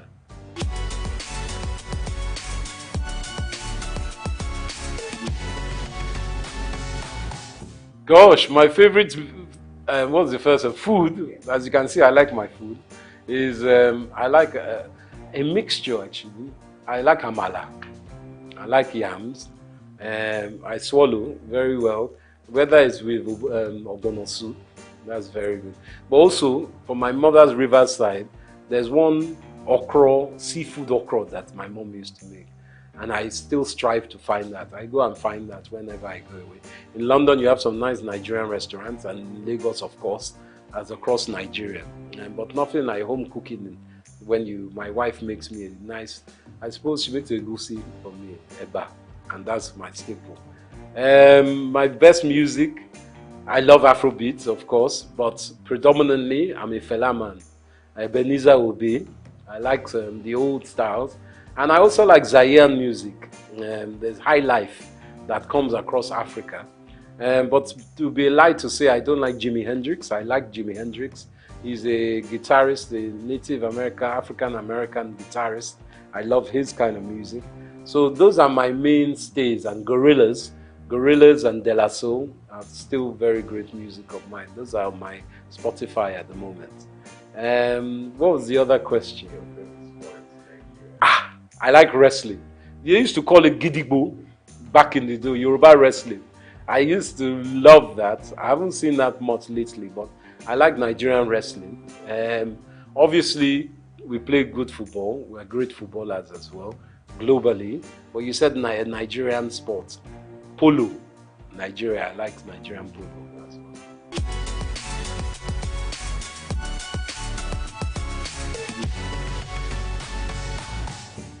To my young brethren and children of Nigeria, I say it's important hard work. hard work, research, and belief in yourself. Obviously, times are very tough at the moment, and money is tight. But with your own creativity, you can build your empire from there. I always believe that from one's mind, you can make wealth, and you shouldn't give up. Obviously, if you're not very great at one thing, you find what you are great at. But always be honest with yourself and treat others how you want to be treated. And remember, collaboration is the key or the little sister of success. And always have a smile. Very important. That's what I say.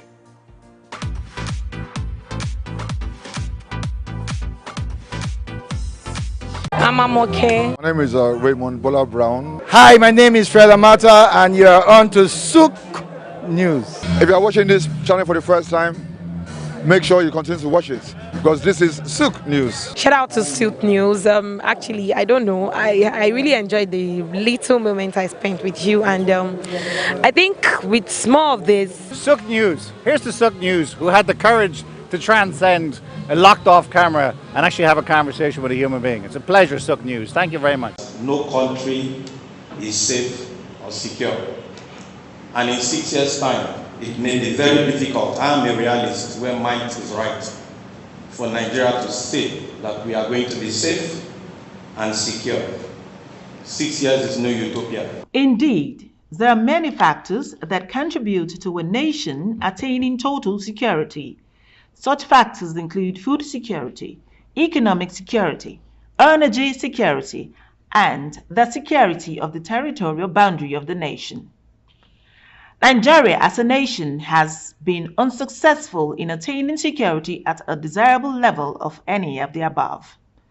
The issue of insecurity is one that is inflicting pain and hardship on the people while successfully crippling the economy. Speaking at the Founders Day event during the King's College Old Boys Association Week, retired Major T.A. Gagariga highlighted strategies that can be used to quell insecurity, placing emphasis on border security. But if we want to achieve a secure Nigeria by 2030, there are some little things we can do to establish, and that is in terms of border security, and that is what? Improve your border control measures, increase your border patrols, introduce surveillance and technology, introduce drones, and then introduce biometrics. These are some little things that we can do within that six-year timeline that we would achieve national security. Indeed, one aspect that causes this border insecurity is the ECOWAS protocol on free movement, which allows everything from human beings to animals to cross. General Gagariga posited that insecurity would have been a thing of the past if successive governments had consolidated on the strategies adopted by their predecessors. According to him, the amnesty program was a good initiative. Gagariga also stated that illicit weapons finding their ways into the country can be tracked. As at the time when the amnesty program started, weapons were tracked. For if you can recall, the weapons were destroyed in Enugu after they were being retrieved from Port Harcourt, Benin, and Calabar. Those are the three collection centers for the department. So they were those were, and then for every weapon you brought, there was a particular incentive that was given to the person bringing the weapons. And then amongst the incentives was actually the capacity building, capability development program. That's what we do now in the Amnesty International framework. In attendance at the event were the Emir of Kano, Sanusi Lamido Sanusi, the former Minister of Finance, Mansour Mokhtar, the Managing Director of Sahara Group, Tony Udewe, among so many others.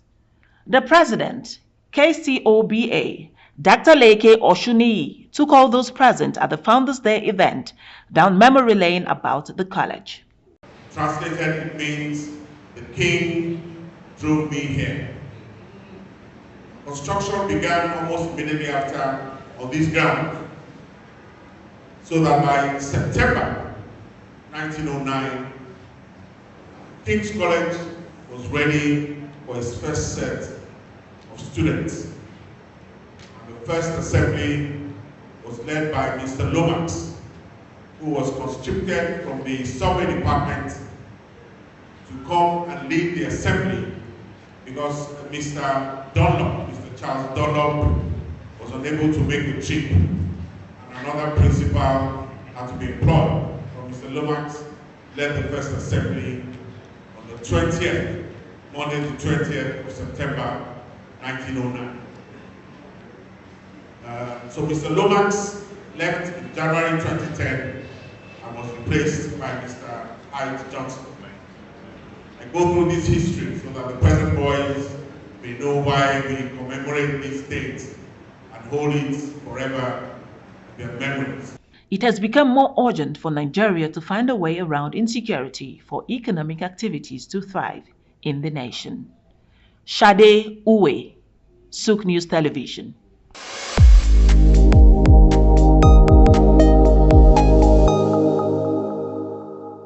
Stay ahead of the curve with the latest in news, development issues, global updates, market trends, and intriguing conversations from across the world. At SOUQ News Television, we'll bring you stories that matter right to your screen. Breaking news, be the first to know with our real-time update on local and update events. In-depth analysis, get the full picture with expert insights and comprehensive coverage.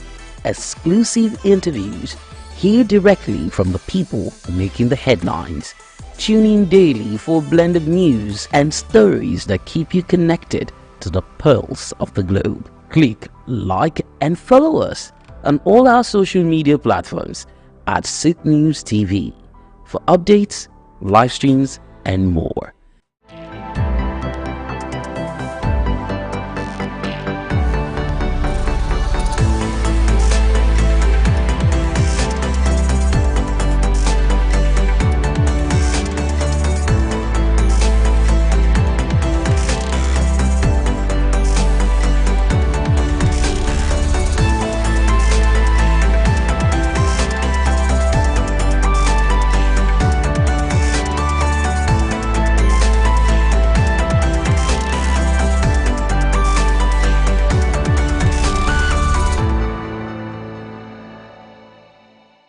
Optimism is a strategy for making a better future, because unless you believe that the future can be better, you are unlikely to step up and take responsibility for making it so. Responsibility is the price of greatness. How else can one explain the thought process of a 24-year-old youth leaving the luxurious comforts in the United States to fill in for his incarcerated father in sub-Saharan Africa, Nigeria, and run a family business holding the fort till stability was achieved? This is the story of Abdul Samad Rabiu, an unassuming, silent achiever.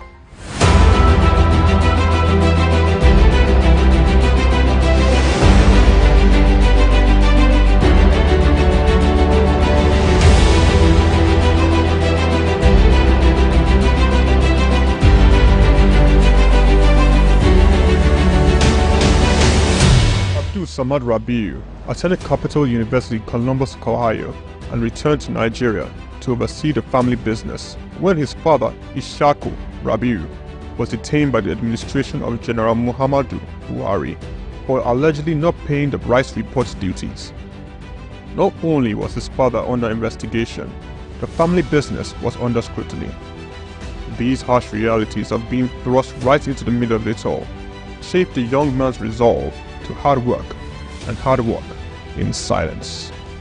Abdul Samad Rabiu is the son of one of Nigeria's foremost industrialists, late Khalifa SOUQ Rabiu, founder of SOUQ Rabiu and Sons Group, a family-operated holding company with a history of investment in manufacturing, insurance, banking, and real estate. In the 1970s, the group invested in manufacturing, with its first investment being the Kano Suits and Packaging Cases Company, a factory producing suitcases and handbags.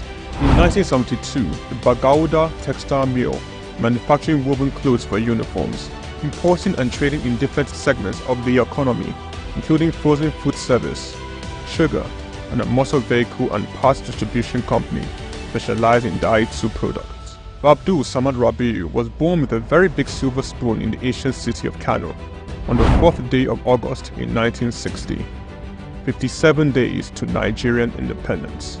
24 years later, responsibility beckoned. He was in the family business till 1988. Abdul Samad Rabiu, following in the steps of the family business to establish BUA Bois International Limited in 1988. Solely for commodity trading, Bois International Limited imported rice, edible oil, flour, iron, and steel. The much-needed wins to his sale came in 1990. The government, owners of the Dettol Steel Company, got into a contract with Bois to supply its raw materials in exchange for finished products. This was the young company's much-needed windfall. Bois expanded further into steel, producing pellets, importing iron ore, and constructing multiple rolling mills in Nigeria. Nigerian Oil Mills Limited, the largest edible oil processing company in Nigeria, was sadly bought by Bois in 2005. Bois started 2 flour milling plants in Lagos and in Kano. By 2008, Bois had broken an 8-year monopoly in the Nigerian sugar industry by commissioning the second largest sugar refinery in sub-Saharan Africa. In 2009, the company went on to silently acquire a controlling stake in the publicly listed cement company in northern Nigeria, Sokoto Cement, and began to construct a $900 million cement plant in Ogu-Ogbela, Edo State, completed and commissioned in 2015, which was at that time the single largest non-oil investment in South Nigeria, and had a capacity of 6 million metric tons per annum upon completion of the second line. This was followed by a new 1.5 million metric tons line in Sokoto in 2018 and another 3 million metric ton line, which commenced in 2020 and was commissioned in 2022, bringing the total installed capacity for his cement holdings to 11 million metric tons as of January 2022. Abdul Samad Rabiu is very entrenched with his family in business, having over 40 siblings. His younger brother, Rabiu Ishaku Rabiu, was the CEO of IRS Airlines Limited, an airline based in Abuja, Nigeria. He operates scheduled domestic passenger services. Its main base was Nnamdi Azikiwe International Airport. The airline was established in 2002 and started operations in March 2002 and ceased operations in 2013.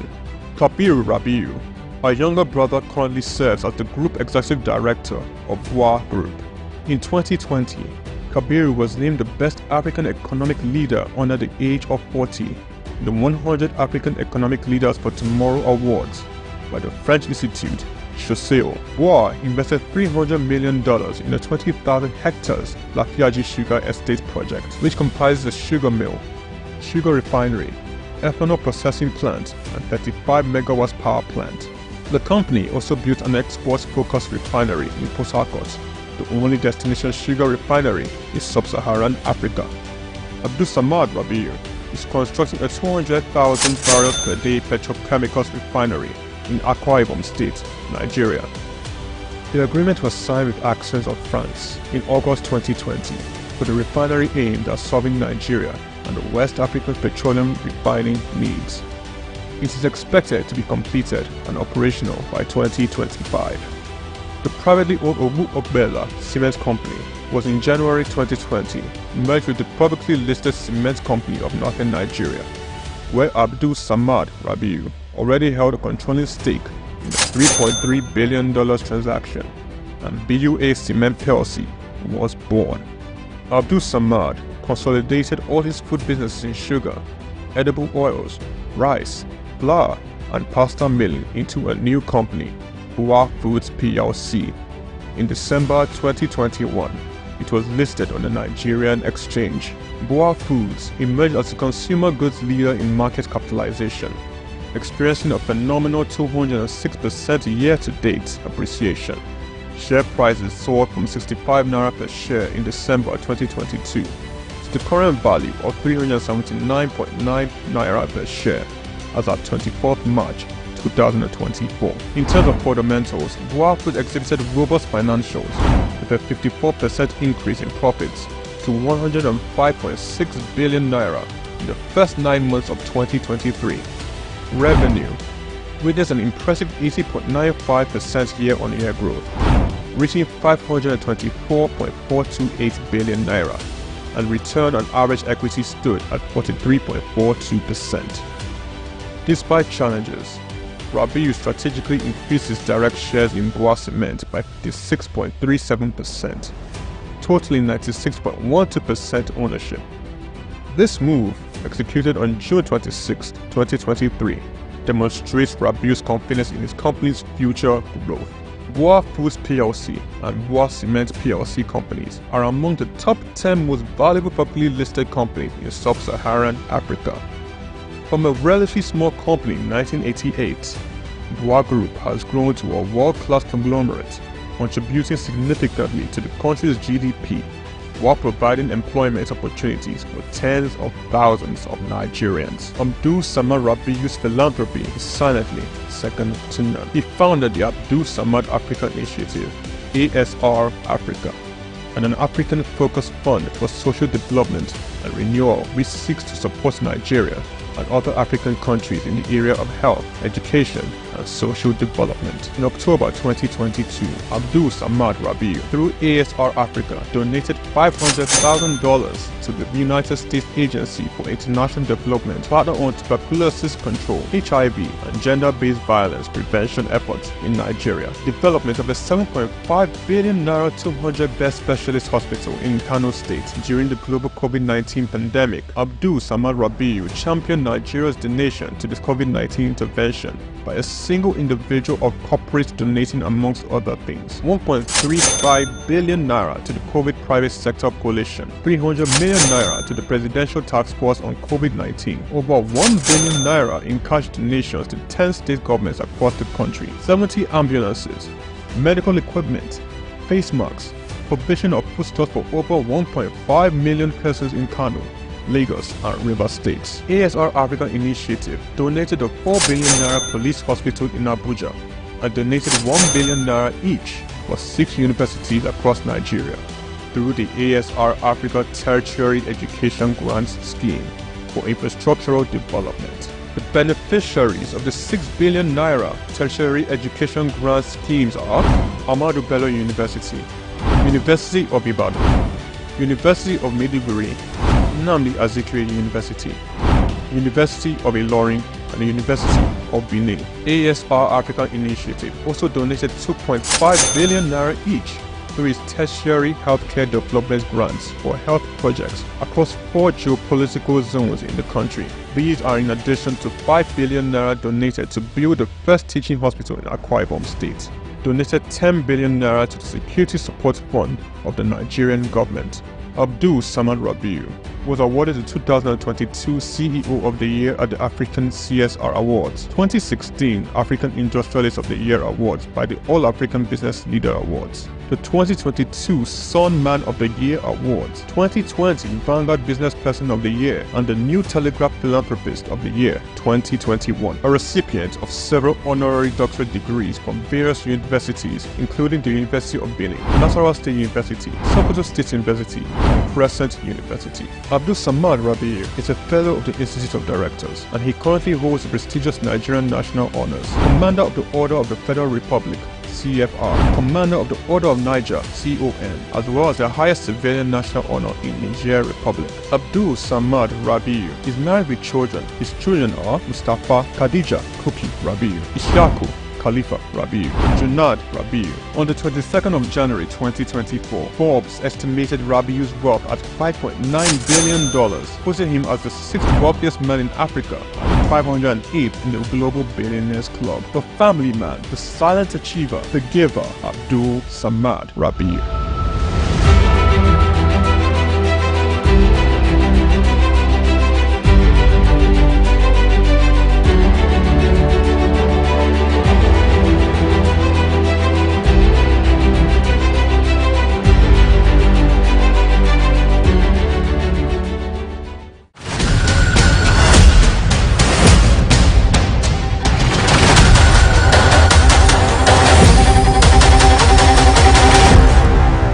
We've got just what you need right here at Femi Wash Media.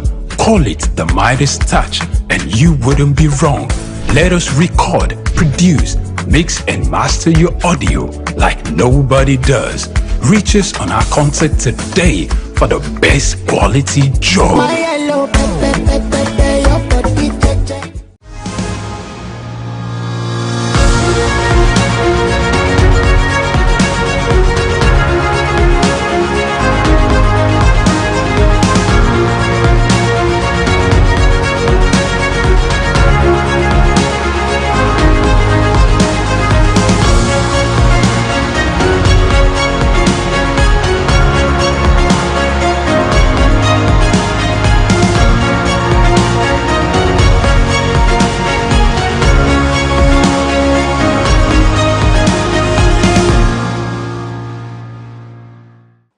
Hello, I am glad to have you join us on Queen's Court today, where we discuss the role of women in leadership and nation building. I am Reverend Julia Benite.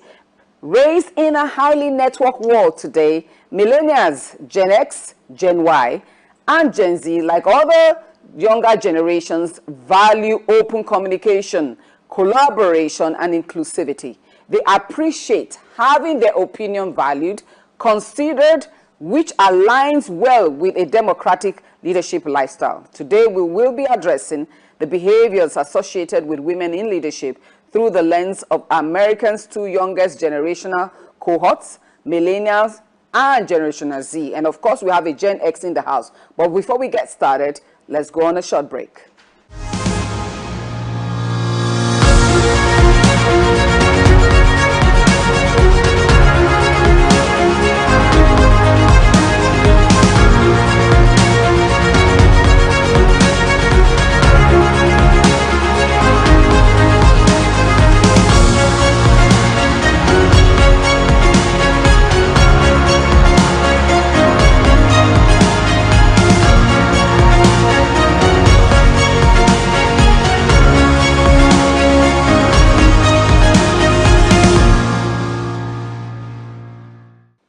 Welcome back. Let's delve into our conversation today. A very interesting conversation. The perceptions of millennials and Gen Zs, and of course, a Gen X is in the house with me. I mean, I'm close to the Gen X generation. We're going to be discussing, deliberately discussing some leadership issue, women in leadership. And we want to focus on your views of what women in leadership is, especially in the 21st century. You also must recognize certain things as I introduce you. Of course, at my far left is Jola Ayeye, who is a podcaster and a screenwriter. Jola, you're welcome. Thank you. Well, we actually call you ladies in the house. So Lady Jola, you're welcome. And Sholakwe Adesu, who is a legal practitioner and a woman advocate, and also a youth advocate. So that's why she can identify with the Gen Zs and X. You're welcome, barrister. Thank you, Mom. And also Somto Chuku, Amanda Ibiwachi. Let me not pronounce it like an African. I mean, like an American. Who, of course, is a social worker focused on child welfare, family, and youth. She is Gen Z. She's the Gen Z in the house. Their generation. Of course, we have Generation Alpha already in around the corner, but the Gen Zs are the one reigning in the town. You're all welcome to this great show, Queen's Court. Thank you. Thank you. And today we call ladies in the house. You know, you are queens. Yeah. And so we're going to start with the Generation Y. Which are called the millennials. They're actually Generation Y, called the millennials. And just for information basis, most of you were born between 1995 and 2009. So that's your generation. And so your generation actually is the unusual generation because it's a generation in the middle of the X and the Z. What are your thoughts on women leadership? When you hear women leadership, what comes to your mind? I think for my generation, women leadership is a bit more normal, I would say. I think our generation was the first to kind of see it as quite normal. So we weren't the first generation whose mothers worked. So our grandmothers also worked. So for us, the idea of women being in leadership was not necessarily strange or different. And then when you make it specific to Nigeria, I was born in 92. So around the switch between military rule and independence, there was a lot of economic boom. So we saw a lot of business happening and a lot of moms and aunties owning businesses and having sort of like high ranking positions in telecoms and banks and things like that. So I think women leadership for us socially was something that we see and kind of understand, but culturally not so much as Nigerians. So it's very interesting in that women are supposed to be powerful, but only to an extent. And it's a very cultural understanding of that. So it's not strange to us. It's just a very weird dance that we do in that we understand that women can have these amazing jobs. You can make very big decisions, but our cultural context means that you have to figure out how to play this. We all know we're playing a game about to what degree we accept or understand women being in power and how comfortable our society is with it. That's a good one. So their generation already are comfortable with it. So I'll come to Generation X, which there's a lot of dichotomy and issues. Of course, Generation X were born from 1965 to 1980. And just after the baby boomers, who were mostly people after the World War. And so for us, Generation X, what is your classic understanding of women leadership?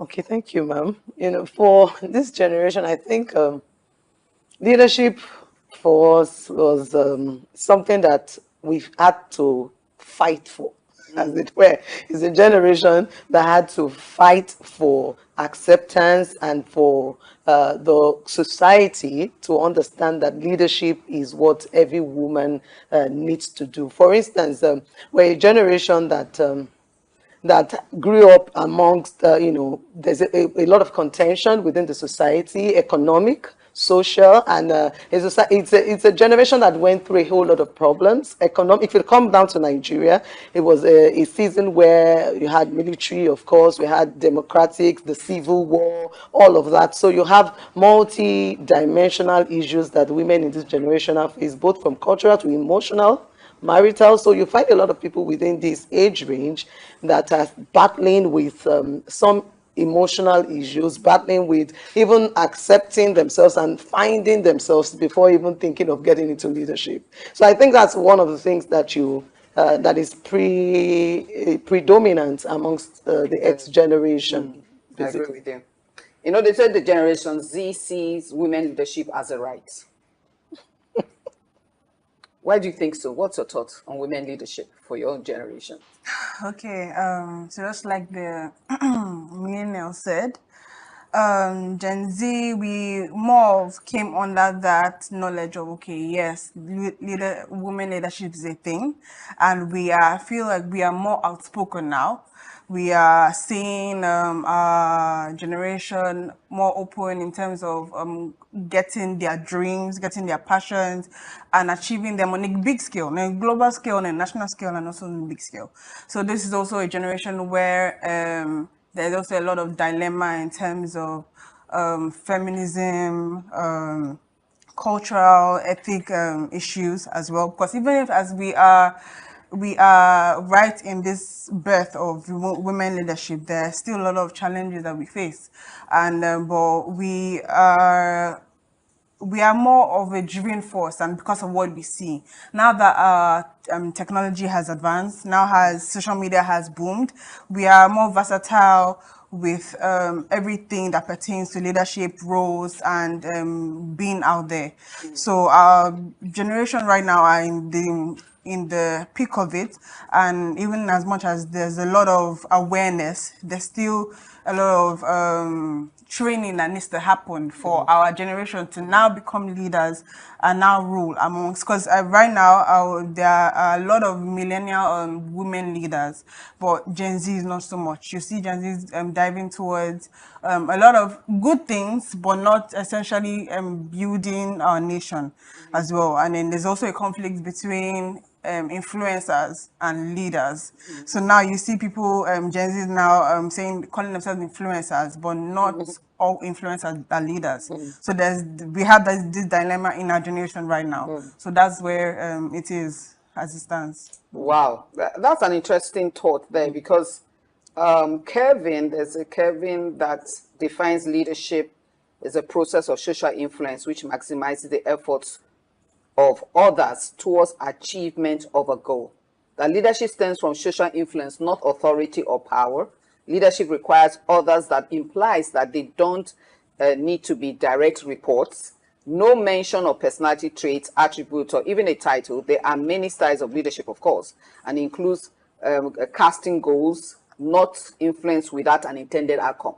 And you said something, the challenges with leadership, especially female or women leadership, is the fact that a lot of Gen Z say they are influencers.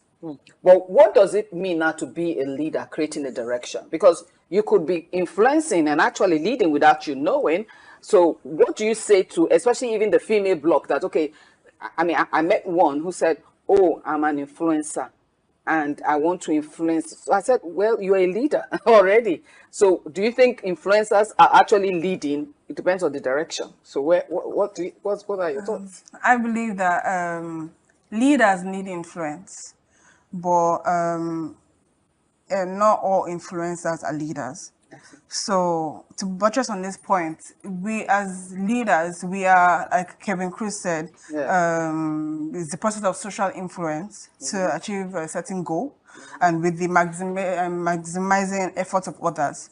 So there are certain influences that could be negative and could be positive.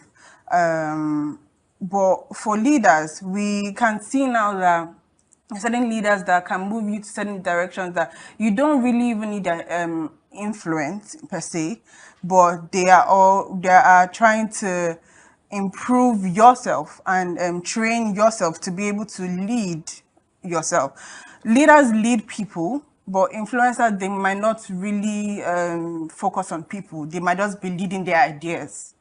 So that's a difference between leaders and influencers. And to see a leader now in this generation, we would have to look at everything. We have leaders that have good character. And character is what also Gen Zs also lack as well. Because you see people, they call themselves influencers or leaders, but their character is not moving them anywhere. They're not leading people. They're not trying to source for a good outcome from people.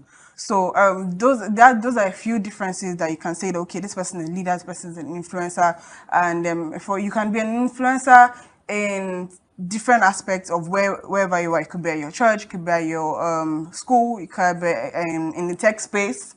But there are leaders that train people and manage people to be able to work on themselves and achieve a certain goal, whether it's from the individuals themselves or from a community that they are being with. So. Excellent, because in fact you are right, because the research actually say that the Gen Zs are not so ambitious for leadership positions. But they say the Gen Ys, they want that leadership position. And for you as a female and a woman, what do you think would be the challenges for a Gen Y who really wants leadership position?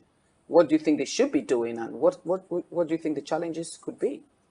So for me, I think the challenges really stem from a difficulty in understanding and playing the game. So I will say that one huge benefit my generation had is that we saw the tech boom. So while the Gen Zs were born into, a lot of tech is very familiar to them, we were the generation that we saw the movement from, I learned shorthand. So we saw when things changed from, typewriters to computers to social media being daily language. And what social media really did, it expedited a lot of steps for my generation. And we grapple with the fact that you can't, with leadership, it's difficult to do that. So you can't really hack your way into leadership. Do you know what I mean? I like that. You can hack your way. Yes, there's a lot of, and particularly within our context, our culture is very, very specific. So it doesn't necessarily matter how much influence you have. Leadership is quite different. And we grapple with figuring out how to build the momentum required, how to build and sustain the community required to maintain leadership. So I think that's why we do very well in business, things that are very individual. Yes, So I that's can true. figure this out by myself. I don't need to have sort of like consensus. I don't need to build relationships. I don't need to have the sort of like a general agreement. I can do this thing by myself. Maybe three of us agree. We build a company. We go to the market. It's not working. We get on social media. We find a new supplier. Everything is very, very. You figure it out as you go along. But leadership is very, very different. It requires consensus. It requires building. I mean, a good example I will give is a lot of our parents that worked in civil service understood how to build relationships. So every other weekend, my cousins, my colleagues' daughter is getting married. They're traveling to different states there. And so they understand what it takes to kind of build consensus. But because my generation did not have to do that career-wise, it stumps us to understand what it takes to do that as leaders. And then when you add a layer of being a woman and what that takes, it's just really, really difficult. So we're hungry for leadership, yes, but it's why you see a lot of ambitious women in my generation, because we understand how that works. We understand that for you to get respect, just make the business work and people will respect you. They may not like you. They may still say nasty things about you and how you came about your money and your work, but eventually it would speak for itself. Doing that in a leadership position, in terms of leadership, is just a lot more difficult. So I think that's what the challenge is. I agree with that. And you're actually right, because the research also shows that the Gen X actually have a social capacity more than the Gen Ys and relationship. And one key thing that came out of the research is that their capacity for conflict resolution is much, much higher. So as a Gen X, as women leadership is evolving, in actual fact, they say it's going to take 150 years plus for us to bridge the gap of this gender equality. But the research also shows that the Gen Ys are most likely to break the glass ceiling if they are able to overcome the challenges. What advice would you give as Gen X, and also what do you think those challenges are that must be overcome if a woman must lead?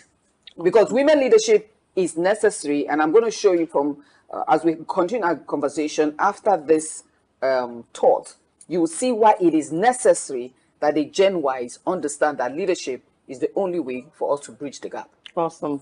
Thank you so much, man. You know, Lady Jola may brought it out so succinctly.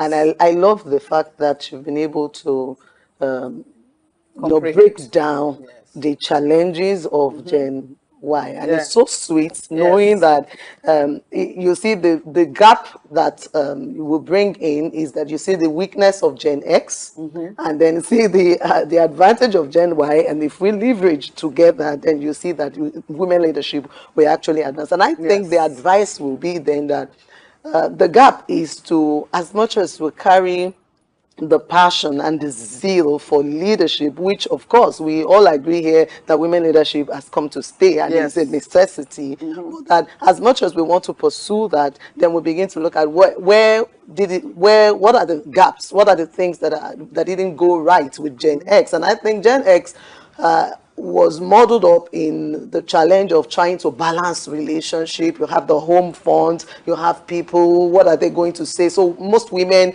couldn't take leadership positions because they are considering the relationship dimension, my children, my husband, my family. How am I going to balance this? And so you find them just playing small to prevent. Okay, so most of our mothers, or most of us in this generation, either have opportunities to start businesses, invest in a lot of things, but didn't do it because they felt there were too many things holding them back. But we have a generation who are more eager and are willing to make the move. And I like the fact that the technology that they got into, or that came with them, actually opened the advantage and gave them the advantage. But the important thing then will be to bring a gap, a bridge between that passion and then the relationship. For me, leadership is more about self, and I think that's why Generation Y may have a challenge, because leadership is not just about achieving things,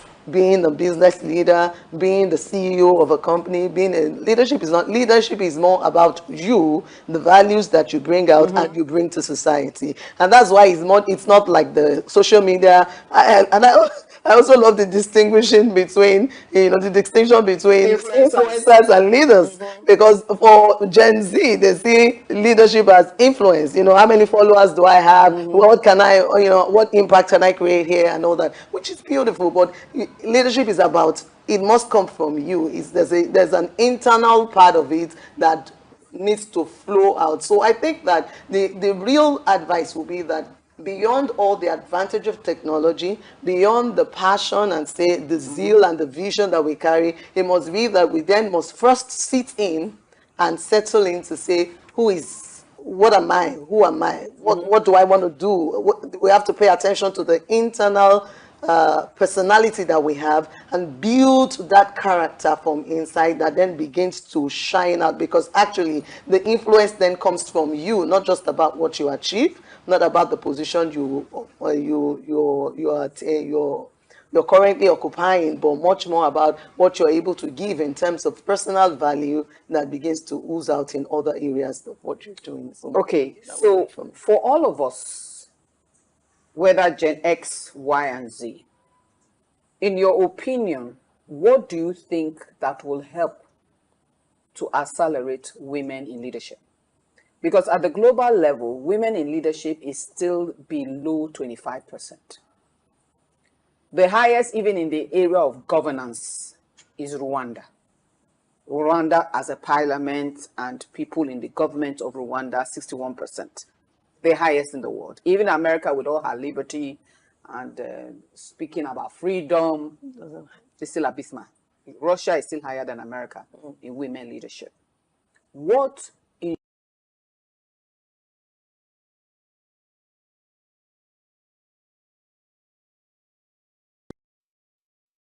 rate gender equality? Okay. Firstly, I wanted to say that when you were talking about challenges as well, I believe that one of our challenge as Generation Z is we are more emotional. We are more reactive than proactive. Anything that happens anywhere, we more respond to it from emotions, and we just say, "Oh, I don't like this. What's this country doing? I beg, I'm not here." So instead of us thinking ahead and saying, what can we do to be able to grow and learn and be in those positions and those places that clearly are not working. So from that point, we can first come in and say, us now, we need to be more enlightened. There are a lot of millennial leaders now that are doing it, and we're seeing them and we're hailing them, but we're not striving to be a better version of ourselves in that line. We're more of doing our own thing. Okay, everybody day your day, I did my day. We're not we're complaining, but we're not acting. So we need to be able to respond better in terms of the situation we have, and we knowing that we want to see women leaders, but we are saying, oh, okay, we want to see, but you're not thinking of yourself. And there are people that genuinely have these qualities, they genuinely have leadership affluence. They are, them certain times that maybe in a school, in a class, there are certain people that you will know that, okay, this person has been a class captain, year 1, year 2, year 3, and then person that can carry projects very well and really get everyone to focus on their efforts, and we're able to achieve. But then we're just more like, okay, there are people like that, and that's all. That's all really. We're not like them. We don't want to associate with other people. So we need to be more involved in now self-awareness, knowing what skills that we can develop. Not only there are different skills you can learn personally on your own, whether it's a professional value, professional way or career-wise, but there are a lot of times that we need to even work on ourselves more inwardly. So we need, now that we have a lot of examples in the term of millennial generation, we need to look more into those people, and we need to familiarize ourselves with news. I would say I'm kind of a victim as well in terms of we're not really acquainted with knowledge. we're not really acquainted with knowledge, because we see these things and okay, everything, this is happening, oh wow, that's so sad, but we're not looking out for any source. Was there any organization, was there any welfare that came to this aid? Was there anything that, you know, that was structured to hold these people that fell in place? But we're just more like, okay, we see it and we pass. So from that, from the first angle, we need to get more involved in knowledge and get more involved in what is happening. And we need to, there are a lot of millennial generation now that offer classes, offer trainings. We see those things that, oh, we're just wasting time, but we need to, with the resources we have, we can engage in those classes, we can engage in those trainings. I have people, even my mates, that are giving classes globally, and people are attending, and especially women are developing themselves internally. But you see only a few of those classes of women in the whole generation of us. Excellent. We're going to go on a short break and we'll be right back to continue this discussion, because we got to hear from these millennials. I think it's their stage now, so they have to tell us what women need to do, because that glass ceiling, we are breaking it.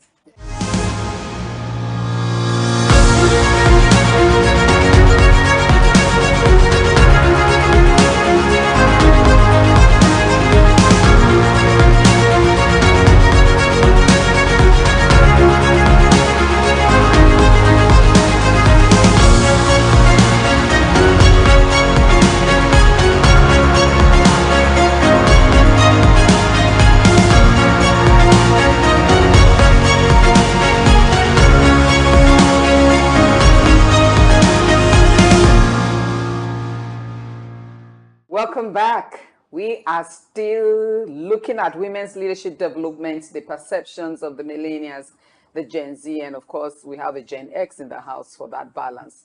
So we are still here with the guests to analyze this great topic, and we're talking about the challenges. And it's like all eyes are on the Gen Ys to bridge this gap and to break the glass ceilings. Well, what do you think are the challenges that must be overcome by the Gen Y generation? I think I would summarize the challenge as one of community and consensus. So I think what I mean by that is we, like I said earlier, we do well individually, but we need to understand what it takes to build community and invest in the community.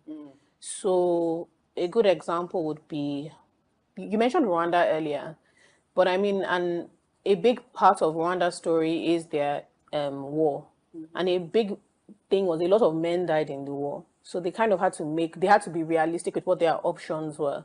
And it worked so well in that seeing women in leadership work over time to kind of nation build and figure out what the nation needs to move forward meant that, you know, nobody is going to, well, you hope people don't work against their own self-interest. So as the country was progressing, it's like, this is natural, this is normal, this is what we should be having.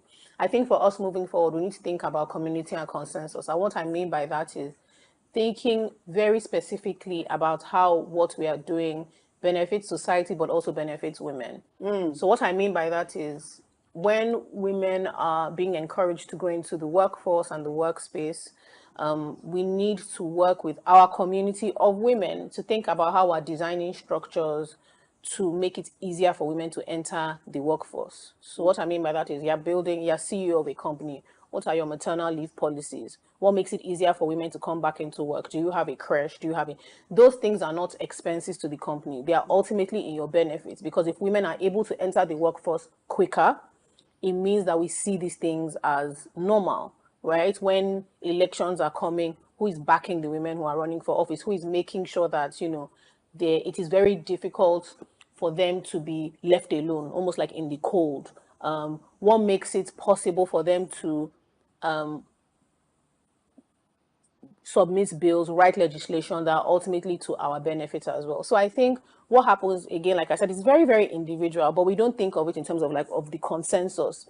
So if multiple CEOs are creating environments that mean that these companies they are structured so that women who might ordinarily find it difficult to re-enter the workforce, to try again, to gain loans, you have to make that effort, not because it benefits you, but because you're thinking long term. You know, America, the West is having a problem with their birth rates, and they're having all these discussions to incentivize women to have more children. But children are expensive, and if both the father and mother need to work, and you make having a child something that you need to choose between being able to afford a life and have the child, everybody needs to eat. So I think we need to think about it, you know, in terms of like community and consensus. Yes. What are we doing to build environments that are conducive to women in leadership, to women in general? What makes it easier for you to start a business, to run a business, to be a mother, to live an abusive relationship, to work in male-dominated areas? To it's not the individual. It's not a moral failing for a woman to find it difficult to go back to work. And I think we sometimes community. parrot Yes. that, almost like, she doesn't want to work. She does, but it's too hard if she has to figure it out all on her own. Women who do very well have a very strong community. Backup, yes. Very, very strong. Strong community. Extremely Very critical. strong community of Very critical. mostly other women who Yes. sacrifice a lot to make sure that her career isn't in dispute.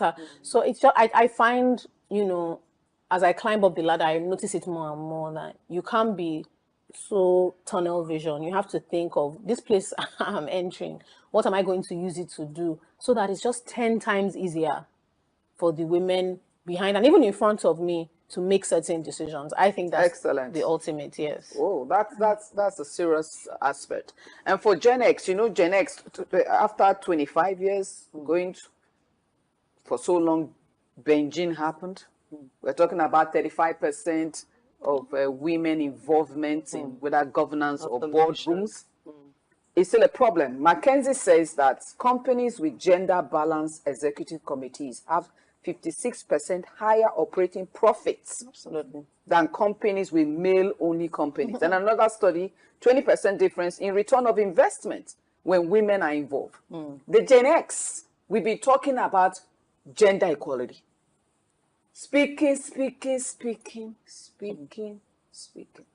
What are these challenges that we need to overcome quickly, in partnership, especially with the Gen Y and even Z, to break this glass ceiling and to bridge that huge gap of gender equality?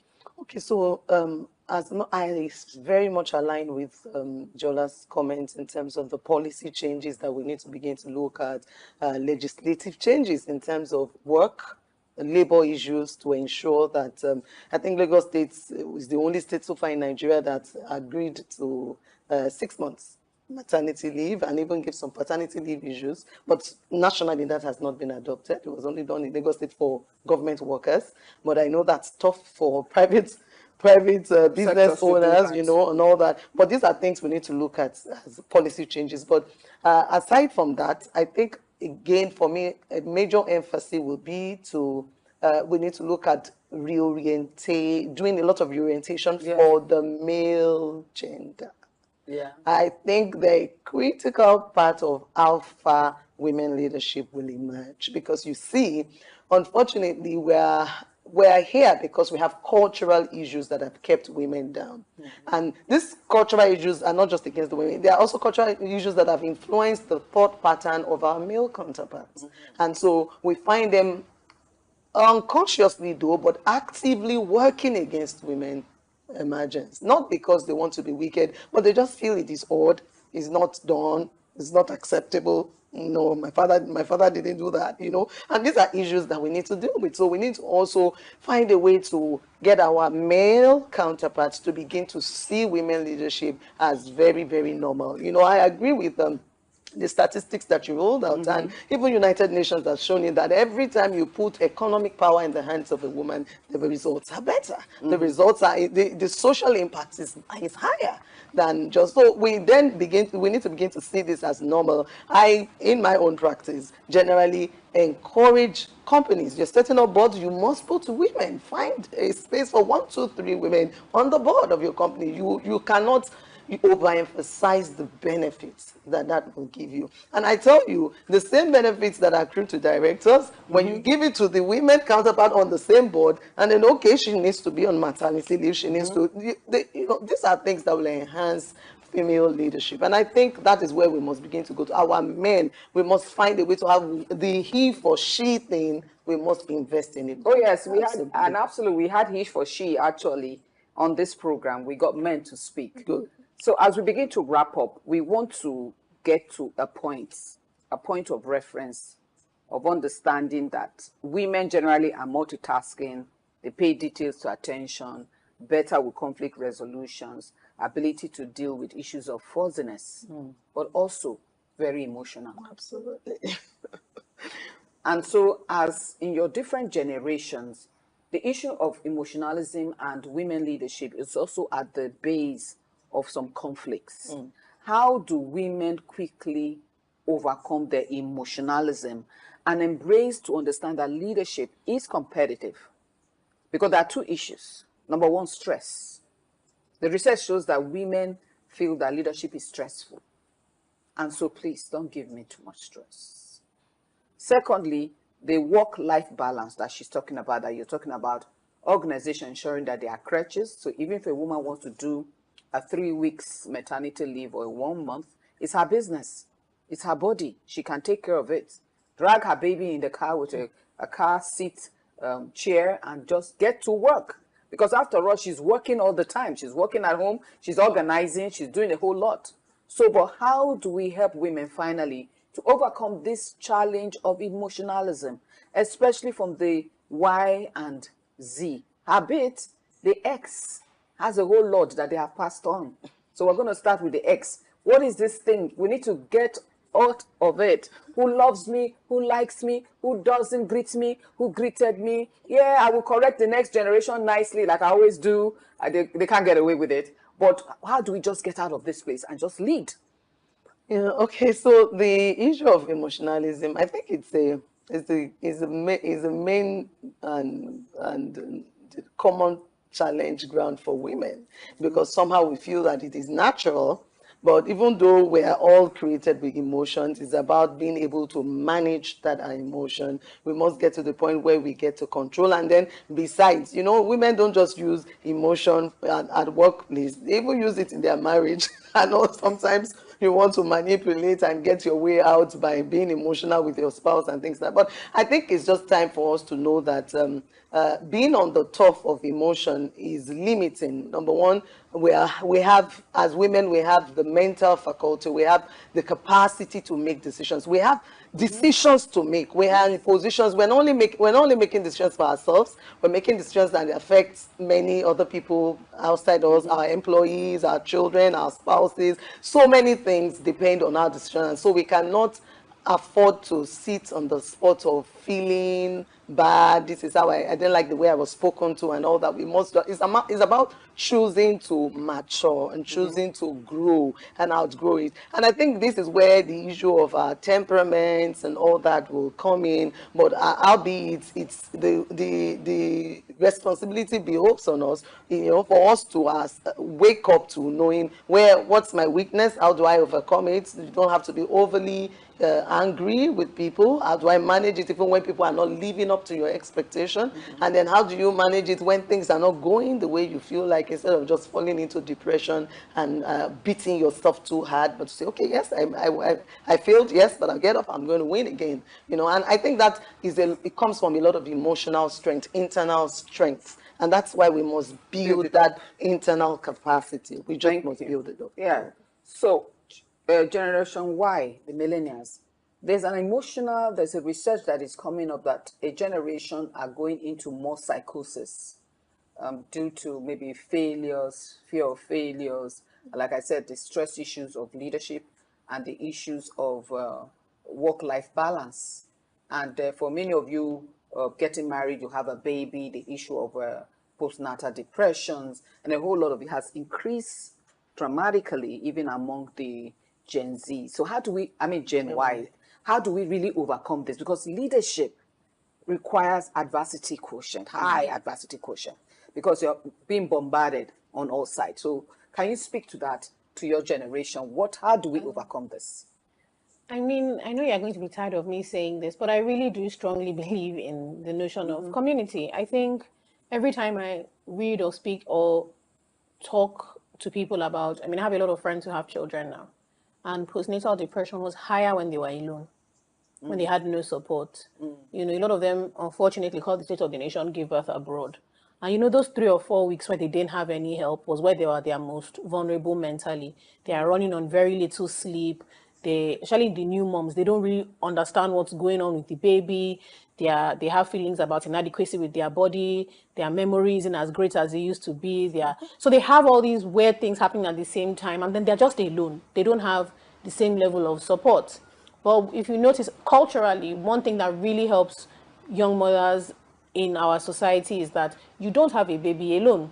You know, your mother, your grandmother, your friends, people just kind of show because they understand how vulnerable you feel at that time, how tired, how tasking it is. And so when mothers have great omugo, it doesn't eliminate it completely, but it makes it so much better. Yeah. But I think that is just a microcosm of what we need. I also feel that women are punished a lot more for their emotions. You know, men are also emotional, but the emotion they recognize the most is anger. And anger is a lot more acceptable than being flustered or being upset or being anxious. Sometimes I don't understand why people get upset for women for crying, because they'll cry, but they'll get it done. So just leave them alone to let them cry, let them get the emotion out and get the job done. But I think fundamentally what it is an inability to come to consensus about what matters, which is getting the job done in a dignified and honorable way. Exactly. And I do think that what that means is male emotion, like I said, is more commonplace because they're just more male leaders. So a guy is angry is a normal, you know, everybody knows how to deal with that emotion because they recognize that anger. Madam is flustered becomes an issue because they don't see that normally, right? So I do think that a big part of it is also figuring out the structure and also having people to talk to.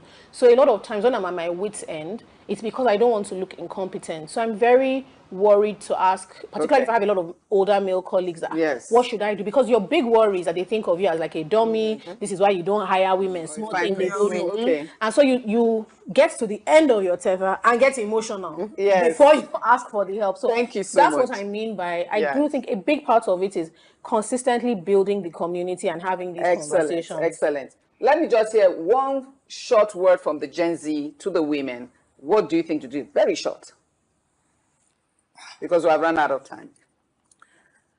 I believe that we're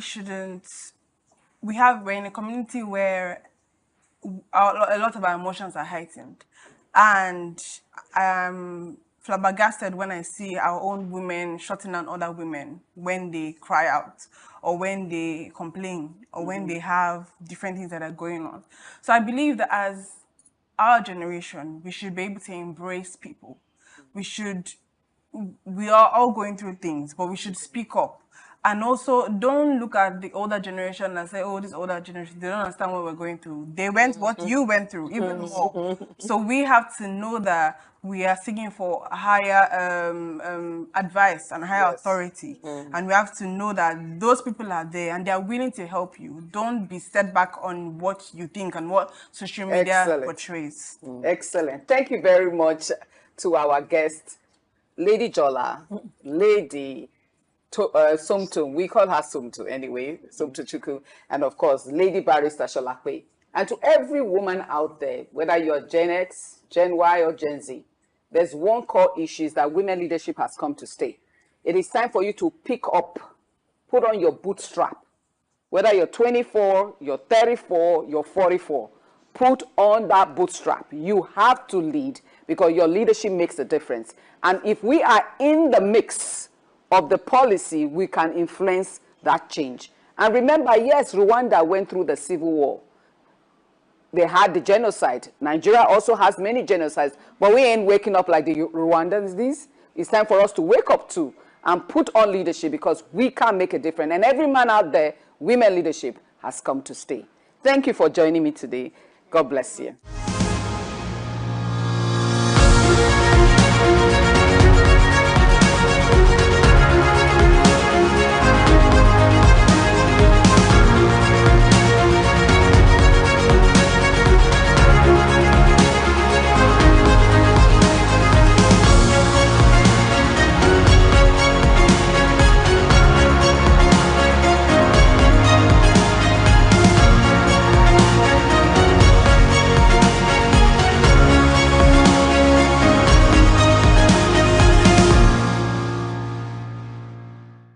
Afrobeats is a classic overnight success story, except it didn't happen overnight.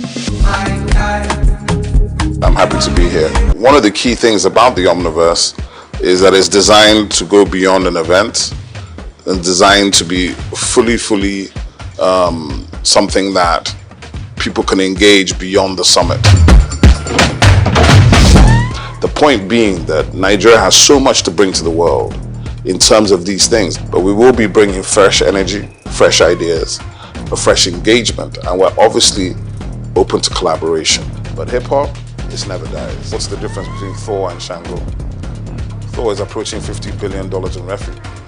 Shango's broke somewhere outside Lagos. And that's a lack of imagination on our part, Africa, and they're all Nigerian.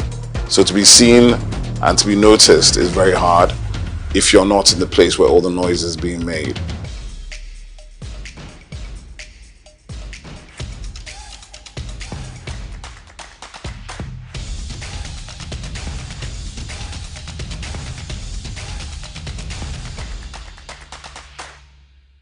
Stay ahead of the curve with the latest in news, development issues, global updates, market trends, and intriguing conversations from across the world. At SOUQ News Television, we'll bring you stories that matter right to your screen. Breaking news, be the first to know with our real-time update on local and update events. In-depth analysis, get the full picture with expert insights and comprehensive coverage. Exclusive interviews, hear directly from the people making the headlines. Tune in daily for a blend of news and stories that keep you connected to the pulse of the globe. Click, like, and follow us on all our social media platforms at SOUQ News TV for updates, live streams, and more.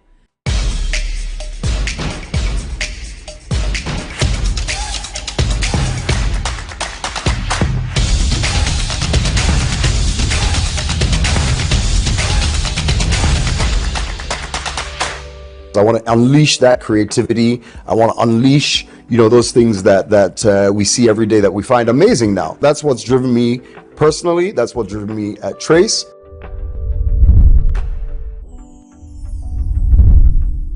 All right, welcome again. It's Inside Life. My name is Hans Mba, and as usual, we have an extra special guest for you each week. Today we got Sam Onyemelukwe. I was about to murder your name. Yeah. And he is, I say that he is Trace TV, right? He's been doing this for eons, some say decades, and it's in the system. You know how the line goes. When they're in the system and no telling. So Sam is here, and we want to really talk his life, his inside life, how he's come this far, the things he has done to create a paradigm shift in the business, and I'll let him do all that talking. Sam, welcome to the show. Thank you so much, bro. How are you? I'm well. Good to see you. It's been a while. It's been a really long time. Yeah.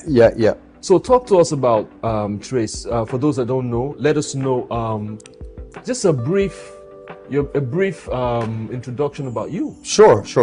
Well, so for those of your viewers who don't even know Trace, I'll tell you. Want to start from there? Yeah. I like it. Well, so we're lucky to be what I would say is one of the most influential and popular music and entertainment platforms on the continent.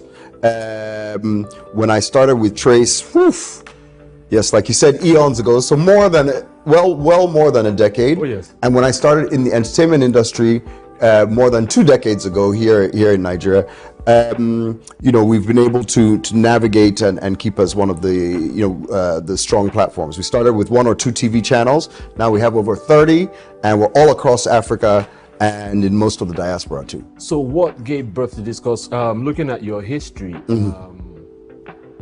Trace, it seemed like Trace just jumped out of nowhere and just started to, do things. And because we have the amount of young people, youth here, and many, especially in recent times, are being navigated towards the entertainment, towards the creative. Naturally, yeah. Back in my day, you told your daddy you wanted to make music. What are you talking about? That's even the list. But now parents are enrolling their children. They're pushing their kids. Yeah. They're buying them a whole studio setup, birthdays, guitars and stuff. So what influenced y'all just jumping out and making this happen? Well, no, to your point. I mean, I love the fact that you know, as you said, back in our days, I would see a kid in the village, one of my nephews or niece, and all they were interested in was just kind of surviving, maybe finishing school. You know, they were hoping maybe they'll have a bigger farm. Now they believe they're going to be the next whiz kid. Oh yeah. Right. And so for me, it's that. And it's doable. It's very doable. Yes. And so it's that excitement, that burning passion and ambition that we have as young Africans that has driven me. Because I want to unleash that creativity. I want to unleash, you know, those things that we see every day that we find amazing now. And then now parents are saying, you know, take this, go forward with it. So that's what's driven me personally. That's what driven me at Trace. And how we just jumped out. Well, that's a magic trick that I'll keep in my sleeve. But no, we've like I said, I'm very humbled, and you know that we've really been able to make a big impact on the music, on the creative industry in Nigeria directly, as well as across the continent. Thinking about impact, don't make me jump the gun because I have those questions. So in influencing or affecting the economy, we have seen what the numbers that artists bring in. Yeah. We're talking the Burna Boy numbers, we're talking Wizkid numbers, we're talking Davido numbers, and how it's affecting the economy. It's real. And they're bringing a huge amount. We're talking billions. The other day we're interviewing, talking to a few people, and we're talking about how Nigeria is missing out on the billion-dollar movie industry and all that stuff. So based on that, what do you think our stake is in that whole? I'm not even going as far as Hollywood now. Sure. In Africa, Nigeria, what's our cut in the cake, the massive cake? No, look. I'm a proud Nigerian. Some of you pretending I'm not Nigerian because I'm yellow, but I'm a proud Nigerian. Okay, I'm a proud Nigerian. Yes. And you know I'm only that piece of it because we are also proud people. And it's that and our attitude and our confidence that has made us dominant in the music and the film and the entertainment industry across the continent. So truthfully, we should really, Nigeria should be benefiting even in a better way. But I won't fault where we're at. I would say that there's a lot of the right energy, a lot of the right efforts, and a lot of the right people in the right places for us to continue to grow this industry both locally and internationally. In government, we're very excited to see the lineup of those getting involved, from the Honorable Minister himself, across to Minister. I'm talking of Information Technology, down to the Minister of Creative Industries, Obiasika, Tola Akerile, who's DG of Tourism,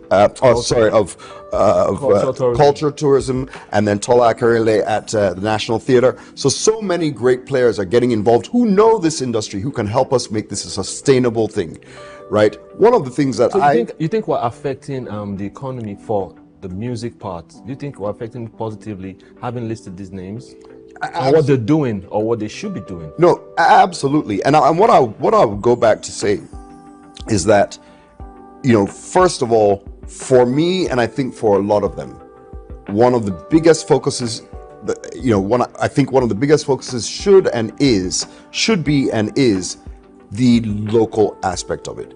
It's very exciting for us all to say that we have a Grammy-nominated or Grammy-winning superstar like a Burna, and we've had many of them over the years, right? Nominees for Eons, So it's not just, guys get excited like this is the first time.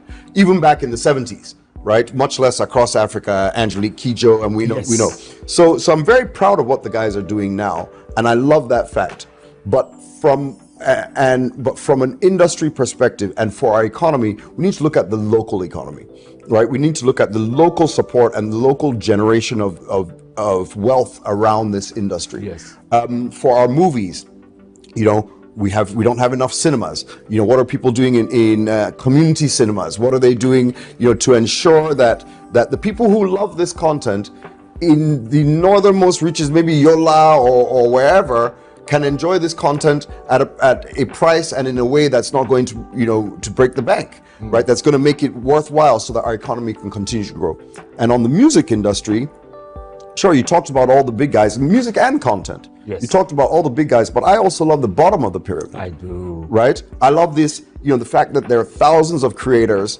I just watched your show, and you had the young man who was a busker. Yes. What's his name again? Komi Flames. Komi Flames. Yes. Come on, you have a busker on the streets of Lagos. You have thousands of guys making content, and and this also represents a huge shift and to the dynamic of what's happening in the economy, as well as the economics of it. So you have Burna Boy and whoever at the top generating literally hundreds of millions of dollars in activity, but likewise those hundreds of thousands at the bottom are also doing the same thing. So it's a paradigm shift for our industry, for our economy. And we're loving it. You said something about we're not benefiting enough.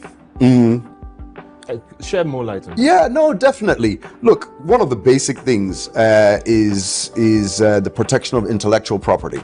Yes. Right? On a very show like this, in the mall, I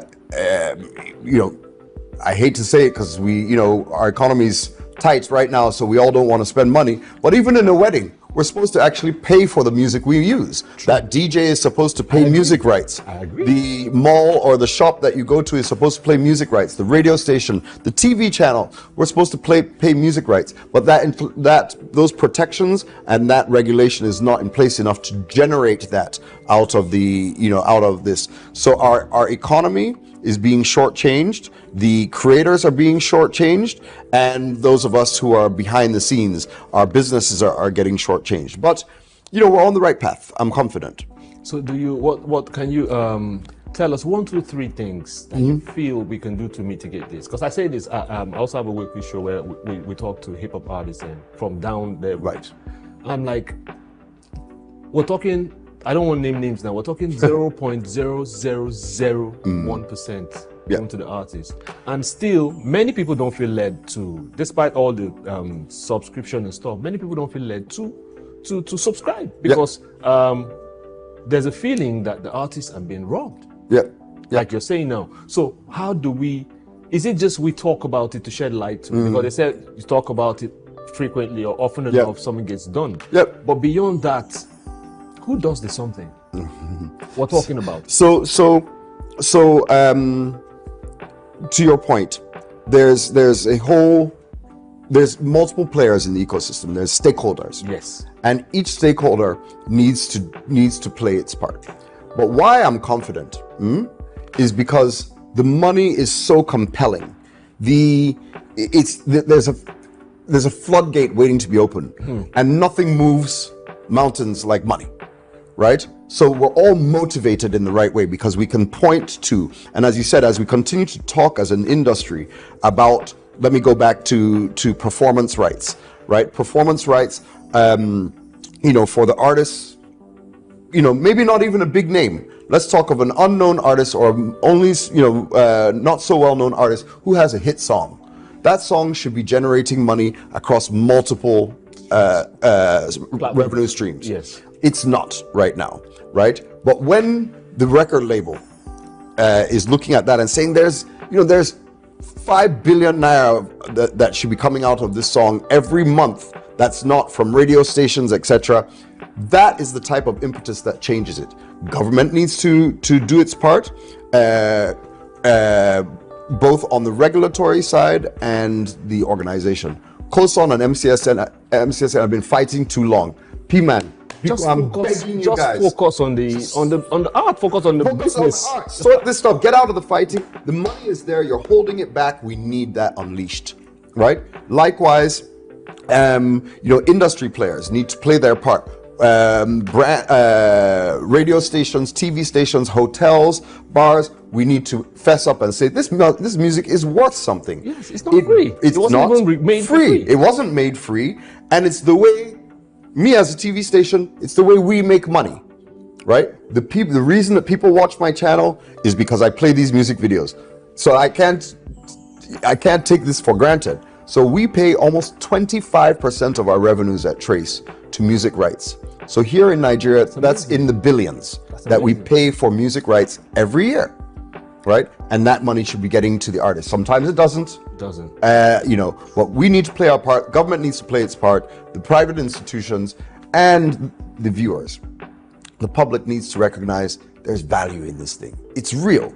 When you jump and dance to a Davido song, sure, you see him rich on Instagram, but just know that this thing is real. It's real money. It really costs money. Guy, will you enjoy it? You make hit song, you won't collect. Just make it easy. Your product. Yeah, exactly. Instead of something you hand whatever it out for product, free. it's your product. You hand it out for free. Exactly. So also, a lot of these things are happening to affect the youth and how they're gainfully, maybe not gainfully, engaged. Oh, yeah.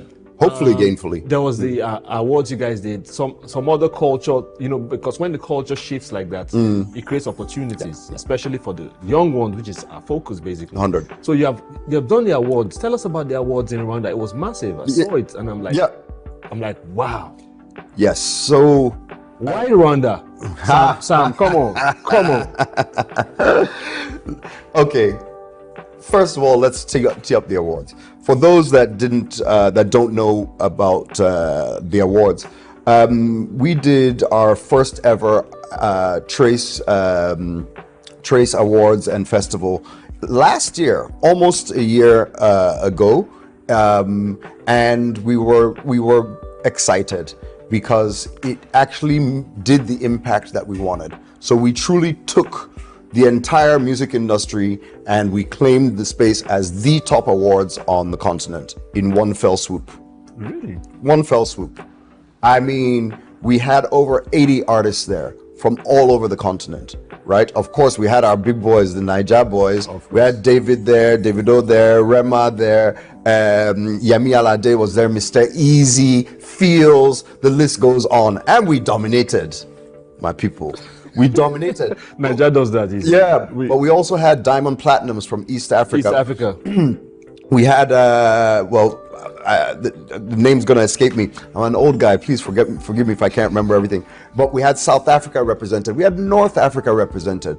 And we had over 500 million views of that show, really? Right? We were covered in the Hollywood Reporter. We were covered in Variety. We were covered in Music Business Worldwide, and we're covered in Pulse. You know why that's so important is because it creates opportunities. Exactly. It creates jobs. It creates. That's why I'm beefing. I'm like, you took it to Rwanda. So we're getting there, right? So we're getting. I want to hear it. So we were able to pull off a huge awards, and I'll give you a little bit. Okay, I'll give you a bit of a scoop. We're just on the verge of announcing this year's awards. It's an annual thing. It's an annual thing. Fantastic. We are actually. Hope is going to be here. I can't make you happy today on that one. I can't make you happy on that one. I prefer to be straight. It's not gonna work. Oh, come on. So the next one, we actually really wanted to do the awards at the beginning of the year. So the second edition, 2024s, will actually be held in February. 2025. February 2025. It will cover the entire of the 2024 year. And we're doing it in Zanzibar, in Tanzania, in the Zanzibar Islands, and it will be a blowout. It's going to be amazing. No, the one this year was crazy. Yeah. And I saw it, I was like, I said to myself, I'm like, do we do stuff like this? Because where you see stuff similar to that is where, you know, of course, our top Niger guys pack out, you know, arenas. Yeah. And you look at the stage. It's beautiful. It's Hollywood-esque. Yeah. You know, and well, you know, I'll give a nod. And I longed for it to be here. I'll give a nod to my former work lover. I used to work at Viacom MTV, and MTV does it right. They, you know, the VMAs or the lights. It's just it's unbelievable. The BET Awards, they just kill it. And that's what we did here on the continent. So MTV hasn't been doing on the continent for a while. So we said, oh yeah, we'll take. And yes, I wanted to even talk about something similar to that. There's an awards that just passed. It's annual, but each time they take it out here, they take it to the US. But it's a Nigerian award. What do you think about that? You know, without naming names, Mr. Anima Shaun is a good friend of mine. Without naming names. and to be honest, I see where he was going with it, and I think it's been quite impactful, right? For the Americans? No, it's still for the Nigerians, right? Let me tell you why. Okay. Right? We all know, and in fact, the African Union officially recognizes the diaspora as the 6th region of Africa, right? And oftentimes we don't actually engage in the diaspora in the way we can and should. We are, those of your viewers and fans that pay attention know that over $25 billion a year is remitted annually just by Nigerians. So think of the entire continent of diaspora and people in the diaspora. So being in the diaspora made sure that the audience there knew that they're not just a separate thing, right? That they're part of us. Whether they're separated by an ocean or as close as a video call, that we wanted them to feel and experience that. And that's what IO did. Right, he's bringing it back. He's bringing it back nowadays. Yeah, because there was a lot of flack about it. But there was also a lot of great stories about it, right? So I reject that it was a one-way thing. And Ayo did achieve what he wanted to do by bringing it there. He's coming back to also bring another aspect to it. This is one of the longest running awards on the continent in Nigeria for 17 years, sorry, right? That the Headies has been reigning. So all respect. So the great thing is, for me, it's the impact on the economy that's does crucial it for me, especially for the young ones, because it's seemingly not easy, and there seems to be no way out. But the creative industry, acting, music, producing, all that stuff has helped open those doors for them. No, look, so for the Trace Awards, right? And to be honest, I would really love to do it here in Nigeria, right? We've been starting some discussions with Lagos State, the national government, because you need government support, especially for the big scale creative industry on the continent. Government must be a part of it. And not just our awards, we just talked about it from all the other aspects of this, right? So the creative industry needs government, right? And I'm hopeful that we can see our way to doing it here. We have some issues to sort out from our tourism aspect, travel, safety, etc. But so we're definitely open to bringing it here. But the awards that we did, the night itself, as in the cost of the night itself, was about 5 billion naira. For the setup, the event, the travel, everything that happened around that night. And during that week, and even more, about a 2 to 3 week period, we generated over $30 million of economic activity. That included... Which is why it hurt me each time I said... That we didn't do the awards here, right? That we were doing it in Rwanda and we're bringing it to Tanzania. We had over 2,000 people fly and stay a week, because we extended. It wasn't just one night. There was this festival, there was a summit. This year we'll do a more music summit. So you had over 2,000 people traveling, at an average of $1,000 for flight and hotel, even more, really $1,500. There you've already got, $3 million of benefit. And then, clubbing, shopping, food, etc. And we employed over 2,500 people directly and indirectly during that week, both from the technical team, the setup, carpenters, set dressers, film people, lawyers, etc. The artist managers, etc. My heart is breaking as you're going on. So that's how you. Rwanda has eaten all that. So let me. We're getting digitized quickly. Across board. We're talking AI. AI has been integrated to everything. Even on WhatsApp, they're asking you, okay, what? So digitally, especially coming in, how you guys came in. How has that helped, and how does it continue to help, or is there a roof? Is there a cap to digitally making these things happen in an open way? I don't know that I would say there's a cap. But technology and human innovation always sees that we find another way to do things differently, whether it's expanding and growing it, or sometimes a funny way that it just goes off to the side and you're surprised, etc. So I don't think there's an end point in sight for the innovations, the changes, and of what technology brings to our industry, and how we as consumers enjoy it, interact with it, and contribute to it. I think it's going to continue to be, a really dynamic thing. So for Trace, we've embraced digital, the digital ecosystem in a huge way. From starting off from straight TV channels. We have an e-learning platform that has over half a million active subscribers on the continent. We've just morphed that into Trace Plus. Trace Plus is a streaming app that's really going to be focused on delivering the content in the way people want it. We're still on TV channels. We're still on TV screens as we are doing today. But we're all watching. We're all watching here. More as much as anything.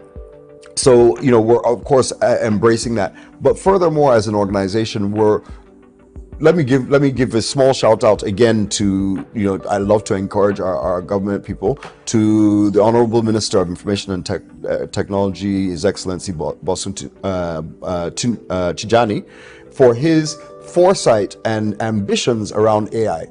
Sometimes, especially when I was younger, I'll look at AI, or that time I wanted to launch satellites. I'd be like, Niger, what's wrong with us? We can't buy tomato yet. We're talking about AI. But the truth is, he's got it. And I was listening to him last week at Moonshot, and he was saying, if we don't invest now, we have the minds for it. Don't worry about that. If we don't invest now, we don't get involved, we'll be so far behind, we'll never catch up. Right? So yes, maybe it's not the biggest priority, and we have much more pain and give it time. But we must pay attention to it. We can't even afford 5 years to be completely uninvolved. And let's give it to ourselves. We have the minds, we have the innovation, we have the guys who may do something amazing in the coming years with AI, and all of us will be sitting here like, now wow. And so let's let that happen. Sam, thank you so much. We could go on. Clearly, we can just enough. Thank you for coming through. Absolutely. I will call on you again. 100%. Anytime. I love being here. All right, thank you so much for tuning in. It's Inside Life, and we speak to the people that matter in the various industries, so they bring insights from the inside of their life. It's Handsome Bar. See you next time.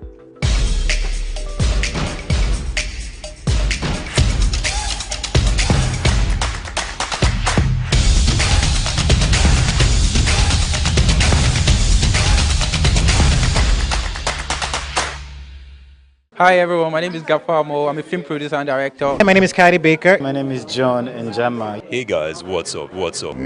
Check Edgar here and keep watching. Keep watching. Keep watching SOUQ News Television. Never stop. Watching SOUQ News Television. Edgar doesn't lie. Keep watching SOUQ News Television. Every single time Edgar says so. Over the past 20 years, the band has been a prominent figure in the African music scene and has been credited with helping to bring Afrobeat to the mainstream of global music. Now 43 years old, the band's latest album, released in August 16, 2024 to mark its 20th anniversary in the music industry, is a testament to its enduring legacy as a trailblazer in the Nigerian African music industry. Having dominated the scene in the early 2000s and 2010s, the band's smooth vocals now convey the tale of a gentleman entering middle age, yet still asserting his status as one of the entertainers who revolutionized Afrobeats. The new 13-song album featured carefully selected artists like Awilo, Akon, Wyclef Jean, and Youssou N'Dour, all pioneers of Afrobeats, reinforce this narrative. In today's News Talk, we are celebrating the evolution of the band as a Nigerian singer and entertainer, tracing his antecedents from Zaria in Nigeria to a global audience of fans. My name is Bayo Olaoye. Oladapo Daniel Oyebanjo, professionally named D'banj, was born on January 9, 1980 in Zaria, Nigeria. He studied at the Nigerian Military School and then went on to pursue a degree in mechanical engineering at the University of Lagos. After graduating with honors, he worked as an engineer for a few years before going to the United Kingdom to pursue music full-time. In 2004, D'banj officially began his music career under Blackbone Music, which was under the imprint of 419 Squad that was founded by JJC Skills, a veteran Nigerian hip-hop and music business mogul. Between 2004 and 2006, D'banj and another up-and-coming music talent, Don Jazzy, were managed by Ayo Shonaya under the R70 imprint. His first 3 music videos, which included Mobolowo, Tongolo and Tongolo Me Remix, were produced and directed by the R70 crew. Later that year, he signed a record and partnership deal with Don Jazzy to create the famous Mo Hits label, which launched him officially into the Nigerian music scene. His first single, Tongolo, was released in 2005 and was an instant hit in Nigeria. Since then, he has gone on to release numerous albums like Rundown 2006 and Entertainer 2008, and singles such as Why Me, Oliver Twist, Fall in Love, Emergency, Mr. Endowed, Igwe, Something for Something, and many more hits that has created a nostalgic era of the 2000s and early 2010s. In 2010, D'banj began collaborating with American artists like Snoop Dogg, and in 2011 signed a deal with Kanye West's GOOD Music label. That same year, D'banj scored a major hit with his single Oliver Twist, which topped a number of African charts and fared well in the United Kingdom and Europe as well. The Coco concert, which took place at HMV Apollo Hammersmith in London on the 29th of August 2011, was a highlight of D'banj's career.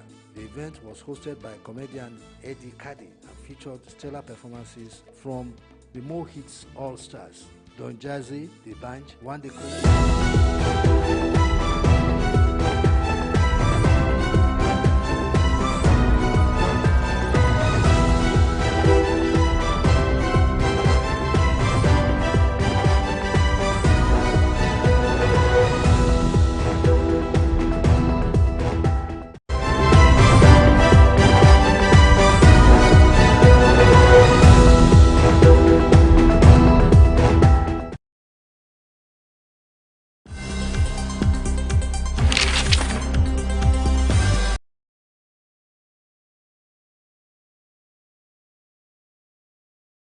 with international creative collaborations and business partnerships and distribution deals. In 2012, the partnership between D'banj and Don Jazzy ended as the pair split up. According to reports, the decision to part ways was agreed upon by the two former creative partners. The once thriving music duo, D'banj and Jazzy, faced increasing tensions within their Mo Hits Records partnership.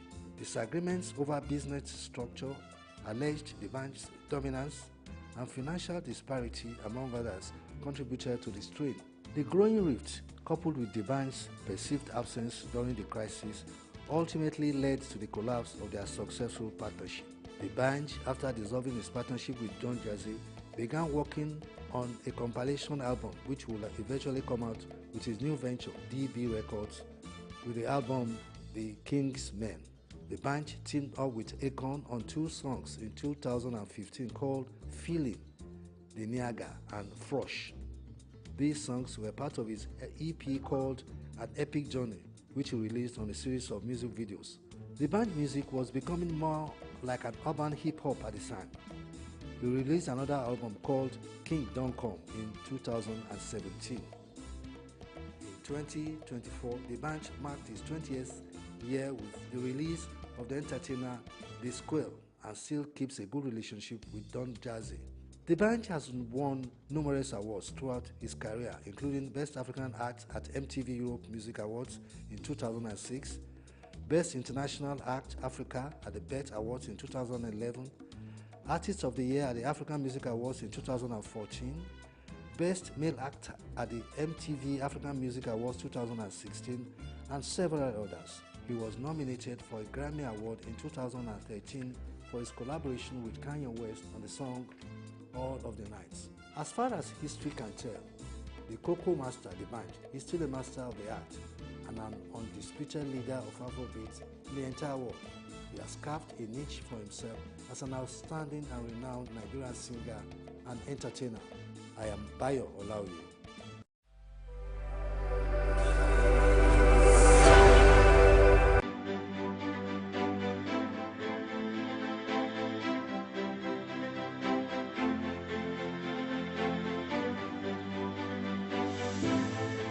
Creativity is an instinctive and powerful form of expression, especially for children, who often pour out their imagination onto paper in spontaneous and inhibited ways, whether intentional or free-form. Their art captures raw emotions, thoughts, and experiences that words might struggle to convey. This sense of unfiltered expression was central to the recent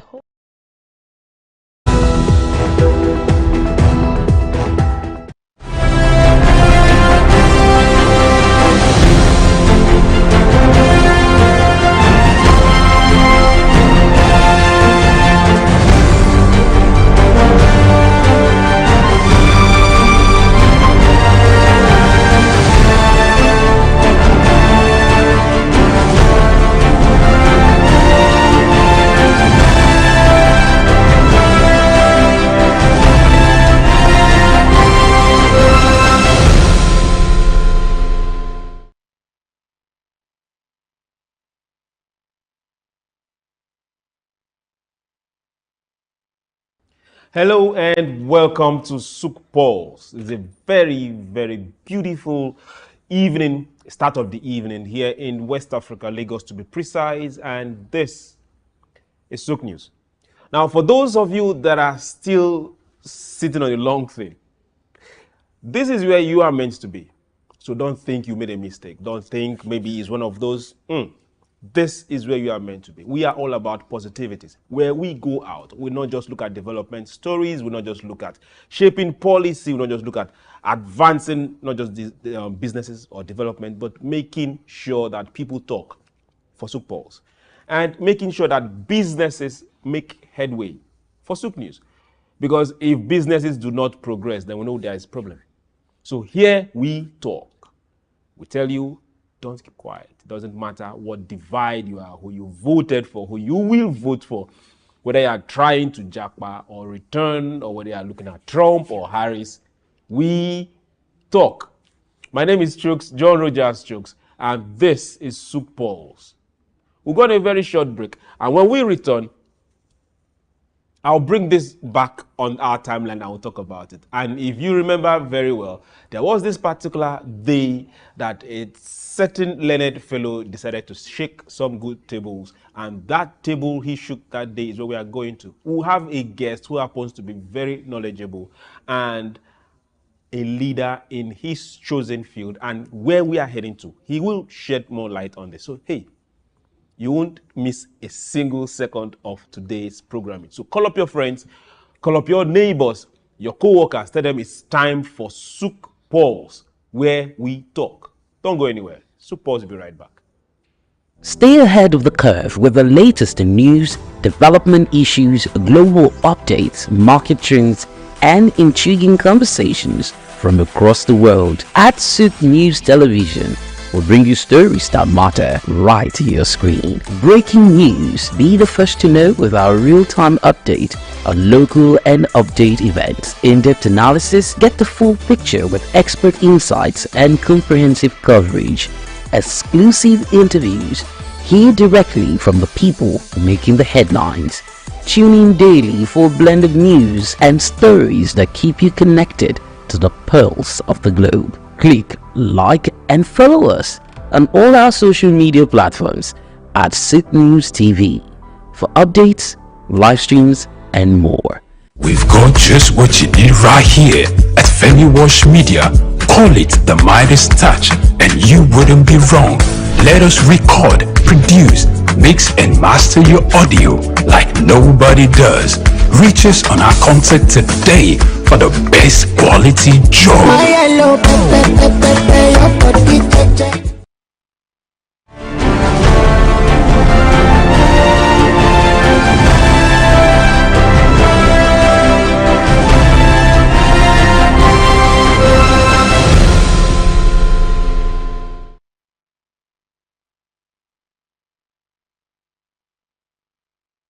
Welcome back. It's SOUQ Pulse, and today we are dwelling on that same trim line on this particular program, which is productivity. If you know very well, say Africa, we must move. If Asia is running, Europe left long ago, and every other person in the Middle East, they are not just catching up, they are doing something completely new and have gone way, way ahead. We say, Africa, don't catch up, just run. Bring something to the market. Productivity. So we talk across all sectors. Now, for those that remember, let me refresh your memories. On a particular beautiful day, we were talking and the issue came up and a particular agency was mentioned. The River Basin Authorities. That's where we are going to today. So for those that are wondering, a particular learned fellow brought that particular phrase that happened to be an agency up. And we have him here today. And we'll also be joined by a leader in that particular sector. Your Excellencies, distinguished ladies and gentlemen, join me on SOUQ Pulse for this beautiful start of the evening, Dr. Idahosa Osamazi. So you're welcome. SOUQs, good evening, good Nigeria. And good SOUQ. A good SOUQ evening. Good. I had to introduce you before I go further. Now, for those that are also there thinking, call up everybody now, let's talk. Now, we're looking at the Nigerian River Basin Authorities. There are several of them. I'll give you all of their names. So just hang in there. And we're asking this particular question, going to a specific take, agriculture. What impact have they made on agriculture in the last 51 years? The first came to being in 1973. That's Sokoto and Lake Chad River Basins. Now it's 51 years. That's some good time, right? Now, for those that are wondering, the government brought up these basins and give them a tax. Majorly manage water resources, manage development of rural places, help agriculture, directly mandate. Food production, crop.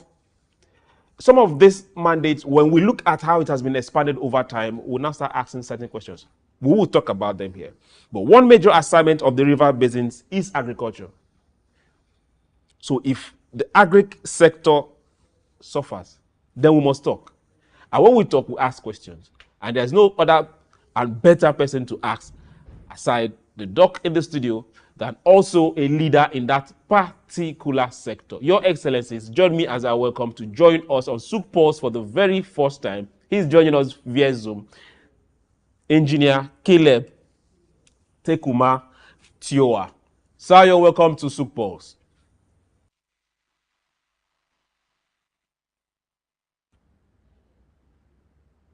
Okay, we will continue and he will join us. He's somewhere in Yola and the network is pretty good. So, hey, if you're here, then let's talk. Doc, river basins. Yeah. Permit me to call some of them. We have the Chad Basin, who are supposed to be one of the first, and the Sokoto Basin, both of them were the first, 1973. We have the Upper Benue, where our guest happens to be the acting managing director. He's going to join us very soon. We have the Lower Benue River Basin. We have the Cross River Basin, Anambra Imo Basin. Some of them were politically motivated, so they balance it out. We have the Niger River Basin, Ogun Oshun River Basin. We have the Bini Owena. I think I remember that one very well. I went to school around there. We have the Niger Delta River Basin, Sokoto Rima, the name was changed. Then Hadija Jamia River Basin and the Upper Niger River Basin. 1, 2, 3, 4, 5, 6, 7, 8, 9, 10, 11, 12. 12 now. Agencies. Yeah. Are we going to call them agencies? Yeah, they are agencies of government under the Ministry of Water Resources. Are they under a ministry? Yes. They are under a ministry. Yes. Good. They have a budget that is running.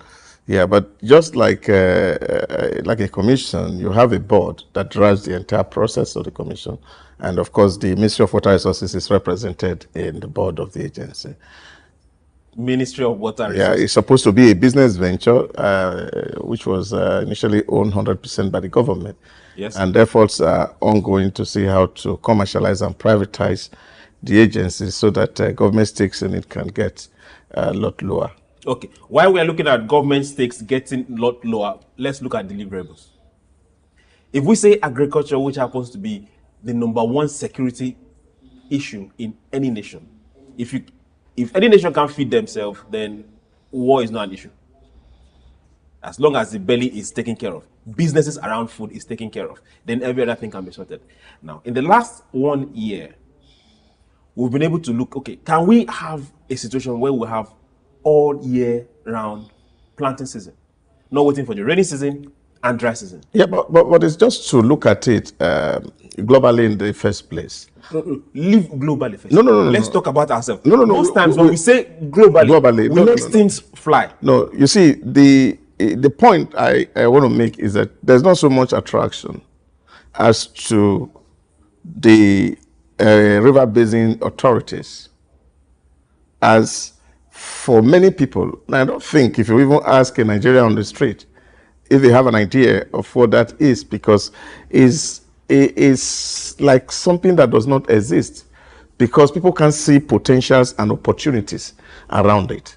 And maybe probably people because when you say potentials and opportunities, we have a whole long list of the potentials of the river basin authorities here. So people can see it's a full template on its own. Yeah, so that is why I am looking at it, that globally speaking, the water resources market is huge. It's put at about $58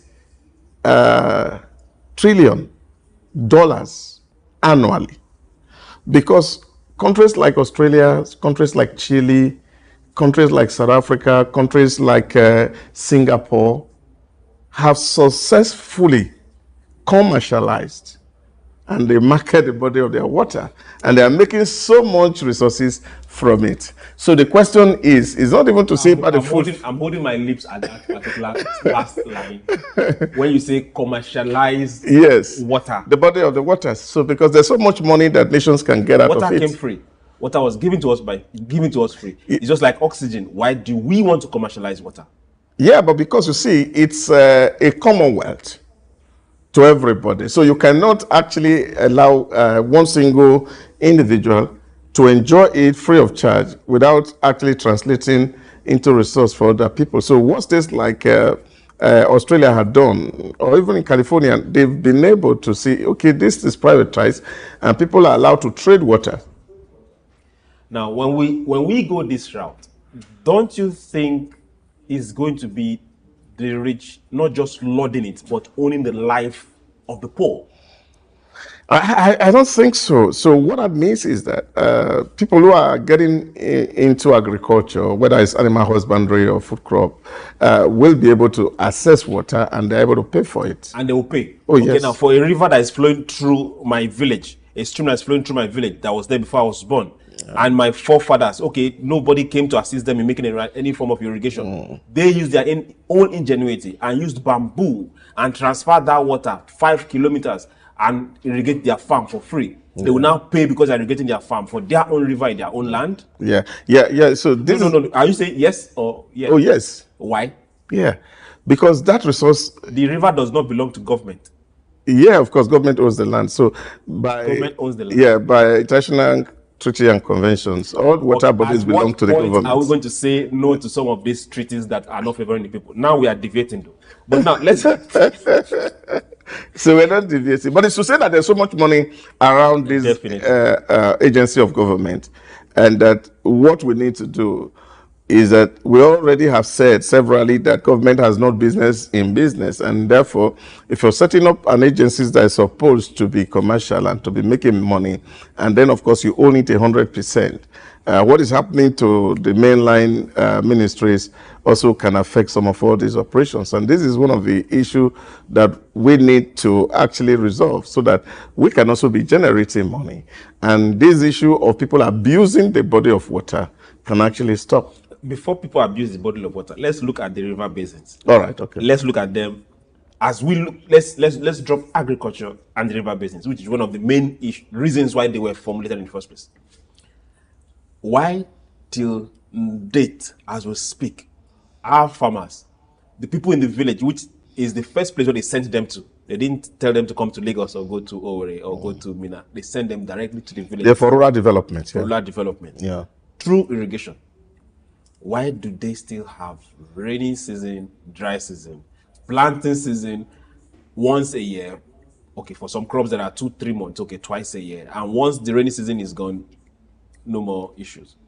except for people that have been able to have big farms. Yeah, you know, it's a whole lot of resource to be able to channel this water. 51 years.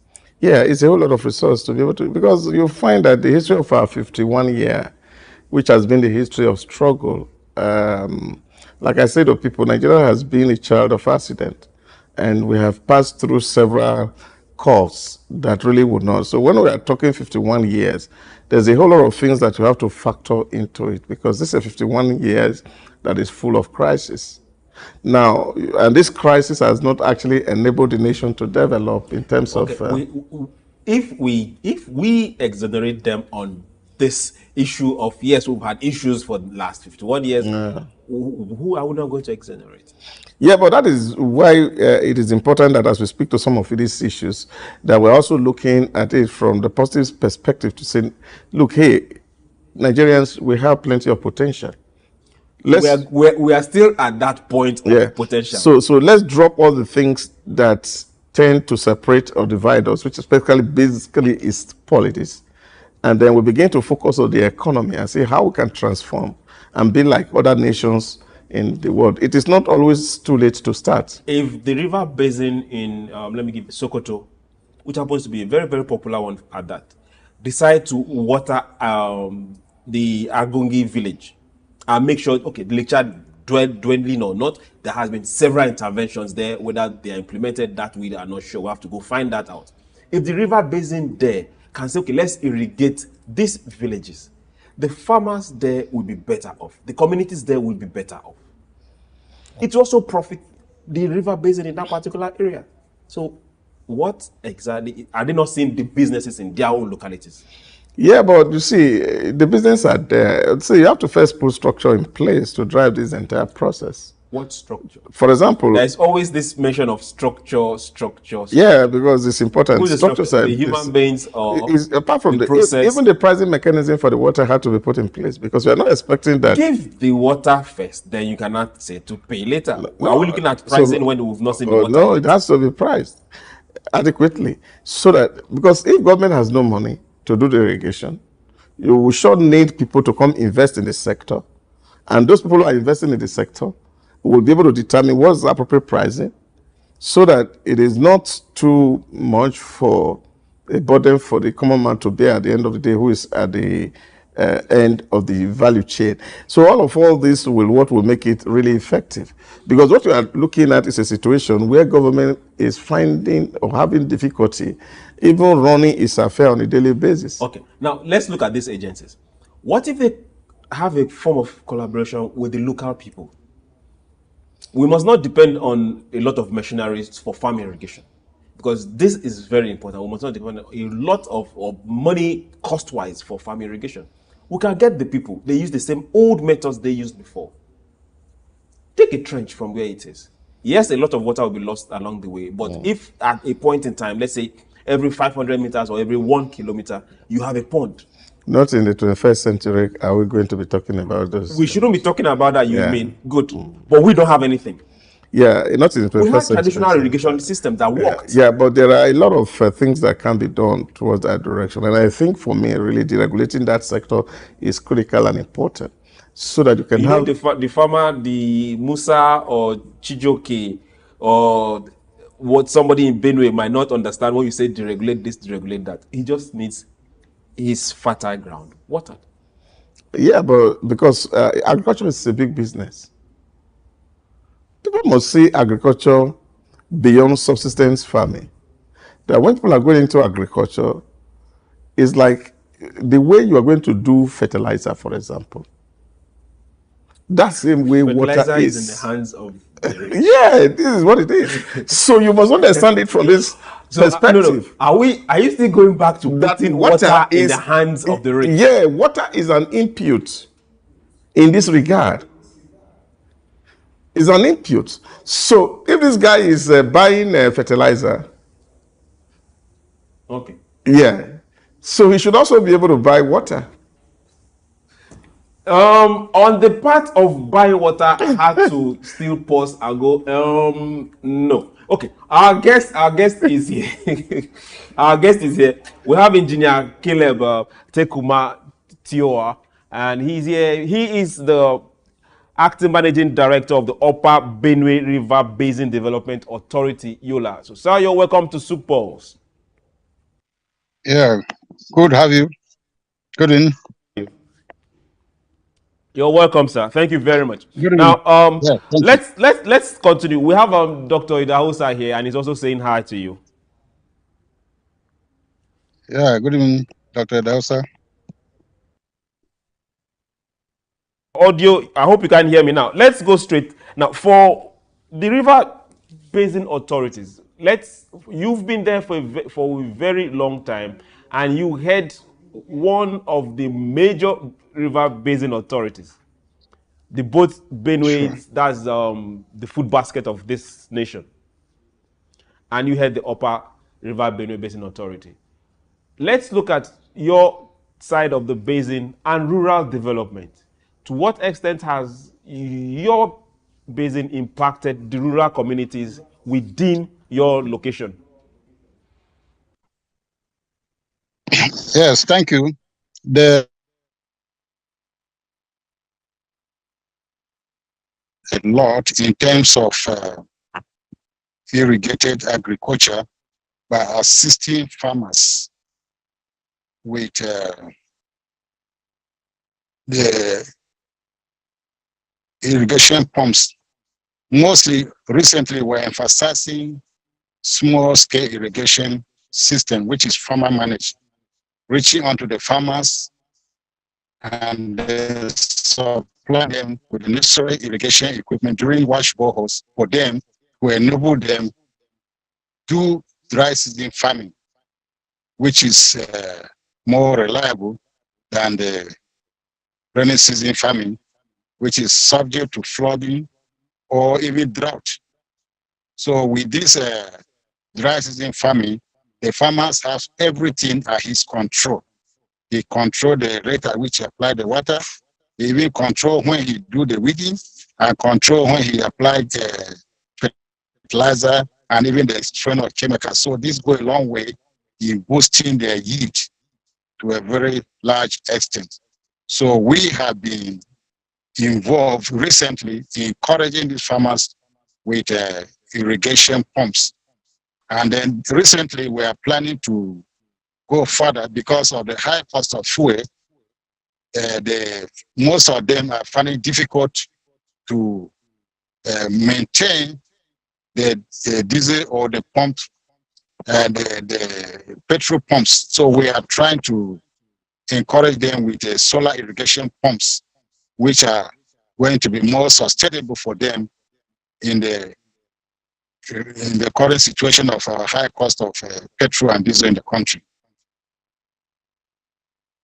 That's very encouraging. Now let's bring it down to when I looked at some of the functions of the river basins, I saw that you are not just doing irrigation, you are not just helping farmers, you are down to specific crop processing.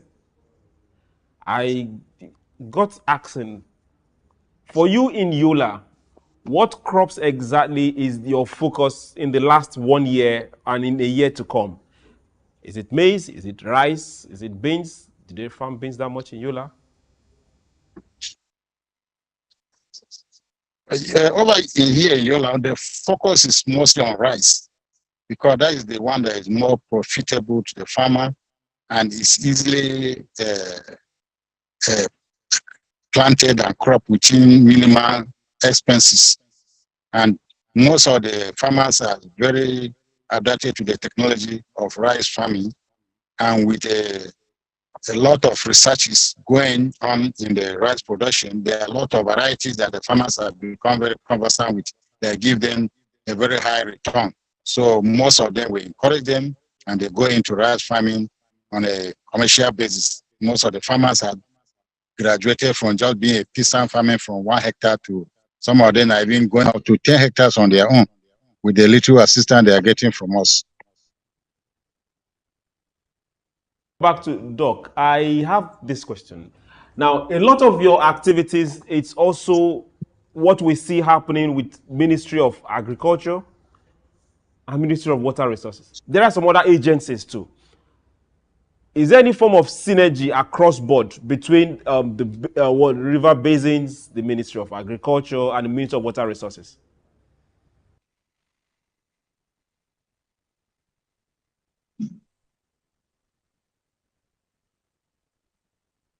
You get me on that? Okay, we'll come back to you once you are here with us. So, Doc, let me get back to you. On this particular issue, he is looking at, okay, good. He said if you want to chase something, focus on one particular thing and win it. Beat it big. Good. They are looking at rice. From the Yola, Upper Benue. Lower Benue will definitely be looking at yam and the other things. But now let's look at these ministries. We have Ministry of Agriculture, we have Ministry of Water Resources, we have the oceanographer, blah, blah, blah. We have the Blue Economy Ministry. We have, but a lot of these activities are all intertwined. A lot of budget is going to this same kind of thing. Where is the synergy going to come from?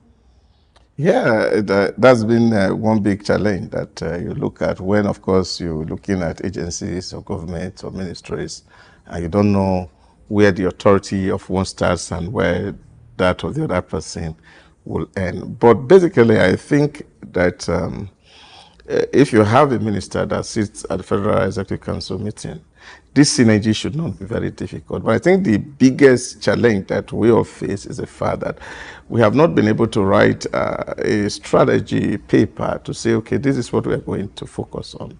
Most of the things that we talk about them so broadly that we are not able to narrow them to specifics.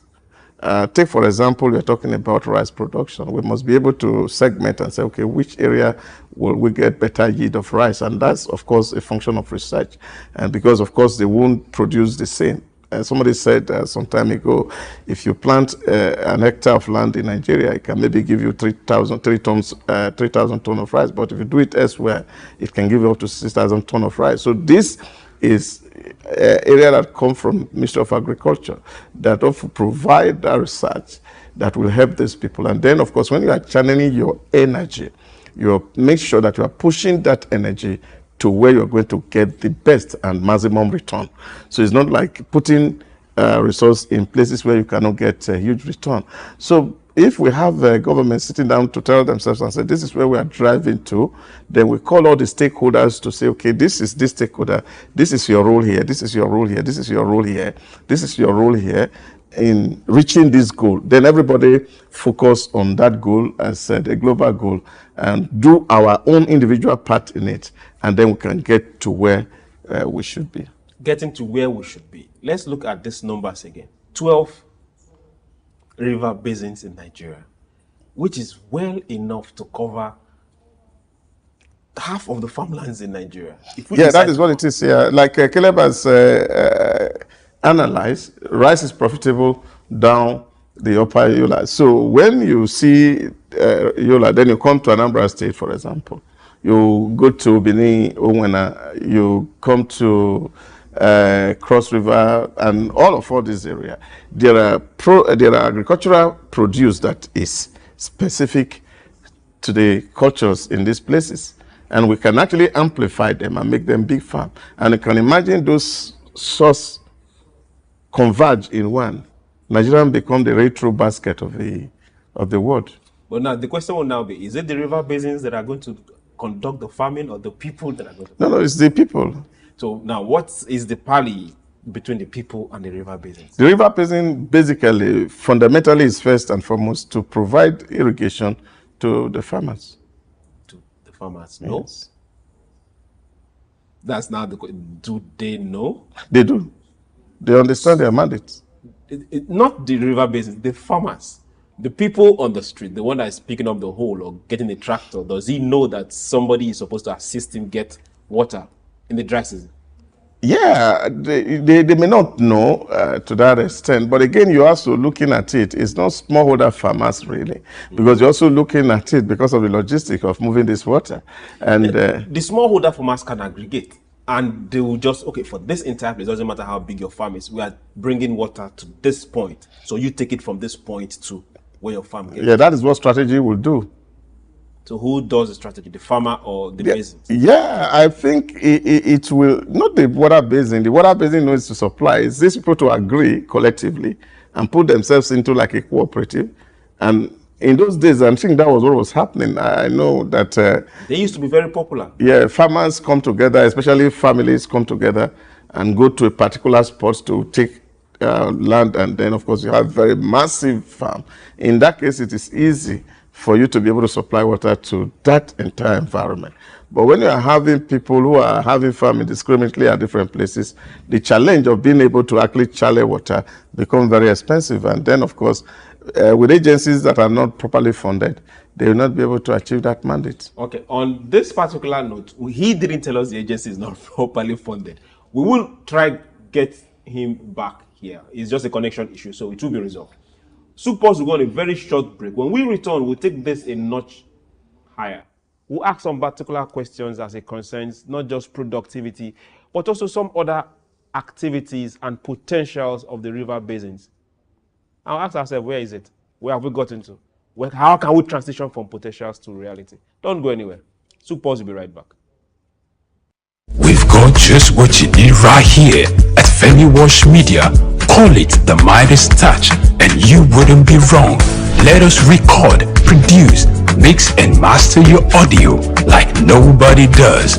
Reach us on our contact today for the best quality job.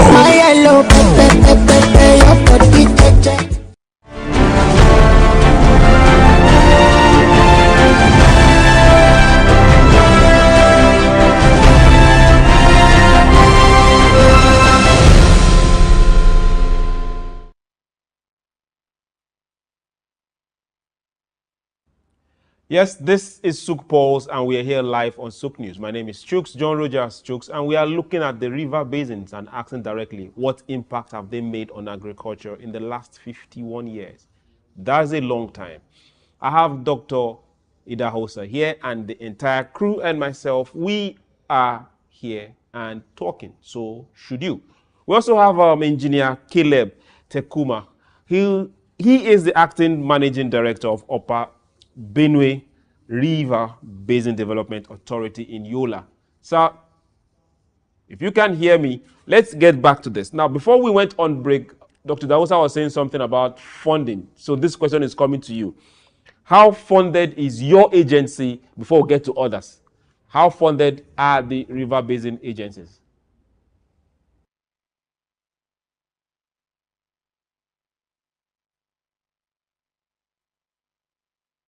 Definitely get back to us. Yola is experiencing some issues. They will sort it out. So, sir, from the way you sounded, it's as if you are an insider and you know something. So, how funded is the river basin authorities? Well, because I don't work in the agencies, so I would not be able to really say whether the agencies are well funded or not. But I have had a couple of funded. Yes, to some extent, at least the personnel under the payroll of government, and then of course they are included in the fully funded agencies. So they cannot be working there for free, as I guess. So that's part of funding, as it were. So And whether it is, they get international funding too. so whether this gets into capital, Can you talk about that? what exactly the capital project funding is like for them, I have no idea really. Okay. But the point here is the fact that not just this agency, and I think more other agencies of government, that of course what we simply do is trying to see that we are still existing, and the ability to be able to pay salary, that's what is uppermost in the heart. And the real true things that will make people to be able to do what they are supposed to do, the mandate that the law has empowered them to do, those resources may not be there. But you know, because it's an act, I don't know whether the 1987 Act has been amended or repealed, because the 1987 Act repealed the 1979 Act of the River Basin Authority. Now, that law says that, of course, it's going to be fully government-owned. Now, for they to be able to get support for private players, then, of course, the law also had to change and allow for those room for people to pull in money in that agency. But they get some foreign funding sometimes, from time to time. Some of the river basins get foreign assisted funding. Some dams have been constructed through the river basin. Some irrigation dams have been constructed. Some damping, to the extent of electrification, is on the potentials. Yes, it's part of the potential, yeah. Because you have small dams here that can provide electricity for rural communities and the rest of it. These are part of things that, of course, they could be... From... Yeah. But when you look at it, well, basin. yeah, check and you can fact check that. Which was the last dam that was constructed in Nigeria and when? So it gives you an idea. Is it on paper or on ground? On ground. So you will see. What about on paper? Yeah. So which last dam was constructed in Nigeria and when? On paper or on... This gives you an idea of whether these donor funds are coming as you insinuate. Okay. We are not just insinuating because let's not pull up those particular papers. Now let's look at some potentials. Now various crops can be grown successfully. This is potentials from their own side, from the Nigeria River Basin side. Massive irrigation potentials of over 3.14 million hectares, as against 100,000 hectares that is currently done. So if we make that particular subtraction, we still have 3.04 million hectares. So when can this potential turn to reality? Yeah, there's a huge opportunity, like we've highlighted, of converting this. It will only become reality when, of course, the requisite fund that is required gets to the agency, and there they can deliver. Requisite fund? Yes. Okay. Let's also look at another potential. Small to large-scale hydroelectric power generating capacity. On that particular side, they said largely untapped. What happens to Ministry of Power? What happens to the energy commissions? Yeah. What happens to the power plants that are coming from private sector? How do we get to align this so that we can be able to just speak with one voice? But you've gone there. Yeah. We just have to go back. Yeah. Like I have always argued in my presentation, is the fact that you need strategic leadership. For example, as a country, that we are going to be able to prioritize the things that we need to do to get into the heart of the goal we have set for ourselves as a nation. And once this strategy is not there, resource will be wasted. Now, take for example, we have agreed with ourselves that, look, we want to actually face some huge fact where we have a lot of deficits in terms of power supply. You see, a collaboration between those who generate power and the River Basin Authority will be a huge payoff if we prioritize it. That we're looking beyond just supply of water or irrigation to farm. We're also seeing that electrification of rural areas is achieved on a massive scale. And this become a plus really for government. But like they say, where there is no vision, people cast off restraint. And I think that's the case that we have in hand at the moment. Where there is no vision, people perish. Okay. Now, before those that decide to perish, walk that line, do you see possibilities of cancelling these duplicities among these agencies? Yeah, I think so, that there's a need to actually see a way to harmonize some of all these things, because really, without clear boundaries, people really don't know, because one agencies are duplicating efforts and it's not producing the requisite result or outcome that government itself wants. So to that very large extent, I think some of all these things can actually be warehoused, and then we find a way to align these roles and functions so that people who are supposed to be managing the water body understand that this is my role, and this is our role, and this is our role. But of course, you know the way it is with government, because it has become like a social service to create job for a lot of people. So we have not been able to see how to align some of all these functions. Even the Orosai report that was recently acclaimed to be now to be enforced, we don't know at what phase or stage it is, which was supposed to have done this alignment and see that agency with similar responsibility come together and drive the entire process to see success happen. Then, of course, the performance can become better, and then, of course, the nation become really better for it. Still where you are, because I don't want you to land on that particular note. You still have to go back there. Now we see the river basin authorities, one of, aside agriculture, one of their major mandates is also rural development, community development. Them and local government. Now their funding is coming majorly from the federal government. How do we align, okay, rural development, but there's no local government involvement? How do we align it? If we now say, okay, good, now local government is going to start getting, if the courts agree and say, yes, go ahead, getting their funding. How can we align the river basin authorities and the local government and the communities within the local government? Yeah, but you also have to look at it from conflict strategy to see that if you are going to give this authority to the local governments, you are going to see water crossing local governments even beyond states, and how do you aggregate this thing to fund? And I think that's where you find that the federal government is the best to actually manage some of all this agency. What we need is actually to have buy-in from private sector really, and then of course participate big, and there's fund to actually channel some of all this water, and then it become revenue earner for the agency and for the government. You keep going back to water becoming the revenue earner. The average Nigerian, the average African is not ready to go buy water from his river, or buy water from the ocean, or buy water from any of the lakes. It is a reality that we have to face at some point, because if we don't also manage how these water resources is used. We have been managing it before the involvement of commercialization. Let me give you one recent example. The last time I was in the UAE, I saw a building that was being constructed, and the excavation was going deep down in the soil. So I was making inquiry from the engineers who were on site to ask exactly why was this level of excavation. And they told me that that entire region was waterbed, but the water dried up, and so all you find there is sand. So water can go into extinction.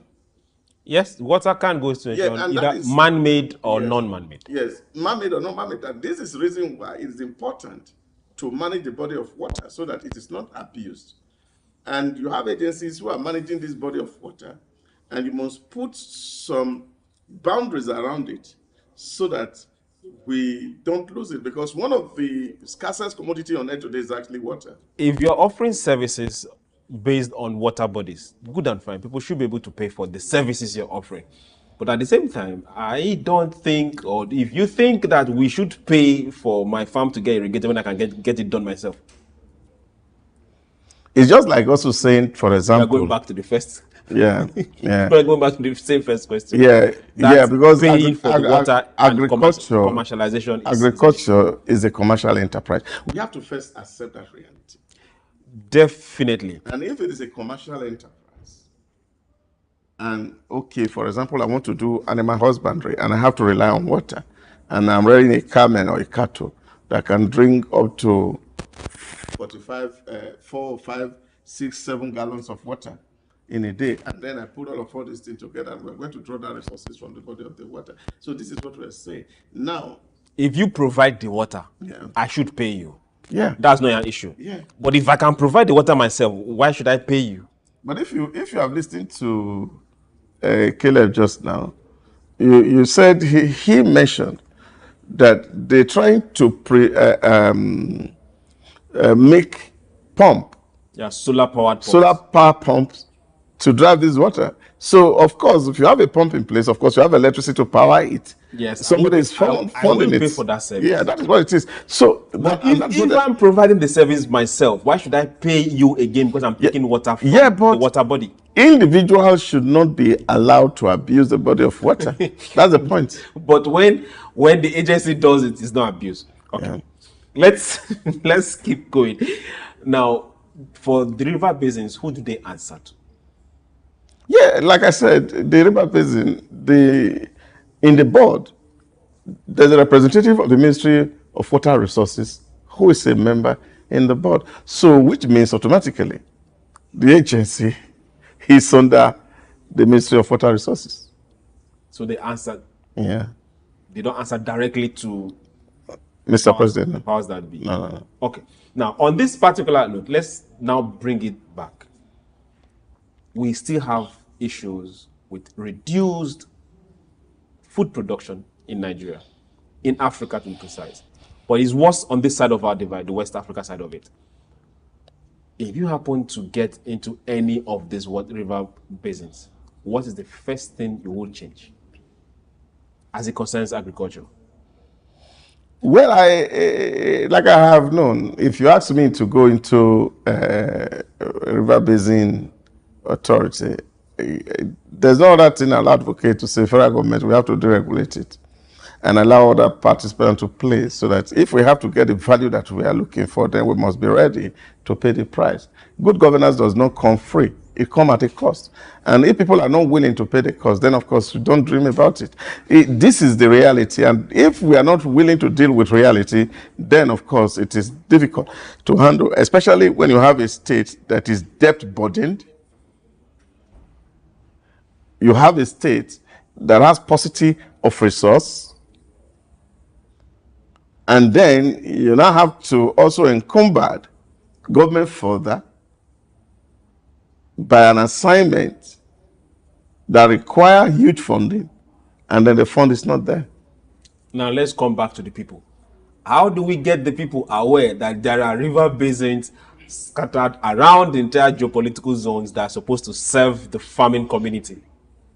Yeah, but I think it's a lot of advocacy that needs to be done in that regard. The last time I was speaking to one of my friends in Benin River Basin Authority, there's a need to talk more about it because people need to really understand what they are there for. If you go to the rural areas, they really do not know that these agencies exist. And that's a big problem. So the only way you make yourself known is to tell people that you exist. And that, of course, requires a lot of advocacy, a lot of talking, communication that are targeted to reach the audience and to say, this is what we do, this is why so they have to create a relevance for themselves. They have to create a relevance for themselves. Yeah. Now, for everyone out there, remember, we have to not just create relevance, we have to feed ourselves. So if we have to get our hands dirty and get to the farm, then a wet ground should not be lacking. This is where the river basin come into. Now, don't also miss this. They are also mandated to not just make the lands wet for crops, also help process and also store. I saw that and it blew my mind. Now, how many silos do you have in your locality? Call up the closest river basin to you and ask them those questions. We all need to stand up and count. It's not all about waiting for one government to do it. If you don't stand up and ask questions and demand services, things will remain the same. But remember, we all also have to get our hands dirty and get into agriculture. If you can get to the farm, make sure your money gets there, or make sure you advise people that get there. But in any way, if we don't do nothing, the prices will keep going up. Because if you are importing the food, you know what you're paying for it. Thank you very much for hanging in there. Doc, thank you very much for being on SOUQ Pulse again. It's a pleasure. As only I couldn't interact with Caleb. The network was not too friendly. Yeah, Yola, we are going to send our fine to you. You didn't treat us well on this beautiful Friday. So to Mr. Caleb, Engineer Caleb, I want to say thank you very much for coming in We hope next time your network will be way better than it was today. So for everyone that was part of the show today, I want to say thank you. To the crew behind the cameras, the crew behind the sound, those in the master control room, I want to say thank you very much. It's been a beautiful day. Remember, we can only get better when we take responsibility and stop making excuses. This is SOUQ Pulse, where we talk. My name is Strokes, John Rogers Strokes. Have yourself a beautiful weekend. And remember, love your brother like yourself. Bye.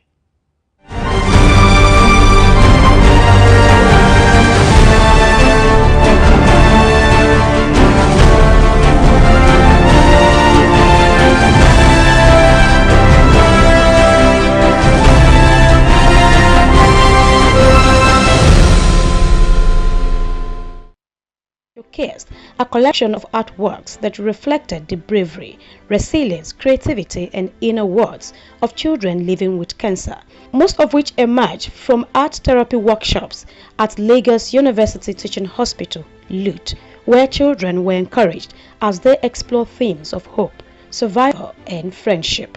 The compositions, spontaneous expressions, doodles, sketches, and vibrant experiments all allowed these young artists to let their feelings flow onto the canvas. These creations, which at times might seem awkward in appearance to some individuals, carries profound meaning, as the co-curator of the gallery, Phoebe Jeffrey Broha, commended the children's artistic outputs, acknowledging that these works are far more than playful creations. They represent vital channels of self-expression, helping the children navigate their emotions and finding comfort through their creativity. The pieces for this particular exhibition were created during the workshops. As I mentioned before, we really wanted to focus on the joy that a lot of the children like to create and express. So this particular piece, for example, I believe was made by 3 children all at once. We very often see that the kids love to collaborate on pieces together. So something that is quite important to us is to track which child made which piece, how old they are, capturing the intent and the story behind the piece as well. And this piece in particular really stuck out to us, so this is the central piece for the exhibition. The Cancer Foundation has been around for 20 years now. The founder is Dr. Neka Nwobi, and they're very multifaceted, so their focus is on childhood cancer research. There's not a lot of research out there specifically about childhood cancer. Their second thing is supporting the families. So parents and siblings go through a number of things when a child has cancer. First of all, there's very intensive treatment such as chemotherapy. Very often they end up losing their jobs during the time that their child is receiving treatment because they don't have access to be able to care for their child and go to work. So that's the second thing. And then the third thing is helping to pay for cancer treatments as well. The exhibition's theme, Hope Blooms, captured the idea that creativity can flourish even in the face of adversity. Through their artwork, the children not only communicated their hopes and struggles, but also built a sense of community, forming friendships that support them on their journey. The event aimed to raise awareness and funds, with proceeds directed towards initiatives that provide essential care and resources to children battling cancer. These 2 particular pieces are part of a 4-part series that the Children's Art Gallery did in the workshop that we did with the Cancer Foundation at Lagos University Teaching Hospital. These in particular are calligraphy prints. Something that we really tried to focus on when we're doing the workshops is educating with intent. So instead of just saying, oh, this is how you paint, we're looking at, okay, what do kids need that kind of builds their educational blocks. And we also look at cultural ties as well. So maybe teaching about traditional crafts that aren't typically covered in schooling.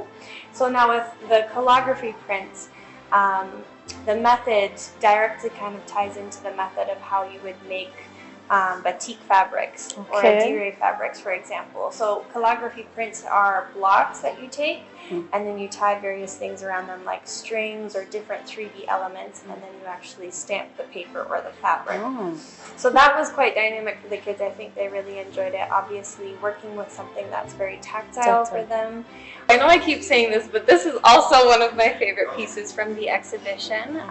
It's not often that we see such intense portraiture done. I think a lot of children, well, for this particular exhibition, a lot of them tried to focus on maybe landscape pieces. This piece is titled Inner Reflection, and it's a very conceptual piece. I think it's a representation of kind of how one sees themselves in other people. You know, if you have someone who's supporting you, who's looking at you with a loving perspective, you're going to look at yourself with that same perspective as well. And so you almost see this image that is almost a mirror, but not quite. There's two people that look similar to each other that are gazing at each other, but they're also independent from each other. Open to the public in order to engage with the artwork and contribute to the cause, the exhibition served as a touching reminder of the healing power of creativity and how such initiatives can uplift young artists and their families. Supporting events like Hope Blooms not only acknowledge the bravery of these children, but also helps foster a future where their creativity, resilience and strength can continue to flourish. Grace Komolafe, SOUQ News Television.